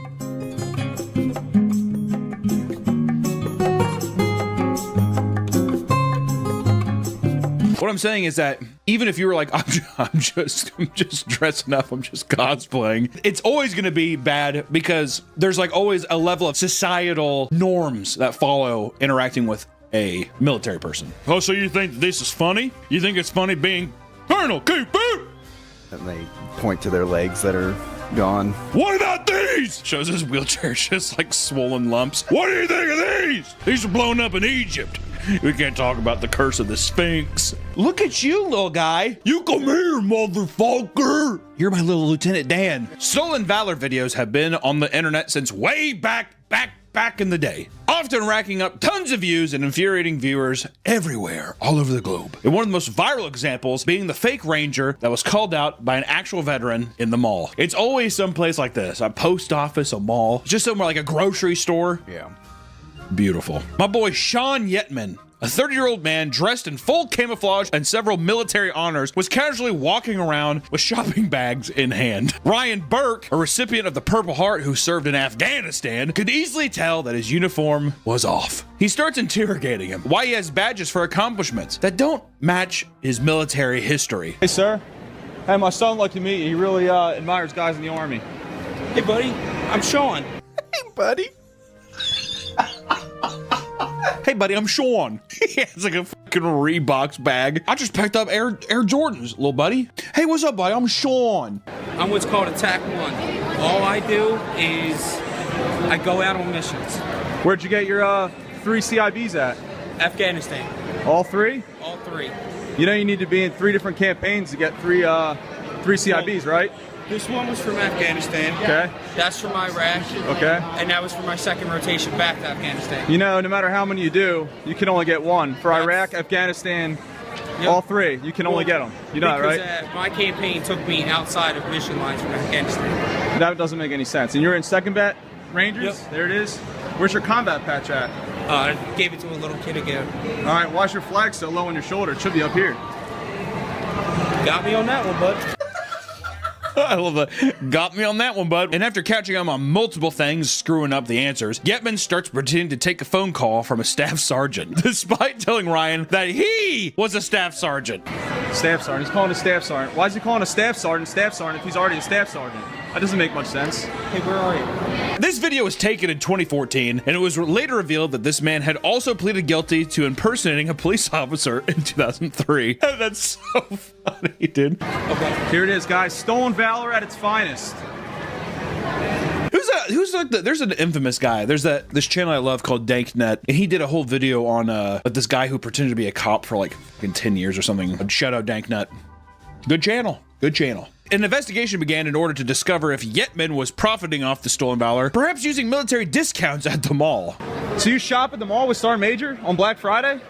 Sometimes. Yeah? About bags? Yeah, he was, dude. In another video posted to the Stolen Valor TikTok account, a far less convincing man was caught doing the same thing. Instead of having rehearsed answers to the cameraman's questions, he claimed that he had to wake up at 4 a.m. and had no clean clothes to wear. It's called Stolen Valor. It's I am not stealing anybody's valor, sir. I swear to God, if I had any other things to put on this morning, I would have done it. Because of this, he decided to go into his stepson's closet and put on the first thing he could find, which was a full military uniform, complete with hat and boots. I love that. I mean, I had nothing. Hey, buddy, I'm gonna wear your army outfit, okay? Hoorah!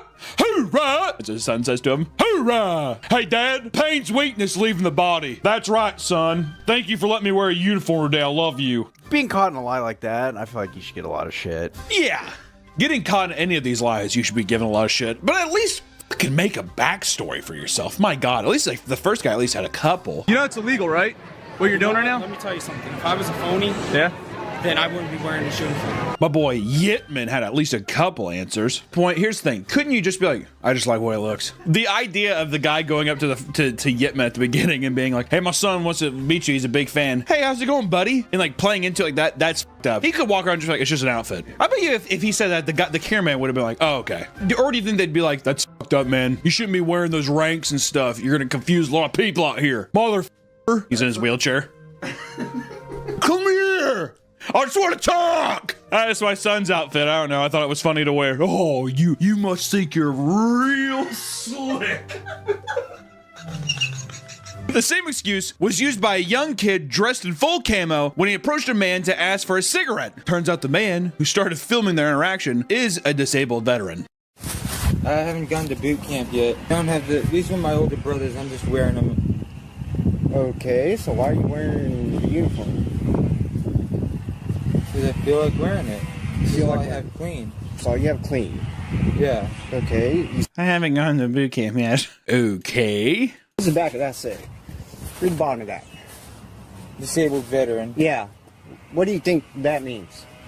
You were in the military? Yes, it does. Does the kid not seem a little mentally... I feel like they're not fully there, so I think they want to be respected. Yeah, you're just like in a weird fantasy world. Because if you weren't like mentally fucking like a little kooky for Cocoa Puffs, then wouldn't you just be like, I just wanted to wear it. I don't know, leave me alone. Or would you just be like, sir, I'm sorry, sir. Sir, sorry, sir. Would you do one of those? Sir, I'm sorry, sir. I will do better next time, sir. Just trying to bum a cigarette, man. As we keep going through these, because I can also see that too. Dude, I was shot over there. I have friends who died in that uniform, right? Now you walk around and ask for fucking cigarettes and candy.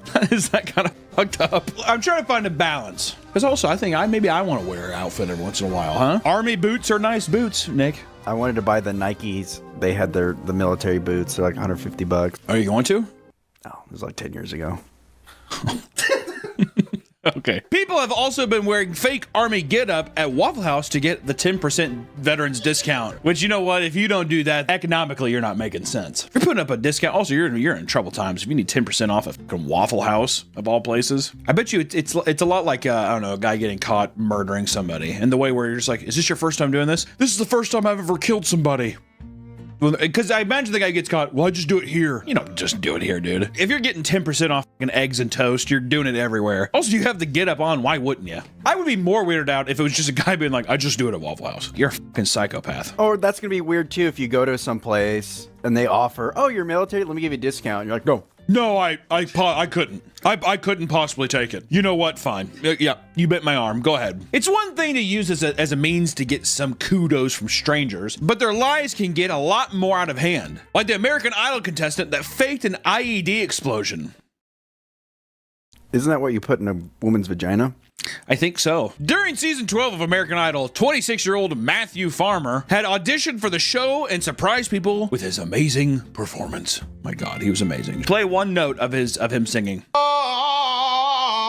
That's an American Star if I've ever seen one. An American Idol, as it were. He came with an intense backstory about receiving a life-threatening brain injury from an IED explosion while performing military services in Iraq. While it's common for contestants on the show to create a dramatized story for the sake of garnering more attention in the competition, Farmer took things way too far. He even claimed that his daughter's birth was a miracle because he had to take medication for this injury and PTSD that made him sterile. Not only that, but he told the judges that his audition was dedicated to his friends in the service. So this is basically a memorial tribute to all my friends that passed away overseas. Oh my goodness. He's a hero. He's a hero. Soldiers started coming out of the woodwork and reporting that while Farmer had indeed served, he was never involved in one single direct fire engagement and was never wounded, and made up this whole lie to try and make his story sound good to American Idol. Are we trying to win or are we trying to lose? All right. The same soldier also went on to discuss the truth behind the brain injury, stating it was not from an IED, but insisted it was accidentally overdosing on a mixture of alcohol and Accutane, the acne medication. He's like, I'll get back pimples, bitch. Sorry. I gotta have the demon sleep somehow, so I gotta take it down with a little bit of vodka. Sue me. According to him, he outed everyone who was drinking with him that night. And because he feared returning and being confronted for ratting on his comrades, he claimed that he had brain injury and PTSD in order to avoid having to return. First, he denied everything, saying the show producers fabricated the story without his knowledge, and eventually, he came clean and apologized before leaving the show on his own accord. Have him sing another song. He also probably wouldn't have gotten that far if it wasn't for the story, right? Well, because the producers then too are just like, this is a pay pig. I also like how he blamed the producers. They made me say it. Okay, so then I guess I'm in the wrong because they made me say something. Okay. No, I guess it's my fault. This isn't the first time that someone used stolen valor in an attempt to gain attention from an audience this large in scale. We could also talk about the social media soldier, James Vasquez. He looks pretty badass right there. James Vasquez does look pretty fucking cool. Leaned up on some wood. He's rural like that. James Vasquez is a 48-year-old American veteran that volunteered to fight in the war in Ukraine. He'd post videos to social media, giving updates on the conflict while claiming to be on the front lines of the battle. Parts of the tales included destroying Russian tanks and capturing Russian soldiers. Stories that went viral and helped him reach 400,000 followers on Twitter. Those fighting in Ukraine would report that this was all a lie. All these Russians that have bounties on my head. You better up the ante. Even claiming that they would often see Vasquez enter areas after battles had taken place just to take videos of destroyed equipment and claim he was victorious. So he was in Ukraine. Oh no, he was in Ukraine, right? He's in Ukraine, but he's also just like, excuse me. Everyone's like sitting there like all tired and shit. Pardon me real quick. In another instance, he accidentally revealed the location of his unit in a social media post and nearly got people killed. Stories began coming out about him role-playing as a pain soldier. And quote, one time, he was really drunk and he was crying really hard about this friend of his that had his head blown off by a sniper in front of him in Iraq and how that really messed him up. I realized that story never could have really happened. He was just crying, making up. Oh, his fucking head blew off his shoulders. Fuck! It's impossible to not be like, oh my god. You know, he's like, I know. It's kind of crazy, isn't it? This life I live. I'm a fucking nut. But goddamn, I'm still here. Pain is just waiting, leaving the body. Pain is waiting, leaving the body. You okay, Vasquez? Yeah, I'm okay. To others, he bragged about his new online fame, stating, quote, I'm never gonna go back to work as a handyman. I'm probably never gonna have to work again after this war. I'm gonna be famous. Is that a real quote? Who wrote that down? He did. Okay. The lies were catching up to him, and he eventually admitted that he was kicked out of the army, but didn't really say why. Even his wife was shocked to learn that he had lied about his Ukraine antics on top of his prior military history. His wife stated, I believed him. The war stories that had supposedly happened brought tears to his eyes. I felt terrible for what he had to go through and endure. And then come to find out it was all just a lie. Here I am. I've been with him for 11 years. I don't even know the man I married. Damn! My God. He was divorced by his wife, after which he deactivated his Twitter account and has since become an online laughingstock. And just months ago, a random user on Reddit posted an update about Vasquez, and the Reddit said this. A friend of mine just saw him in Cartia. This is not a drill. Update. He's been sidelined and they're canceling his contract. Not because he's a grifter, but because he's so shit at basic infantry stuff and such a hazard at the range that they don't want him around anymore. What a shame. Do you think his plan was to be like, oh, they're laughing at me now, but I'm going to actually go through the ranks, I'm going to make it? And they're like, you're actually terrible. So he's never been in the military except for right there? No, I think he was in the military. I think he just did shit. Stuff would happen, and then he'd just be like, I can't believe I lost all these good men today. And they're like, this is a testing area. And he's like, war's hell. So what if he did it to practice his acting? Because he's like, I'm going to be on news shows. I got to be able to like cry on command. Also, maybe it wasn't. People are just fucking dumb, and they're like, is he crying? And he's like, his head came clean off. Do you think he's hoping for like an American Sniper type of fame? Oh, dude. Yeah. He wanted the movie. He's like, Bradley Cooper's going to play me too. It's going to be awesome. It better not be Mark Wahlberg. Speaking of Reddit, people have often posted about their experience realizing one of their loved ones has been lying about their military service. Like this one, for example. My husband has claimed to be in the army for years. Before we met, but still. Claimed to go to Afghanistan for years. In a bomb squad that had an orphanage that ended up with the death of children in the orphanage because it was bad intel. Turns out, nope. All fake. I'm so upset. And what now? What would you do if you found out? If you were dating some girl and she's just like, yeah, I'm a bit of a jarhead. And do that stuff, and then you found out you've never had any military experience. You weren't even in it at all. That's stolen valor, cupcake. I don't take kindly to that. Are they like every day almost reminding me somehow, like with pictures? Yeah, could you not put that there? Actually, can you make sure the flag's at half mast today? Just a buddy of mine. What is wrong with you, girl? You'd have to... Girl, what the hell is wrong with you? Gypsy. But there is an update to her story. She posted this. We'll keep it simple. After pulling his background and credit, I found out about $60,000 in back child support from kids I never knew about. 4 kids, all different mothers, and I'm making plans to move out and be safe in my divorce. I wonder sometimes with these kind of guys that lie about the backstory is if they're trying to scam the people that they're with. The couple steal a bunch of money and then they just leave. So then whenever they're like, well, tell us about him. Oh, he was a military. Well, I can't find any military records on this guy or something. You know, they're making a completely new persona. And also, like I said, you get the sympathy card with the military thing. Hey, not a bad idea to keep the wife quiet though, huh? I don't want to talk about him having a weird mental day. PTSD's being crazy. I better go to my quiet place. Just drink and watch like Madagascar in the basement. I like to move it, move it. Don't go downstairs. He's having an episode today. Move it! Many people that participate in Stolen Valor are much more sinister, using it to prey upon innocent people for monetary gain. Let's talk about the Stolen Valor scams,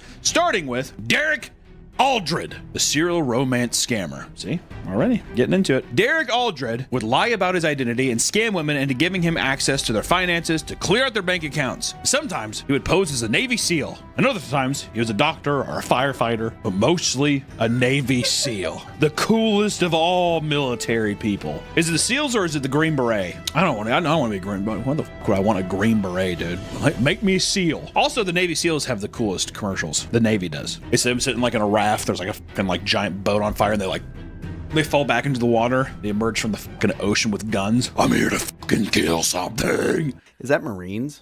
No, it's Navy. Navy SEALs. Is that the National Guard? No.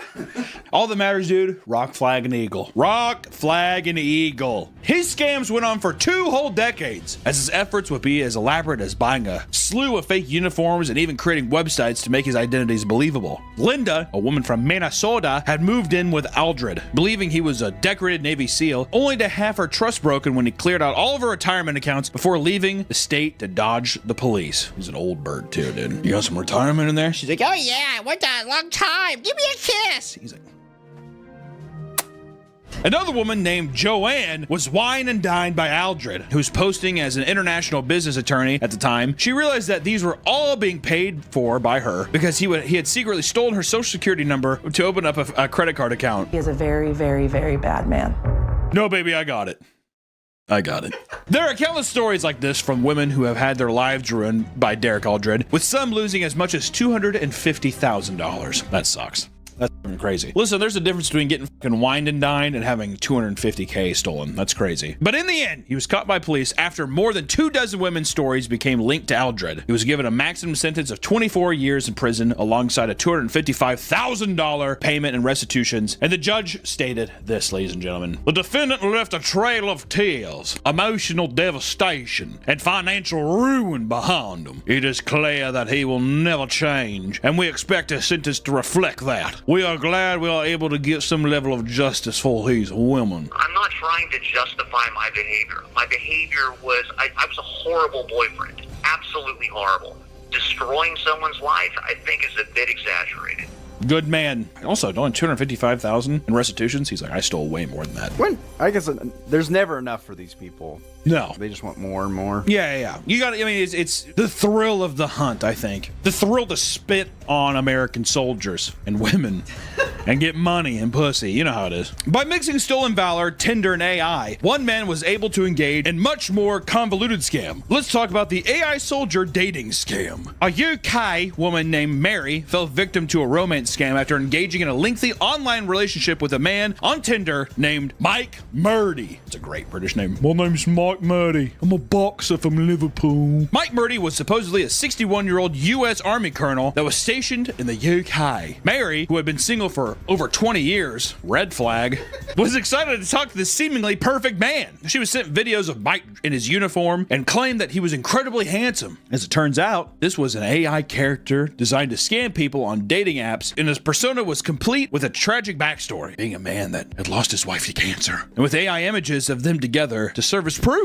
After giving the supposed soldier her address, she received jewelry and other trinkets that further cemented her infatuation with them. And a note was included that read this: and I quote, "You're the one I want to be with now and forever." I tell you what, though, she's probably leaving some fucking snail trails around her house. 20 years single and she gets that letter? Get a bucket. Get some bucket and some towels. That's all I gotta say. Murdy claimed he was close to retirement and wanted her to help cash in on a life insurance policy for his deceased wife. Sure. Apparently, this required her to send him money from her own bank account in order to have a briefcase with $766,000 delivered to her. It's only fair. And after paying $12,600, the briefcase arrived locked. She was then instructed to pay another $12,600 in order to get the 6-digit access code. The risk of explosive devices everywhere, it's against the Army's rules and regulations.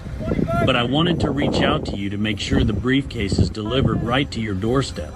She became suspicious by this point. But this is when Murdy sent a more frustrated AI video. In it, he claimed that she was focused on the money rather than their loving relationship. Manipulative cocksucker. She caved and sent the money, now losing a total of 25 grand. She was ghosted and eventually opened the briefcase to find piles of blank papers. When it comes to stolen valor, people usually think of people posing as members of military, but stolen valor can also include impersonating a police officer. Some would say that this is far more dangerous, seeing as these people can sometimes take the law into their own hands, using his newfound persona to power trip, like the case of Jeremy DeWitt. Oh, this is the Danklet guy. And there you go, Jeremy DeWitt. This guy's a fucking nut. Jeremy DeWitt is a Florida man who, since the late 1990s, has been impersonating a police officer. He's harassed civilians and scammed people for over 20 years. He was originally caught for his crimes early on in 2001, which would be far from his first run-in with the law. And in 2003, he was sentenced to 2 years in jail for impersonating a police officer. And then in 2005, he was convicted for lewd and lascivious battery involving a minor. For this, he was given a year sentence and he was forced to join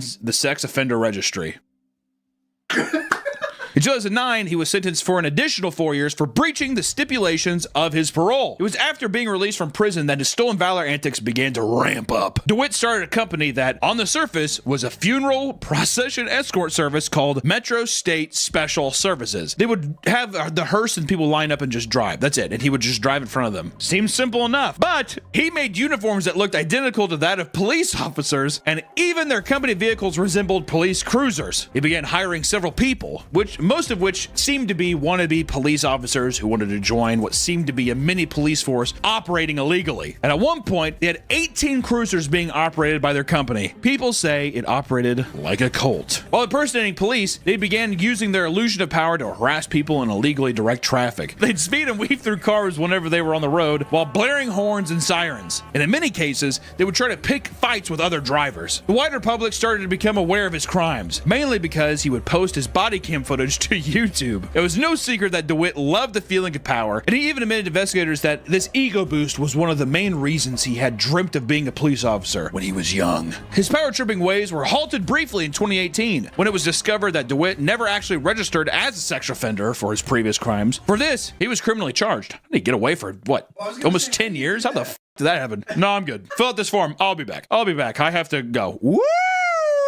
Driving off. One of his later confrontations ended up being with an off-duty deputy. After screaming at him and threateningly slamming his hands onto his car, he identified himself and alerted DeWitt that he was breaking the law. DeWitt was so high on his own illusion of power that he continued to roleplay as he cussed the deputy, who began to call 911. As the off-duty man drove away with a 4-year-old son, DeWitt had his gang of officers begin to tail his vehicle to harass him further. What a fucking monster, dude. He was later arrested yet again in 2019 for being dressed in full police garb during a funeral procession, complete with pocket knives and a spray-painted BB gun. A month after that, he was arrested again for the same reason. He made his way on the Dr. Phil show in 2021 in order to prove he was innocent, even offering to take a polygraph test, which he took and immediately failed. Then, right after that, he was arrested once again for impersonating a police officer while wielding a fake pistol. Let people know it's a BB gun. I gotta get something new. He received 18 months in jail and was released again in 2022, only to be arrested months later for violating his probation. Throughout 2023 to 2025, he was arrested for various types of fraud. Because of his prior convictions, he was hit with a 7-year prison sentence.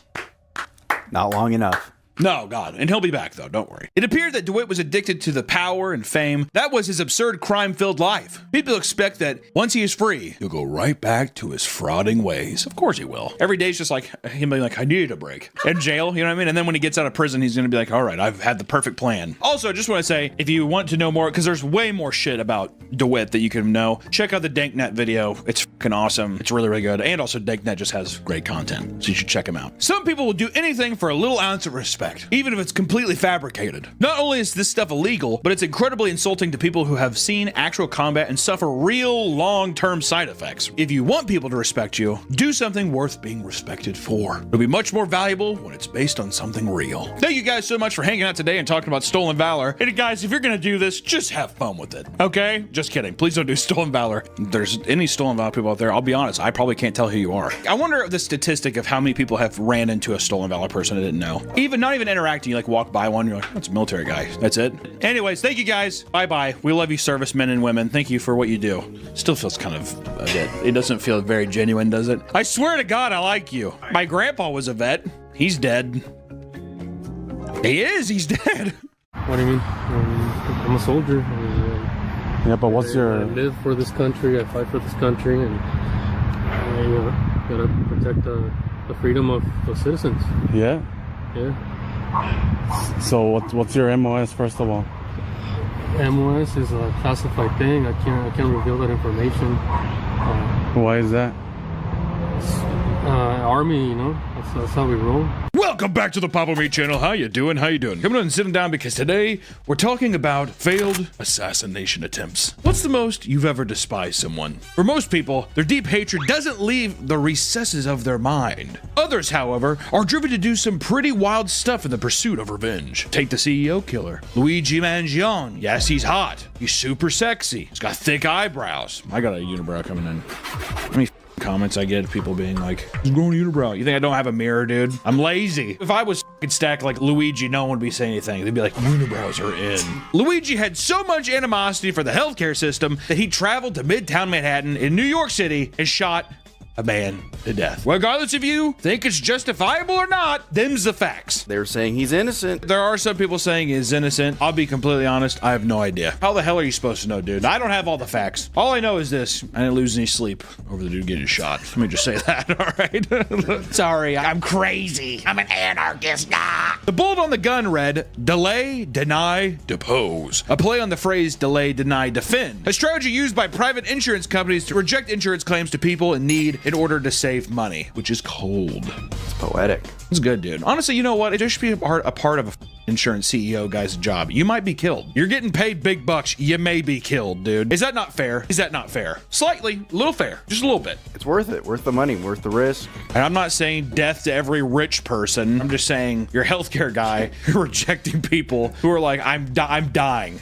That doesn't really quite fit into our economic strategy. You can do that as long as you know that you always have a target on your back. That's only fair, Nick. It's only fair. Our mission and values are focused on helping people live healthier lives and making the health system work better for everyone. You're playing God. I mean, the story is absolutely wild, but don't let this fool you. For every successful assassination attempt, there are a ton of failed ones. Way more failed ones than successful ones, okay? Take the recent assassination attempt of Donald Trump. Oh, I know. Donald Trump in a video. It's played out. I get it. But 20-year-old Matthew Crooks was somehow able to sneak his way onto a building with a rifle and shoot at the president, nicked his ear, despite two snipers surveying the entire event. Now, does that read like we're a little speculative of this? Of course! How are you gonna miss a giant man like that? I'm talking of a football field and a half. That'd be one hell of a shot. He didn't really look like a kid that would be a good shooter either. He was also bullied at school and sat by himself. Friendless. I guess when I think of like assassination attempt stuff, I always think of like a grizzly man. But it's never a grizzly man. It's always like some like scrawny, even Oswald, whatever, which we all know he didn't really shoot JFK either.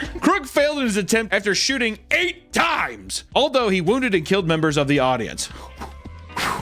Thank God, not the president. He was ultimately taken out by Secret Service. Some of these botched attempts can range from sinister to straight up cartoonish. So today, let's take a look at some of the craziest and weirdest failed assassination attempts of all time. Roll the clip. We can start with a recent story that blew up over social media, where a ramen shop owner placed a bounty on a negative reviewer, which is awesome. To get the political shit out of my face, conspiracy theory stuff, give me the ramen shop owner. It's just like, he said, what? What did he say about our noodles? He's like, he didn't like them, boss. What did he say? Go get Tony. We're killing this. A ramen shop in Kyoto, Japan called Honojuro. It's a top-rated restaurant in the area. And unfortunately, that didn't stop two disgruntled customers from giving them a negative review after having a subpar experience. For this highly rated restaurant, this hit to their reputation resulted in some would say, not me personally, some would say it was an erratic response. Justifiable is what I say. The owner of the restaurant went on Instagram, showed images of their faces, and called out the people responsible before threatening them. In the post, the owner states this, and I quote, "I saw your post, and you seem a bit weird. We try not to treat people like you as customers, so it's fine. But you should probably avoid eating out someday. Someone like you will get screwed. I don't care. Just come directly, and I'll deal with you. We run a planned business, so if you get in our way, we will get in the way of yours too." How do they know it was them? Well, what I'm wondering is, if it's like a Google account or something, does it track back to the whatever? And he's like, you. On their Instagram story, the owner announces that $100,000 yen reward for anyone that can provide personal intel about both reviewers or track them down and take action. To stop this proposed manhunt, he insisted that reviewers return to try their restaurant once more. He escalates to further threats, and I quote, "The only thing he can do is come back, eat again, and write a good review with the photo. I told him I won't forgive him otherwise, not even for the safety of his family." Okay, dude. Pause! Come on, man. It's ramen. If he does that, he'll be killed right away. Jesus, this kid is so scared. He'll really do it. So he better just come back and eat. You know how awkward that'd be to pop back in that restaurant? Anybody? Hello? I like to think when he comes back too, they're going to do this to him. You really f***ed us on that one, didn't you, buddy? And there's no more information released about this story, but the customer likely did not return after being threatened with physical violence. The tweet detailing the story received over 36 million views, which did more damage to their reputation than the owner probably expected. That is so great. I love that in the end, him putting out this hit, it was worse than that one single Yelp review. Well, we talked about that a bit in Japan. They have a very weird relationship with like reviews. It's very odd. People are very cold, but then also business owners will respond in like total chaos. So this being in Kyoto makes complete sense to me. Many assassinations end in failure simply due to minor technical difficulties. A common thing to expect in the heat of the moment. For example, we have the fake construction worker assassination. Recently, a video made the round showcasing an encounter in Toronto that involved a man disguised as a construction worker. The assassin, identifies as a slim-built Asian man, attempted to ambush a 41-year-old woman outside of her home. He acts friendly, but as the woman had her back turned, he pulled out a gun and tried to shoot her. The gun seemed to malfunction. In the confusion, the woman notices what is happening and sprints away from him. In the security footage that was released, we can see the man successfully shoot the woman once in the back. He's like, oh, that's how it works. Here it is. He gives up on going for the kill and sprints away in his car. The woman's injuries were non-life-threatening, and she has since been released from the hospital. The stories with that always creep me out because it's always just like, what was the angle? Why? Why her? We don't know. We don't know. You know what's fucked up too? The guy didn't even get caught. To be fair, it was recent, so maybe he'll somehow, some way, he'll get caught. He's probably got to go for it again, right? Can't shoot someone once in the back and then not want to kill him. That'd piss you off, probably. You gotta get your money. You gotta go back. You gotta go back and try it again. If you already kill one person, you're gone. You're gone. So here, this to me, I'm like justification of people just being like, well, if that, I should just rip off the Band-Aid and just get it over with and just keep doing it. I'm a monster. Just like that movie, The Cell. He wanted to get caught, right? God, dude, The Cell. Jennifer Lopez is horrible in that movie. Where you come from? Good movie though. Love that movie. Jennifer Lopez in that movie though. The assassin lifestyle isn't just a young man's game. I disagree. Even senior citizens have tried to snuff out a life to no avail. Like the 93-year-old man who tried to kill his wife so they could die together. What the f happened to romance? That is romantic. Isn't that romantic? Oh, I'm sorry. Yeah, people always like, chivalry's dead. It is, dude. And you killed it. It's time to go, sweetheart. I'm dying. Time to go. A senior Florida man named Helmut Lochner. Oh, dude. Made 2 attempts to murder his wife in the span of 2 weeks. I like how the first time she's like, helmet. He's like, I know. I'm sorry. I know. I'm being silly. According to him, he was worried about leaving her all alone when he died. Romantic. Romeo and Juliet. Hello? He was worried she was gonna get some tail. Oh, dude, he was like, you better not get dick down after I'm dead. This motivated him to sneak behind her while she was watching television and use a rope to strangle her. God, what do you think? Do you like watching young Sheldon? She's like, yeah, I love the show. Just go to sleep, Helga. Bazinga. Luckily, she was able to wrestle it off of her and call the police. Oh, God, old people are so gross, dude. They're just like dinosaurs walking around, but just like weak babies. Oh. So she's probably just slapped his hand. He's like, my wrist is broken. But according to the dispatcher, the man was heard in the background saying, you can die with me. Yeah, Helmet's having a die with me. The police arrived to find the woman outside in tears, bruised and bleeding from the attack. I was expecting her to just fight him off immediately. He's the one who's bloody. I figured that he would be like on the porch like, die with me, you bitch! The man was evaluated at a local hospital before being charged with 2 counts of attempted first-degree murder and booked in jail. His wife reported that he had made an earlier attempt to kill her by smothering her with a pillow. Somehow, she got him to stop and just assumed that it wouldn't happen again. Well, she's like, see you in heaven. I got 2 tickets to paradise. Just stop. Okay, I'm sorry. Who did she tell? She must have not told anybody. Helmet said, you're not gonna say shit, bitch. That's 1950s love. Don't say anything, you bitch whore. It's like, okay, Helmet. That's good 1950s loving. Me and you forever, toots. I love you, Helga. If they're in a retirement community, those things are just like sex pits. They are. All those old people are just swapping and touching and groping. I'm thinking 93-year-old man, she's like, everybody's going, I'm sorry, everybody out. She's like 76. She's like some fresh tail at the retirement. He's just like, ooga, do my eyes deceive me or is that heaven? You have nice tits. Bazinga. But as you can see, love pushes people to do some particularly unhinged things. Just true. This is similar to our next story where a Tennessee woman hires a hitman to kill his new partner's wife. He's a southern boy with southern charm. Melody Sasser, a 54-year-old woman from Knoxville, had used Match.com in hopes of meeting a new man. She ended up infatuated with a man that is referred to as DW in court documents, going on a date together. I feel like Match.com's gotta be. These all feel like murder machines, don't they? Christian mingle, farmers only.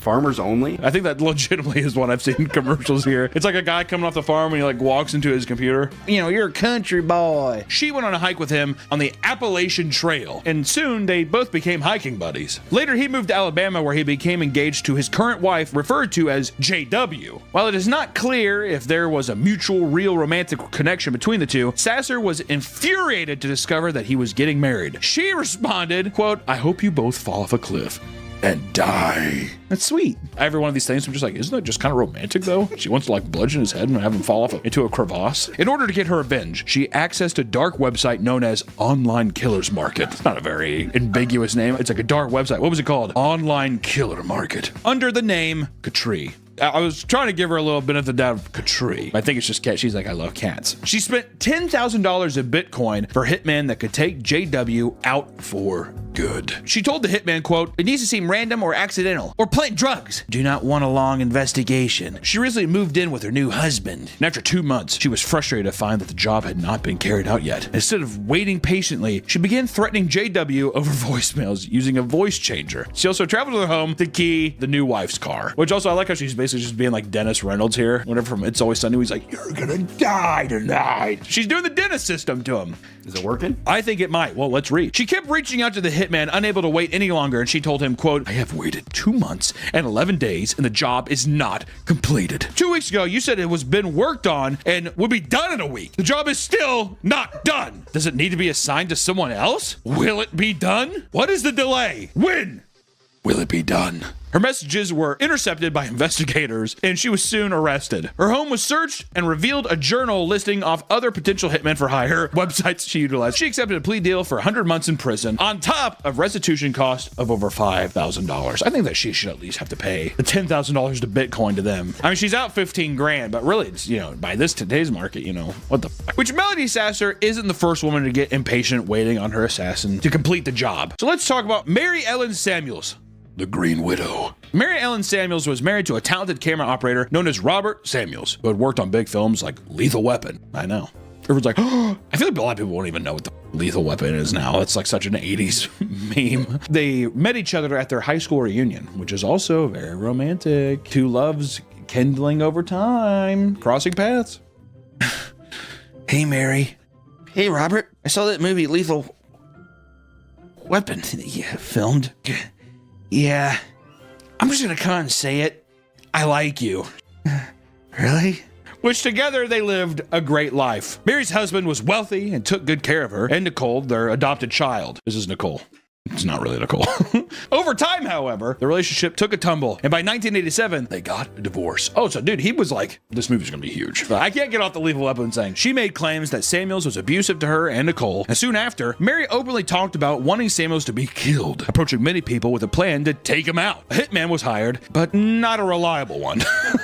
On 3 of the 4 occasions, he had failed to carry out the hit, and Mary openly complained about the $15,000 she wasted on him. It was becoming well known that she wanted her husband dead because she wouldn't shut up about it amongst her peers. At one point, she even asked one of her Hollywood friends for a loan to pay for another hitman. And eventually, she did hire a new hitman who carried out the job with ease. Robert was confronted inside his home in Sepulveda, where he was shot in the head by a 16-gauge shotgun. I didn't even have 12 gauges, 16. We need 4 extra gauges. The police saw Mary as a grieving wife. That all changed when they realized she had collected $500,000 from the insurance. She had passed a polygraph test, so they cut her the check. The money was immediately used to purchase lavish items like a $50,000 Porsche and a condo in Cancun for $130,000. In a particularly idiotic display, she had even broken $20,000 into stacks of bills and photographed herself covered in money on vacation. Honestly, that's kind of awesome. I like how all her friends were like, she definitely killed her wife, whatever. She's like, it's the 80s. There's no repercussions ever. The investigation revealed that the hitman was a man named Jim Bernstein, who had a casual relationship with Mary's daughter. Nicole claimed that her father had sexually assaulted her, which pushed Jim to carry out the act. It's kind of fucked up too. You're the person for my daughter, right? Yeah, I'm Jim. Okay, great.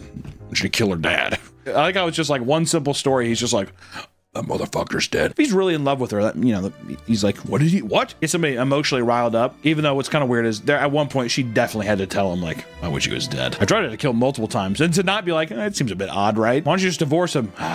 She wants all the pie inside. I want the whole enchilada. Police searched for Bernstein, and he was found dead along a trail in Ventura County, California, due to strangulation. And as the investigation continued, it was discovered that Mary was behind the murder, as she not only wanted the insurance money, but also the Subway franchise Robert purchased that she had been managing. I also want the cold cut combo kingdom. I want it all, goddammit. Greedy ass woman, dude. God damn. Mary used their Subway shop to pay Bernstein for the murder, as well as a $6,000 to another pair of hitmen to kill Bernstein over fears of him talking. Both hitmen pled guilty in exchange for testifying against Mary, receiving 15 years to life. Mary Ellen was sentenced to life in prison, which, to be fair, at least she got to do the cash thing. She got away with a lot of it there for a bit. It's funny, she kills Jim to stop them from talking, but then the two guys are like, I'm sorry, man. Killed a guy for money. But as you can imagine, people in the public eye are much more susceptible to assassination attempts. For example, 2 men once planned to kill and castrate Justin Bieber. I feel like you could probably leave out the castration. I'm not saying to kill, I'm just saying if you're gonna do one of those things, you just put a bolt in his head. I'm just saying castration, bit of overkill, all right? What are we doing here? Are you trying to send a message? Because God, I hope not. In 2012, a man named Dana Martin had become obsessed with Justin Bieber. Kind of makes me think he's collecting it then. Castration? If he's obsessed with Justin Bieber, got his balls in like a mason jar. Like it's Newton's cradle, but it's just 12-year-old Justin Bieber's balls. He was obsessed to the point of having a tattoo of him on his leg, a 12-year-old pop star. After sending him countless letters, not getting a response, he became infuriated and decided to seek revenge. I've written you several times. I need your balls. There was only one problem. He was already in prison, serving a life sentence for the brutal killing of a 15-year-old girl a decade prior. Because of this, he enlisted a former inmate friend as well as his nephew to help kidnap and castrate and murder Bieber alongside his bodyguard. And apparently, the two of them were already amidst a plot to castrate and kill 2 completely unrelated people. What's up with all the castration? He's just like, we need balls, gentlemen. Many balls. I don't even think they're bronze. They're just like fleshy. They're like, but they agreed to travel to Bieber's New York City concert after they were done with that. In phone calls between them, it was decided that handheld hedge clippers would be used to castrate their victims, with Martin offering $2,500 per testicle. I feel like he'd be like, I'll give you $5,000 for the job, but you're only getting $2,500 per pair. So you gotta bring me both if you want the full thing. The plan was underway, but met an immediate halt when the uncle and nephew missed a turn and accidentally ran into the Canadian border. The uncle was arrested due to an outstanding warrant, and the nephew was released only to admit to the police what they were planning to do. Definitely the nephew was like, I never wanted to castrate people, and my uncle said he was going to castrate me if I didn't help castrate them. In the end, all 4 targets were unscathed, and the men involved were all caught conspiring to commit murder. While some assassination plots involved catching a victim when they least suspected, others decided to make a big show out of the act. And a good example would be the attempted murder of Dave Chappelle. So many stars. I wonder why. Yeah, I wonder why people are mad at Dave Chappelle. You may remember the story from 2022 where comedian Dave Chappelle was attacked in the middle of a comedy show at the Hollywood Bowl. A 23-year-old named Isaiah Lee rushed the stage and tackled Chappelle wielding a pistol with a blade attached to the end of it, although he did not use it during the assault. Such a weird image. How did he get that through security? Well, that's what I'm saying too. I'm like, what the fuck? He's like, it's all 3D printed. His reasoning for doing it was supposedly due to his dislike of the comedian's jokes against the LGBTQ community, as well as the homeless. Have we said anything bad about the LGBTQ or homeless? I feel like I've said some stuff about the homeless. LGBTQ. You guys rule. Don't tackle me with a gun with a knife, please. Thank you. The man failed to take out Dave Chappelle, and security guards soon swarmed him and began punching and kicking him. The comedian went right back to his act. Lee was jailed on charges of battery, possessing a deadly weapon with the intent of assault, and 2 counts related to the interfering with a public event. They're like, buddy, seriously, it's the Hollywood Bowl. Take it outside if you're going to do it there. It's a classy place. But not only that, but he was later charged with attempted murder based on the incident prior to this one. It turns out that the 23-year-old stabbed his transitional housing roommate during an argument, a crime that came to light with the help from the publicity gained from the Chappelle assassination attempt. I'll tell you what, that's what I'm saying. What did I say earlier? I said, once you try it, you got to do it until you're successful. It's the catch-22 because then when you finally successfully do it, you're just like living La Vida Loca. Like, I'm going to do it again. That's what you say. You said once you get away with it. Okay, that's what everyone says. That's what everyone says. I was just voicing the public outcry of what people say. And let me tell you something. This next one is something near and dear to my heart as a metalhead fan. This is quite the tale. There's crazy individuals that tried to assassinate celebrities, but how about when celebrities are behind the murder plot? We could talk about Tim Lambesis, metalcore singer that tried to get his wife killed. It was discovered in 2013 that Tim Lambesis, the singer of the band As Lay Dying, had hired a hitman to kill his recently divorced wife, Megan Lambesis. While they co-parented their 3 adopted children, Megan began to feel that Tim was becoming distant and failing to properly care for them. So she noted that he had, at one point, become so immersed in bodybuilding that he was too distracted to pay attention to his kids. AKA, Tim also was taking a bunch of steroids. Show a picture of Tim a year before he started doing steroids and then show him after that. All natural. That's what broccoli and chicken get you. A little bit of creatine, a little bit, just for that pump, just to get me started. As things got worse, they began private mediation to determine the custody of the children. And as the divorce got messy, Tim feared he would lose over half of his income. Oh, my As Lay Dying money? Are you kidding me? This is all my Hot Topic shirt sales out the window. There they go. Thanks, Megan. Because of this, he reached out to a personal trainer at his gym about helping him find someone to kill his wife. Hey, man, you coming in today? Yeah, I'm going to get my pump in. Hey, do you know anybody who can kill my wife? Sure do. Yes, sir. Yes, I do. The trainer pretended to find the perfect man for the job, but secretly tipped off the police instead. Hey, man, you look like a freak. Thanks, Tim. Do you know anybody who can kill my wife? Yeah, man, definitely. If there's a guy going to kill his wife soon, you know, like, what the was he thinking? An undercover cop met with Tim, pretending to be the hitman. He received $1,000 for expenses on top of his wife's address. $1,000, Tim? And well, just think about that. In 1987, they were paying 10 grand back then. I mean, he's like, listen, dude, Megan's gonna take half. If you complete it, I'll give you more. On top of his wife's address, gate codes, and pictures, the murder was planned to happen while the kids were with him. The job would pay out an additional $20,000 upon completion. All right, well, fucking, maybe someone should kill me, dude. Tim Lambesis was soon arrested and sentenced to 6 years in prison. After pleading guilty, he was released on parole in 2016. After his release, they let Tim join back in As Lay Dying because then they made this big sappy video. It's pretty funny. They're like, you know, people make mistakes and we change and we grow. And then immediately afterwards, they all left because they're just like, no, we can't. We can't be with this guy. Tim Lambesis became the sole member of As Lay Dying, but still claims that the band will continue. Although throughout history, people have attempted to assassinate high-profile people in power, one of the most cartoonishly ridiculous cases revolves around the CIA's many failed assassination attempts of Fidel Castro. How could they possibly be so bad at it? Isn't that kind of their thing? He's a slippery little fish. He was. Slippery Castro is what we called him. Fidel Castro was a communist leader in Cuba that the CIA actively tried to assassinate for many, many years. Some of these methods included poison cigars, because Fidel Castro loved his cigars, all right? So soon after he came into power, the CIA spiked them with a deadly botulinum toxin. They were delivered, but nothing came of it, suggesting that they were either lost or disposed of. They even poisoned his ice cream. Fidel Castro was also obsessed with ice cream, eating it almost daily. Good man. All right, if you're in power and you're not eating ice cream every day, are you really living? The CIA decided to poison one of the desserts by giving it to an assassin working at one of his favorite cafes. And unfortunately for them, the poison that was stashed in the freezer became frozen stuck, eventually spilling all over the floor during their efforts to dislodge it. It's like a Three Stooges sketch. Or the poison pin. A pin hiding a hypodermic needle rigged with poison they ultimately gave up on before it could have even been taken to Cuba. The seashell trap, as Castro was known to scuba dive, a plan was concocted to rig underwater sea shells with explosives that would detonate when he picked up the shells to inspect them. As it was impossible to rig strong explosives to small shells, this plan was abandoned as well. And lastly, the fake Antichrist plan. The CIA thought that they would convince the Cubans, who were primarily Catholic, to believe Castro was the Antichrist. By doing this alongside faking the second coming of Jesus Christ, they thought it would be possible to push Cubans to overthrow and kill him. To fake the second coming, they aimed to have an American submarine shoot off star shells over the Cuban horizon to light up the sky. The plan was never enacted. Despite this info coming from direct CIA agents' testimony, the man who concocted this scheme denied its existence. He said, that never happened. Seriously, who told you that one? Because that never happened. I'd be like, what are you gonna do? Assassinate me, dude?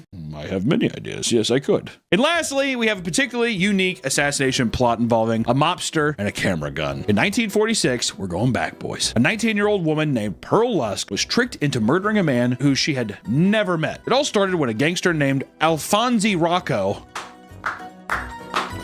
Is that not the most stereotypical mobster name I've ever heard? My name's Alfonso Rocco. Alfonso Rocco approached her, pretending to be a detective. I'm a detective. Okay. He convinced her that he actually needed her to help solving an important case. Supposedly, he needed her to snap a picture of a person that was suspected of being a thief. I need you to take a picture of a guy. Okay, it's 1946. Or sure, that's what life's like back then. The target's name was Olga Trapini Rocco. Rather than a thief, this woman was actually Alfonso's ex-wife, who he feared would go to the police to receive protection from him after he repeatedly assaulted her and sent multiple death threats. He's like, why would you do that? Come on! You're being crazy! Pearl was willing to help, so he handed her a gun, crudely wrapped up like a present. He told her it was an X-ray camera. After identifying Olga at her place, he told her to get close to her and take a picture to see if she had stolen jewels on her person. She caught up to Olga in a subway, took her photo, and ended up shooting her in the leg. She survived the attack, but later lost the leg because, once again, it's 1946. Alphonse was outed for the plot and was chased by the police until he was eventually shot to death in a shootout. Pearl was so naive about the whole ordeal that she told the cops, I took the picture and at the same time somebody shot her.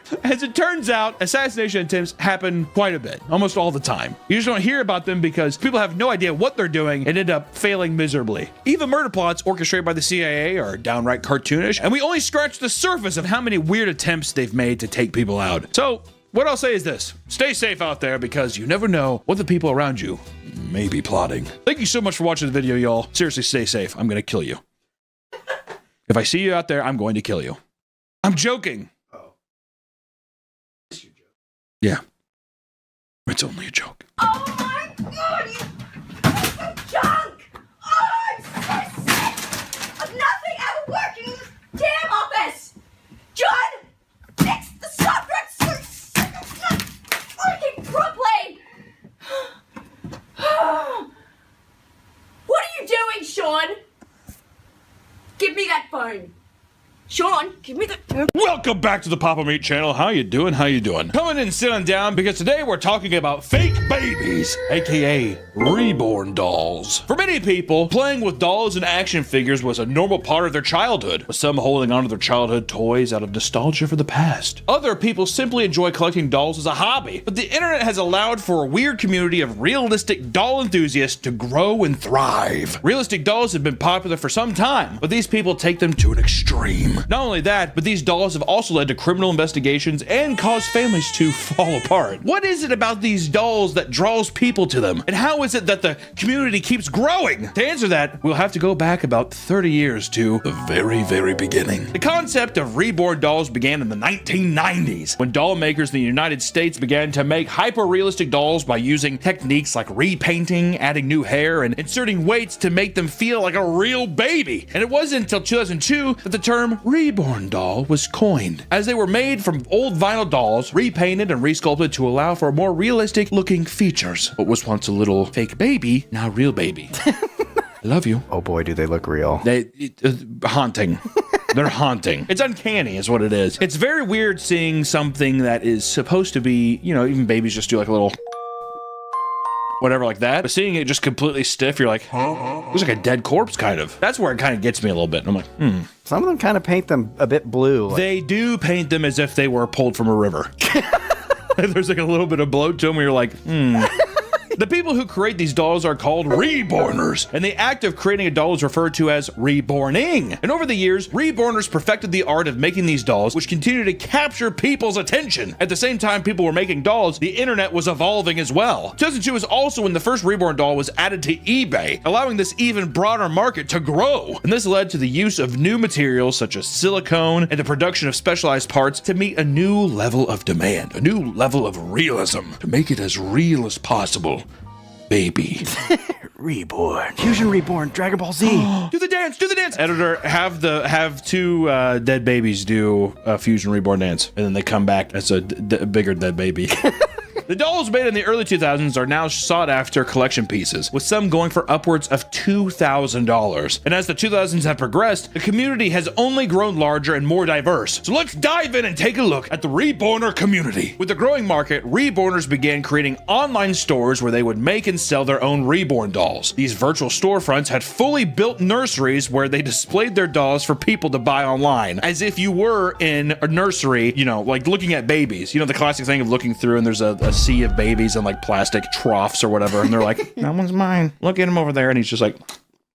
Eventually, in-person reborn stores began to slowly pop up, where you could walk in and choose a baby right off the street, and each reborn doll is displayed inside a crib, allowing you to browse the babies, pick them up, and purchase clothes for them. A popular online nursery, Dreamshire, allows an in-person nursery experience for $50 in addition to price of the baby. The room is set up like a hospital nursery with babies lined up in a row, and customers are expected to bathe the baby before taking it home. That feels a bit. Why? Clean it. What are you gonna do too if you're like, no, a guard's by the door? Pull a gun. You wanna leave here alive?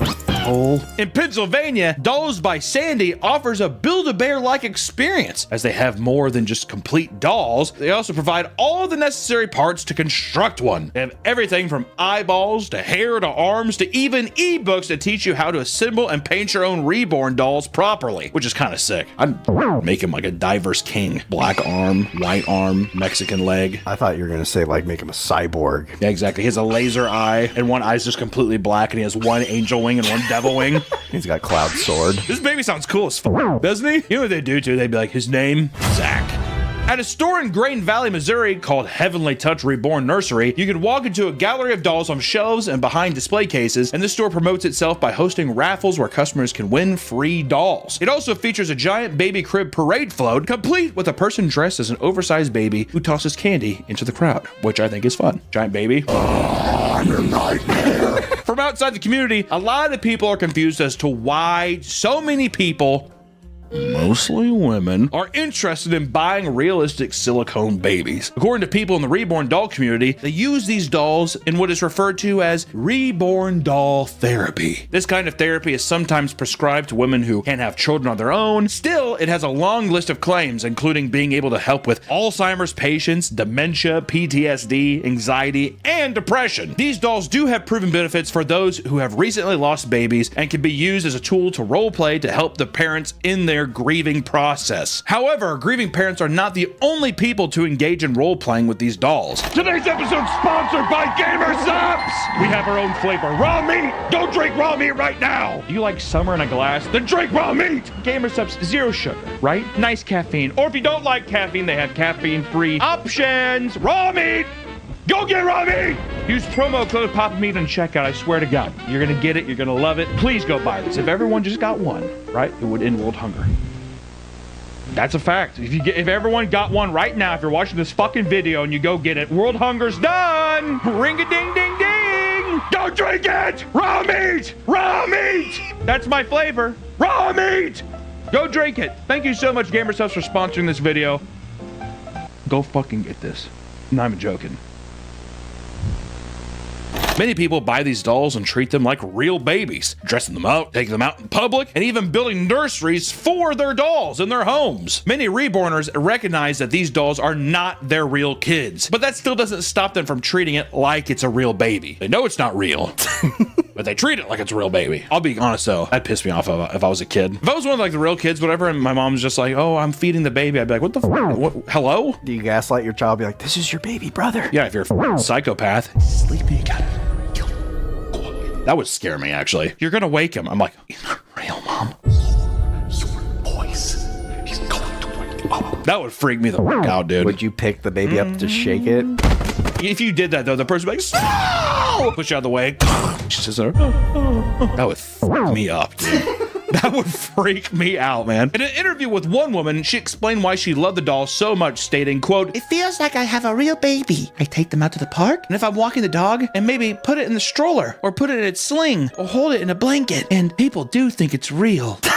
That seems malicious. What are you getting off by like trying to trick people? There's one thing with people collecting them, the same way that you would collect Beanie Babies or something else, which I think is normal. You can have like a realistic baby, the same way that like I get horror movie props or you get whatever, something that's realistic. If it has the weight of it, you're like, oh, it's just kind of cool. You're perfectly mimicking something. It's very impressive. But there's something weird to me about someone who's just like holding it in public and stuff. And they're like, oh, your baby's cute. And you're like, thank you. Because you definitely know they're not like, oh, it's a doll. You want people to know you're doing this. Well, yeah, it's like somebody wants, oh, it's a cute baby. Thank you. It's the same way like pup play, where you go out and dress like as a dog. They'll have the attention. It's peacocking a little bit, isn't it? They want people to know, like, this is what I do. Yeah, look at me. Look at my baby. He's real. He's not. But you'll never know. But it doesn't stop there. A growing number of reborners are no longer content with dolls just looking realistic. They want the dolls to act like real babies too. Some reborn shops have started producing breathing machines, animatronic skeletons, and heartbeat makers so your baby can look as realistic as possible. That's like a mad scientist being like, how far can I go? Well, at the same time, it's just like, I'm God. Does it? Is it not? Also, what do you get out of like walking in a room and like you're like walking the room and the baby's just like they're like this? You want the biddy? The baby want the biddy? You get the biddy if you say please. The breathing machines and heartbeat maker machines are flesh-colored cubes with ribs on the outside that are placed inside the baby's chest. And these kits come with a remote that can make the baby emote, including pooping, screaming, crying, and laughing. We've seen babies cry through the whole, because like little dolls that we've seen in the past, little girls get dolls, whatever. It's the breathing that gets me. Can you imagine seeing a room stacked with those? And they're all breathing, slowly moving. Welcome to the nursery. You know what I would do? I would have a room of all these baby dolls and have one real baby. You have 3 minutes to find him. In 3 minutes, the door will seal shut and a poisonous gas will be emitted. Good luck. I once again think about the kid walking in. This is mommy's nursery. Do you want to see it? Okay. She like opens the door and you're just like looking up at your mom. I stay at grandma's for a couple days. Is what it feels like. No, go in mommy's nursery. Your brothers are sleeping. You go in there, there's like 150 babies. I'm picturing this mom with like wiry hair, wearing like a bathrobe, and she's just like, you can't go to school today. You have to watch your brothers and sisters. And he's just like, they're asking about me at school. These animatronic skeletons look like something straight out of a Five Nights at Freddy's as they stiffly move back and forth, and some even have a voice box inside to make it cry and scream. These lifelike features enable numerous channels to take this realistic approach even further through the elaborate role-playing and nursery videos, like the video titled Reborn Babies Laura and Landon Go to the Park Reborn Skit. A woman role plays taking out her 2 children to the park, and in the video, she dresses them up, helps them down the slide, and voice acts in characters for the babies. Do you want to help feed Landon? I think he's hungry. No, he's not. There's one thing in here climbing. I know you're climbing, but come on, that's not on our course. I No, This video has gained almost 90 million views, and many of the creators' other videos have reached like over 25 million views per video. And another popular roleplay video is showing off your morning routine with your baby. These typically involve waking the baby, dressing it, and feeding it. And on another channel, a woman shows off her new reborn doll nursery. She decorated it to look like a real baby's room with a crib, toys, and more. Her reborn dolls are placed in beds and a small tent in the corner, so it's like a little children's room. Let me ask you this: is there a difference in that right there of a person being like, yeah, this is my house, totally normal, and one room's like, this is my nursery room, and it's like a baby's room and there's a fake baby in there, right? It's all decked out. Is that any different than like the crazy bitch who has like a Coca-Cola merchandise collection? It's a whole room of Coca-Cola. I would almost prefer the reborn baby room. If I sat there and like one of my dreams, I don't know why, I've always wanted a bathroom that's the Thing themed. On the floor, it's like fake snow and stuff, like weird light, like, you know what I mean? Is that any different than if this person doing that? I think it's just the uncanniness of it. When I look at the Thing bathroom or Coca-Cola shelves, I know these are products, inanimate objects. It gets weirder the more you have. Let me ask you this then, here's the better one. It's 20 of each. 20 babies in cases where you're like, yeah, 20 babies, I've collected them, all kinds, whatever. All from various artists. I like this artist, blah, blah, blah, right? Would you rather go into that room or the guy who has like Thanos, Naruto statues, and there's like 20 of those? Is there a difference between that? Because at that point, there's no difference. I would say I'd prefer probably the reborn, because they know it's like, I collect these because I like the artistry of it. Whereas the Thanos thing, I'd be like, okay, so you're like a nerd, like a comic book nerd. So you're a nerd? Yeah, I'm gonna stick to the realistic baby.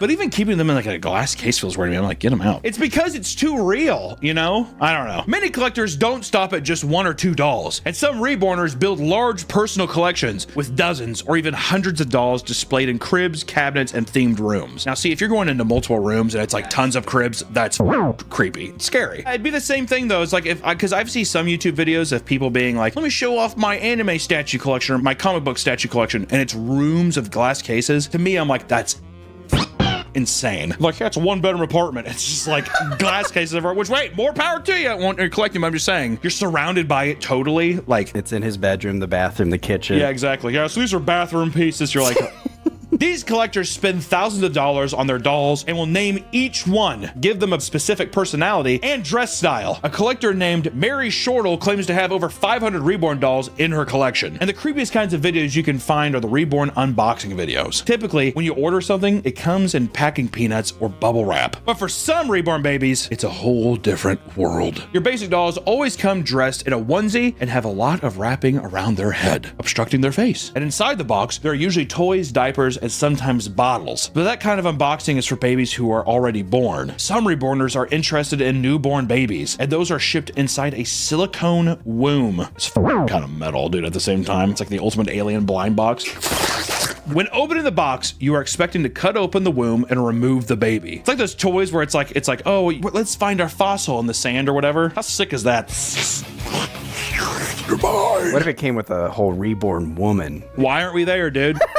If it was like an Aztec sacrifice thing, thank you for your sacrifice, and you like take a knife, you're like, into the stomach.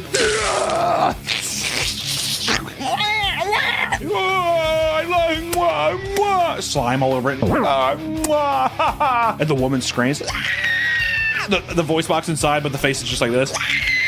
Can you imagine all the collectors too? Like if you had 500, there's 500 dead bodies. I feel bad for throwing away. I need to bury him in the backyard. Sometimes sellers go to another level and include fluid and bloody placentas inside the womb. There's a great deal of artistic talent among reborners. That's true. And as a result, some organizations host competitions to determine who can create the most beautiful doll. Many times, these competitions are held at doll conventions, but there are also independent competitions as well. The Reborn Artistry Alliance is an elite group of reborn doll artists that host an annual competition, and these competitions have multiple categories, which include small, large, fantasy, cuddle, and any style reborn dolls. Within these broader categories, there are more specific ones such as best hair, most creative, best silicone, best photo, and rising star.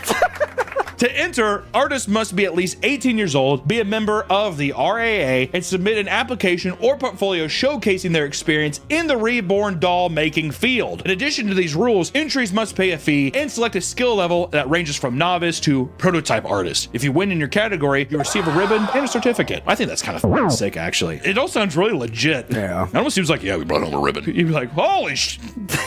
Similarly to the RAA competition, the Doll Awards of Excellence is a similar event with numerous categories and specific entry requirements. This event differs from the RAA because it doesn't just focus on reborn dolls, but all dolls in general. While events like this celebrate all types of dolls, let's take a closer look at the types of reborn dolls. There's a lot of them. Buckle up. Maybe shock warning. I don't know. It looks like dead babies. I don't know what I'm supposed to tell you.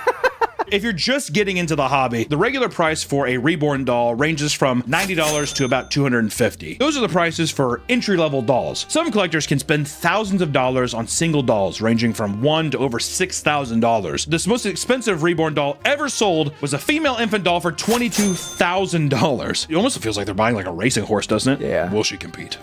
Yeah. She's the ribbon winner, I'll tell you that much. What's even more insane is that these are the prices for dolls that don't have any of the special heartbeat or breathing features. They're just straight up silicone dolls. And the online stores you buy them from are pretty insane too. Websites like reborns.com and beautifulbaby.com are two of the most popular stores where people buy from, as they offer thousands of babies to choose from. These websites serve as a large community hubs where users can share their latest creations, offer services like repairs and custom paintings, and respond to specific doll requests posted by others. The variety showcased on these platforms reflects the true diversity of the reborn doll community. Reborn dolls come in a wide range of sizes and shapes with numerous options available. It's no wonder the community is so large. You can buy newborn babies if it's your thing, but if you wanted, you could go back even further and buy small fetuses with their placentas. For fans of James Cameron, they can buy Navi dolls on Amazon. You want a baby Navi? I want a Jake Sully. Yeah, is he the one that's crippled with his legs don't work? Yeah, give me him before the transition. If fantasy is more your style, they have a fawn doll, which is a combination of half goat, half man, or you can even have a cyclops baby with one massive big ol' eye. A super popular kind of doll from this category is the centaur baby, with tons of listings and different sellers selling dolls of baby centaurs from a newborn centaur to just a little baby centaur. I want a little baby fetus centaur in the womb that I get to stab open and pull out. Welcome to Earth, sucker. Do you think people do that? Do like fetus newborns? Dude, I don't even want to open that can of worms. Reborn dolls have a massive market among horror fans, as you can buy dolls of werewolves, vampires, Frankenstein, clowns, zombies, and even Gage Creed from Pet Sematary, the baby who got hit by a semi. The scene's pretty brutal. Show it! Each comes with a little accessory that match their respective movies. There are dolls for animal lovers as well. You can have baby monkeys, infant humanoid cows, and baby hedgehogs to add to your collection. And if all of that didn't satisfy your needs, they also have Christmas-themed dolls, including Cindy Lou Who, the Grinch, and Krampus dolls, all available for purchase. They also have babies with birth defects and disorders. You want a fetal alcohol syndrome baby? I don't drink, but I really want one.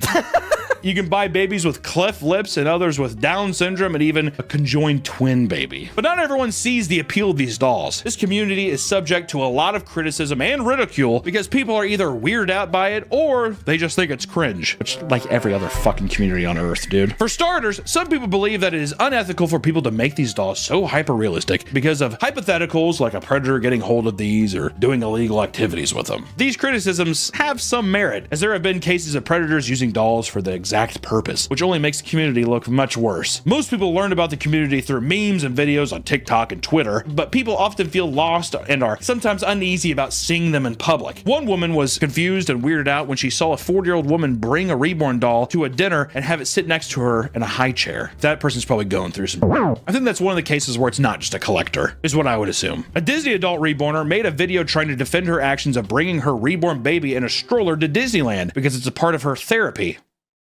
If you look at the comments, they are mostly unsupportive is a kind way of saying it. One family was almost torn apart after her husband was forced to choose between his wife's reborn business and his family's established business. Christina Keeler from Pennsylvania got into the reborn dolls as a form of therapy after losing a child during pregnancy. She loved her doll so much that she decided to open up her store and sell her creations. Her and her husband started a YouTube channel and began making content about their work of their reborn dolls. However, when their parents discovered their involvement with the reborn doll community, they were both disgusted and horrified. They gave their son an ultimatum: either stand with his wife and forfeit his place in the family business, or cut ties with the reborn world and secure his inheritance. He ultimately chose to support his wife and was subsequently fired from his family's business.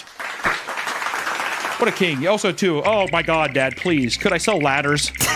Could I be in a paint business, Dad? I said, what the kind of choice is that? I'm going to support my wife. What is this? You can't be in the business with us. We're a glue family. There's a whll Reddit community called r/reborn doll cringe that constantly criticizes every aspect of reborn dolls. It's 81,000 members who constantly refer to reborners as mentally insane or make memes based on people's profiles. The subreddit also features parodies of reborners where users share intentionally bizarre or disturbing creations. They often use sub techniques as traditional reborn artists, but apply them to craft their own twisted versions, which I do gotta say, it is pretty good. With the community already struggling to maintain a positive public perception, it becomes even more challenging to do so when there are reborn baby crimes. Because there are so many people buying and selling reborn dolls, scammers have emerged within the community, stealing thousands of dolls from buyers. I mean, a woman from Rockwood, Tennessee lost over $1,000 in an online scam while trying to buy a reborn doll. She had gotten into the hobby to cope with her disability, keeping her basically homebound, and having purchased a doll before, she was hoping to add another to her collection. She looked online and believed that she had found a reasonable price, but once she bought the doll, the seller kept adding new fees, like a $200 doll insurance and custom stamp fees for shipping. Once the price went over $1,000, she stopped sending the seller money and realized that she had just been scammed. That happens all the time. Yeah, anytime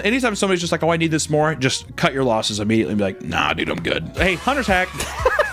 Hunter's reborn baby or buying a baby off the dark web hack. Listen, if they don't just ship the thing out to you, just consider it a loss. Or how about the woman in the UK who scammed people by lying about having a stillborn baby to get money and sympathy? Back in 2009, an anonymous mother went online talking about how her pregnancy and how her baby was recently diagnosed with a rare disorder called which is when the brain does not split properly between two sides. And over the course of 9 months, the mother's story gained traction as thousands of people from religious websites followed her and sent her gifts and money. However, after the baby was born, the mother posted a picture that was later identified as a reborn doll by the doll's creator. The creator said, quote, I've made that doll enough times that there's no mistaking it. I couldn't believe what she was trying to pull. It's outrageous that she would manipulate people like that. How f***ed up would that be? You know that a baby's not real and you're like, that's one of mine. Scamming is such a prevalent issue that multiple reborn shops online have warning plastered all over stating to be careful of scams within the community. The Reborn Artistry Alliance has created a comprehensive webpage featuring a list of websites to avoid, specific sellers to steer clear of, and various types of scams found throughout the community. On a different doll website, members post alerts about fraudulent business operating out of Guangdong, China to help others avoid unreliable sellers. And Chinese sellers are a big issue amongst reborners as they steal the work of others and sell cheap copies of the other dolls. Yeah, that's just Chinese 101, dude. They do that with Apple. Literally anything. And it's not just people online being fooled. Due to owners taking their dolls out in public, there have been numerous instances in which police believe a real baby was in danger and ended up wasting city resources responding to the doll. In 2008, Australian police were alerted to an unresponsive baby locked in a car. That's such a power move, dude. I'll leave it in the back.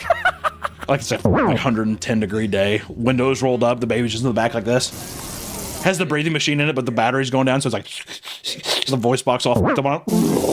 Unbeknownst to the police, the doll in the car was a woman's reborn doll. Police proceeded to burst open the window of the lady's new Hummer to try and save the baby, only to find it was fake. The aftermath of the incident is unknown. We had to put that detail in there. Her new Hummer, her bitchin' new wheels.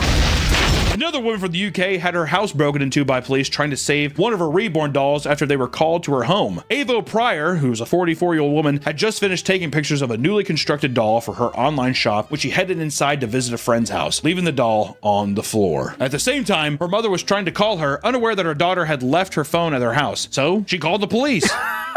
And when they showed up to the empty house, they saw the baby on the floor and broke in through the back door. Since then, the woman has had to put stickers on her house, on her windows that state, there are reborn dolls in the house. Please don't break in my windows. We're giving actual monsters just be like, the baby's crawling around in my house. Those are just reborn babies. Don't worry about them. Oh, okay. Yeah, the baby's in there. That's fine. In another incident, an unusual case emerged when New York City police were dispatched to Crochen Park in Queens because of numerous reports of a dead baby lying face down in the grass. When police arrived on the scene, they were greeted with what they thought was the body of a 3-month-old baby that was already blue and purple. See, they paint him that way. Why did they do that? Once the medical examiner arrived on the scene, it was determined it was a fake doll. Nobody knows who put the doll there, and police are still investigating who could have possibly done it. Could you imagine being a coroner and they're just like, it's silicone?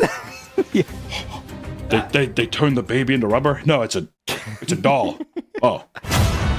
Dude, that would fuck me up if I came on the scene. I saw a blue dead baby. You know, you'd probably start smelling stuff too. Like your brain triggering, you're like, oh. You would pick it up. I don't think you would register fully. Well, listen, during this video, when we were like basically writing this document, one of the nurseries that we listed in here, we went to the Heavenly Touch Reborn Nursery that was just outside of Kansas City. We drove there. It was driving distance. I really didn't know what to expect because listen, when you look online at these things, it's always people just being like, look at these dolls that look real and they look like dead babies. Going in there, it could not have been a more positive experience. We got to like talk to the owner, which I will say, walking in there at first, it is a bit uncanny. You kind of go in and you're just kind of taken back by everything. And also the owner was sitting there and she was painting a doll and it's like a fully naked giant red baby with its fucking balls out.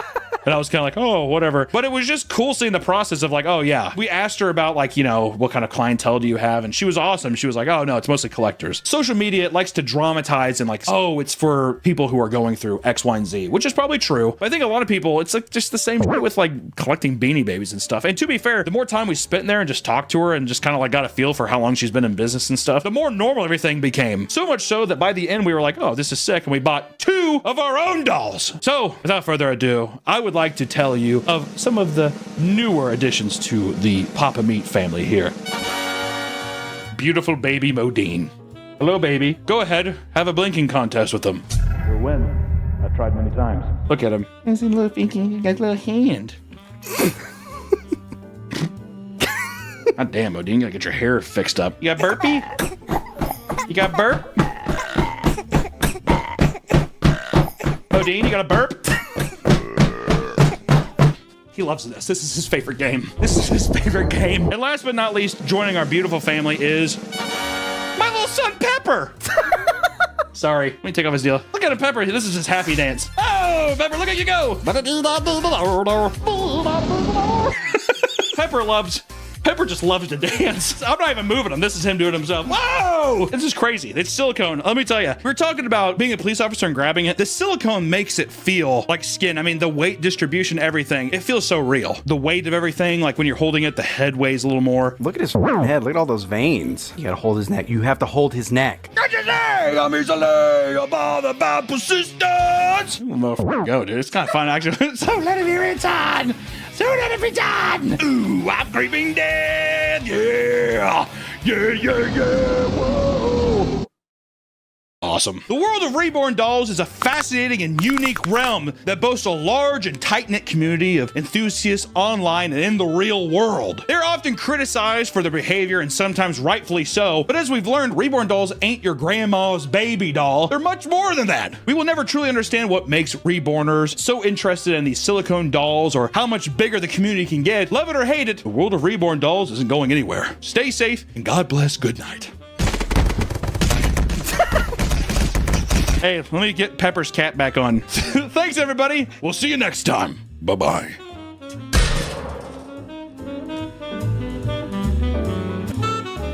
Welcome back to the Papa Meat channel. How you doing? How you doing? Coming on sundown because today we're going to be talking about Spirit Airlines crooks, thieves. It's no secret that flying nowadays is more expensive than ever. Well, if you haven't heard about recent news, it might get even more expensive. That's because Spirit Airlines, the king of cheap airfare, recently shut its doors after 34 years of service abruptly. Couldn't have been more abrupt, more unprofessional.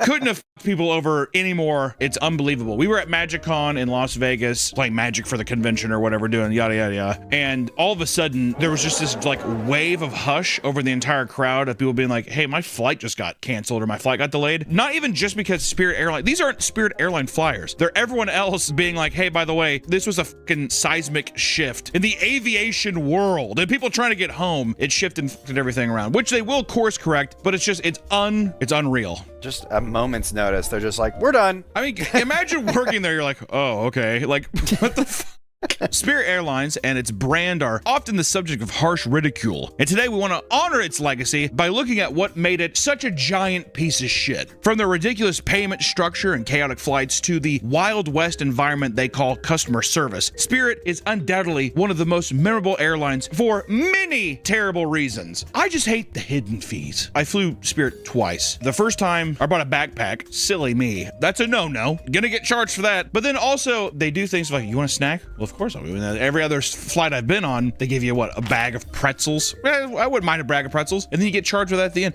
It's just the hidden fees. You're lying to my face. Also, I was on a plane so old that there was welded ashtrays in the chairs. Jesus, that's... It was an old plane, and it smelled like it. It just smelled like age. It smelled like a retirement home. Why do old people smell that way and they leave that stench behind? They're dying. They're rotting from the inside. Is that literally what it is? I think so, yeah. Organs rotting? Okay, it's not organs rotting. I think it's just old skin. Like, but don't you, they'd clean it. Well, it permeates. It's like, it sticks to the leather. So, grab your boarding passes as we fly through memory lane to pay homage to one of the worst budget airlines to ever exist.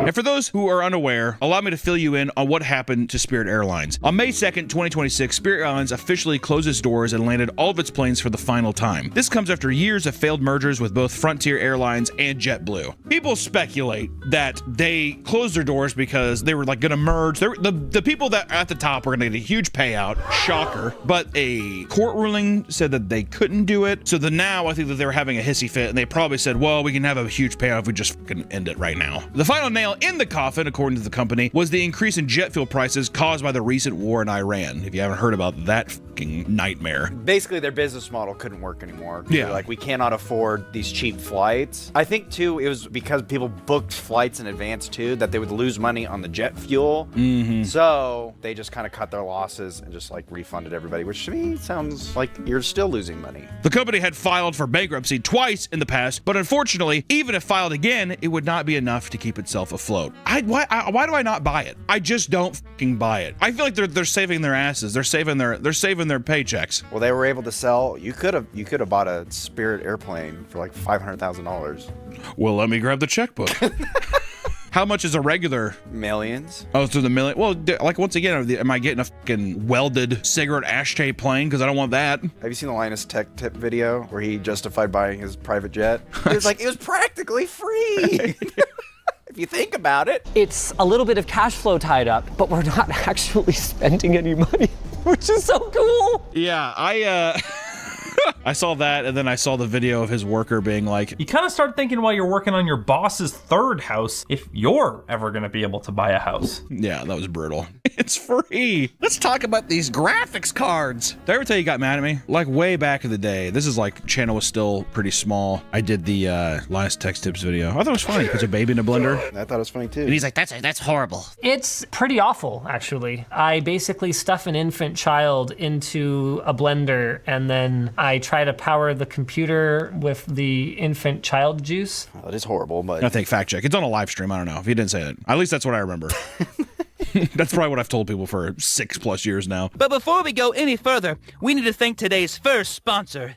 This video is sponsored by our partners at Factor. It's time to start eating better. Factor is the meal service that gives you the flexibility to stay active and stay on top of your eating routine. If you're looking to hit your nutrition goals and eat balanced, high-quality meals, look no further than Factor. Factor powers your day sun up to sundown with nutritious breakfast, on-the-go lunches, premium dinners, and now daily greens. A once-daily drink full of real veggies and nutrients you might be missing in your diet. With Factor, you choose from over 100 different menu options each week. Plus, Factor has meal options like Calorie Smart, Keto, and Vegan, and meals packed with protein. Regardless of what you choose, in just 2 minutes you can heat, eat, and enjoy. So it's easy to see why 97% of customers say that Factor has helped them live a healthier life. And the best part of Factor is that there's no prep work, no grocery lines, and virtually no cleanup. Head to Factor75.com or click the link in the description and use code PAPAMEATFB50 to get 50% off your first Factor box, plus free breakfast for 1 year. That's code PAPAMEATFB50 at Factor75.com to get 50% off plus free breakfast for 1 year. Offer only valid for new Factor customers with code and qualifying auto-renew subscription subscription purchase. Thank you to Factor for sponsoring the video. Now back to the episode.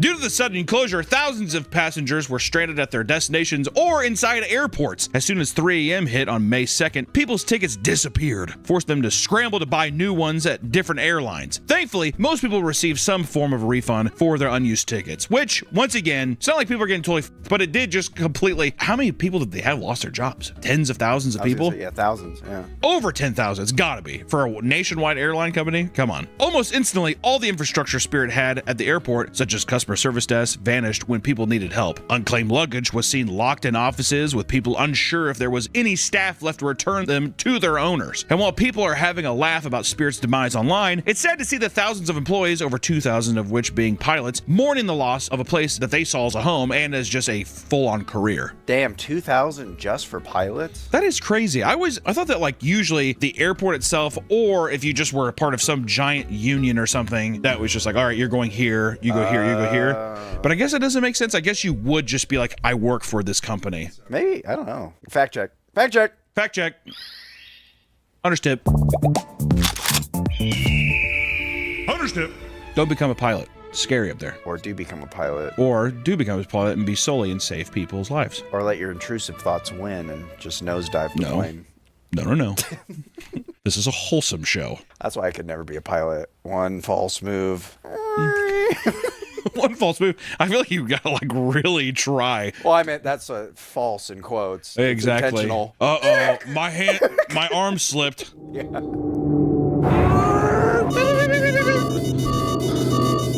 Dog? I want to be like that guy who stole the plane and then he just decided to do barrel rolls with it. Oh, yeah. He's like, I legitimately did not think I was going to be able to complete that. Yeah. I've had so many dreams where I'm in plane crashes and I could, like, I'm all the way in the back. Do you have it while you're on the plane when you fly? No, never when I'm on the plane. Let me tell you, sitting, I don't know if we've said this before, Nick on an airplane is like one of the most frightening. First off, he's like sleep deprived all the time. Okay? Cannot sleep in his bed. And the amount of times, every day at work, I say, how'd you sleep last night, buddy? He does, Max and Teddy woke me up. And I'm like, okay. The second, which I would say arguably people say the most uncomfortable place to sleep is on a plane. Is that not what people say? That I would say planes and cars. The second his head hits a airplane chair, he's gone. I mean, you've never seen him have such beautiful, restful sleep. To where, and then are you having these nightmares on those? Because you thrash. He thrashes a lot. I've had nightmares, but not planes falling, yeah. But yeah. I've gotten bruises on my stomach from where he's like thrown. He's like, and he'll do. He has a big fucking fat ass neck pillow.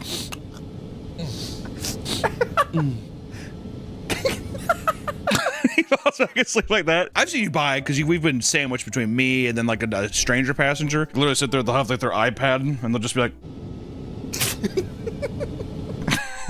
watching like What Women Want, Mel Gibson on the screen. They're like guys grabbing their wine glasses. Yeah.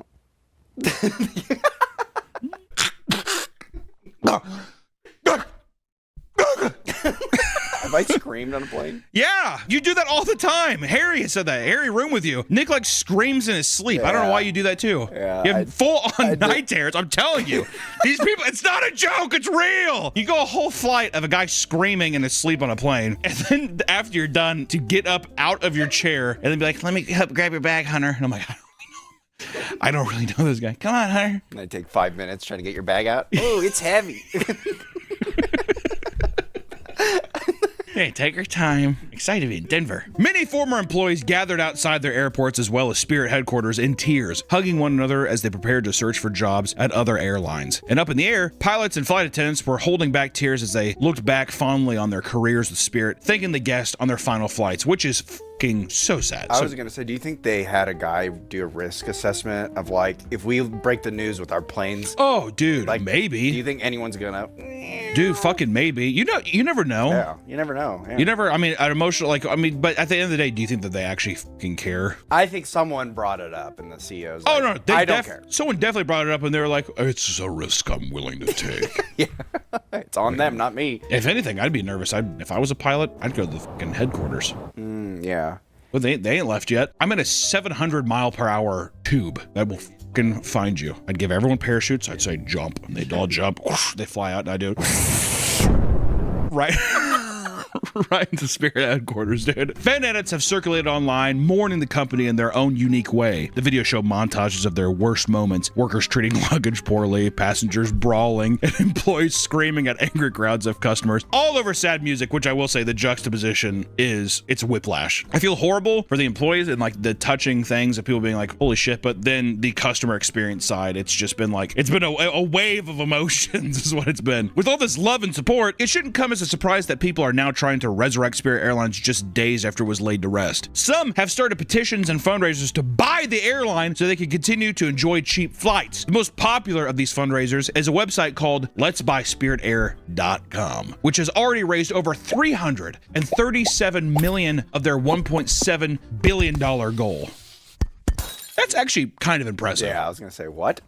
Is this a laundering scheme? Do you think it's anything that has to do, well, one, is it any kind of tax write-off for already wealthy people to be like, well, I could get in on the ground floor of this thing? Because if it doesn't go, you get your money back or you can count it as a loss. Yeah, do you get part of the company, I guess, if you throw like 10 bones? I don't know. I wonder if it's like a Kickstarter tier of like, the amount you put in dictates like the output you get, you know? Probably that, yeah. Something weird. $50, you get free flights for life. Yes, sign me up. It's not bad. I don't know how that, once again, it's going to be Spirit Airlines 2.0, but, you know. They plan to run the airline with no executive office, instead having people own shares and all vote on the company's needs. Skies to Pies, Papa John's. What the hell is this? I don't know. Is that God? This is an insane graphic. Yeah, it literally looks like, God eats pepperoni pizza. With the possibility of Spirit coming back, it might be wise to hold on to your Spirit points. Other companies are now offering exchanges for unused points. Papa John's, for example, is running the Skies to Pies promotion and offering free pizza to those who can prove they are part of the Spirit loyalty program and the Papa Rewards program. We got a double dip there. Yeah. Double dip on tragedy. Could get a free pie. In the sky. Could get a free pie in the sky. Come on, sign it, sign it. If they had any Papa John's in the airports, it's a good promotion. I think, here's 100 step. 100 step. Close all the nasty smelling food places in the airports. So no food or? No. Didn't say no food. Actually, you know what? Fuck it. No food in the airport. How about this? No fast food in the airport. I cannot stand when people bring styrofoam containers of stinky ass food. No food in the airport. No food in the airport. My dad likes to buy 2 sandwiches, eat one before the flight, and then bring one out during the flight. It's probably like a tuna and egg sandwich too.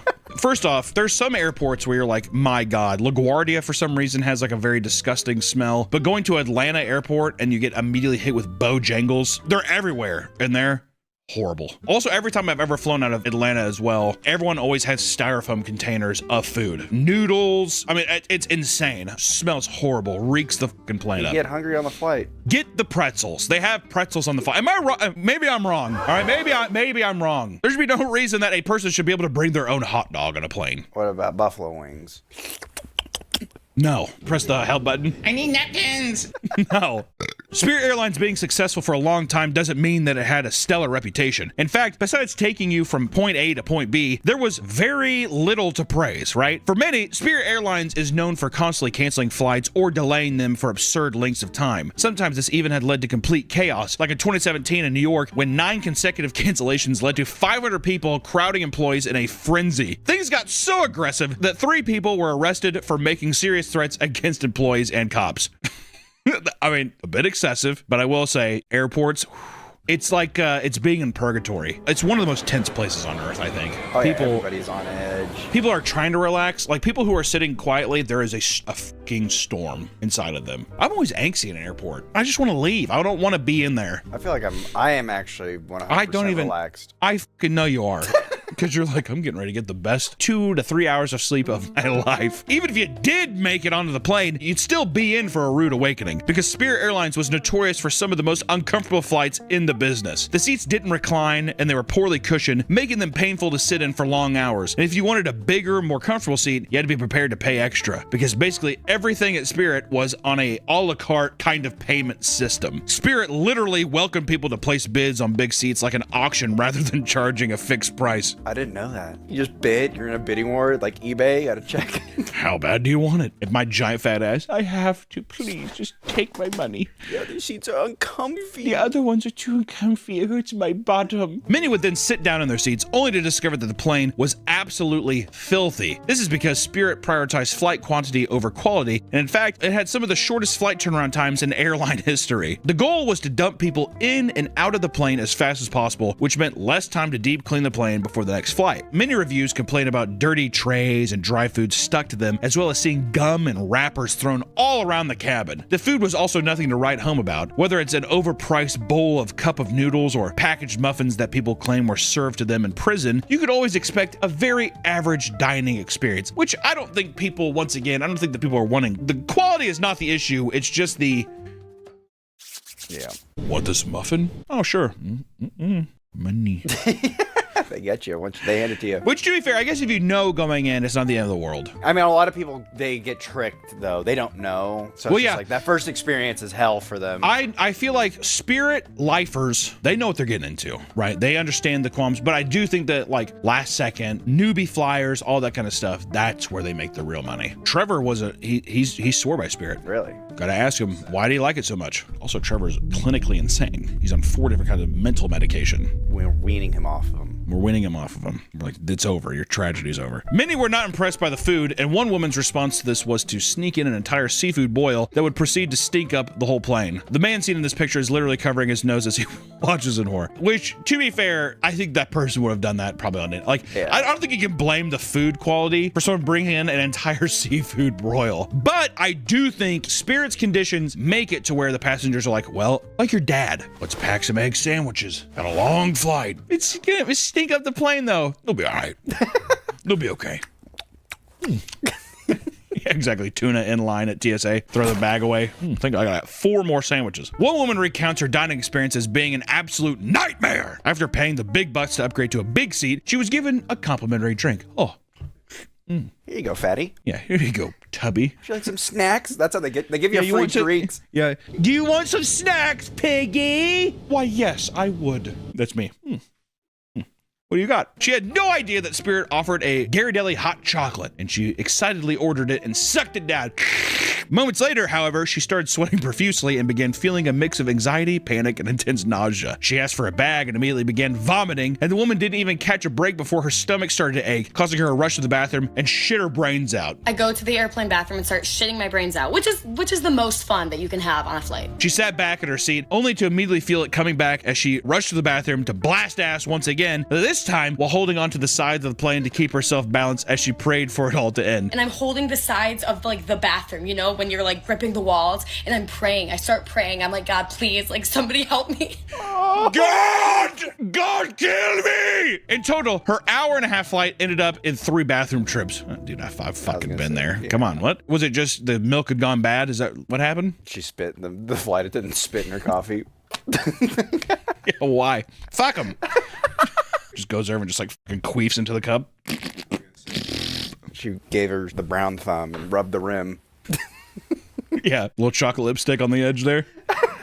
There you go, asshole. It's just like for no reason being that you dick to him. After takeoff, most Spirit passengers had a pretty normal experience, though they often had their sleep interrupted mid-flight by attendants guiding passengers through Spirit yoga sessions, telling people to raise their hands and stretch in unison while making hacky jokes, which, once again, not the end of the world, but man, when that person up front has the mic and they're doing their bits... Have we told the Delta, or what was Southwest? I don't know if we told the Southwest. It was Southwest. I forgot where we were going, but we were flying in, and the woman was like, we're arriving at our destination, and just wanted to say, thank you for flying Southwest. You could have chose Delta.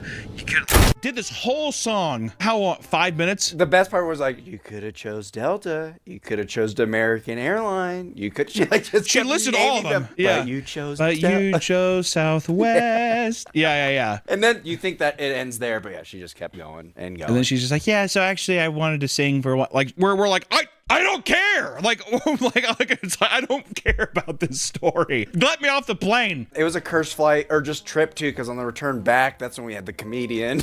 I feel bad for the comedian. To be fair, the comedian was bad because he like told a joke and like no one really laughed, and one guy up front was like, "Don't quit your day job," and he was just like. and hung up the thing. I actually felt bad for him. Yeah, that's mean. You Let don't the need to guy put have the- a little fun. Don't put them down. He obviously didn't get laughs. That's a sword in the stomach enough. Granted, how dare you? But still. Well, also, didn't the guy like not hear him? He's like, "What'd you say?" Oh yeah. What? I said don't quit your day job. We'll be landing in Dallas Fort Worth soon. Part of this routine included the attendant asking for spirit fingers, where the older crowd would happily wiggle their fingers in response. God. I don't like that. Spirit finger. I don't know if I like the whole, I mean, I get the gimmick and stuff, but at the same time, this is going to sound very bad, but I will say, when you're in an airplane line and you look over and there's just a fucking row, there's a train of fucking decrepit old people in wheelchairs like this. Then they have to be fucking, and it's one at a time pushed in. And the caretaker's ramming the guy in front of him with the wheelchair. Go! It's just a thing too where I'm like, oh boy, it's gonna be a long flight. Also, old people just shit themselves on planes, like they just fart. It's always the worst. Well, in Southwest, it used to be open seating. I sat behind one old woman. I never did it again, legitimately for this reason. It fucking horrified me. I sat down, I was like in a middle seat behind it, and then she was in the row in front of me to the right by the window, and literally between the cracks of the seat, she kept doing. Oh God. The whole flight. I did. And she just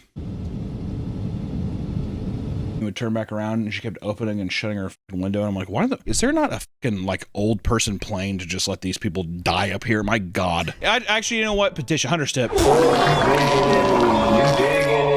Hunter's tip. If you haven't died by the age of 75, jump off a bridge. It's a little too young, but 75? Yeah. That's the average. That's the prime. You're prime old. No. You're prime. All right, fine. I'll give you 77. Okay. 77. I think 85 to 100. What are you talking? That's a full life. What are you talking about? What are you doing at 85, Nick? What are you doing? Bingo. No, you're fucking not. Your brain's gonna be gone. With the amount you sleep right now, your brain is going, you have holes in your brain. Your brain is Swiss cheese right now. At 85, if you're still alive, you're gonna be like in a bed just like. I get to watch my shows. I'll be dead because I'll have died of a heart attack because I'm fat, but maybe like Harry or somebody will come up and they'll be like, Nick, how you doing? Moths and shit are like flying into your mouth. I miss Daddy. I miss Teddy, God. One man endured spirit yoga on a flight only to immediately hear the pilot tell them that there'd be a 30-minute landing delay as they searched for a proper landing space, capping off the announcement by mentioning they weren't even sure if they had enough fuel to do that. I'd be like, what? This is a nightmare. What flight were we on where the guy like panicked? The pilot did. Are you talking about when the turbulence? Yeah. Oh my God. I think we were going to Los Angeles or something. This guy though gets on the flight. Why the fuck do people do this? The pilot was like, we were sitting there and he comes out and he's like, just to let you guys know, it's going to be a really choppy flight. A lot of bad air up there. Sure. You've heard that before. He then gets on the microphone while we're in the air and he's just like, we will not be having the seatbelt light off. You have to have it on the whole time. This is going to be horrible. Horrible turbulence. To the point where we're like, oh my God. And he's just like, we've been looking at our options, but like to the point where causing pandemonium. One of the smoothest flights we've ever been on. What the fuck? One of the smoothest flights. To the point afterwards where people were in front of me walking and they were like, what the fuck was that? Because you know the pilot doors open and they're always just like, hey guys, seriously, thanks for coming. Thanks for flying with us. People were walking by me like, why'd you say that? Well, didn't he say something like we weighed our options, like we could either fly through it or over it, and they're like, the simplest way is to fly through it? Yeah. It's just like, why are you letting us know this? I love that. We weighed our options. We could either go through and get beat up, or we could actually just fly over it and be fine. But we're going to go through it. You're like, okay. But it was smooth. It was so smooth. I don't know. And he did not, there was no rhyme or reason. He didn't come back on the mic and be like, ooh, wrong call. Nothing. Oh, well, it was a lot clearer. Nothing. You could hear the panic in his voice too. He was sweating. Yeah, that was like... like some heavy breaths and shit. Like, imagine like you're sitting in the back and then you're like on the overhead. This is gonna be a rough flight. It was like that. No boy, buckle up. This is your captain speaking. Buckle up. This type of energy was common with Spirit. Not only did they sing happy birthday to people at the start of the flight, they even sang happy divorce songs to recently divorced passengers as well. And not only were flight attendants doing epic stand-up routines on the mic, but some were seen walking up and down the aisles the entire flight to prank passengers with props like fake mustard that they pretend to spill from the overhead bins. Pretty funny. Now, just because most flights were uneventful doesn't mean Spirit Airlines didn't have its fair share of insane and bizarre passengers. Surprisingly, more than one customer had toilet-related tragedy while flying with Spirit. How often does that happen? A lot, though. Oh, all the time. Your nerves. I'm afraid to shit in the toilet on the plane. I don't like how it flushes. It scares me. I'm afraid it's gonna suck me out, but I think it's gonna like rip my ass out. A little suction. Oh, yeah. After being stuck on the tarmac for over 2 hours, a woman got up from her seat and peed on the floor of the airplane. She claimed that the flight attendants denied her access to the bathroom, and admittedly, not much of an issue when you consider it's a standard protocol to keep the bathrooms closed until takeoff. Which also, to be fair though, if it's 2 hours, I'd be like, go ahead. We're not getting back up in the air. If we were on the tarmac getting ready to go, I'd be like, you're gonna be in there and be fucking rolling around the goddamn bathrooms, throwing piss and shit everywhere. But if we're already landed and we're just sitting here, you gotta take a piss. What the fuck are you talking about? Also, if you're boarding too, sometimes they won't let you use the bathroom if you're boarding. I don't understand that either. There's tons of people there. Let me take a shit really quick before we go off. Someone filmed the incident, which allegedly caught a flight attendant shaming her for the smell of her pee and telling her she needed to drink more water. And then you need to drink water because your pee smells like disgusting. Which, if someone pisses on the floor, it's open game to ridicule. I do like how that's the one thing, though. You were dehydrated. That is fair. You are dehydrated. A similar situation occurred on a different flight. A man was denied access to the bathroom and ended up shitting his pants during takeoff. He remembers a flight attendant loudly knocking and yelling, "Are you okay in there?" as he desperately tried to clean his pants in the restroom during the flight, which, what a bummer, dude. Yeah. I've sympathized with them. No one wants to shit their pants, man. Especially on a flight. Could you imagine going back shit pants? You know what I would honestly do? I would probably either make a makeshift diaper out of paper towels, or I would open the door and be like, you need to grab my luggage. And I'd change my pants. I'd just throw away the fucking pants and be like, I'm not, or what am I gonna do? Sorry, I tried cleaning it, but that's why it smells like poopy. To the person that's sitting next to me. I was gonna say, I'm just stuck in the toilet. I'd be like, occupied. Yeah, yeah. No, thank you. I don't need any help. Also, there's another bathroom on the plane. Exactly. Go to the I would be like, I just shit myself. Yeah, I'd tell the flight attendant, this bathroom is out of service. Well, then come out of it. Yeah. Yeah. Good luck. This, mixed with the smell that was impossible to ignore, led to everyone staring at him in disgust as he sat back down in his seat. He spent the rest of the flight trying not to cry. Oh, that'd be me, dude. No, you would cry. Yeah, oh, okay, yes. I could see you do the thing though, where it's like big watery eyes and like single teardrops dropping down. You just pick this. Actually, no. You know what? You just have to shit in your pants. I'm passed out. Oh. Yeah, I'd wake up from the smell. Oh.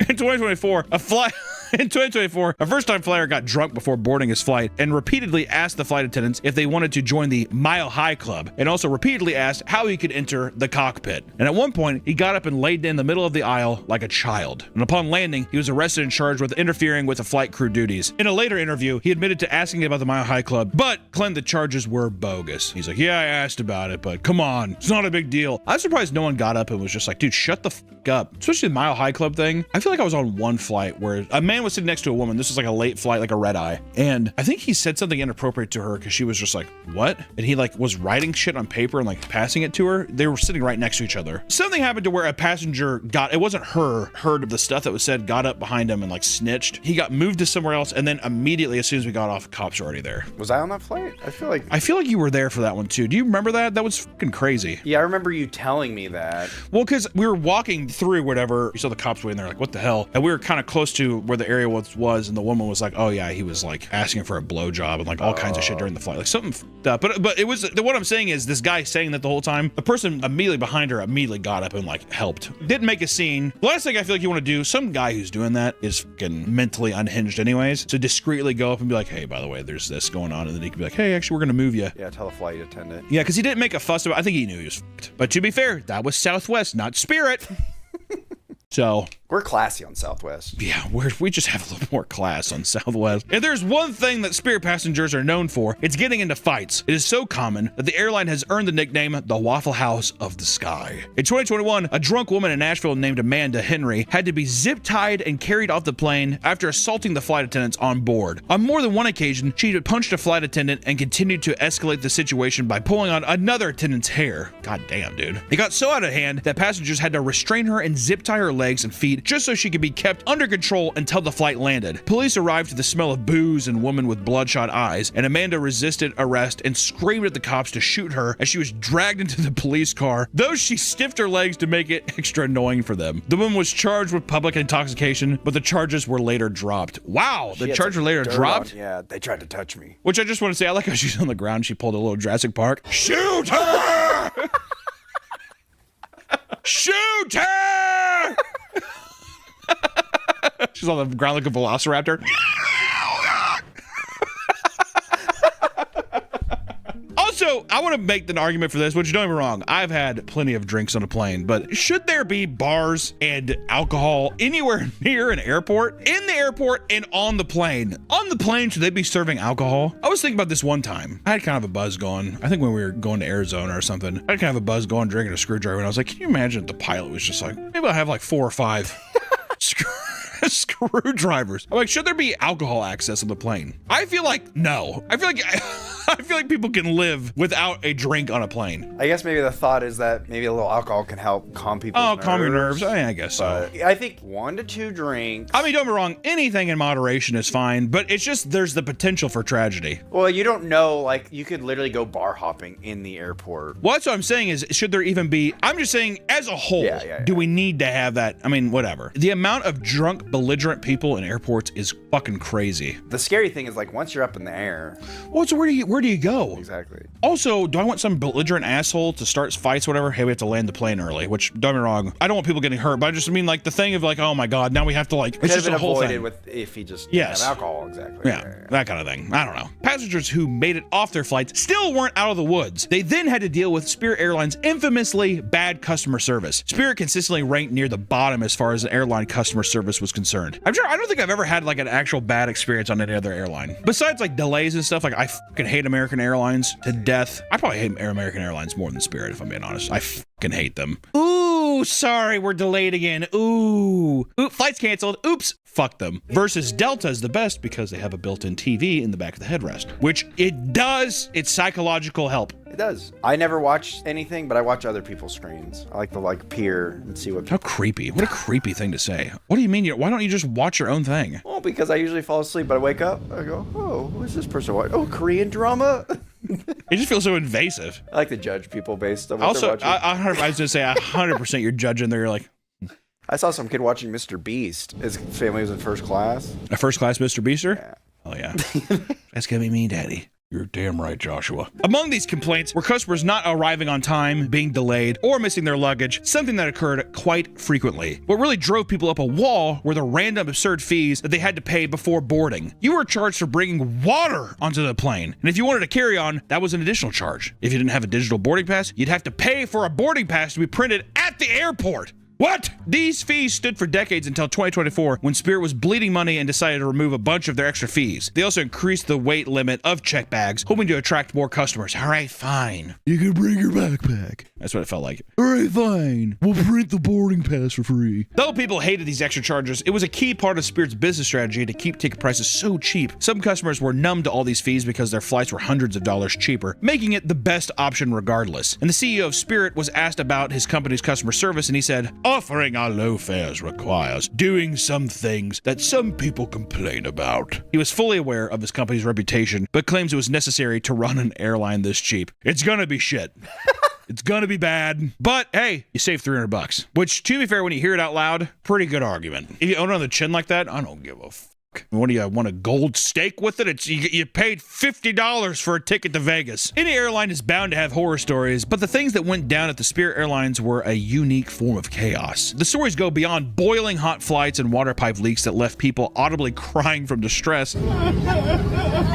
One Spirit flight accidentally let a bat inside the cabin, where it was seen frantically flying over passengers and putting them into a panic. Eventually, someone trapped the bat between a book and a cup and locked it in the bathroom until the flight landed. Others recount flights where they watched multiple roaches crawling all around the cabin. Even children weren't spared of Spirit Airlines' god-awful service. 6-year-old Casper Ramos was a first-time flyer traveling from Philadelphia to Fort Myers to visit his grandma. Many airlines allow unaccompanied minors to fly with the help of a designated crew member that will watch over them throughout the process, which usually you've seen this where they're talking with them. They're like, hey, you want a book? Or like they have like resources to make it a comfortable flight for a kid who's meeting another adult at another airport. In this case, Casper incorrectly boarded onto a completely different plane that took him to Orlando. His luggage, however, was sent to Fort Myers. His grandmother went on a 4-hour drive to pick up the child in a panic, and the gate agent responsible was fired by Spirit Airlines, which that is fucking crazy. To not check the child? All right, so you're going, sure.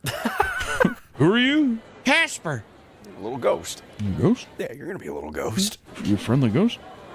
You dying on this plane? One of the most publicized stories that gave Spirit Airlines a bad reputation, however, was what happened to an innocent hamster by the name of Pebbles. After finding a concerning growth on her neck, Belen Aldacosi was planning to fly home with her hamster Pebbles to have it looked at by a doctor. She had called ahead twice to make sure it was okay to take the hamster aboard the plane as an emotional support animal. Over the phone, a staff member allegedly told her that she could take it on the plane, right? But when she arrived, they denied her entry. Belen claimed that one of the employees suggested she flush Pebbles down the toilet so she could board the plane. Unable to find a different flight last minute on Thanksgiving weekend, and able to rent a car because she was too young, Belen did the unthinkable. She bid Pebbles farewell and flushed him down to a watery grave. After Pebbles was flushed away, she sat in the bathroom stall and cried before boarding her flight. Spirit Airlines issued an apology after headlines blasted the company and stated that at no point did an employee suggest flushing the hamster. Following the event, it was reported that Spirit had never allowed rodents on their planes, and Spirit also claimed that they arranged for Belen to board a flight 9 hours later so she could find accommodations for her hamster. That's horrible. I was gonna say, I don't know, is it too suspicious of just like, they told her they couldn't bring the rodent on, so she's like, put it in the... Are you saying that she had some wrongdoing? Did she smash its head before flushing it, or did you just drown the fucking hamster? Well, that's what I mean. I'm like, I couldn't do it. I would tell them, go fuck yourself, and I'd leave. Hey, I'm not gonna be able to eat turkey this year. Bye. Click and go home. Maybe there's a little foul play here. That's what I'm saying. I'm wondering, I don't know. But I could also see somebody in emotional distress be swayed to do something. Someone just being like, I don't know, you should just flush it. It looks like it's dead already. Also, if it's a little child, they're very susceptible. I don't know if it was a little child. I think it was just like, it seemed like it was like an 18-year-old. They said it was too young to rent a car. I see. So I'm guessing that, and also that they got there by themselves. I don't know. Or maybe it was a kid. Yeah, can you imagine telling an 11-year-old you should just flush it? That's probably what you would tell a child. Give back to God. Wants to swim to heaven. Go on, put it in the toilet. Regardless of how terrible Spirit Airlines could be, it's not like every single person experienced these same horror stories. For them, this was simply an affordable way to travel. One that is now sadly gone. While there are still airlines like Frontier or Allegiant that offer similar low-cost flights, it's understandable why some people aren't happy about Spirit's shutdown. Just kind of a shitty situation all around. But we need to pay respects to one of the dirtiest, greasiest airlines out there that I don't think is coming back. I think it's flown away and it's gone. Guys, if you're flying this weekend, or if you're flying out today or tomorrow or anytime in the future, be safe, take a shit before you get on the flight, and don't have any drinks. We'll see you on the next one. Bye-bye. And watch a private plane catch on fire while you're eating delicious breakfast. We did watch a plane on the tarmac just caught on fire for probably an hour. I was going to say, the entire time we ate. It was kept lighting up. It was weird because, yeah, it would be like they put it out and then it would just get immediately engulfed back in flames. No one was harmed. No, we know of. Pretty sure.